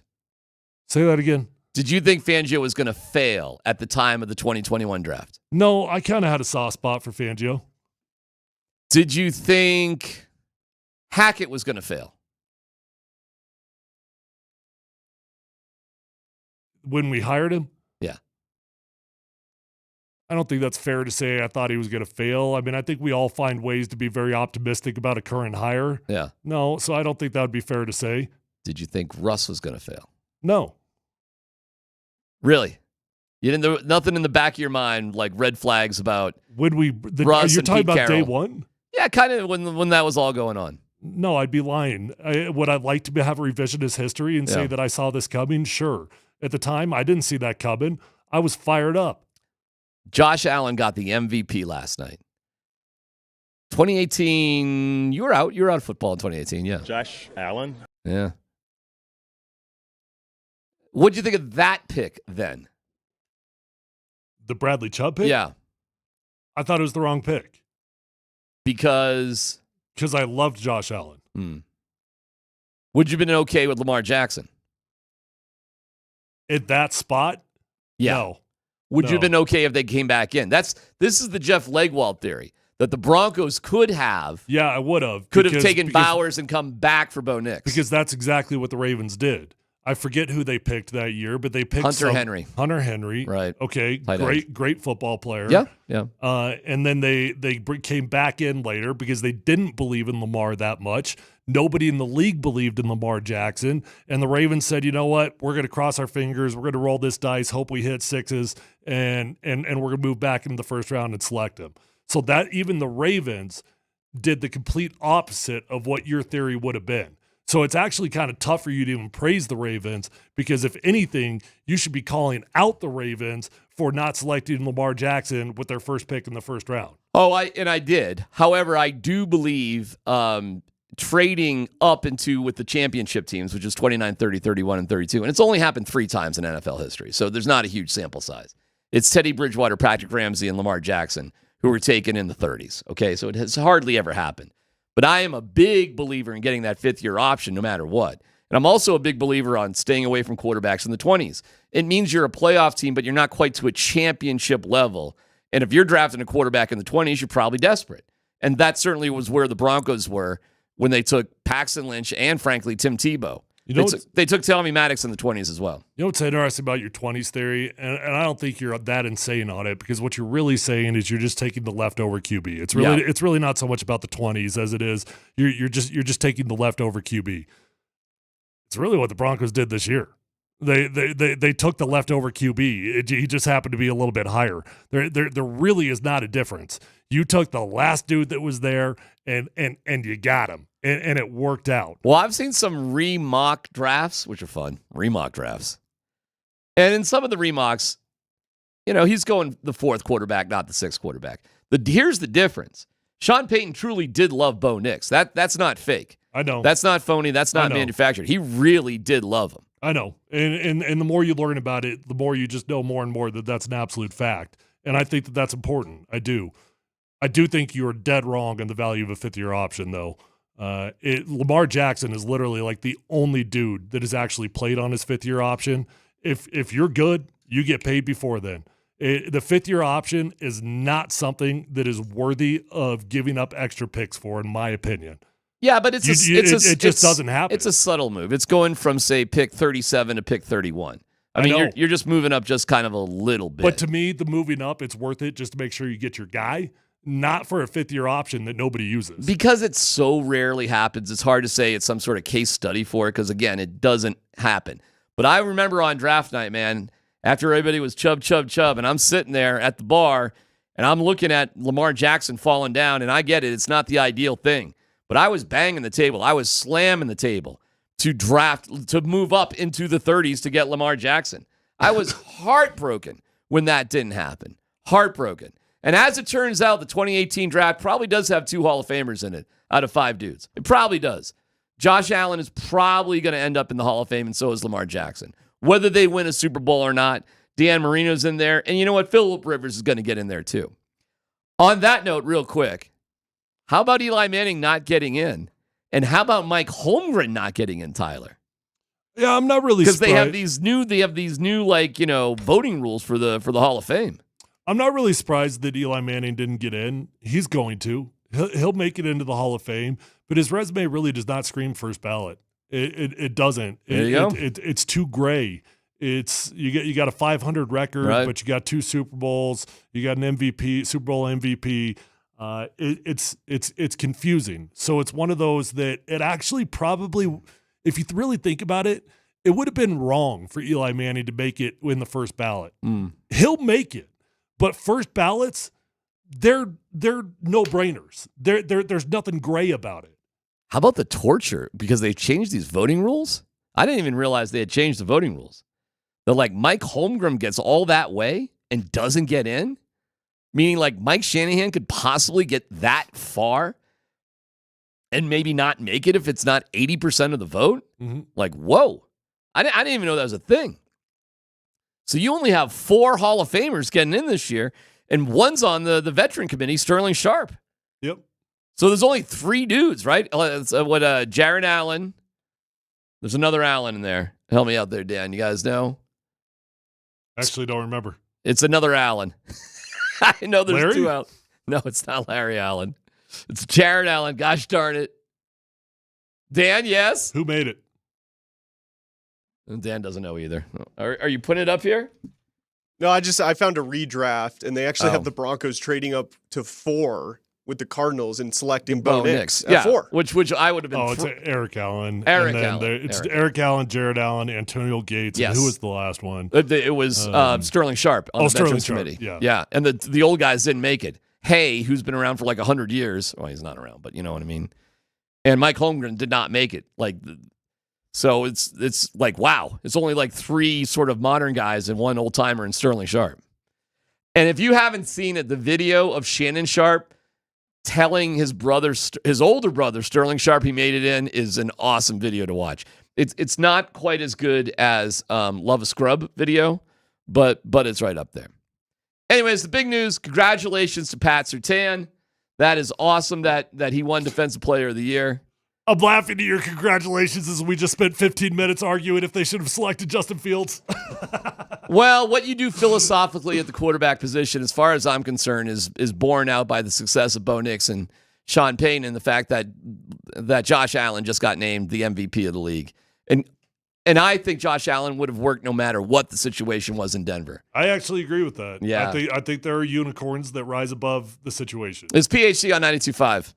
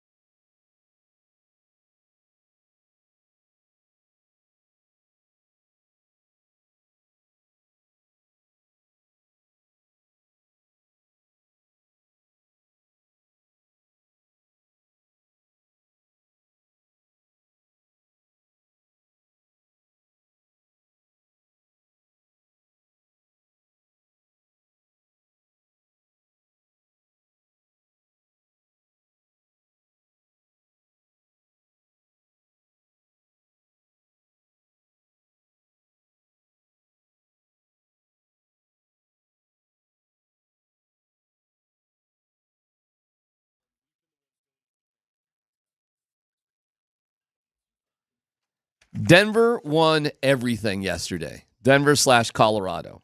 The Avs won. The Nuggets won. Pat Surtain won. Marshall Faulk is the running backs coach for the Colorado Buffaloes. CU wins. They award Rob Livingston the highest paid coordinator contract in CU history. He's sticking around. Prime is sticking around. It was a big day of winning. We even heard from Calvin Booth. What do you got there, Dan? I mean, did they win by losing? What's Calvin Booth talking about here, Dan? This is him basically saying that the team has been going to the bank, and now it's kind of time to pay up. Okay, go ahead, play that. Going back from when I took over the job, we had to put together organizationally a team that we felt like they could compete. And that started out by, using some of our future assets to get draft picks, to take Peyton Watson, to take Julian. So I think from the start of my tenure here, we haven't been the bank. We've been the person going to the bank and asking for a mortgage. So I think we'd like to get out of that cycle, but also we realize that Joker's time is now, and if the opportunity presents itself to use those assets to really improve our team, I think we're close in a couple of things and feeling that way this trade deadline. We're going to do that because you got one time, one career with him here. So Calvin Booth went on to say that they were dangling Saric and Zeke Naji. They just couldn't find any takers, and they were unequivocally looking for a big man because DeAndre Jordan is, quote, long in the tooth. Okay? So, good timing for everybody in Nuggets personnel for Michael Porter Jr. to just be unreal. Okay, Tyler, who won the most of all the winning that was? Rank the winning. Rank the winning. If I give you CU, we'll give you everybody. CU Broncos. We leave the Rockies out of it. Nuggets Avs. Who won the most?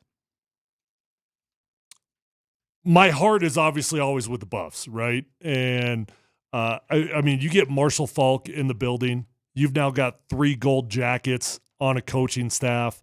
You've now got the budget that you're able to commit $1.5 million to a coordinator. How about that, huh? Dion is still there. Did you ever think you'd see the day where CU would be giving $1.5 million to a coordinator? No, because historically speaking, it's been the biggest challenge that Colorado has faced is the lack of long-term contracts for assistant coaches. It's why they've never been able to build really quality staffs, because assistant coaches have never been able to get long-term security when they go there. And I don't think it's insignificant. I mean, first off, let's start with Dion still there, okay? That's huge. You got Marshall Faulk. That's part of the story. I give you that. Yep. Yeah. You got Marshall Faulk, gold jacket. You got Warren Sapp, gold jacket. You got Deion Sanders, gold jacket. You just brought in 3 new offensive line coaches, including Andre Garode, who, doesn't have a ton of experience coaching. Matter of fact, I don't think he has any experience coaching. But he's also like the third man in the room. Mm-hmm. But just a buff, a dude that I respect the hell out of. I know him, and I think he's going to do a great job. So my heart's there. But in the big picture of what we're currently dealing with, if Michael Porter Jr. can turn not 30-point nights, but, 24, 20, 23 points a night into a consistent night in, night out basis, the Denver Nuggets were saved. They were saved because it's arguably a far greater impact than any other trade they could have gotten done. What did he mean? And I might have missed the beginning of it. What did he mean, Calvin Booth, when he said, we've been the ones going to the bank asking for a mortgage rather than being the bank? Yeah, that's a good question. I'm not quite sure on that one. Dan? Could you play the very beginning again, Dan? The bank, I'm metaphor? honestly curious what he meant by that. I'm a little confused by that, too. Going back from when I took over the job, we had to put together organizationally a team that we felt like they could compete and to take Julian. Okay. So you're building the team. We had to take some of our assets, Monte Morris, whatever. We had to get rid of some of our core guys so we could build up, right? So I think he's saying rather than having that dude we could trade away and accumulate a million things for, we're trying to piece together little pieces to go get a proper mortgage. Yeah, to go get a proper dude. Yeah, I think that's it. I think what he's basically saying is, listen, man, this whole building process, we're putting curtains up now. We've committed to the core here.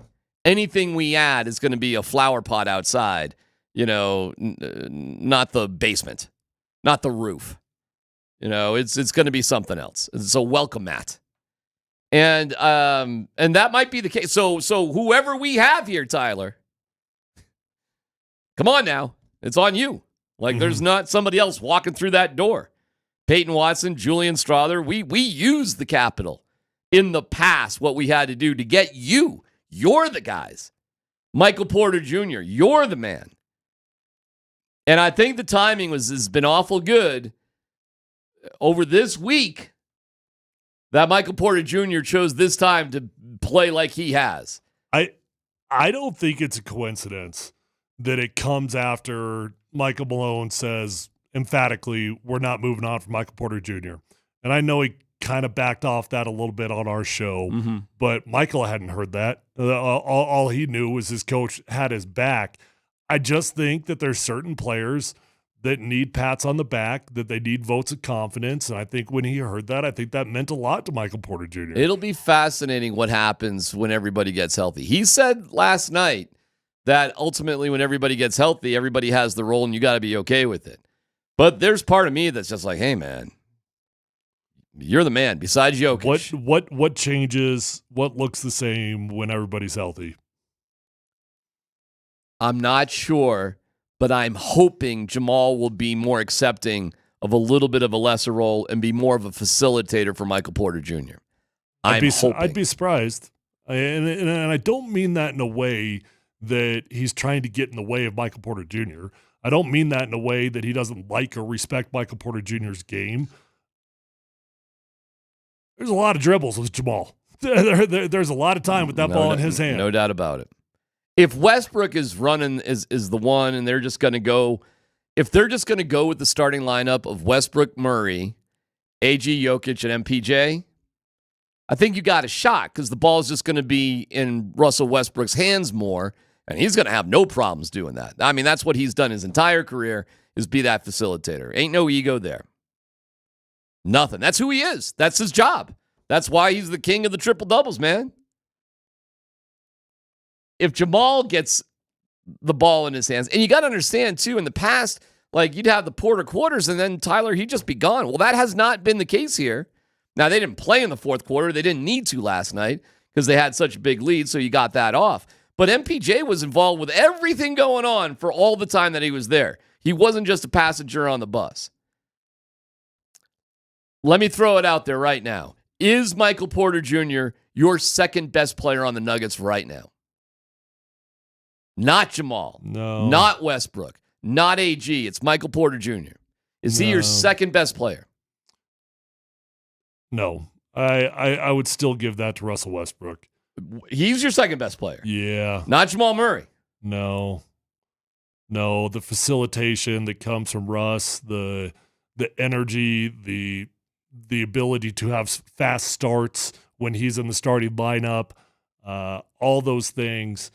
Michael Porter Jr. is the streakiest player, I guess, but the night in, night out performances that Russ has given you, whether he's hot when he's scoring or whether he's facilitating,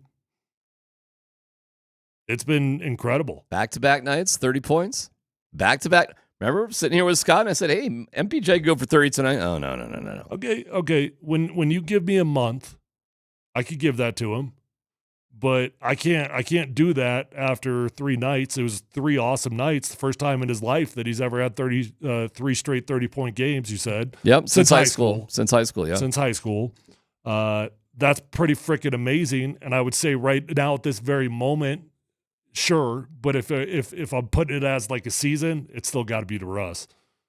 All right, well, we'll see. They're in a good spot. They've won 5 in a row after dropping 3. What about Christian? I mean, where does he fall? Christian's is a solid NBA starter. That's hard to be. He is a absolute rock solid locked-in NBA starter. He's been so much better than what I thought it was going to be. Yeah, he's been in awesome. Offseason. Yeah, so he's there and that. Listen, you think it's easy to become a locked-in NBA starter? Hell no. That's who he is, and that is really, really awesome. It's a hell of an achievement, and I'm super glad they've got. Oh, by the way, it was funny. You remember when Jamal threw him the lob and he went up backwards and threw it off the backboard, and MPJ got it to dunk it? Yeah.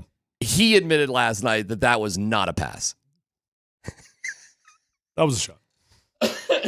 He said two things, and Dan, we should look at the scoreboard. He said the NBA gave him credit for an assist, though.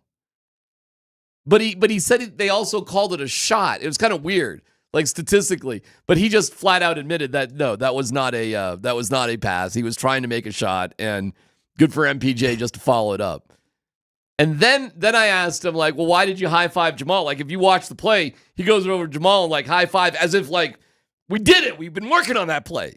You saved my ass. And he said Jamal apologized for an underthrown alley-oop. Oh. And Christian was like, slapped him 5, like, oh, don't worry. What are you talking about? Don't worry about it. Like, Jamal was like, oh, my bad for the pass. Yeah. And Christian just gave him a high five, like, hey, it's fine. I thought it was like, hey, man, we've been working on this thing. Like, yeah, we pulled that off. Dude, perfect. Look at us. Hey, my bad. By the way, for you, I go down some weird sports YouTube sort of holes. Have you ever heard of Tristan Jass? Only because you told me about him. Okay. Tristan Jass is a 5'9" white dude who is one heck of a baller, but he's just like this undersized guy. And he makes all of his YouTube stuff. He plays like a lot of men's pickup games, which are shockingly entertaining. Watching this guy drop 40 just in like in a men's league. But he also does a ton of like crazy trick shots, sort of like the Dude Perfect guys.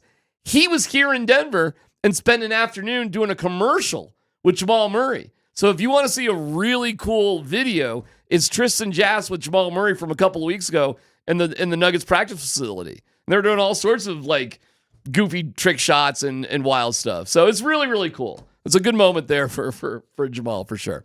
All right, let's catch up with the Super Bowl. Remember, that's happening. Let's football go. Dan Tanner is next.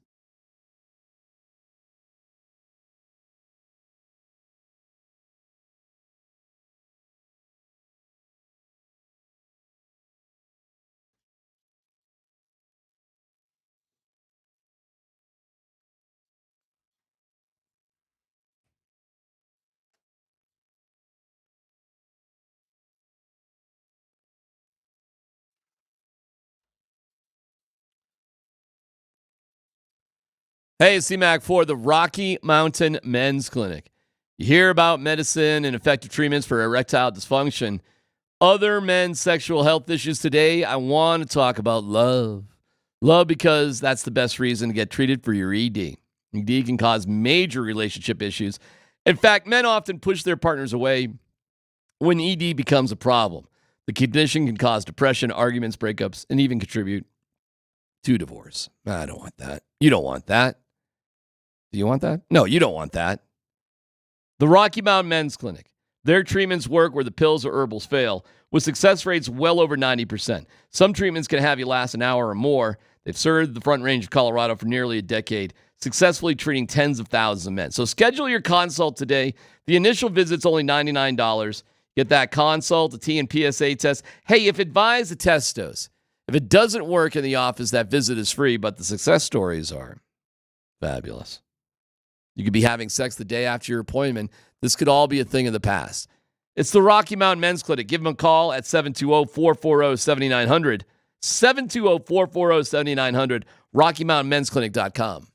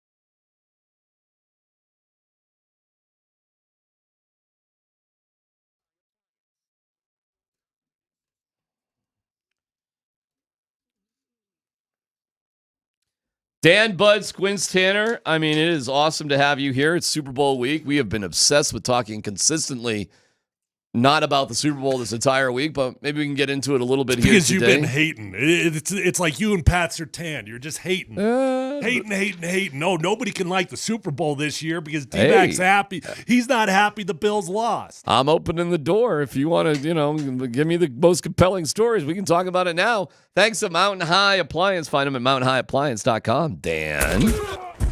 All right, we'll get into the Super Bowl here in just a second, but the NFL awards were divvied out yesterday, fellas. So your MVP is Josh Allen. Mm-hmm. Offensive Player of the Year, Saquon Barkley. Defensive Player of the Year, Patrick Surtain. Okay. And offensive... Oh, by the way, on that, do we know where Zach Bond landed in that? Do you have the votes? I did see the votes for the MVP, but I didn't see the votes. One of the votes for the MVP I saw, because it was close, apparently, between Lamar and Josh. And some dude voted Lamar 4th. And apparently that kind of, gave the title to Josh Allen. The concept of voting Lamar Jackson 4th is wild to me. Who is he behind? How did he get to 4th? I'm forgetting. I mean, Saquon was one of the other. Joe Burrow was one of the finalists. Okay. So yeah, out of those 4, he voted Lamar Jackson 4th. Wow. Crazy, right? Oh, I do have the vote count for everything. Sorry, Dan, go with your story, but I do have the vote count for everybody. Well, I have the vote count for the Offensive Rookie of the Year because Jaden Daniels was awarded the Offensive Rookie of the Year yesterday. Bo Nix didn't get a single first-place vote. In fact, there was only one other player that received a first-place vote. Right. That was Brock Bowers, the tight end for the Las Vegas Raiders. So are you guys surprised that Bo Nix didn't get a single first-place vote for Offensive Rookie of the Year? No, I can't believe anybody but Jaden Daniels got. I can't believe Brock Bowers got a first-place vote. I thought it was a slam dunk for Jaden Daniels. I don't even know how there was another option. Certainly not Bo Nix. I mean, Bowers. What place did Bo Nix finish in? Third. Yep, behind Bowers. Hey, man, that is awesome. So the Denver Broncos drafted a rookie who came in 3rd for Offensive Rookie of the Year. That is freaking awesome. That is a huge win. Bo did get 15 second-place votes. That's great. Brock Bowers got 32. Brock got one first place. I'm a little bit surprised Brock didn't get, 4 or 5 first-place votes, but Jaden Daniels ran away with it. He ran away with it. It wasn't even close. No. There was about a 2 to 3 week run there where it felt like Bo was neck and neck with Jaden Daniels. Well, their records were equal for a little period. They fell back. The Broncos moved up. I mean, they were neck and neck. But you wanted to know the defensive player of the... I do, because Zach Bond is an inside linebacker that the Broncos may have some significant interest in. What place did he finish? He got 5th. He only got 2 first-place votes. Okay. And if you think about it, that's about as high as he could have possibly gotten. I'm actually surprised that Pat Surtain ran away with this thing in a landslide because he has a corner. I would have thought... Trey Hendrickson... Dude, when you lead the league in sacks, generally speaking, that screams Defensive Player of the Year. So Pat got 26 first-place votes. Trey got 11. Myles Garrett got 5. TJ Watt got 3. Zach got 2. Zach shouldn't have been voted over any of those guys. Yeah, I'm just pointing them out. It's not like I'm really rooting for Zach Bond, but I'm just pointing out that dude is going to be a free agent. He's playing in the Super Bowl. If you want to keep your eyeballs on somebody, and it's a position of need, and the Broncos, Tyler, probably have one dude that they can overpay for. They probably got one dude. Now, I know you like Greenlaw a little bit better than Bond. I wouldn't be mad about Zach at all. Okay. No. So just keep it in mind, y'all. The bar is closing. You're going to overpay for somebody. Should that be an inside linebacker? Keep it in mind. Next up, Dan.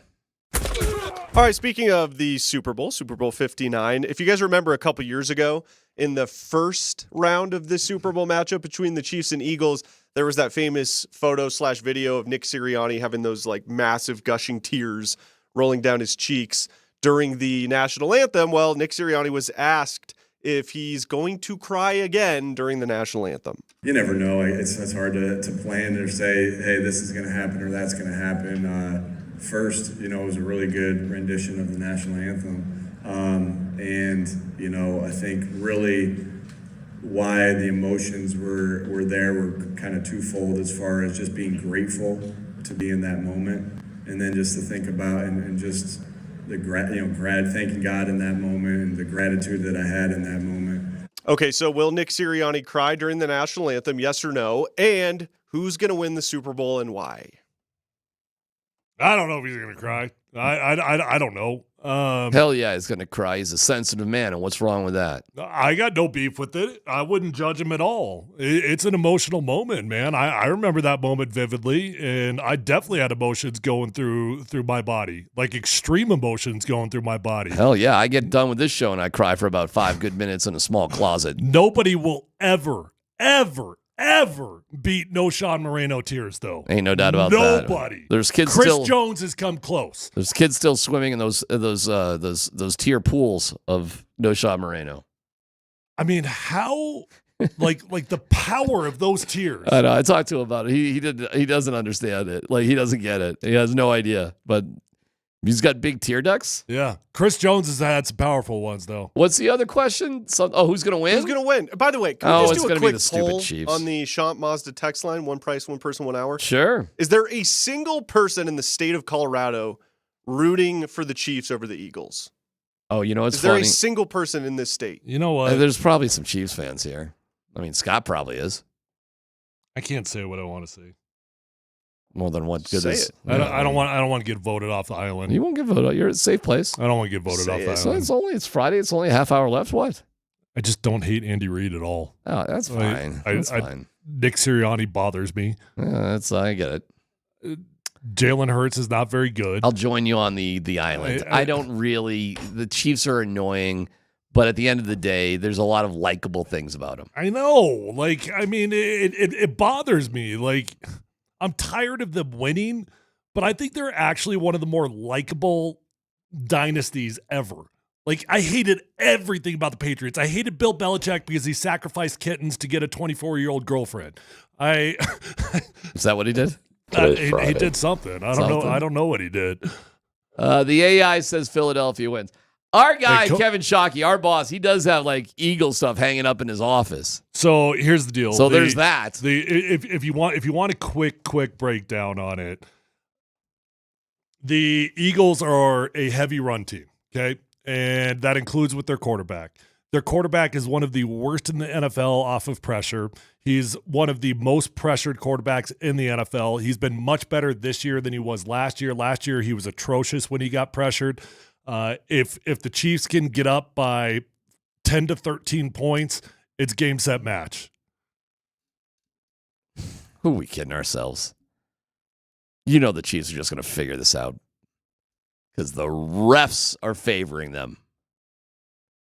Roger Goodell says that is not happening, DMac. Yeah. You know Tom Brady said with a passion it ain't happening. Okay. Hey, Coach of the Year? Sorry, Squirrel. Sorry. Yeah, no, go ahead. Take a guess. Do you know? I do know who won. Okay, but do you know the names? Kevin O'Connell won. Andy Reid came in third. Sean Payton came in fifth. Yeah. I guess I'm skipping out on second and fourth. You're missing. Did you say Dan Campbell? I did not. He came in second. And Dan Quinn. And Quinn came in fourth. Yeah. Yeah. Kevin O'Connell. Votes. Kevin O'Connell, 25 first place votes. Dan Campbell, 19. Andy Reid, 4. I don't even know why Andy Reid's on the list. Like, to me, Coach of the Year, I guess it may. Of course, it does make sense. Of course, but to me, in my mind, what Coach of the Year implies, the coach that did the most with the least. That's what that award really is to me. Right. So Kevin O'Connell clearly makes sense. Dan Quinn, I think, should have been second place on that list. I do think Kevin O'Connell should have won it. Sean Payton did get 1 vote. Dan Quinn got 1 vote. Andy Reid got 4. By the way, did you guys like that during the NFL honors, Sean Payton took his tie off? So he had his tie on earlier for the red carpet and the video, congratulating Ceran. But then during the ceremony, he just took the tie off like he's a traveling salesman from Dubuque's hanging out at the Holiday Inn bar. So? You good with that? You don't have to leave your tie on. You just chill once we're sitting down. The awards are going on. Sure. Okay. What's the problem? I don't know. I'm just throwing it out there. Was it interesting? You got a problem if you even noticed it. If you even brought it up. He was the only guy that was like untieless who was once tied. It wasn't like the after party. Hold on, was the tie hanging? No, it's just gone, and you can see his undershirt underneath the dress shirt. Who even wears an undershirt? Sean Payton, apparently. But, I just thought it was a weird look where everybody's all dressed up, everybody's tied up. It's during the ceremony. It's just like, enough of this crap. It does make me wonder, when exactly... Wait, go on. I mean, you've clearly got some sort of weird DMac theory about this, so go on. No, I just think it's like, you're done with the night or whatever. It's bugging you. Listen, I don't like wearing a tie. The whole thing about a tie, and it feels like it's choking you and the whole thing. I get it. I mean, I guess get why my you don't only want to thing wear was it. I'd be like, well, why'd you wear a tie in the first place? I don't. That's what I'm asking. If he just showed up without the tie, I mean, who cares? No big deal. That's just your look. That's what you're doing. I mean, Will Smith's kid is wearing a house on his head. Bill Belichick's girl showed up without clothes. Well, there you go. I mean, she made a choice. I don't know, man. Sean's an interesting cat. All right, next story, Dan. All right, let's hear from Malik Neighbors of the New York Giants. They have the 3rd overall pick coming up in April's draft. Here he is talking about his thoughts on Buffs quarterback Shedeur Sanders. He's been around, a long time. He knows the football oriented. He's been a part of, one of the best, maybe the best NFL, player in the world when he was playing. So, he has a football background. I've been watching him for a long time. Me and him been in the same, recruiting class. So I didn't bump heads, with him, at camp. So, I've been watching him a long time. He has another crazy arm talent. He gives his guys, that opportunity to go make plays. He's not scared. And he wants to win, and he's a leader. From what I heard in that locker room, he's a great leader. Would the Giants be insane if Shedeur Sanders is available at number 3 to pass on him? Would they be insane? We might as well do it. Hey, Scott, you excited? No. Okay. Who cares? I'm seeing mock after mock going like this. Abdul Carter, Travis Hunter, Cam Ward, and I'm forgetting these 2 guys. There's an offensive lineman dude. There's another dude, and then Shedeur 6. I'm seeing this over and over again now, Tyler. Can I tell you what I think is really going to happen? Titans are trading out, and New York Giants. That would make sense to me. And New York Giants are going to move up and select Cam Ward. Oh, that makes absolutely perfect sense to me. That's exactly what I would do. I mean, if you just think about the logic here. If you are the Titans, you're sitting there at number 1. If you trade out, you're trading out because whether it's the Giants or the Raiders or whomever, they're going to select a quarterback, right? So specifically, if you could trade with the New York Giants, you go from 1 to number 3. You can still get your generational player, even if the Browns were to take, if your guy was Abdul Carter, you still get to select Travis Hunter. If they take Travis Hunter, you get to take Abdul Carter. It would be insane. It would actually be insane for the Titans to stay at number 1 and not take a QB. I could not agree with you more. And by the way, are we really just all buying the fact the Titans have no interest in a quarterback? Why do the Titans not want a quarterback? Here's a new one from earlier today, Pro Football Network. Titans taking Cam Ward, 1. 2, Abdul Carter to the Browns. They may just be stuck. They may just be in one of those really weird, rare positions where you just cannot make any sense of it. So you go with the best player out there. And then this one has the Giants taking Shedeur at 3. Travis going to the Patriots at 4. And then it kind of goes down there. It has the Broncos taking, this one has the Broncos taking Tyler Warren at 20. How awesome would that be? Okay. Yeah, tell me about it. Okay. I happen to be on your favorite website. NFL and I just picked the first one that was on the board. I have no clue who Brett Whitefield is of Fantasy Points. Well, you want to talk about a bizarre one. Check this out. I skipped his. He's got Cam Ward 1, right? Yeah. Abdul Carter, Travis Hunter. And then at number 6, he's got the Las Vegas Raiders taking Jackson Dart. That's a fun one right there. They are saying Jackson Dart is flying up the draft boards right now. But, I mean, come on. Bypassing Shedeur, and then he's got the Jets taking Shedeur at number 7. Dude, hang on to your hats, man. You've got the Combine coming up in Pro Days, and a lot can happen. And as we all found out, if you were paying attention, except for John Elway, because he didn't drive to Laramie, a lot can happen between the combine and your pro day. You can improve and get better in a short period of time. And we'll see how many of these guys are working with Jordan Palmer, by the way, who's the, combine quarterback draft training guru who got Josh Allen so much better. Jackson Dart, huh? Look, let's see who's coaching him. Let's see who Jackson Dart is tied into. I'd be very curious if he's working with Jordan Palmer. Keep your eyes on that one. Because this whole draft season so far, Tyler, it's only been 2 quarterbacks. That doesn't make sense to me. There's got to be a third guy in there somehow. I'm not saying there has to be more than 3, but there's got to be somebody. There will. Dart, Milrose, somebody. Yeah, I agree. I absolutely agree. He's got the Broncos taking Malachi Starks, a safety, which, I mean, I don't love, but I sort of get. I mean, if in his Tyler Warren's gone, he has him taking a safety over Colson Loveland. I don't really see that, but I don't know who this guy is, anyways. Jalen Milrose with Jordan Palmer. Okay, watch that then. Watch that. That could mean something. I Googled Jackson. It wasn't easy. It didn't pop up. I'm not saying he's not with Jordan, but for whatever reason, Jalen popped up. We want to thank Vic Lombardi for joining us earlier to yell about Bill Belichick's girlfriend. He joined us on the Ramos Law hotline. Car accident? You need Ramos Law, medical doctor and attorney. Find it at ramoslaw.com. If you miss it, a new and improved Love a Scrub PSA. You'll hear it next.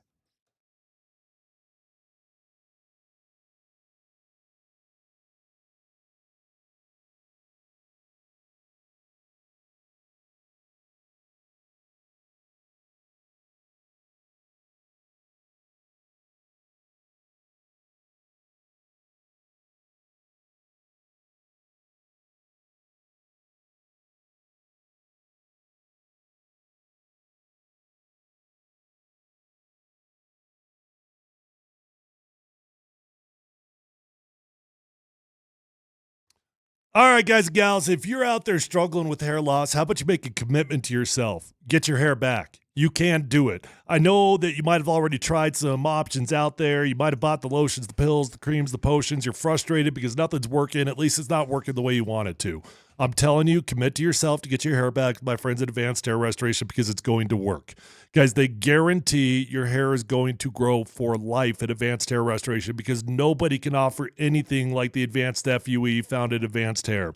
I love Dr. Tanya Paul. She's amazing. The entire staff at Advanced Hair Restoration, the best of the best. Guys, it worked for me. It's going to work for you as well. Your own natural hair, it's going to start regrowing the very next day. Guaranteed to grow for life. That's a comforting feeling when you know somebody believes in what they do so much that they guarantee it for life. So pick up the phone, call today, 720-459-HAIR. You're going to be in a calm, relaxed environment, and I already said you're going to have the best of the best working with you. It's a commitment that you make, and it's going to work. Call Advanced Hair Restoration today. You're going to get $250 off and $250 free hair grafts, but that is a limited time offer. So pick up the phone, 720-459-HAIR, or check out those before and after photos at advancedhair.com.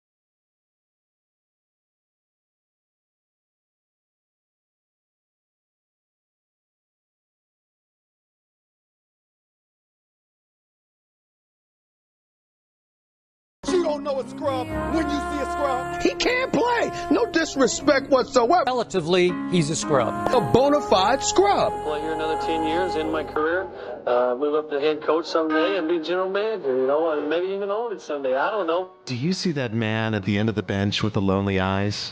All good-hearted NBA fans know that even scrubs need love too. And now Polumbus, Hastings, and DMac are giving you the opportunity to love a scrub. Those scrubs on the bench just look so sad. I had to do something. I feel so much better now. For just $10,000 a day, you can love a scrub who only uses the arena shower after practice.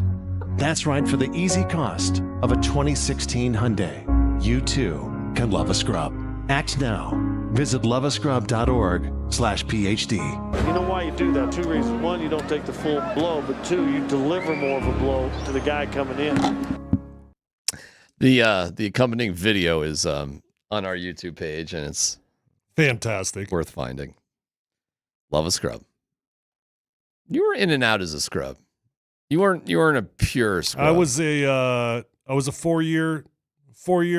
I'm not gonna call myself stud, but starter. Yeah, you're definitely not a scrub if you're a starter. That's for sure. And a 4-year scrub. I was a happy. Happy? Yeah. Happy scrub? I don't know if there's a charity for that. Yeah. We appreciate you listening wherever you are. It's a gorgeous day here in Denver, Colorado. But wherever you are, we appreciate it. You can listen to us on the Altitude Sports Radio app, powered by the Wilhite Law Firm. Injury lawyers, go to wilhitewins.com. That's wilhitewins.com. Andy and Nate coming up in just a little bit. We appreciate our friends at Revitalize Health. You can visit them at revitalize-health.com, who bring you this fine feather program day in and day out. Yeah, gorgeous day today. A little windy, though. Like it's pretty out there, though. Yeah, it's real nice. So here we are, Super Bowl weekend. I have unintentionally figured out a way to watch the Super Bowl but not really care about it. Really? Yep. If I was just at home or going to a party, I don't know. I kind of would be too much. But my wife, we had this coupon for a few bucks to the Princeton Hot Springs. And she goes, "What do you got going on this weekend?" And I'm like, "Well, nothing. Nuggets are out of town. Avs will be done after tonight for 2 weeks." And she goes, "What if we go up to the Princeton Hot Springs and go dog sledding?" Really? Yes. That's actually really cool. So I will be dog sledding this weekend on Super Bowl Sunday. What's Now I'm just curious what that's running you. I don't know. I'm not sure, but the hotel, it was a gift that we got for our anniversary. So we're not paying to stay up there, which is nice. So whatever else is, that weekend. And we just, I love skiing, but we just didn't get our act together Where's this that? year. Where's that? Princeton Hot Springs, between Salida and Buena Vista. Okay, yeah. But so it's like Mount Princeton, the collegiate mountain range. So it's not really near any ski resorts. It's near some cross-country skiing, certainly hiking and that sort of stuff. Is there a weight limit on dog sledding? I'm not asking for you. I'm asking for me. I understand. I really don't know. Now, do you have your own dogs? Like, do you have your own sled? Or Tyler? are you hugging a dude? Are you like on the back of a Lime scooter where you're just hugging the guy that's driving the Lime scooter? Those are all really good questions. Now, is your wife hugging another dude? I mean, if she's lucky. So you get to hug a dude, she gets to hug a dude, but neither one of you driving the dogs. Well, you do realize the best Iditarod racer of all time was a woman, Susan Butcher, right? That has nothing to do. Okay, she's hugging the woman. I mean, maybe you get the woman, maybe she gets the dude. I don't know. I heard Bill Belichick's rejected girlfriend is a musher. Okay. I don't know. Too soon? I'm really curious about the dog sledding. Me too. I don't know anything about it. I wrote that down. I'm curious. I'm going to look into it. Look into it. I didn't know it even existed. But we go up there and she goes, "We're going to go dog sledding." And I go, "We're going to, huh?" She goes, "Yeah." Wait, so when are you dog sledding? Is Sunday. So you're not watching the Super Bowl? The Super Bowl's not till 4:20. I'm going to assume the dog sledding is done by then. And we're staying overnight in the hot springs, so I'll be coming in hot from the Hot Springs on Monday. And, So, I don't know. I don't know how it's going to go. But I assume I'll be watching the Super Bowl. I don't know. Maybe in a sauna or something. Maybe in a hot spring. Maybe they got a TV there by the sensory pool. I don't know. Who knows? Don't know, don't care. Okay. Like, I wanted to have something else going on because I'm just not that focused on the Super Bowl, and we figured it out. Dog sledding. Sounds fun. Yeah. I mean, the game's on in the afternoon. We'll turn it on when it's on. I won't watch any of the pregame crap. I'm doing an event for the Broncos at the stadium. Oh, well, you're getting paid then. Yeah, that's true. Are you doing of the Super Bowl? So it's actually before the Super Bowl. Yeah, that makes a lot more sense. It's like 2 to 4, I want to say, something like that. You got this little. This is a good little side hustle with the Denver Broncos. Thank you, Dominic. Yeah, Dominic's the man. This is like your third or fourth little I'll be over there at the Broncos this year. Dominic is the man. Yeah. What is this for? Like who? The key is you got to say yes to enough of the volunteer stuff that they want to reward you for the paid stuff. Yeah, what's the big benefit? People get to ask you questions and stuff? I don't really know. What are you actually doing? Usually when I go, I just sit at a table and sign autographs for 2 hours. That is you know what, man? That is. How much you charging for those autographs? Oh, Tyler? Tyrone may be embarrassed how much he gets paid for this. It's not cheap. It's a good deal. Why you put my business on the street? Yeah, you want to share? Why you putting my business on the street? How about this? How much would you charge me? Oh, for an autograph? I owe Dan $100. Yes, you do, actually. I forgot about that. He owes me $100. I do. When are we burying this headline? What are you talking about? I bought his Nikola Jokic signed jersey for my son.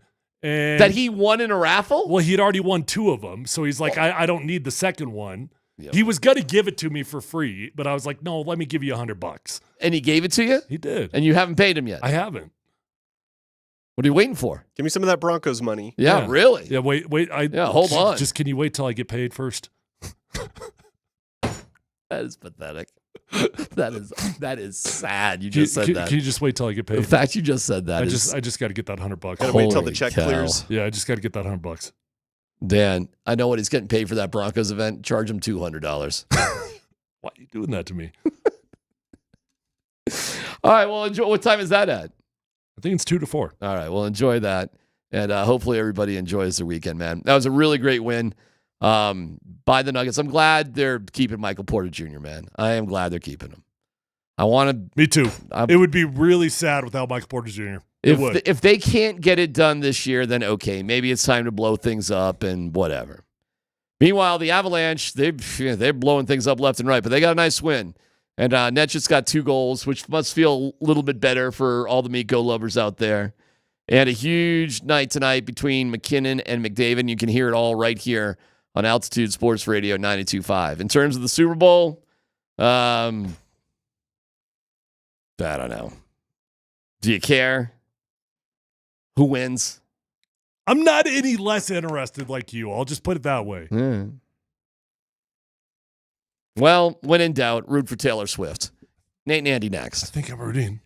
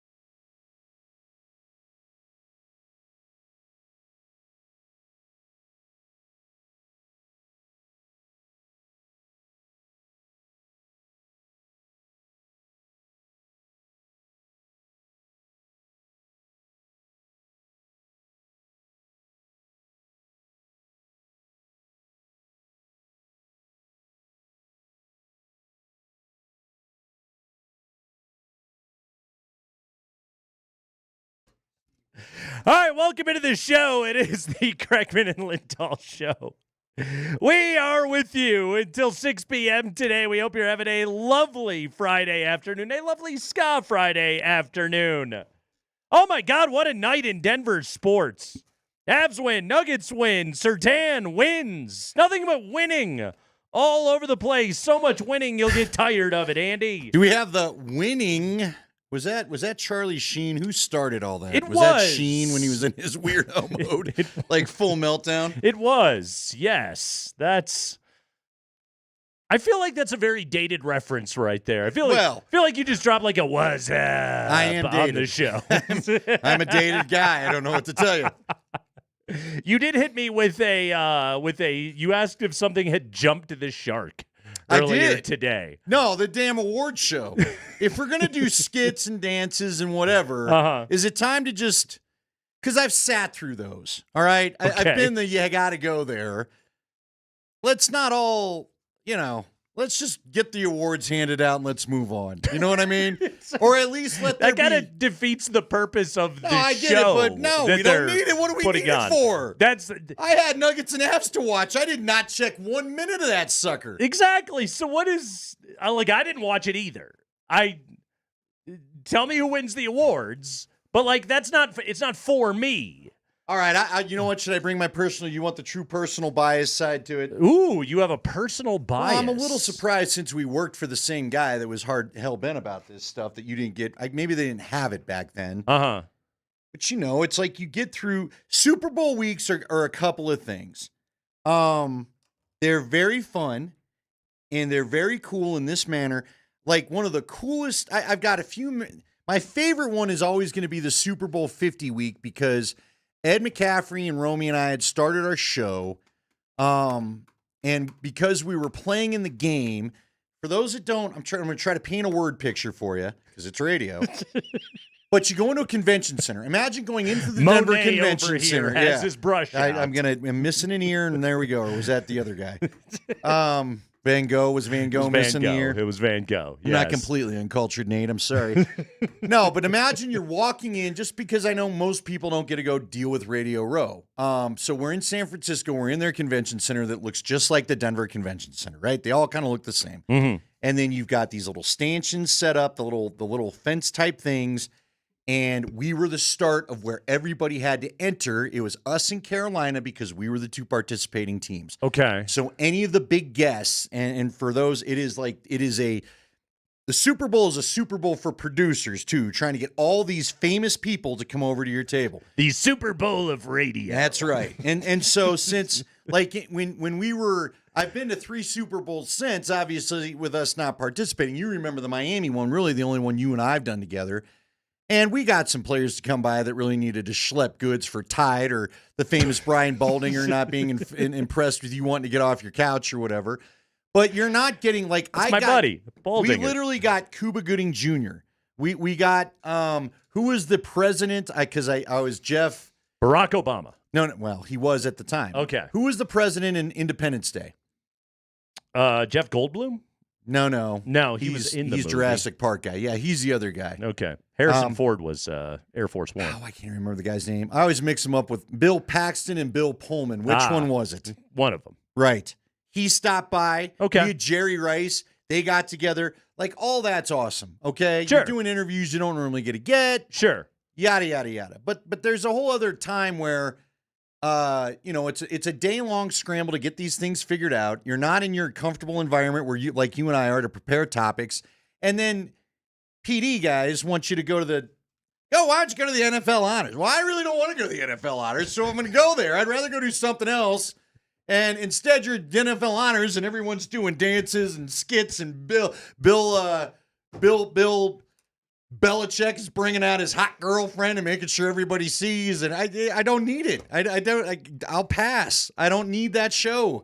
It's one less thing I could cross off the docket. There's still a game to do. There's still pregame crap to do. I don't want to go to NFL Honors. I want to watch NFL Honors. I was really waiting for that story to Van Gogh somewhere.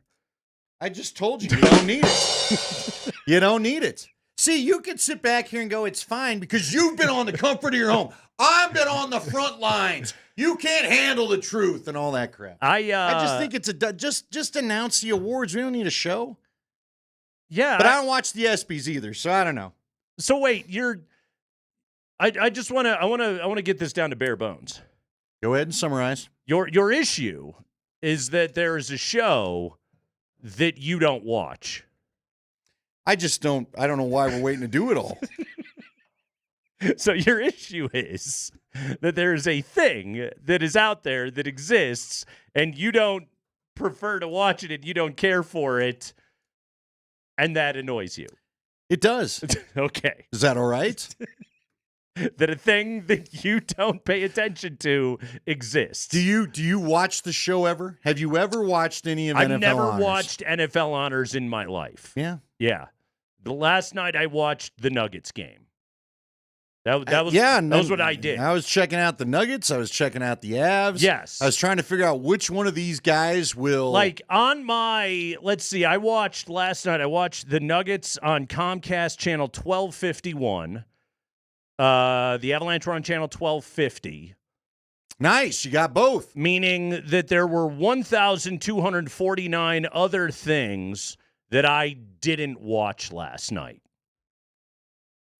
Yeah. Yeah. I'm just telling you, I think it's stupid. I don't know why Snoop Dogg is up there hosting. I'd rather watch Snoop Dogg perform a concert than host the NFL honors.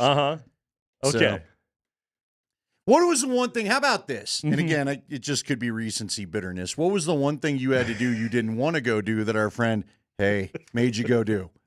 Because we were out here and we were going to do everything. My colonoscopy, okay? It's just one of those Super things. Bowls have you been to? Have you just avoided it all your life? You've been to a few with, right? I've literally never gone. Shut up. You've never been? I did not know that. I have won. No wonder you don't care. The radio yes. Lifetime Achievement Award. I have never had to go do that. Yeah. I've literally never done it. I've gone to Vegas during Super Bowl weeks. I've stayed in Denver during Super Bowl weeks. I've literally never done it. Oh my God. You have drawn that radio short straw so many times, and I never had to go do it. But there can be fun days, but it's so stressful. It's ridiculous. Because again, when I was a producer, you got nothing but all these famous people, and your show gets hacked off if they don't get anybody. Sure. Like if somebody decides they don't want to come talk to you, you get told you really suck in very loud, unfriendly terms for 3 days. You could get 100 interviews, but if the interview they really want doesn't stop by because you're not a top 10 market, because they're a Hollywood personality. So yeah, you know what? Maybe this is therapy. I didn't know it was going to go here, but I didn't know you were there. So maybe it's just therapy. Some of the meanest things ever said to me. I was told one time if I did not get KOA, guess X, Y, and Z on a certain Thursday that my plane ticket was going to get canceled. I wasn't going to be allowed to come home, at least on their dime. You were threatened with? Oh, yeah. That's illegal. Well, they can't actually do that. Listen. I've been exposed to a few things people weren't allowed to do, but they did it anyway. All right? Yeah, that's one of those where you call your human resources department immediately. Remember the Jeff Garcia story I told you? We don't need to retell it. But remember that one where we were running around in parties and everything? Yes. Somehow, I don't know who, somebody got, because I was barely done living it when our guy DMac knew about it. The next thing I got them calling me here, and we heard you guys tore up the Super Bowl. That's awesome. No, not when your boss hears and doesn't feel like you gave KOA enough interviews, but thinks that you're just hobnobbing at Hollywood parties and then threatens to not let you come home. I'm going to fire you. I think, Andy, I think we've gotten to the core of what's happened right here. Core memories, true. The core being that guy sucks. No, he was very good to me, but he working ruled with tough love. For him. No. Okay, real quickly. Yes. The one who threatened my job was not him. Oh, wasn't him? No. He went on to run Fox Sports. Fox Sports! This is interesting. You know what? This text is actually interesting to me because I've wondered about this. Quick straw poll. Okay. Especially since you haven't been a part of it, but I'm sure you've heard it. 303-504-0925. Super Bowl week is the worst radio. I do not care to hear from Mike Ditka relive his balcony days and then pitch me ED meds. How many people feel that way? I've honestly generally wondered how often are we thinking it's cool because we're in the environment, but people back home just wish it was your regularly scheduled program. So I've always, like, one of the things that I've always been really fortunate with is being in afternoons. Is like I've been at a lot of stations where it's like, well, we're sending the midday guys because of the mountain time difference and everything like that. It doesn't make sense to send you because you're going to be in the damn convention center at night and nobody is around. That was New York. So you do the midday thing, right? And it's or any Miami Super Bowl Any or East anything Coast like Super that. Bowl, Exactly. they ain't hanging around for you. So in one particular boss was always just like, hey, we talked to Eric Berry.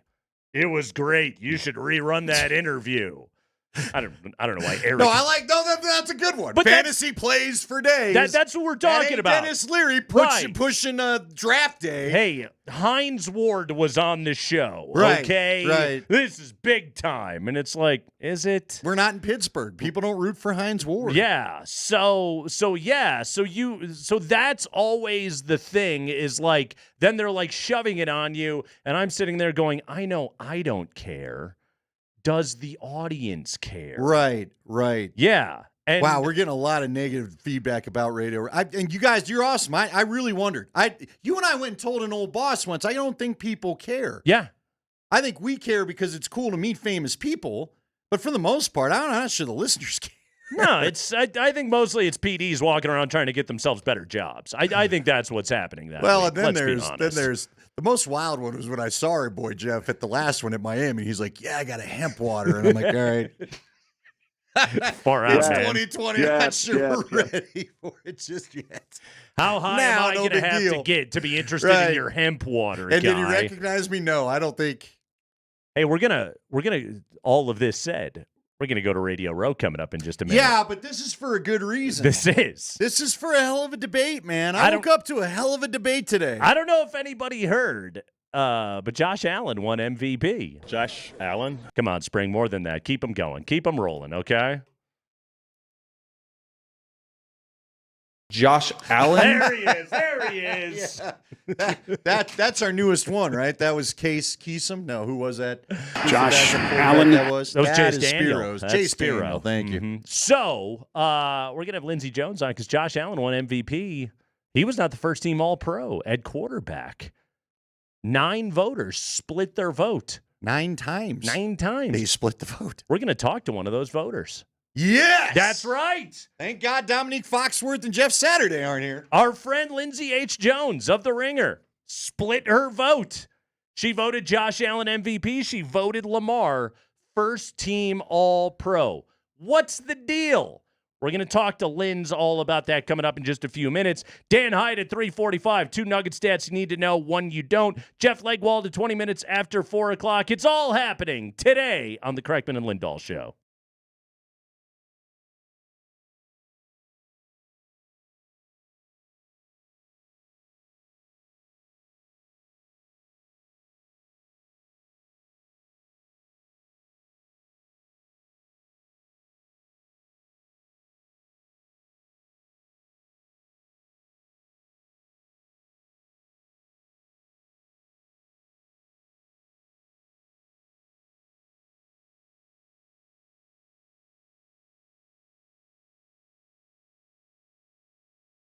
Hey guys, Andy Lindahl here for the Rocky Mountain Men's Clinic. Oh, it's Radio Row week, but we're not out there. I'm going to tell you right here, you don't need to travel to other cities. You don't need to have Brian Baldinger berate my partner, Nate Kreckman, about low testosterone or anything like that. You just need to go and talk to the Rocky Mountain Men's Clinic. Couch rules. Yeah, not over at the Rocky Mountain Men's Clinic, but this is more about ED. So if you like to talk about erectile dysfunction with someone who not only knows what you're going through, but has solutions for you, then go to Rocky Mountain Men's Clinic. Talk to them about all the options they have for you to try to solve your ED. It is the season of love with us just being a week away from Valentine's Day. Would you like to get some of the old feeling back? Would you like to have your confidence back in your performance by the time we get to Valentine's Day next Friday? if you would, then go ahead on maybe call today right now. They're not closed yet. Give them a call today. Call them on Monday. Go and see the folks over at the Rocky Mountain Men's Clinic because they have treatments that work when pills and herbals fail and treatments with success rates well over 90%. And if you really want to have some fun on Valentine's Day, they've got treatments that'll have you lasting an hour or more. At the Rocky Mountain Men's Clinic, they've served the Front Range of Colorado for nearly a decade and have successfully treated tens of thousands of men. Schedule your consult today. First visit is $99. Includes a medical consult with a Colorado licensed medical provider, a team PSA test, and if medically advised, a test dose. And if the test dose doesn't work in the office, your visit's free. 5 locations throughout Colorado. So give them a call, 720-440-7900 or RockyMountainMen'sClinic.com.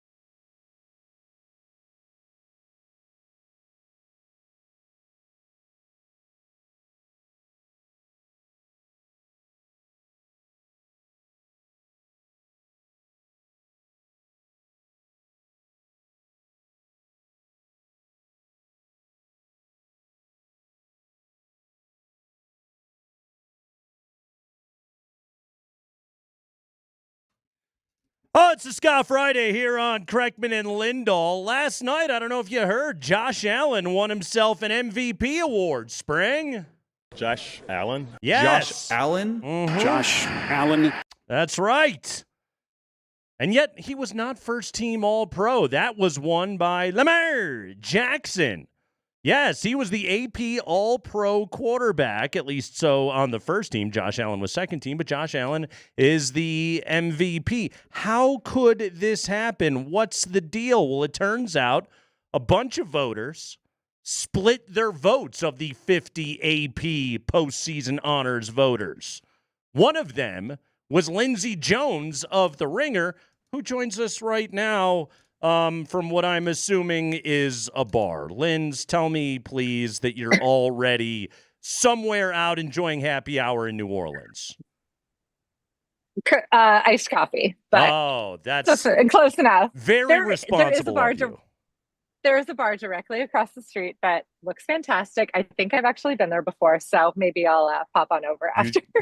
I think I've been there before. That's how you know you're having a good Super Bowl week right That's there. New Orleans. Real quick, Lindsay, are those houses that have become bars? Nate and I were talking about that one of our friends did. There's like a whole strip of, they look like they should be houses, but each one's like a bar. Oh, yeah, this one, it does look like it used to be a house. I'm down in the Garden District. I kind of had to get away from like Super Bowl, like media row stuff for a little while. So I'm like a couple blocks away, maybe a mile. Yeah. So, but it does look like it used to be a house. I'll go, you know what? After we wrap, I'll go check it out for you guys for research. Good. Test out the beverages. Good. Just for you guys. Send us a text. Let us know how it's going. All right, Linz. How is an MVP not a first team All Pro? Explain to me how that works. Yeah, well, so for the first time since 1987, when John Elway was part of the last time that this split. So it's been a minute, 37, 38 years, something like that. Somebody else correct me on the math. But yeah, I mean, so I wrote about this on theringer.com last night. I kind of went into NFL honors being like, oh, I'm going to write about like the awards and Hall of Fame, Eli Manning not getting in, all that kind of stuff. And a couple hours before, we started getting this feeling of like, oh, I think Josh is going to win MVP. And I was like, well, I have to write about this because I agonized over my ballot this year more than any time I ever have before. And I've been voting for a while, probably since at least 2012. And this was the year that I was like, I was so conflicted about a lot of the spots, but certainly MVP. And ultimately where I ended up was MVP and first team quarterback, they're not the same award, like by definition. It's become that way. And it very frequently is because MVP has become the best quarterback award. It just, every year it goes to the best quarterback on one of the, the first or second seed in the NFC. And yes, Josh Allen did fit that requirement, right? That he was the quarterback from the number 2 seed in the AFC. But I just felt like definitionally, they don't have to be the same team.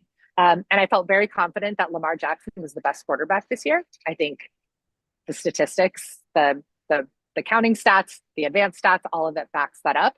But I think with MVP, you can look a little bit more broad. It's a vague definition. You can consider a lot of other things. And ultimately, when I look back on the 2024 regular season, a lot of what we think about for the entire season is going to depend on what happens in a couple of days. But when I look back on the 2024 regular season, I'm going to think of this as like the year of Josh Allen and what they were asked to do, the plays that he made, the narrative around that team and what was expected of him. So for me, that's where I went. And I was very torn about it. I was very stressed out about when I sent it. My poor husband, I was wandering around the house and talking to myself and venting about it. And, at some point I feel like he kind of just said, send it, you're fine. And I feel confident in it, but I'm really surprised that it ultimately impacted the result, that there were 9 of us who voted for Lamar Jackson for All-Pro and Josh Allen for MVP. So, Linz, for you individually, like this, and we've had this debate plenty of times before, but it's how do you define MVP? Like you said, it is a vague term. Oftentimes, it's you would look at it and say, well, he was the best player, so he is the MVP. But clearly, you believe that there is nuance inside that definition.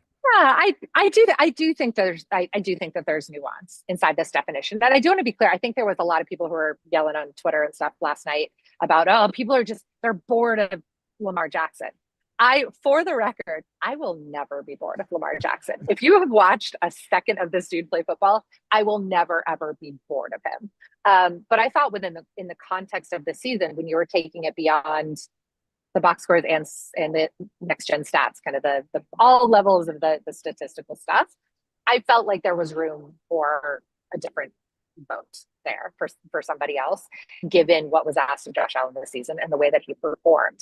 And the things that I think ultimately were like holding Josh Allen back, a lot of it was statistical stuff that, like, yeah, he didn't throw for 4,000 yards this year, but his volume was way down because he was asked to do stuff differently. But when the Bills needed to win games, what were they doing? Asking Josh Allen to go superhero mode. And he did so in a way that was like some of the most spectacular football we've ever seen. So, yeah, I stand by it. I feel confident in it, but it was, it was kind of a harrowing decision. And last night was honestly very stressful. And I'm glad I wrote it, but it felt kind of hard to like put it out into the universe, because while our MVP ballots were published, like everybody, it's out there.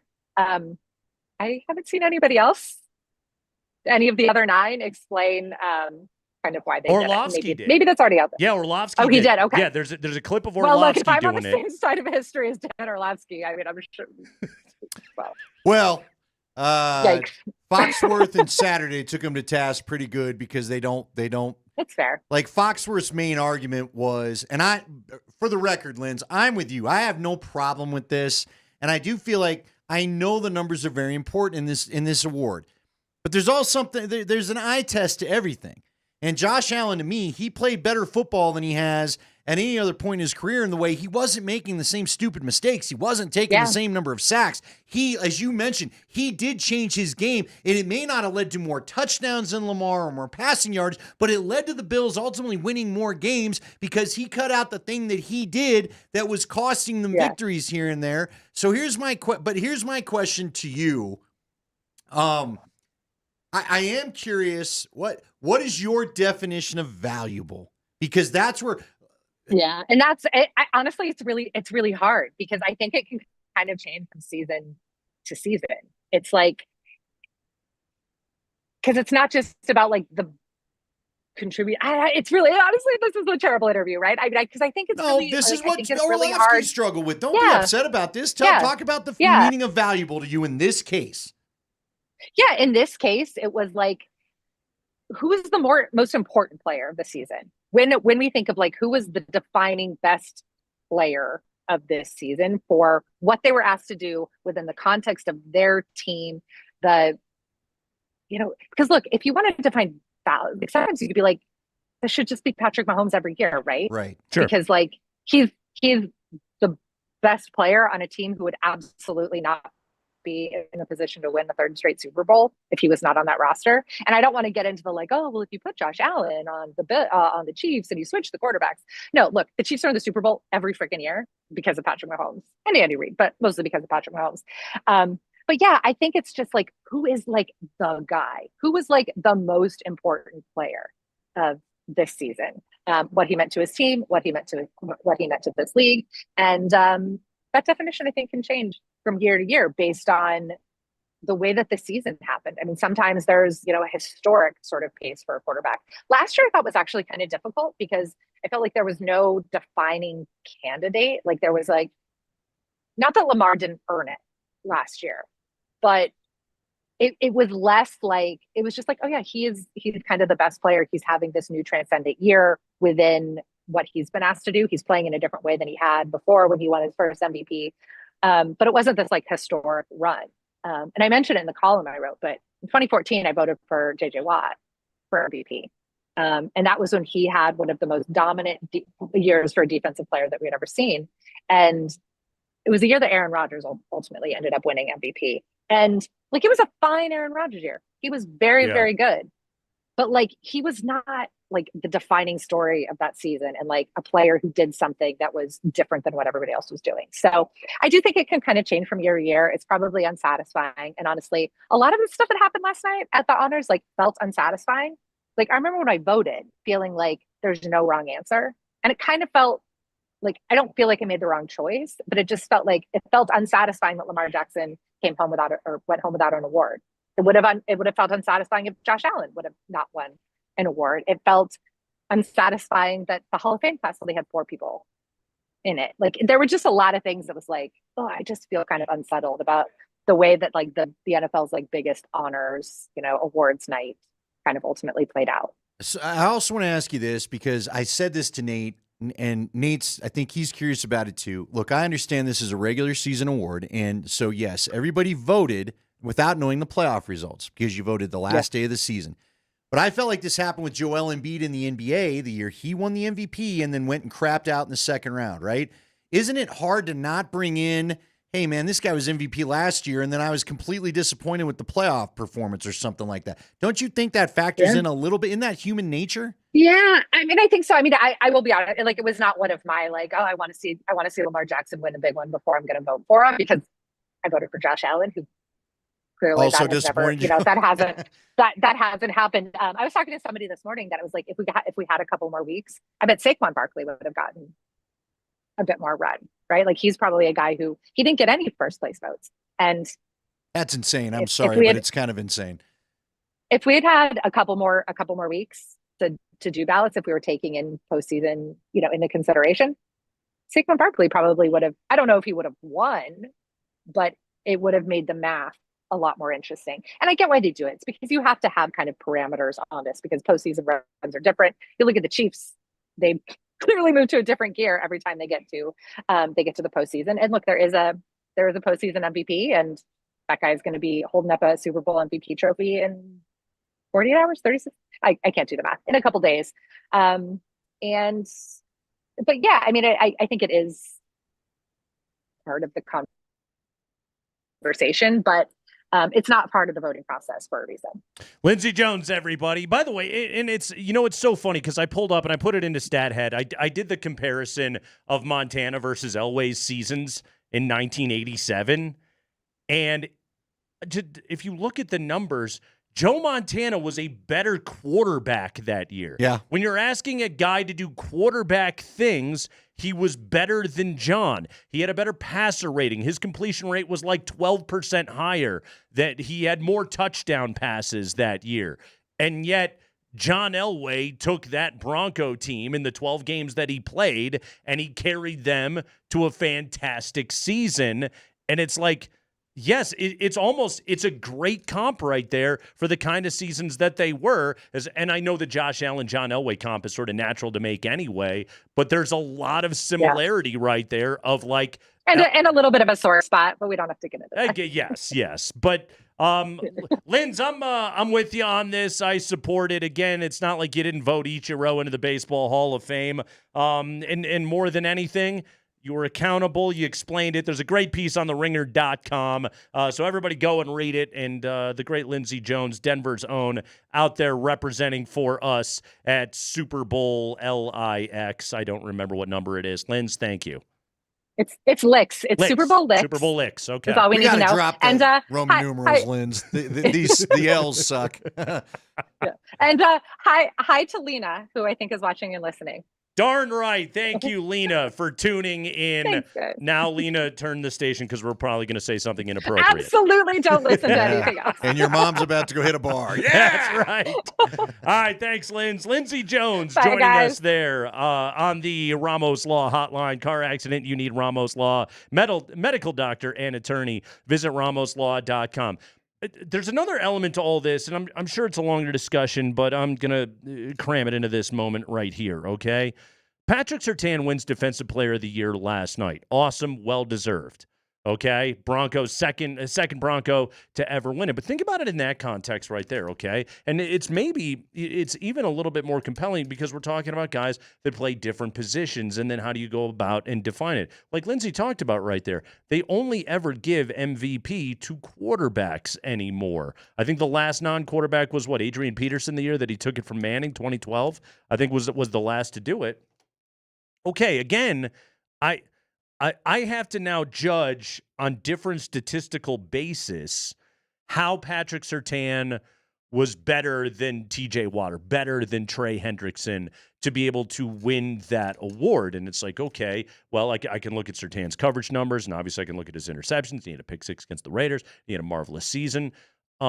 And then I can also look and say, well, Trey Hendrickson had 17 damn sacks, and TJ Watt had 6 forced fumbles. Like the way that that numbers like that are able to change a game instantly, and we know the way that turnovers impact the game. But also, sort of to her point right there, is like, if I'm talking about a narrative of what I'm going to remember about the 2024 season, it was the Broncos were supposed to suck, and they didn't, on the backs of a top 5 defense in the league that was led by the best corner in the game, who elevated that Denver team with a rookie quarterback to 10 wins in the playoffs. Well, and I would also say,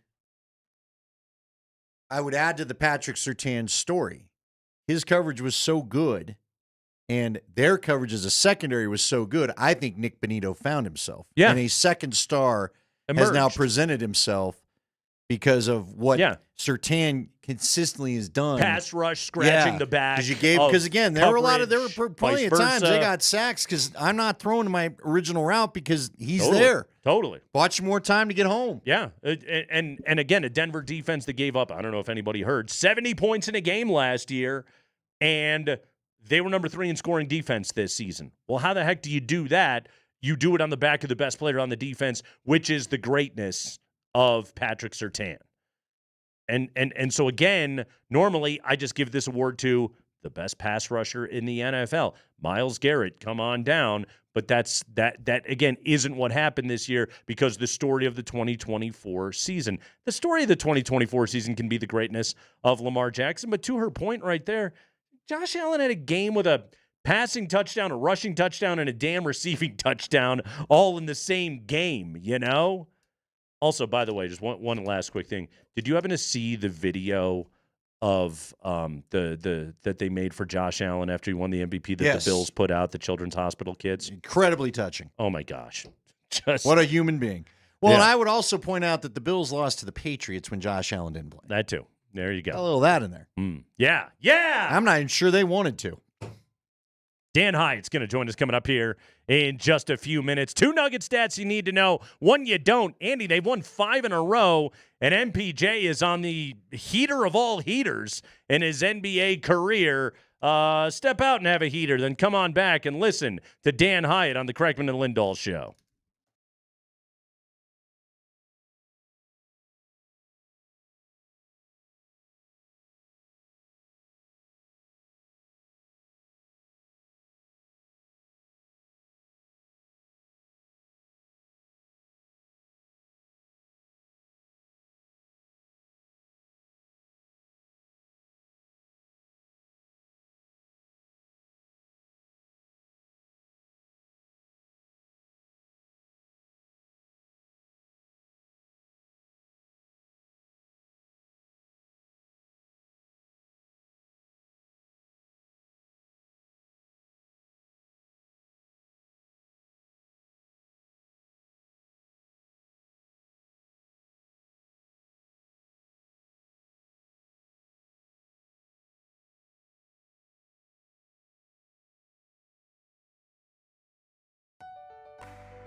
Hey, it's Nate Kreckman here for Apple Air. Temperatures about to plunge coming up here next week. If you're worried about your furnace being able to keep you warm, Apple Air has an unbeatable offer for new customers. That's a furnace safety check for up to $43.95, normally $188. But guys, this deal that Apple Air is offering you ensures your system is running safely and efficiently so you can stay warm all season long. And keeping that thing run efficiently, that saves you money in the long run while keeping your family warm and safe. Apple Air is family owned and operated. You get a ton of value from a local company that cares about comfort and efficiency in your home. And guys, the things that Apple Air provides standard, Those are upcharges with other HVAC companies. Apple Air is not there to upcharge. They write you a quote, and that is the estimate. That's going to Apple Air. You need to do it. 303-733-2813, 303-733-2813, or visit appleair.com. Apple Air, the experts that care.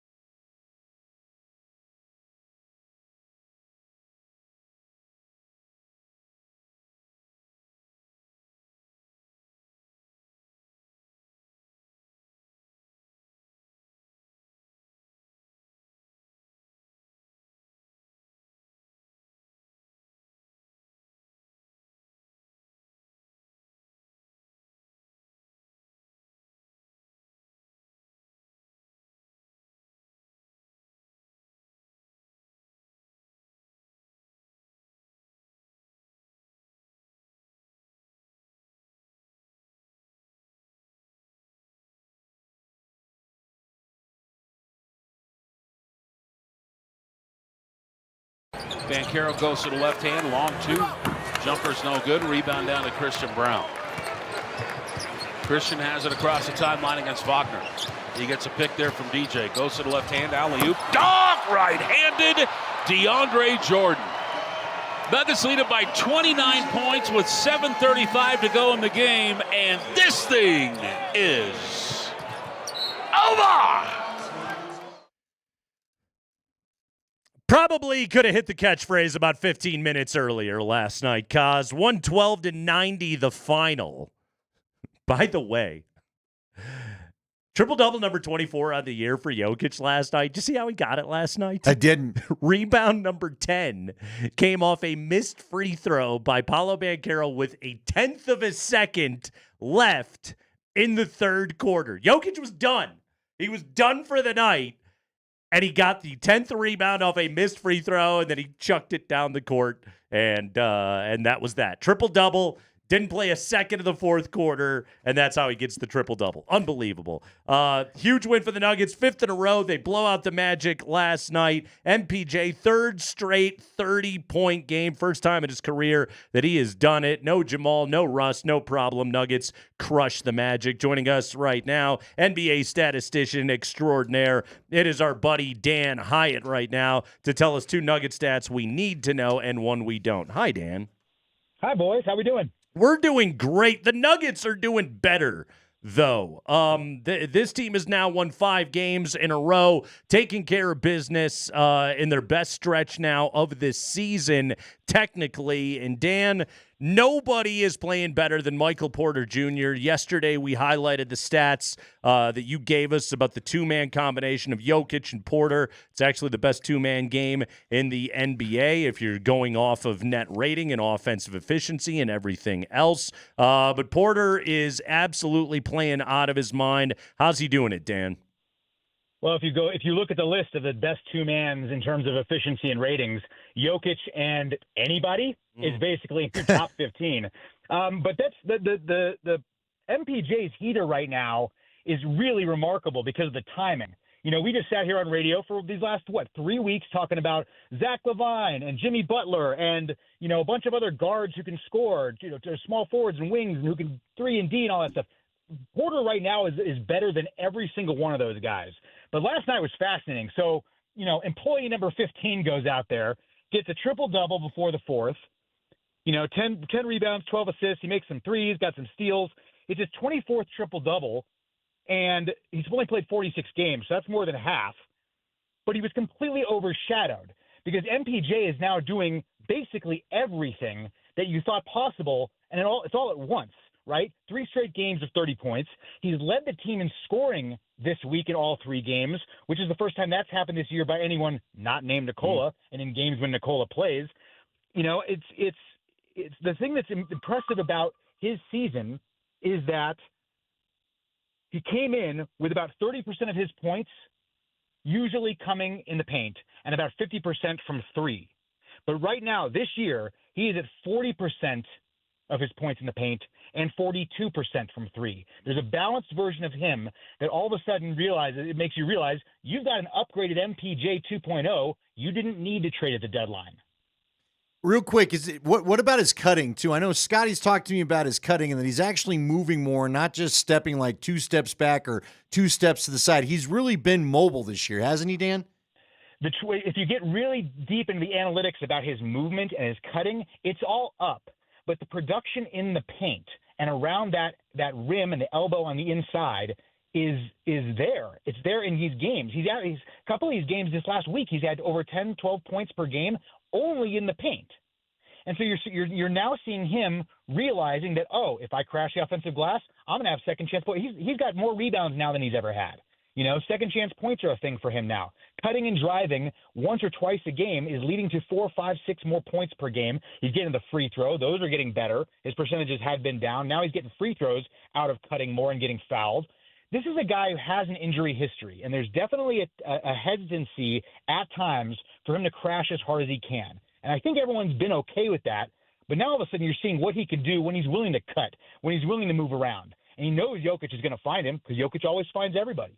And he's shooting unbelievably, and defenses are overcommitting, and he's taking advantage of it. By the way, speaking of the deadline, Dan, they didn't do anything, but most notably, and you kind of already touched on it, they didn't move Porter. The importance of keeping the championship core 4 together. What do you have on that? Well, listen, I'm a romantic when it comes to this kind of stuff, and not in the way of I need all the rules to stay the same, and games can't shift to new eras and different fan bases. That's all fine. I'm cool with that. I'm a romantic in the sense of this is the team we won with. When KCP walked, I understood the move, but you lost a piece of your championship team. Same with Brown. Same with Brucey, right? But to keep these 4 together, tomorrow if they all play, they're going to reach 20,000 minutes played together, the 4 of them, in the last 2 years and change. And when the 4 of them are in a lineup together, they win at a 70% clip. So there's definitely a part of me that wants to succeed despite other teams making moves. I get the business of basketball, man. I want the Nuggets to do what's going to help a Jokic window championship. And if that meant moving a key piece, fine. But I love the fact that those four are going to get a chance to make another run at this thing, because you don't see that very often. There's not a lot of teams that have cores still together that have a chance and that are being stuck with right now in the NBA. Dan Hyatt, Core 4 purist, everybody, joining us right now here on the Kreckman and Lindahl show. Let's talk about the defense. Hey, they only gave up 90 points last night. Orlando's lost. They're terrible. Yeah. They played terrible. Banchero and Wagner are really good. They're going to be great. They're both, a combined age of about Westbrook. But there's a lot of good things going on there. They're just not ready to take on a championship caliber team. That's where the Nuggets are. So Orlando was lost offensively. They could not. It was the seventh worst three-point shooting game of the year by any team with that many attempts. But Malone talked at his press conference yesterday before the game and had mentioned, was asked by Chris Marlowe, what's it going to take? Where do you want to be defensively, right? You don't want to be the worst, right? But how good do you have to get for this team to make another run? And he basically said, when they won the championship, they were about 14th or 15th in defensive rating. So went back and looked at it. Yes, they were. 111.7 was 14th in the league. This year, they started off real slow. And in January, the first couple months, October, November, December, they were 24th in defensive rating. But the last 2 months, they're back down to 14th. And if you look at the whole season, it's 17th. And the reason that's significant is because that's where Malone has been trying to get them to go, and that's where they've been. Now, the last couple weeks, with all these great defensive numbers, have not been against particularly good caliber offenses, right? We saw what the Rockets can do. We saw what the Knicks can do, the Celtics. Those guys are top dogs. Can the Nuggets use some of this defensive efficiency that they've found and have it translate to other title contenders? And that's the big question. Play mediocre defense. That's all we need the Nuggets to do. All right, everybody, that's 2 stats you need to know. This is when it always gets good. Dan Hyatt, it's Super Bowl Sunday coming up this weekend. Tell us a stat we don't need to know. I don't know our fan base well enough to know if there's Pat Riley fans or Pat Riley advocates or people who really dislike him out there. I think everybody admires his hair and his suits, right? Yeah, I mean, I don't think anyone has a particular hatred, but there's a lot of hatred for the Chiefs. There's a lot of people who don't want to see the Chiefs win. I've heard. Another reason to vote against them would be to understand that if the Chiefs win and three-peat, or specifically if the Chiefs win and they use the term three-peat in any walk of trademarking, like sweatshirts and all the different kinds of sales stuff, Pat Riley makes money. Because back in the day, when he was in the 80s and the Lakers, were trying to make a three-peat. They won 87, won 88, were trying to win in 89. They played the Pistons. They lost. But during those times, he was given credit for the, quote, three-peat. And shortly after that season, he trademarked it. So, and it became official. It takes a couple of years to patent it, right, to get it official. He gets it in time for the Bulls three-peat. Ends up making $300,000 on all the merchandise that was sold and paid him royalties for using that term. And apparently there's like 6 different variations. It's the number 3-peat. It's the words three-peat as one word. And so he never actually got the three-peat, but he got a lot of money from that three-peat from the Jordan era. We did it again late 90s, right? And then the 2 we've seen in all the 4 major sports since then are the Lakers and the Yankees. But he made almost $1 million in all of that combined. And if they win, the Chiefs win this Sunday, he's already agreed to allow everyone to use it.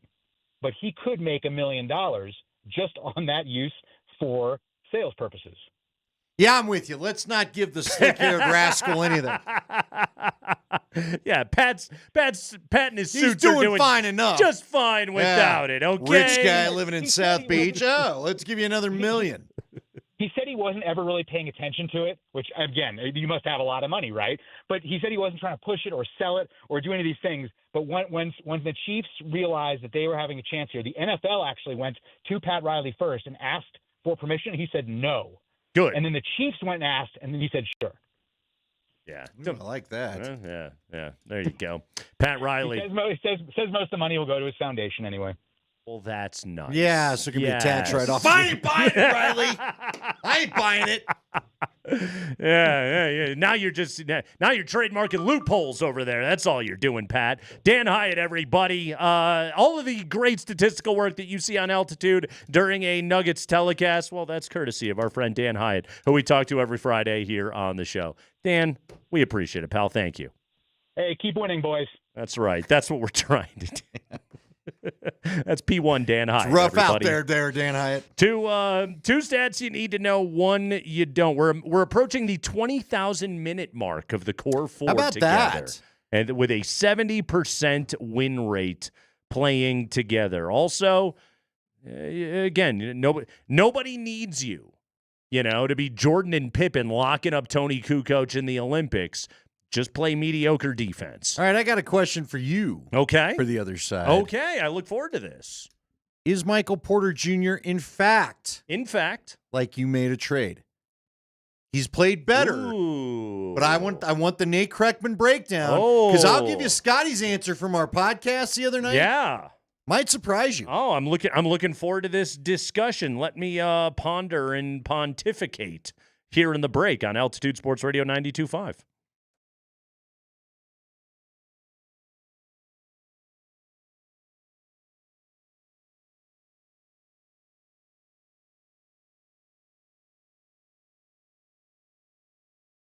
Hey guys, Andy Lindahl for Colorado Off-Road. What are you looking for this weekend? You looking for something to fight the snow? Because allegedly the snow's coming in. Boo. It doesn't matter if you get a bed cover, though. Keep the snow out of the bed, or maybe you need a camper top, a good old camper top. I can imagine Nate Kreckman in a camper top. I don't know what kind of truck he's going to have, but he's driving along, got the camper top, sleeping in a sleeping bag in the back of his truck. No dog, just his cat. Maybe probably someone else's cat. I don't even think he has a cat. But he's hanging out with that camper top right on the vehicle he doesn't even own. Would you rather switch you out for Nate? Stop by Colorado Off-Road with your truck, get the camper top, and go enjoy camping that way. Or you could just get a bed cover and hide Nate Kreckman in underneath the bed cover as long as he's got enough room to breathe. That'll work too. Maybe you could get step rails when you step in the truck to get Nate out. I don't know how this became about Nate getting kidnapped, but what the heck? A towing kit if you want to throw Nate in the back of something and just tow him along. Maybe heated seats for Nate so he's not constantly complaining about how cold he is as you drive around. Or you can heat the cabin up before you even get in and just stop it all together. Either way, go to Colorado Off-Road, get any of their cool stuff. Tell Jerry I need cool stuff for my truck or 4x4, and Jerry Jones will hook you up at cooffroad.com. Give him a call, 303-761-1264, or find him right behind ACC. They're just 3 blocks south of downtown Littleton on Prince Street.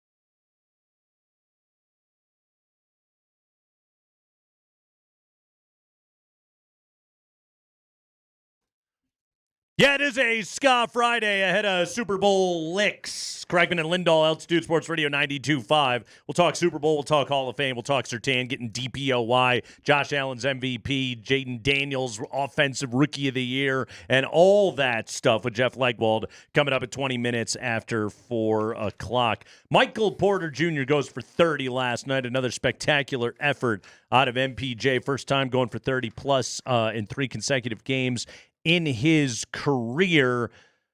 Calvin Booth talked to the media last night. It was post-trade deadline, so it's time for the GM to talk, and he was asked if any big move that the team made would have included the basically only movable contract they have of any value, and that's Michael Porter Jr. Well, I think a big move in my mind is like adding a significant depth piece. I think we liked everything that was happening in our rotation.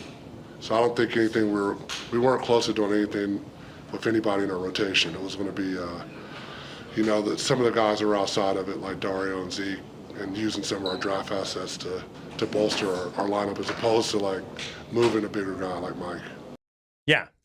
Wouldn't have moved Mike. It would have been Dario or Zeke, which, I mean, Andy, that's first off.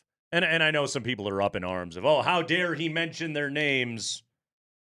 We're not idiots. Everybody knows those were the guys that they can move. He doesn't need to sit up there and speak in code, okay? No, and you weren't going to move Christian Brown. Right. You weren't going to move one of your young, good, cheap players. Right. Okay? Because that's what this team needs. Right. So it came down to who wants Dario or Zeke, and the answer is nobody wanted Zeke Naji or Dario Saric, and he says that they were not looking to break up the core, which, as Dan Hyatt covered, core is pretty damn good.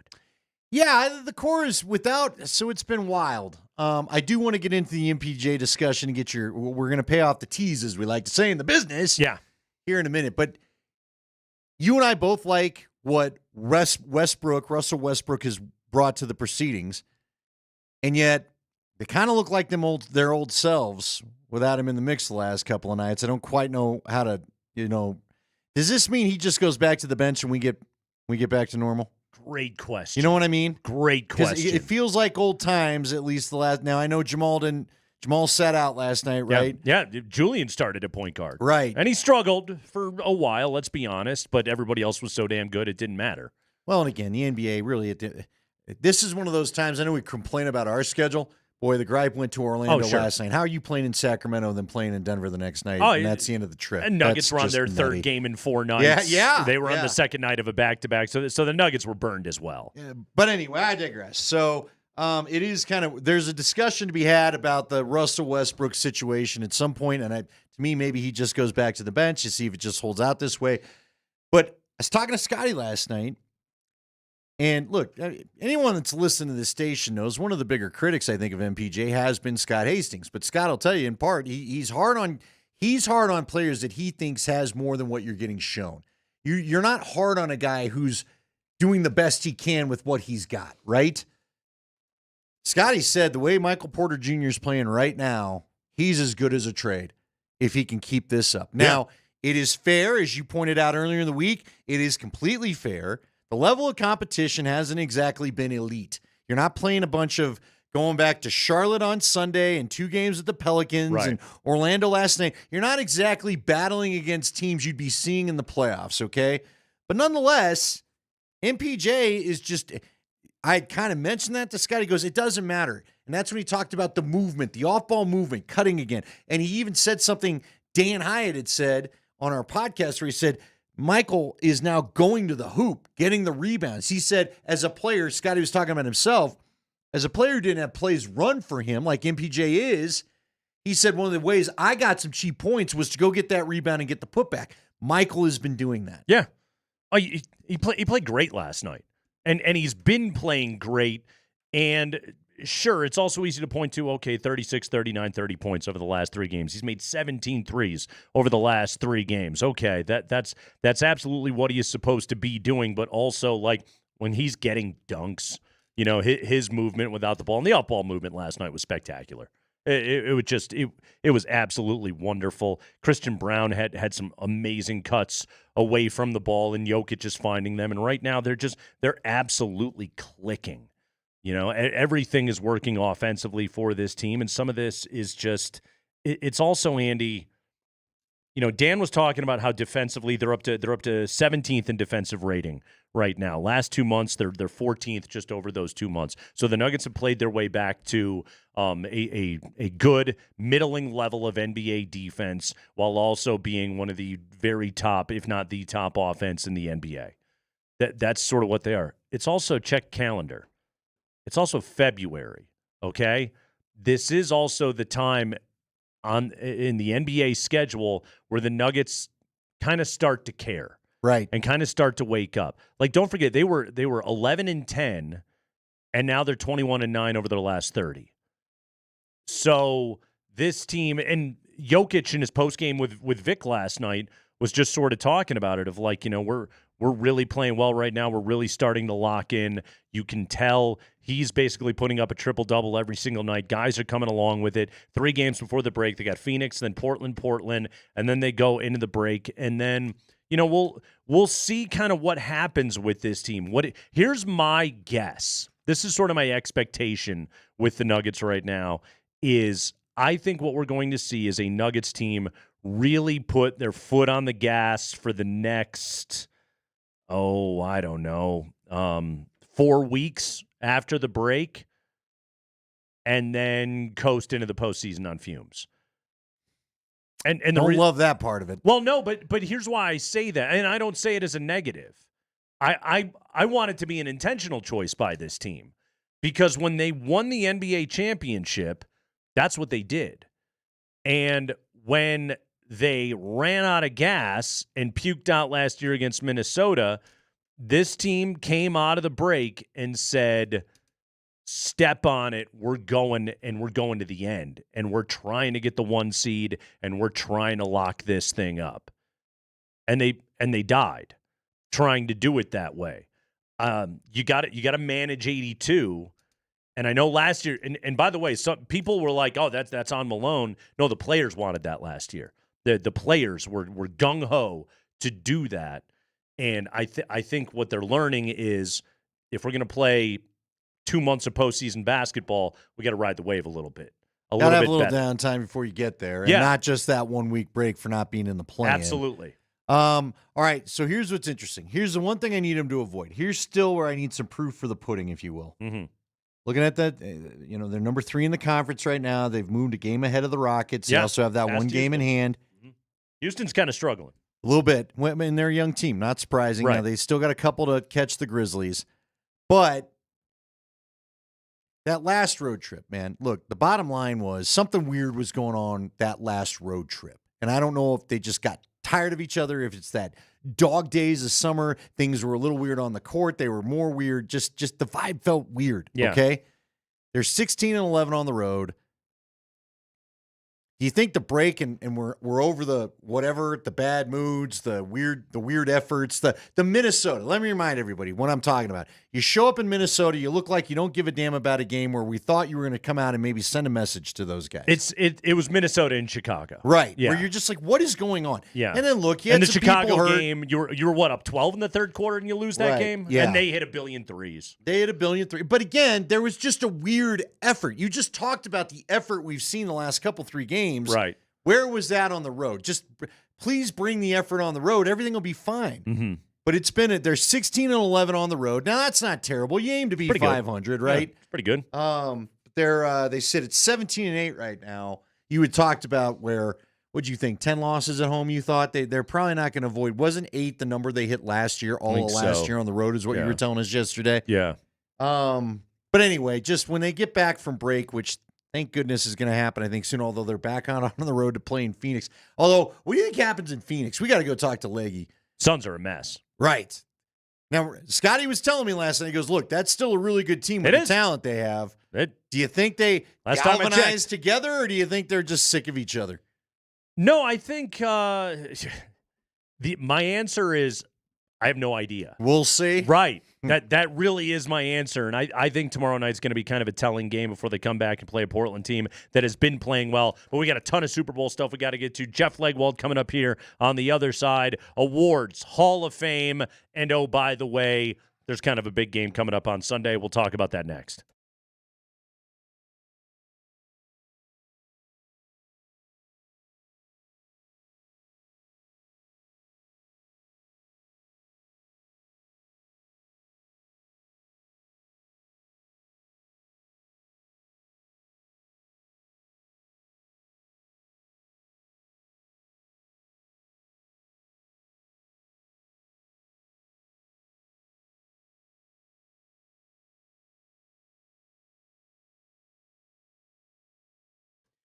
Hey, it's Nate Kreckman for Roller Auction. That's right. Right now, Roller Auction has got it going on. It's their government fleet vehicles and equipment auction, and it is now available to be bid by you. Bidding is open. Everybody and anybody can bid online right now. Go to roller.bid to get in on some of these auctions with Roller Auction. It's so much fun, and you're going to be amazed at the inventory that is available to be bid on right now. SUVs, sedans, vans, police interceptors, pickup trucks, utility trucks, plow trucks, shuttle buses. Shuttle buses? Yes, shuttle buses.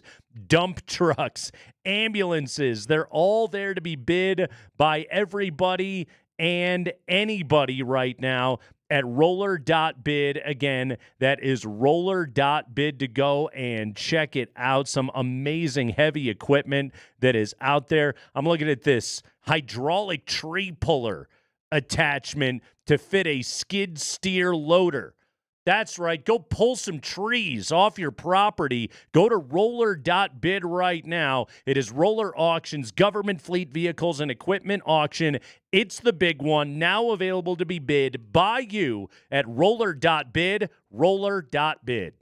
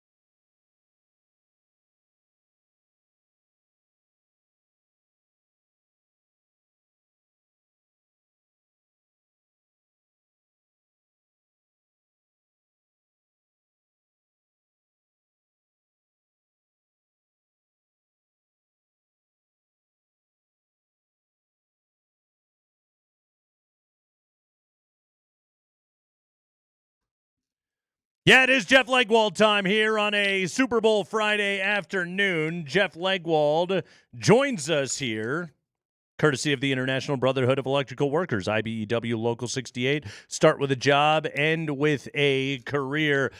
Jeff, let's start with Patrick Surtain. Now that it's official, he is the Defensive Player of the Year. One day when Jeff Legwold writes his book, and hell, you could be the Patrick Surtain biographer. How are you going to tell the story of the 2024 season, the magical 2024 season for PS2? Yeah, I think it's, and we've talked about this before. I think this is where, analytics has opened a whole world of things for people to see. Maybe Champ Bailey wins this award, the year he has 10 interceptions if these metrics exist. But I don't know anyone in the league who would dispute the award in any way. I mean, I hear people say, yeah, I'd also consider, Myles Garrett, or I'd also consider, and, they'll name a couple other people, but nobody disputes this. Whether we can always tell snap to snap at a corner if the guy is one of the best players in the league, but he is absolutely one of the best players in the league. And it's, you would hope he could be a guy that in this day and age could, play his whole career here, and we see what it becomes from here. I think he's just getting started if he stays healthy, frankly. All right, what did you think of the MVP thing? A lot of people up in arms about that. I don't have a problem with Josh Allen getting the MVP, but how did you fall on it with Lamar being the first team All-Pro QB? Yeah, and I don't think there's a wrong answer necessarily, but I really detest the idea of voter fatigue. If people really did it because of that, I would be immensely disappointed in people who would do that. You vote the vote, and that's it. I mean, Lamar did something no one's ever done in the history of the league. So if I was still voting, I spent 25 years voting on that panel, and if I was still voting, I would have given my vote to Lamar. And again, we had Lindsey Jones on the show earlier, Jeff. And I know you guys are longtime colleagues, and I know you have a great deal of respect for her, and she split her vote.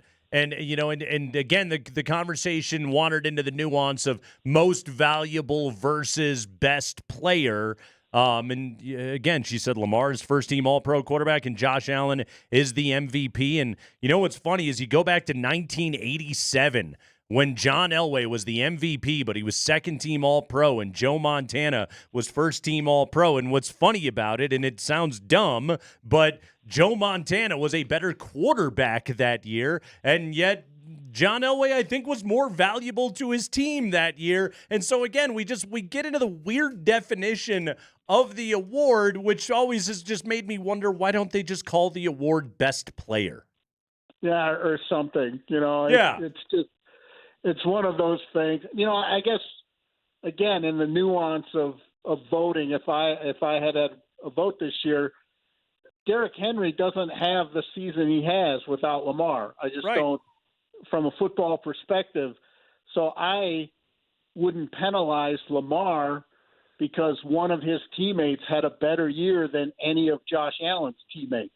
Sure. I guess I would not penalize Lamar for that. But, again, there's no real wrong answer. I don't like the notion of, well, the other guys won it, so let's move on. And that's how guys like Mike Shanahan and Chuck Noll never win Coach of the Year award. That kind of thinking. All right. Do you think? Because I asked Lindsey this. I'm curious your perspective because I said it to Nate. I know that this year's playoff run doesn't play into any of this voting because they vote on it the last day of the year. But do you think when a guy flames out earlier in the playoffs than expected, and look, Lamar made it all the way to the AFC Championship, but didn't have the game that he wanted to, do you think voters carry that into the next year when they make their decision? I know they're not supposed to, but do you think they do? Human nature is human nature, and, I'm not sure you could use that argument. I mean, Josh Allen's playoff. They both ended against Mahomes at home. Yeah, so I mean, as usual.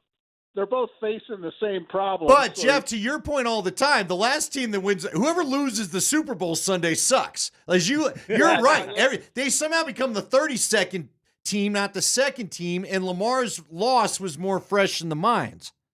I've always said that if you lose the Super Bowl, you don't finish second. I mean, it's just not that.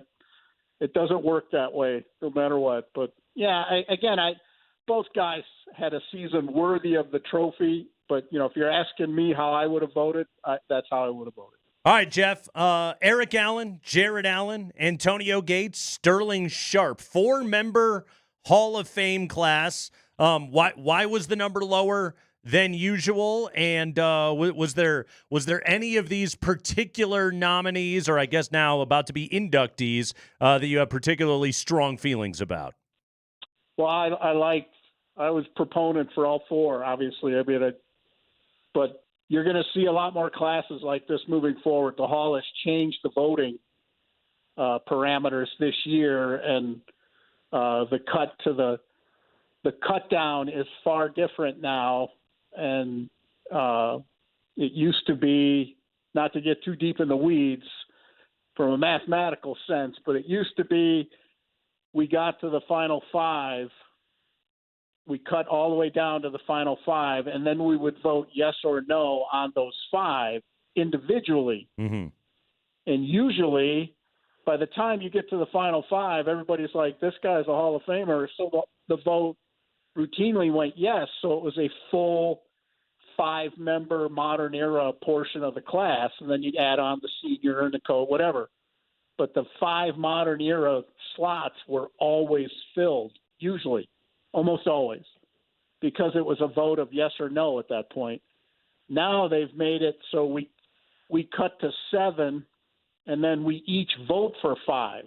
So mathematically, that will make it far different, and we will see a lot more. I mean, there are only 3 modern era players in this class. The coaching candidate didn't make it. Only 1 of 3 seniors made it, and the contributor didn't make it. So you're going to see some smaller classes moving forward. And frankly, as much as we on the committee, especially those of us on the senior committee who see the backlog of Hall of Famers who are not in the Hall of Fame, this is only going to add to that, and it will only add, in my opinion, to the angst of people about how long it takes for folks to get in. I mean, Luke Kuechly was probably the cleanest in terms of resume player we considered this year, and he didn't make it. So, that's going to be, he's a guy who was a 5-time first-team All-Pro, and the list of those guys is very short, and he didn't make it. And you look at who's coming into the pile next year, and it's only going to get – Belichick's eligible next year. Drew Brees is eligible next year. Larry Fitzgerald's eligible next year. So do the math. Those guys are all first ballot, though, right? Those you rubber stamp those guys, right? Not anymore, from what he's saying. Yeah. No, I think the quote-unquote rubber stamp is a lot more difficult now, because what do you do with the guys who people thought were rubber stamps that are still on the board, as it were? But again, the Hall wants it to be difficult, and they've made it more difficult. And this was the smallest Hall of Fame class since 2005, I believe. Jeff, I want to ask you, as someone that has a say, because naturally we're going to ask you about Eli Manning and all that stuff, and we'll get into it. But before you answer about Eli Manning, why is there a first ballot Hall of Famer that's so special? I guess my problem there is, if you're a Hall of Famer, you're a Hall of Famer. What is it? You're a special Hall of Famer? Do you get a double bust if it's first ballot? I mean, why is that held to such a high honor, when if you're a Hall of Famer, you're a Hall of Famer? Yeah, I guess given the difficulty of the process, it's just a sign of the respect of your career, that you navigated the most difficult process in the quickest fashion because you were so good. But I know I can tell you, people on the committee think, the first ballot status, there are some people who think the first ballot status should just be handed out like crazy. And then there are people who think only guys like Jim Brown should ever get it. Mm-hmm. So you've got a real divergence of opinions. My opinion has always been that Floyd Little's gold jacket was exactly the same as John Elway's. And it took Floyd Little, 4 decades longer to get his. So I guess I've always felt like the gold jacket's the gold jacket whenever you get it. I like a nice double bust, by the way. Jeff Legwall joining us here on a Friday afternoon. But do you look good in a gold jacket? They've never given me one. That's I'm getting ripped off over there. Hey, what was the realty that used to have it, Jeff? Do you remember that? It was the Remax. The was Red it Blazer. Remax? Yeah. No, Remax had a gold jacket. It was Century 21. Century 21. Okay, there you go. Which one was the Red Blazer? I can't remember. Leggy, let's dive into this matchup a little bit. Vic Fangio versus Steve Spagnuolo.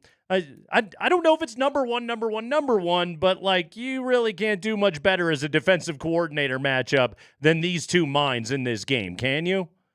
No, and they're at opposite ends of the spectrum in terms of aggression. Yeah. And that's, to me, that's the intriguing part, because Vic may have to be a tad more aggressive than he wants to be, and Spagnuolo may have to be a tad more, put a spy on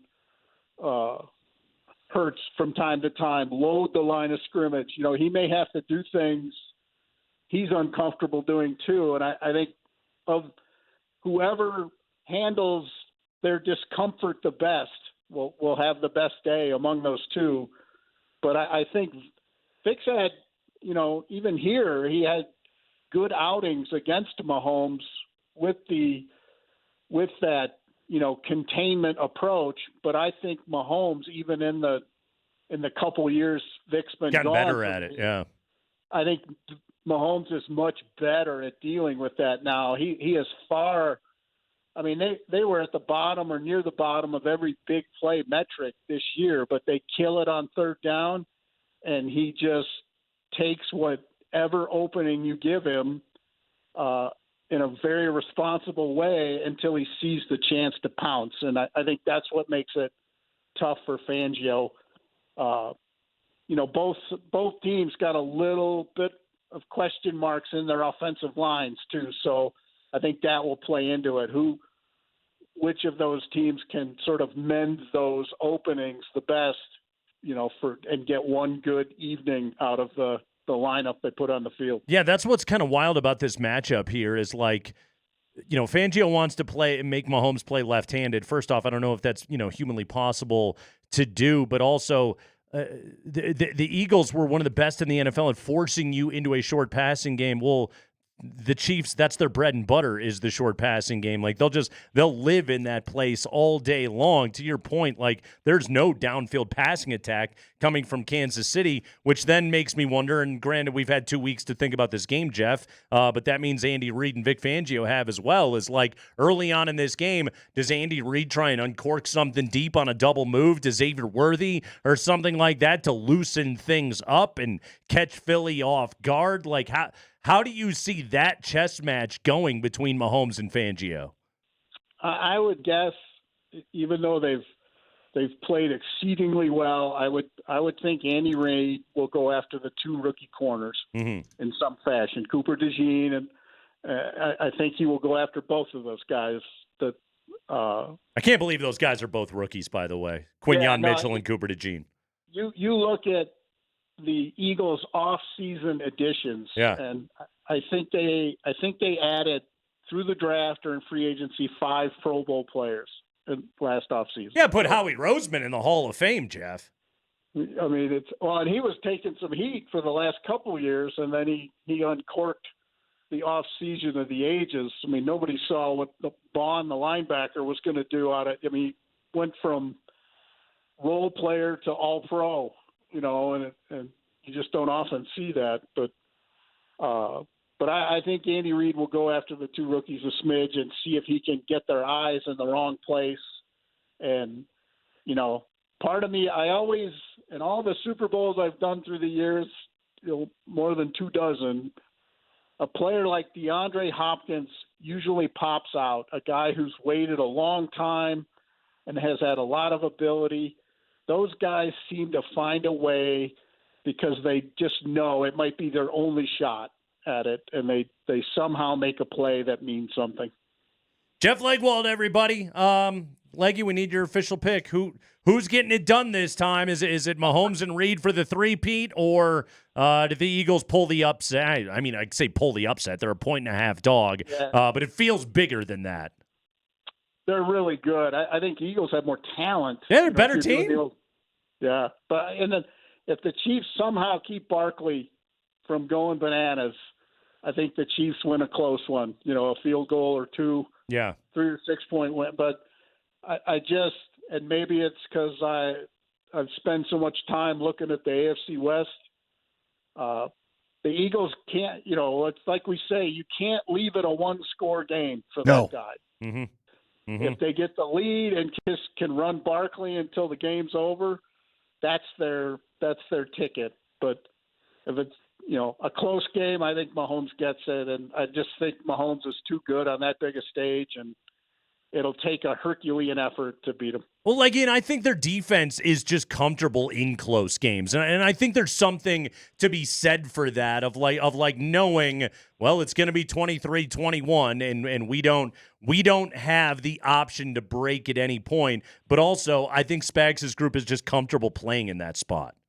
Yeah, and I know the Eagles have some people who have won the Super Bowl, but overall, the Chiefs as a team have answered the biggest question elite athletes always have: how will I do in the biggest moment?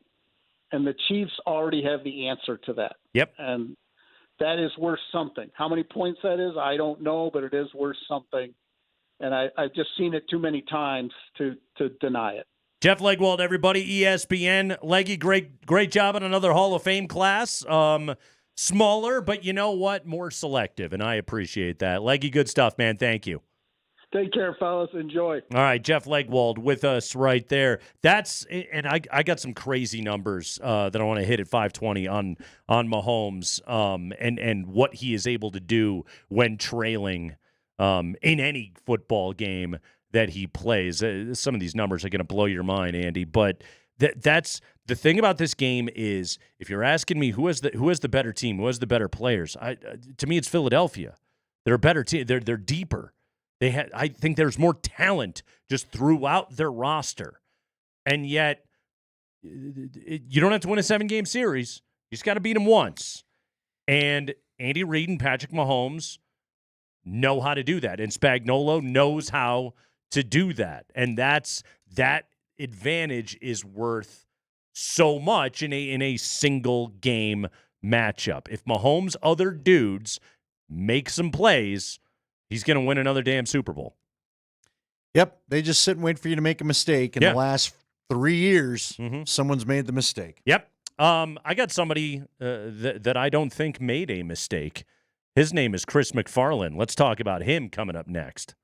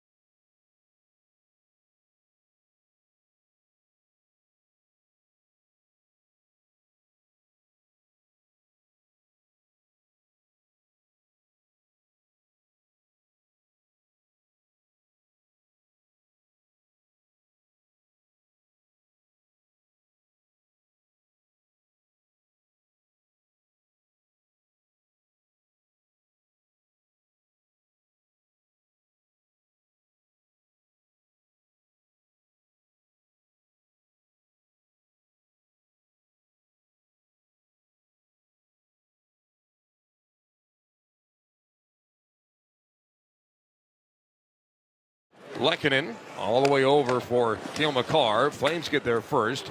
Black with the save. Hacked up by Lehkonen again. Straight up in the air. Parker Kelly now behind the net for Malinsky. Makar ahead of him.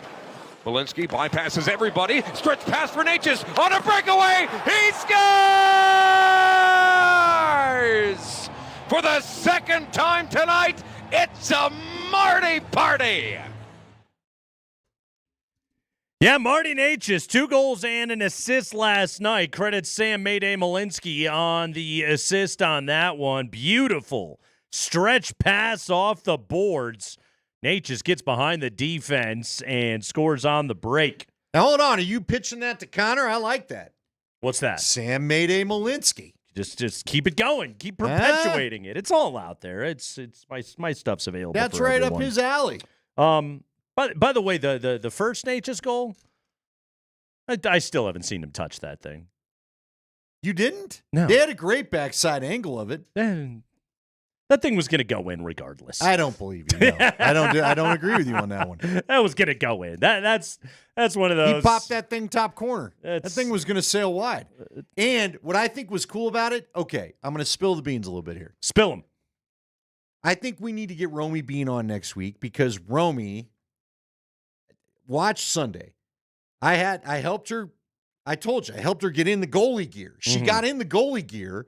She then got in the goal, and I talked 2 of our best shooters into shooting on her for the Mammoth. And she had the big shin pads and stuff on. Okay. And we were all laughing. Did you look funny in all the gear? Oh, dude, I'll show you pictures. But Marshmallow Man. So what? But what was funny was even though it's still big, like again, our goalie Dylan Ward, not a big guy, really tall, but you would think he was a basketball player if you saw him outside of the gear, right? He's really, but he still takes up we have a picture right there. He still takes up a good part of the net. Yeah. Romy didn't take a lot of the net up despite wearing all the gear. Sure. But what the guys did that I never knew, they kept shooting off like the side of her leg pad and just popping it in. Like they knew exactly where to hit the side of the leg pad to pop it right in the net. And so I think when Nate just did it hurt? Was she okay? She said it was all fine. She said a couple. I told it was Eli McLaughlin and Ryan Lee, who you met. I go dot her with one. But they, of course, pick the corners because they know exactly. They'll put the ball exactly where they want to on a shot. Yeah. And she said, my life flashed before my eyes on a couple of them. Now, I haven't had a chance to talk to her because she's at the Super Bowl to see if she did get bruised because she demanded they actually hit her with the ball. She wanted to see if she could feel the shots. And, of course, they were hesitant. That's embedded journalism right there. That's good. I'm telling you. So we should get her on and see, how it all felt, all that kind of stuff. But, again, I bring this up in relation to Natchez because I think when he put his stick up, I think Nate purposely aimed for the stick and shot it off the stick knowing that it was there. Beautiful goal. Because I just think that's how good those dudes are. Yeah. I think they do things you and I would even consider. Like, to me, I'm just trying to find the net. The hell with the guy's stick in front of it. It's a left circle classic right there. By the way, Cale Makar scored his 20th goal last night. Puck popping on that thing. You know what nice. I love about that? Makar. That was nice. This is not really... It's the best person in the world. We're not going to do this show just yet, but I'm going to put it out there. What Cale did to start that second period and get it tied... That's why he's going to be captain when Gabe decides he's done. Because to me, Cale went out there and was like, you know what? Let's all shoot the damn puck. And just fired that thing and got the game tied. Just make him captain now. Just get it over with. What are we waiting for? What are we doing here? Well, like I said, we don't have to do this show today. Time. Just do it. There'll be time. It's just, we all know it's going to happen. The Avs needed that game, though, last night. Sure what did you say? Because I'll tell you what, that first period was puke.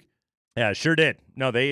Even Kyle Keefe was a little down in the mouth after that first period. Drouin was offside, wiped out that Malinsky goal. What was going on with everybody breaking a blade, by the way?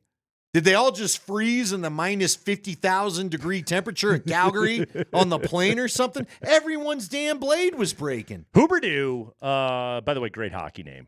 It was. Jonathan Huberdeau. Can't beat that. Okay, so since the trade... Natchez last night, 2 goals. He's now up to 3 goals, 5 assists, 8 points in 7 games. Mikko Rantanen in Carolina, a goal, a assist. Marty's team is 4-3. Mikko's team is 2-3-1 since the trade. And only 2 goals, I think. 2 points. Yeah, 2 points. I don't think he's enjoying his trip south. Assist.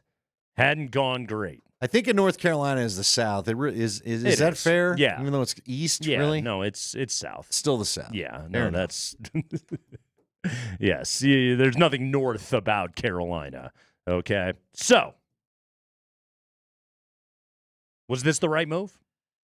Slam dunker. Well, you wouldn't have had me saying that against Vancouver. I know, right? Yeah, look, I like Marty Nys. Yes, the move was right. No matter what happens with Nys, the move was right because you didn't want to pay Mikko. Paying Mikko would have. Listen, the Nuggets probably going to find a way to make it work with having the Big Four lockdown. Okay, at least I hope they are.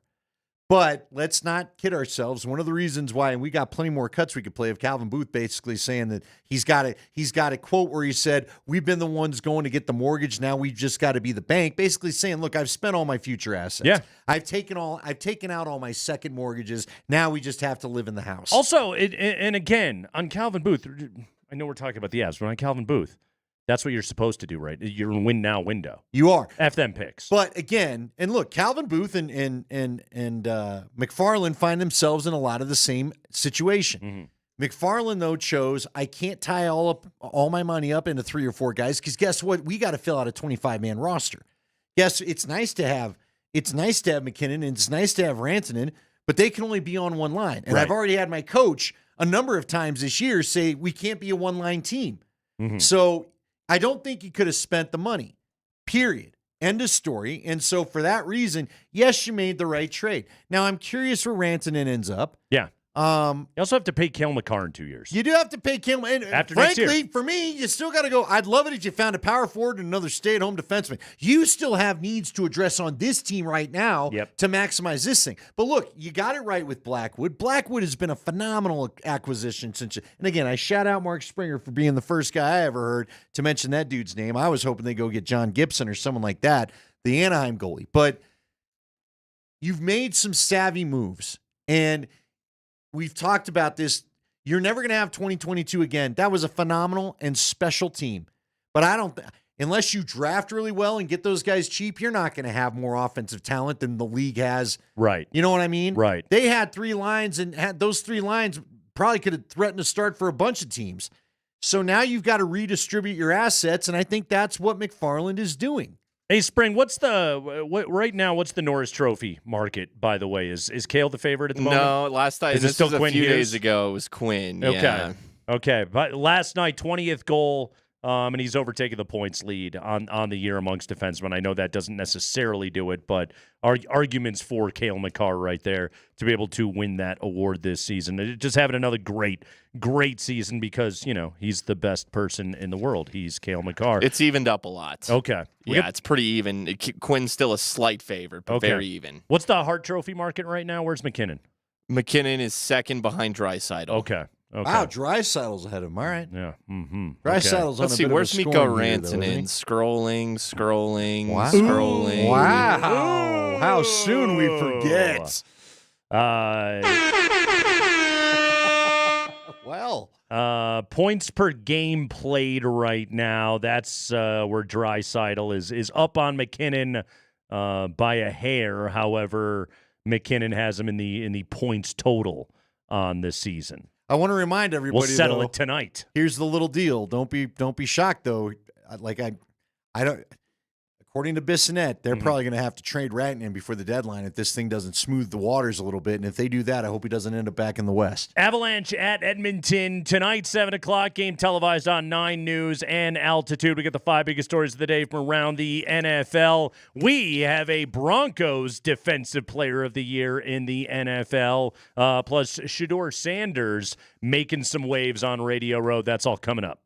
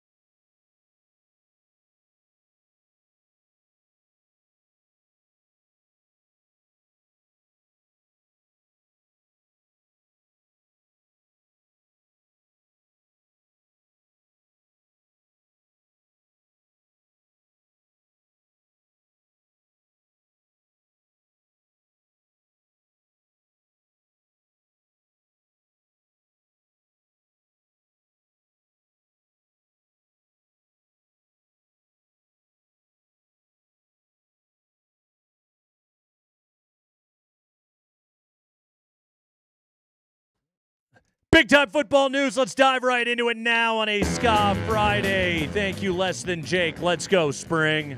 Hey, Ska Friday High Five is brought to you by Bet365. Whatever the sport, whatever the moment, it is never ordinary at Bet365. Hey, Pat Surtain won Defensive Player of the Year. Yeah, he did. Last night at the NFL Honors, and today, this morning, he went on PFT Live with Mike Florio and Chris Sims. He said he was nervous before the announcement was made, even though he was the betting favorite to win the award. Then they went on to ask him about the Broncos. The Broncos! That's a plucky little team. They came out of nowhere, and now they're somewhat dangerous in the NFL.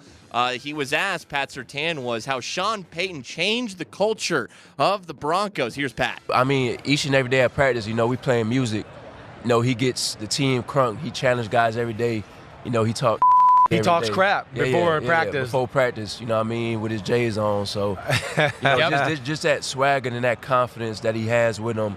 That he carries on his shoulder, it brings the best out of us. Yeah, that's what I was looking for. You just see it every day. Right. It just motivates guys each and every day to go out there and shine. And, that's the type of team we had. We was young, but with a lot of confidence going towards the season. So, it's always good when you have a coach that's, swaggy, confident, but backs it up.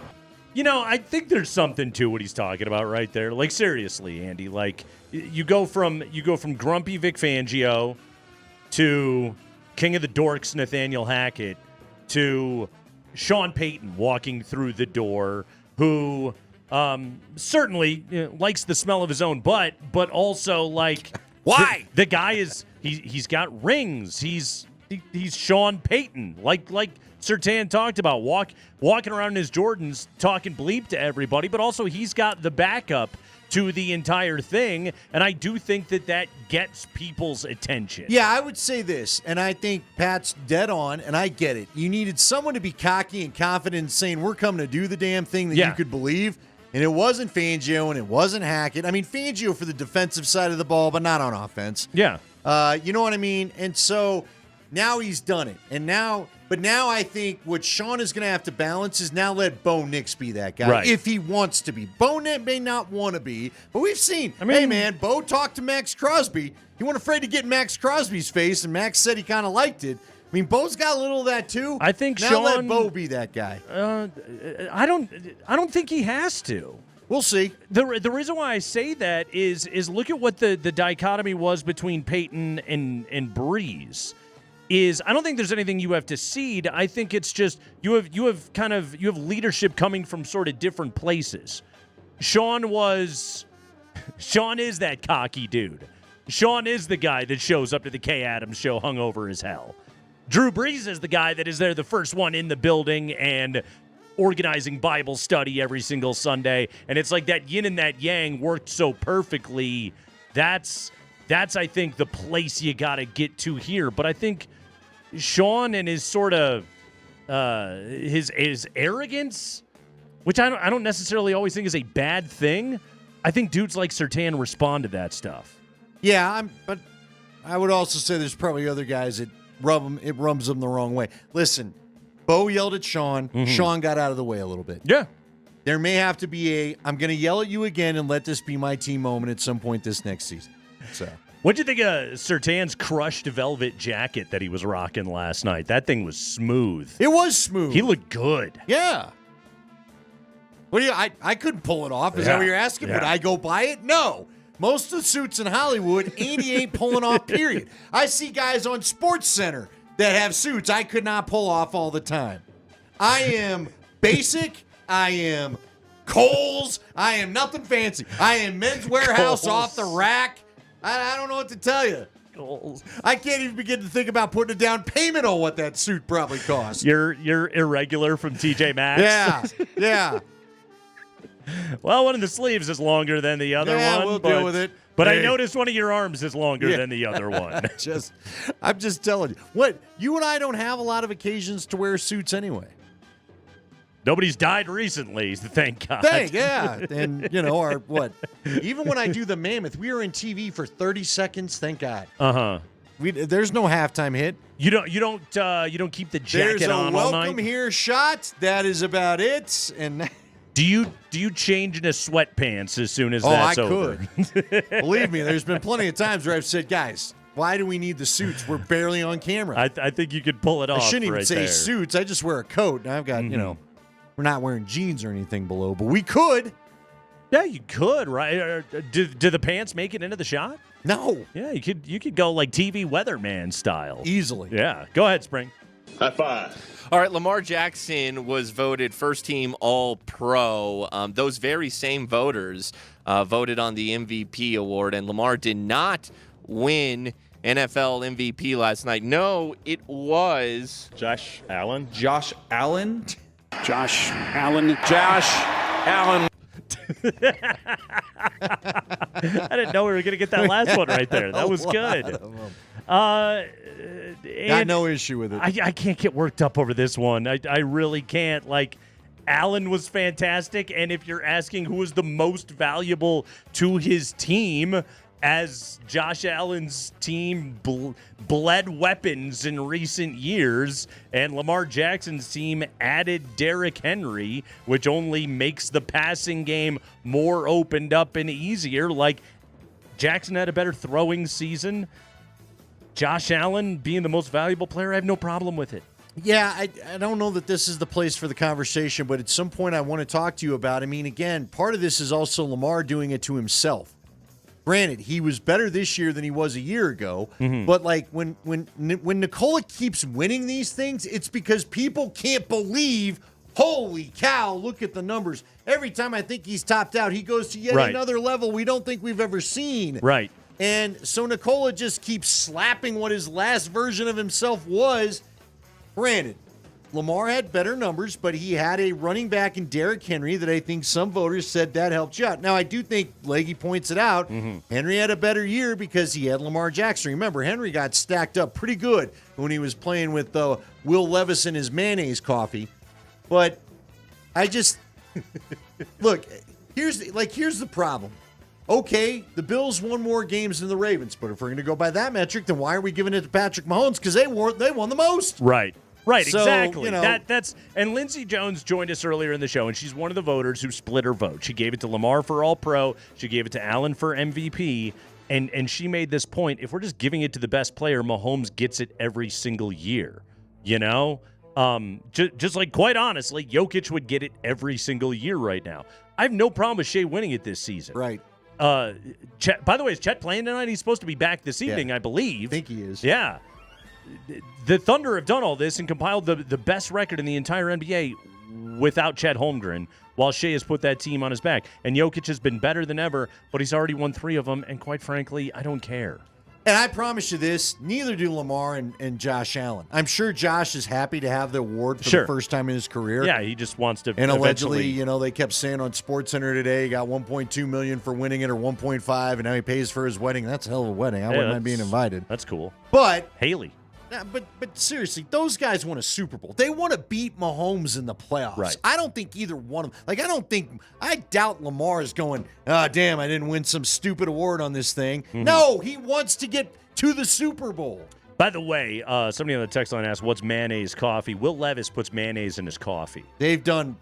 Now he's got a Hellemans or something like that sponsorship because of this. And no, it's not a joke, 434. It's something that threw guys off during his draft process. This is where we learned about it. Mayonnaise in the coffee. In the coffee. Yeah. Now, technically, it is sort of a dairy-based product, so I guess. Yeah. Egg whites? Yeah. Yeah. I still wouldn't try it. Not for me, but. Yeah. Look, it's no. There's a lot of things Will Levis does that are not for me. Would you rather? Dan Campbell's 9,000 espresso shots sure to give you a kidney stone coffee or the mayo coffee? I'd go mayo coffee. Yeah, I think I'm with you. Yeah, I can't consume that much coffee. I don't know what would come out of me if I tried Dan Campbell's drink. Yeah, that's... Diarrhea. Yes. Thank you, Spring.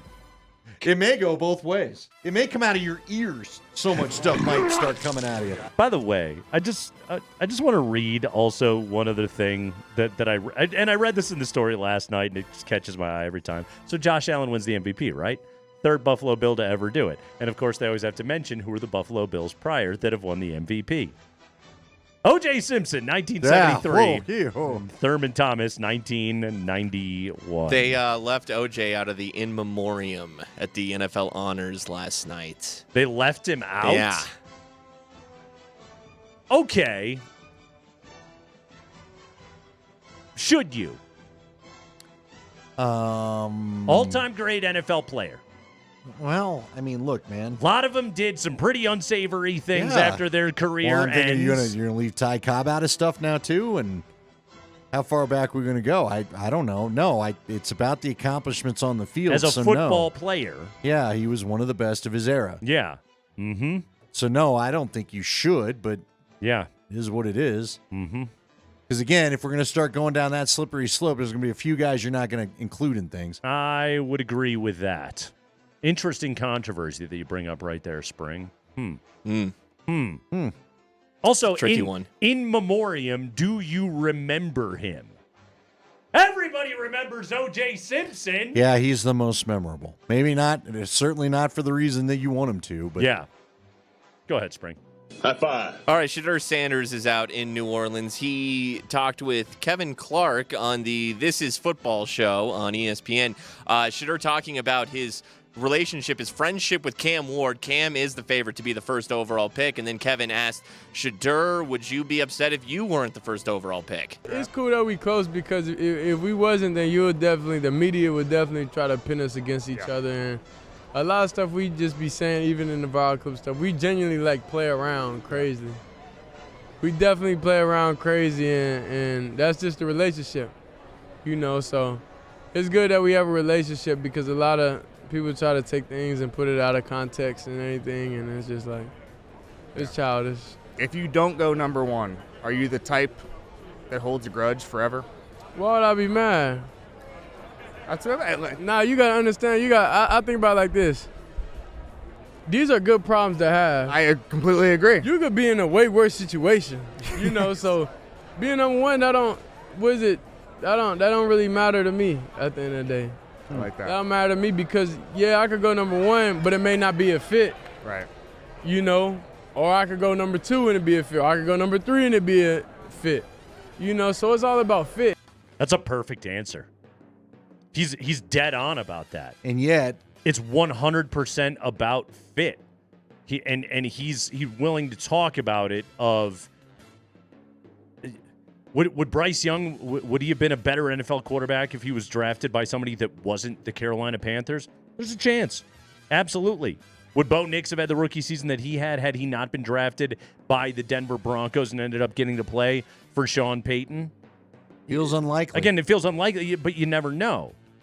If you're Shedeur Sanders, that should be the only thing that you care about right now is I'm getting drafted by a competent organization. Yeah, and yet people will probably turn this quote into, is he competitive enough? Well, that's the good news. We don't have to because that's just it. He sounds smart when he's talking right there. But the draft process is not always smart. But that's just it. Like that just made me like Shedeur Sanders more.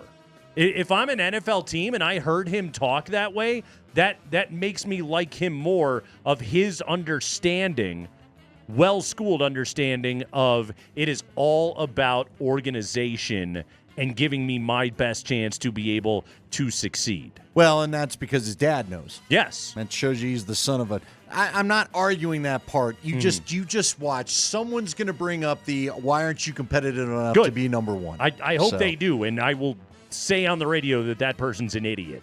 Because that should be like your... Especially at that position. I mean, quite frankly, we say that position... It's all positions. Think about Myles Garrett, number one overall pick. Myles Garrett is generational wealth, and he's put together a Hall of Fame career, and guess what? He hates it. And he doesn't want to play for that team anymore. Like he's trying to force his way out, and he's talking to LeBron about how do I orchestrate my exit from the city of Cleveland right now because he got drafted by some crap team. I mean, really, what's so funny about it, Andy, and I'm not trying to get on my comrade Kreckman, burn the draft to the ground soapbox, but it does suck for some guys because they get drafted. They are the best talents, and they get drafted by idiots that don't know what they're doing and owners that aren't committed to actually keeping anything in place, and it ultimately damages their career and damages their future earnings, whereas they could sit back and go, I'd like to select the place where I go and ply my craft professionally, that have a far greater chance to be able to win and have greater future earnings. So, like, Shedeur talking about that stuff right there, in a way, it is kind of anti-draft of, like, I hope I end up being drafted by smart people. Yeah, well, he's going to be the most fascinating watch of the draft, and I'm going to tell you that right now. And to be clear about it, I've watched that guy with all the pressure on him and an offensive line that blocks like trash. Sorry, there were times where it wasn't even existent. And I've watched him pull things out of his backside, along with Travis Hunter, that they were the reason why you won all those games. He was as one-man gang as I've ever seen. So would I draft him number one? I absolutely would. Now, is there things you got to coach out of him? Absolutely. You got to learn to run an offense and take the short stuff and not play for the big play all the time. But he is going to be interesting to watch because he will not be everybody's cup of tea or coffee with mayo. Right. And I think that's the other thing is he knows that part of it. He does, and I'm glad he's comfortable with it. Right. But look, I back up what you're saying about why he should be what everybody's striving for. I am just telling you with the stupidity, like the stuff of I don't draft a redhead or I don't draft the first child or I don't, all these stupid little things they've held to forever. Good. You watch, he'll get more ripped apart than I think any other prospect. Good. Yeah. Good. No, I'm saying that's good. Like, let those crap organizations with idiot scouts that worry about those things, let them have those problems. You know, that's one. It just like it gets hammered home all the time. Like, look at the two teams in the Super Bowl. Look at how well run they are. You know, look at the way Jeffrey Lurie and Howie Roseman have constructed the Philadelphia Eagles and basically deplatform Nick Sirianni while putting excellent coordinators around him and putting good talent in place. And look at how good they are. Look at what Veach and Andy Reid have built in Kansas City and the way that they have adjusted with Mahomes, who is now a guy that used to be the most spectacular talent in the game, and now he's throwing 5 and 6 yard quick outs and just plodding his way down the field, and they go 15-2, and of course they're right back there in the Super Bowl. Like that like meatball, you got to be the most competitive idiot way of building a football team. It's like getting proven over and over and over again. Like it's you have to do this intelligently. It's so damn hard to find any edge in this game whatsoever. You have to do it with a damn brain. Well, trust me, he's plenty competitive. Yeah. But I'm just telling you, somebody will get some story about whatever. And there'll be questions about him only playing for his dad. He may have played for his dad. He's had about 100 offensive coordinators. Yeah. So yeah, pretty damn good players. Kreckman and Lindahl. We'll take a break. When we come back, a Patrick Mahomes stat that'll blow your mind. Calvin Booth on Julian Strother. Plus, let's add DPOY to, 2 MVPs and a Heisman. That's next.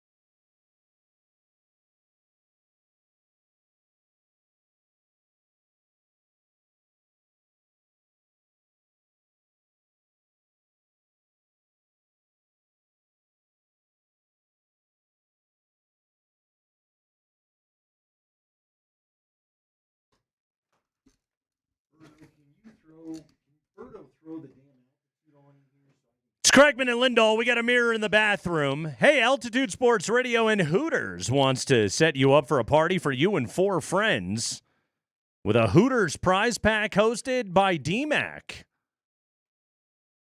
Just answer 10 simple questions about the big game. They're like prop bets without risking any money. The entry with the most correct answers wins. A tie goes to the entry that was entered first. So hurry. Visit altitudesportsradio.com/Hooters. That's altitudesportsradio.com/Hooters. Again, you can win a party for you and 4 friends at Hooters with DMac. Oh. So I've seen plenty of Hooters. I've been to a lot of Hooters. Should have put it that way. KCP was back last night. Think he likes Hooters now he lives in the South? They're all over Florida. He does say he's playing a lot more golf these days. Really? Mm-hmm. Yeah. He's enjoying the Florida weather and getting out and being able to enjoy all of that. Good ovation last night for KCP. It's funny with that because it's like nobody will ever say, I don't know, at least I wouldn't say that Kentavious Caldwell-Pope is like an all-time great Nugget. He was here for 2 years, but also he's in the DeMarcus Ware category, and I know DeMarcus doubled up his time, but just guys, you don't do what you did without him. It's a starter on a championship team. Yeah, you don't do it. Like that was when things changed, when KCP and Bruce Brown walked through the door. By the way, it was Calvin Booth that did those deals. But when that guy walks through the door and that level of defense and professionalism is added in a perfect 5th member of that starting 5, that is what is so that's ingrained. That will never change. He is a part of Nuggets lore forever and should be beloved in this city forever. Absolutely. Yeah. When you win a championship, even the back end guys, the 10th, 11th guys, Ish Smith will be beloved forever because you were part of the championship. Also, friend of the program. We liked him a lot. Right. Last night, Ceran wins Defensive Player of the Year. In the last calendar year, Andy, we have a Heisman Trophy winner, a Hart Trophy winner, an NBA MVP, an NFL Defensive Player of the Year, all in this town. And what I kind of love about it is of those 4, the only one that was just sort of like standard rote MVP was McKinnon. Like he had the best season of his career, and he's an all-time great player, and he wins his first Hart Trophy on scoring, like kind of just like a traditional way to be able to do it. I think technically, Kucherov had more points than him, but the two-way and everything like that, that's it. The other ones, Surtain wins it as a corner, which Stephon Gilmore in 2019 in New England, but corners basically never win that award. It's almost always a pass rush award. And in a year where a guy had 17 sacks and Myles Garrett was great and TJ Watt was great, Surtain still gets it done. You have Travis Hunter win a Heisman Trophy as a two-way player, as a wide receiver / cornerback, again, for an award that is almost always a quarterback award for a team that is in the college football playoff. And he wins the Heisman Trophy. Jokic won his 3rd damn MVP award as a 2nd-round pick out of Sombor, Serbia, the only MVP ever that wasn't a first-round pick in the NBA. Actually, I guess Moses Malone technically also, but only 2nd rounder to win an MVP, and he's done it now 3 times as again, big fat white guy from Sombor, Serbia. It's awesome. Like, we've had all of this success, and yet I would argue it's all been pretty unconventional success. It has, and I'm not sure we even saw it happening. Like you said, is even McKinnon winning it with McDavid doing his thing and Kucherov doing his thing. Weren't sure he was going to get it till it was finally in the barn, so to speak. It's Hunter was, how far down the list was Hunter to win it when the season at the started? beginning, Shedeur was higher than he was. Why? Because he was a quarterback. Right, and Dylan Gabriel and Jalen Milroe and all those guys were at the top of the list all year, and then suddenly it's as the games are getting played, you're like, that's the best player in college football right there. That guy's generational. Are you kidding me? And again, the voters went along with it. And this is one of the other things, too, where, like Walt talked about it before, Surtain winning Defensive Player of the Year is, and I don't mean this to diminish his award, but it's a victory for advanced stats. It's a victory for, we don't just have to look at box score tackles and interceptions and try and judge if this cornerback had a good season or not. We can actually go in and look at the next-gen stats, and we can figure out what did guys do when Surtain was opposing them in coverage, and what were the quarterback statistics when they were throwing in his directions, and what were their ratings, and what was the EPA per play drop back when you're throwing at Patrick Surtain? Well, guess what? All those numbers were absolutely in his favor, and it illuminates what a great player he is, even though he's on the edge of the field and almost never on camera. Right. Yeah, it is a victory for being able to win an award without being inside the TV screen. That's a great point about it, because that was something that I think. Do you think if we had this new way of looking at things, would Champ Bailey have won? Probably. Yeah. Good point. Because he didn't win an MVP, right? DPOY, I should say. Never did. No. He would have. I think so. Yeah. Anyway. Yeah. It would have illuminated it, and there's more data now and more evidence, and all 22s available and everything else like that. It's all there to be able to show the value of a football player that isn't just the thing we learned from looking at the back of a football card when we were a kid. Yeah. Well, and the other thing that's good about it, what I like about this is it is the era of passing. Mm-hmm. And so that too. Surtain had to cover more often than the guys before him had.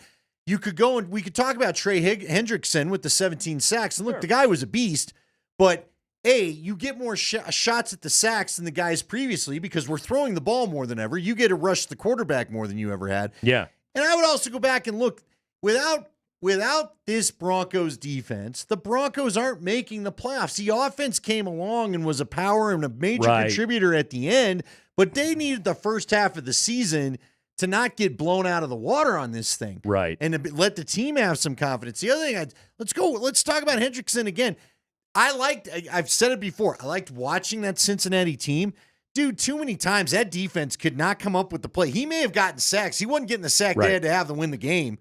No. You know what I mean? No. It was Joe Burrow. Frankly, again, this is where we could go back to. If you really want to just put it to just the least common denominator, Joe Burrow was the best quarterback this year. He should have been the guy that got the award. Should have been first team All-Pro. Yes, I completely agree with you. Yeah. But it's good that there's a nuanced and more a higher brow discussion to be had about these things. The same with Josh Allen. We're also in the era, too. Okay, so let me bring two other factors in here now, and these popped into my head as we're having this conversation. Is number one, this is the era of wide receivers, right? That helps Patrick Surtain. When you can look at it and say, what were DK Metcalf and Mike Evans and Garrett Wilson's numbers when they were singled up against that guy? Didn't he play Devontae too? Right. Like what did Devontae, exactly. What did their productivity look like when matched up against this guy? And guess what? They were nothing special. Here's another one for you, okay? And what's funny about this is everybody will, all the old players and meatheads, get out of here with this fantasy football thing. Okay, but also it is becoming fantasy football conventional knowledge. Oh, you guys going against Surtain this week? Maybe don't want to start him. Don't play him. Exactly. That is a tangible explanation to people of what that player's value is right there, that we can get to this place where you can intelligently say this guy's been the best defensive player on the field, even though they only say his name 2 or 3 times a game on the broadcast. Yeah, and it's a better place to be. Yeah. I wonder, I still will say this, and we've had some pretty spicy content on the Twitch feed about this. Jeff and Lindsay both said that Saquon was their third guy or whatever. Yeah.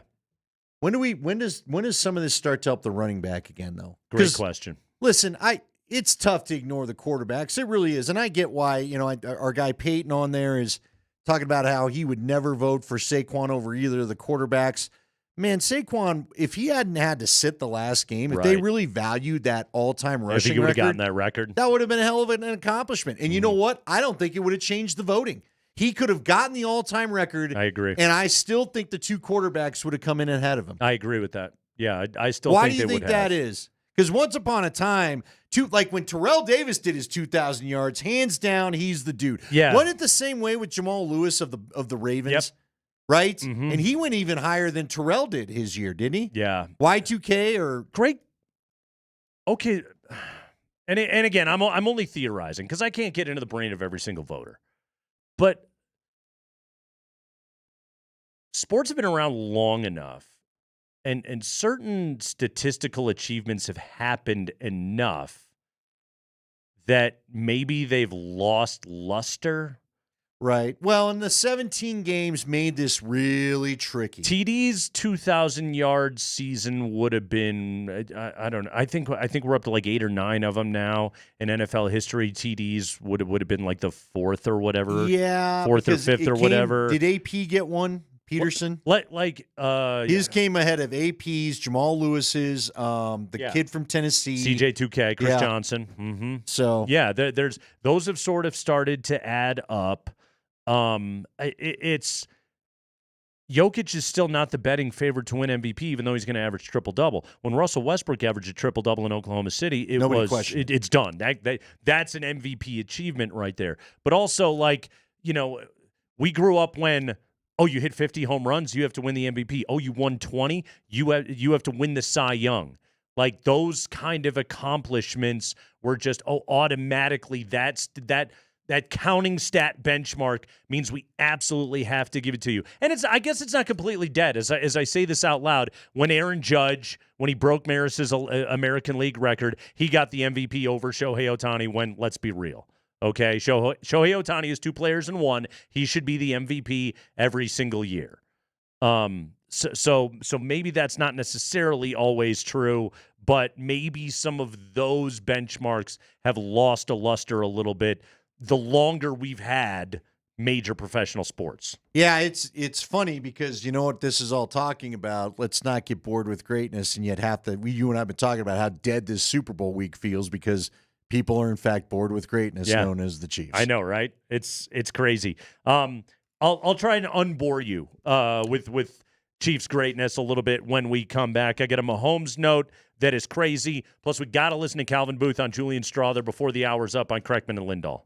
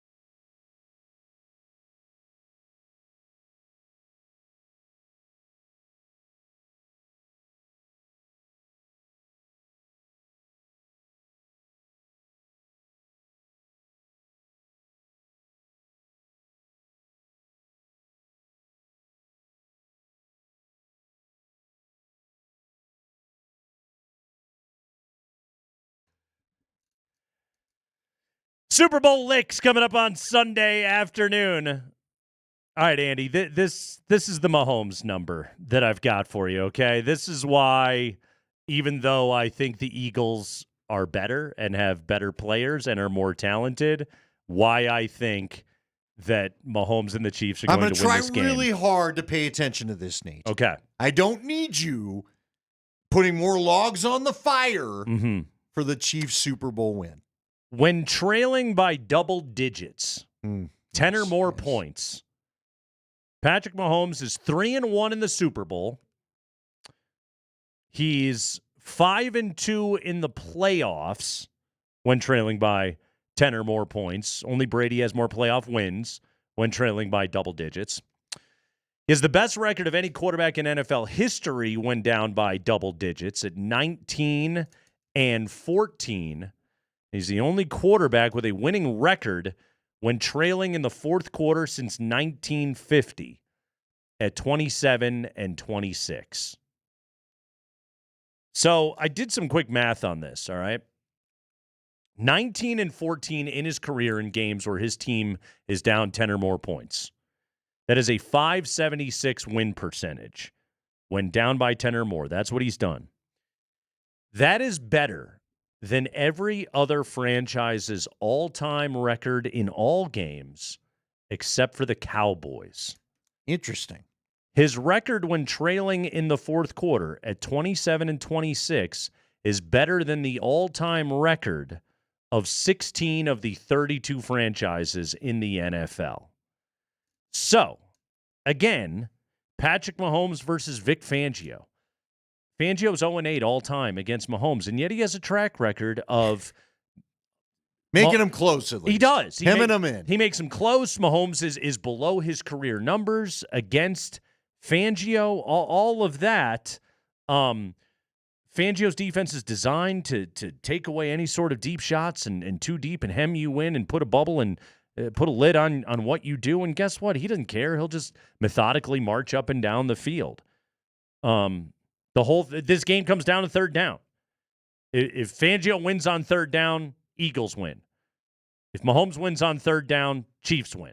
That's it. He's got to be able to convert third downs. That's the entire thing.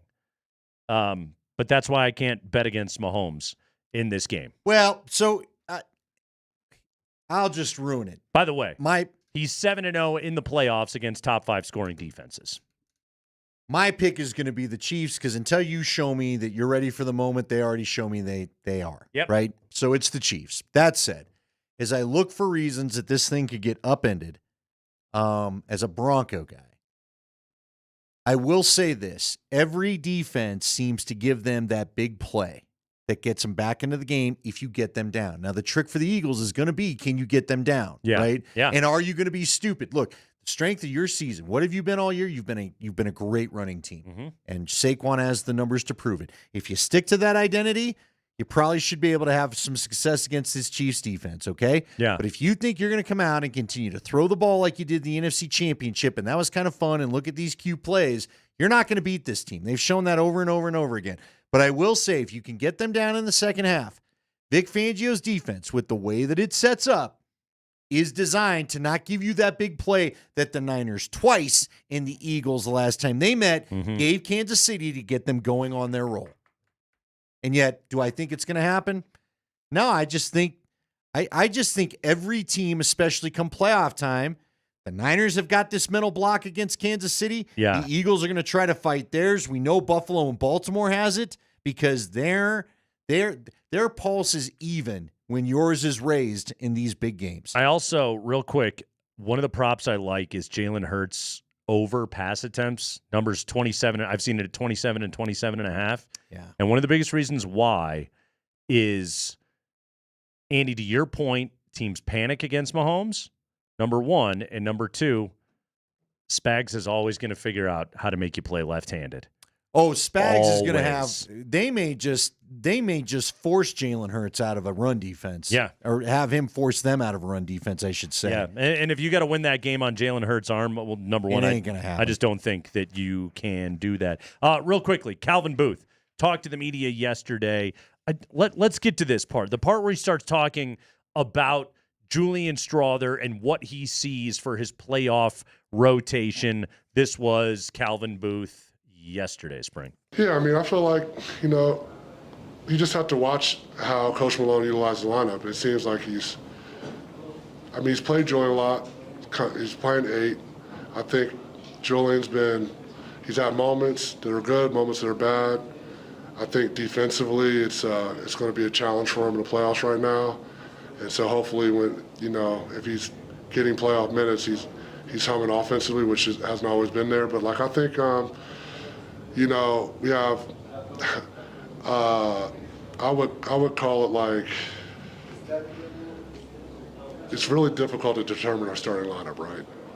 So we have 6 or 7 starters, and we have we have a drop off after that. So, and I think it's not an insult to anybody, the Julian or any of the other guys on the roster, but I just think that's where we're at. I think those 6 or 7 guys have played that well. No, it's an insult to you. Yeah, that was a weird comment. Your job is to build the depth of this team. Get more options beyond guys 7. Yeah, I don't have a problem with him saying it because I've said that exact same thing on this radio show, okay?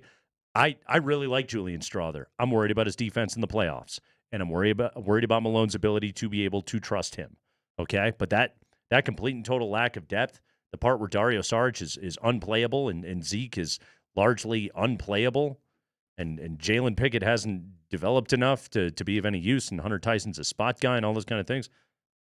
That's on you, man. Those are Calvin Booth moves. Those are all your moves. Right, exactly. And you got 2 right in free agency, or what? Did they trade for KCP? So you got Bruce KCP Brown was a trade. In free agency, you got the trade right with KCP, but and you did good by drafting Christian Brown. You did.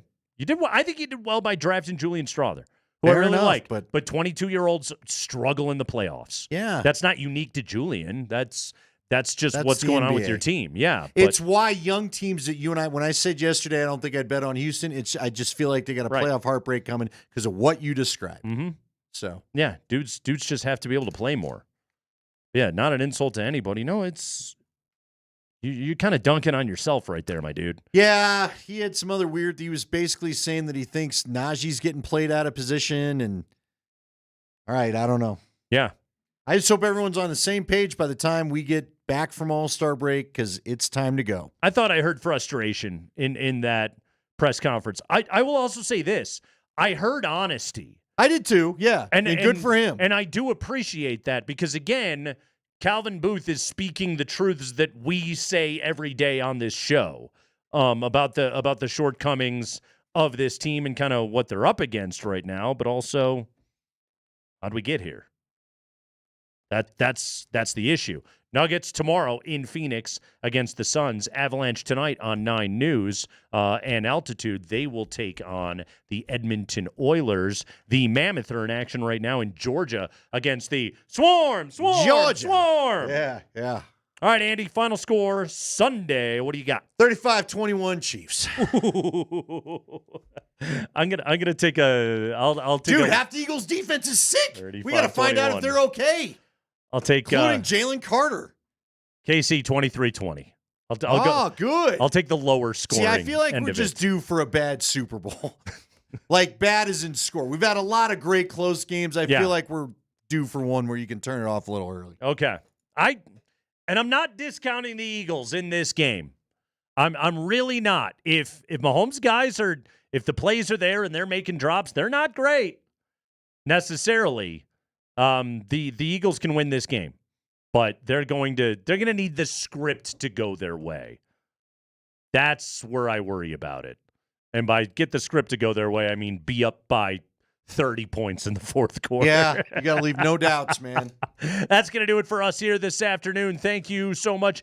Jeff Legwold was with us. He was great. Dan Hyatt stopped by. Lindsay H. Jones joined us from New Orleans to defend her controversial NFL MVP vote. That's going to do it for us here today. For Mark Springer on the other side of the glass, for Andy Lindahl, I am Nate Kreckman. Everybody have a great, safe, fun, happy Super Bowl weekend. The Blitz with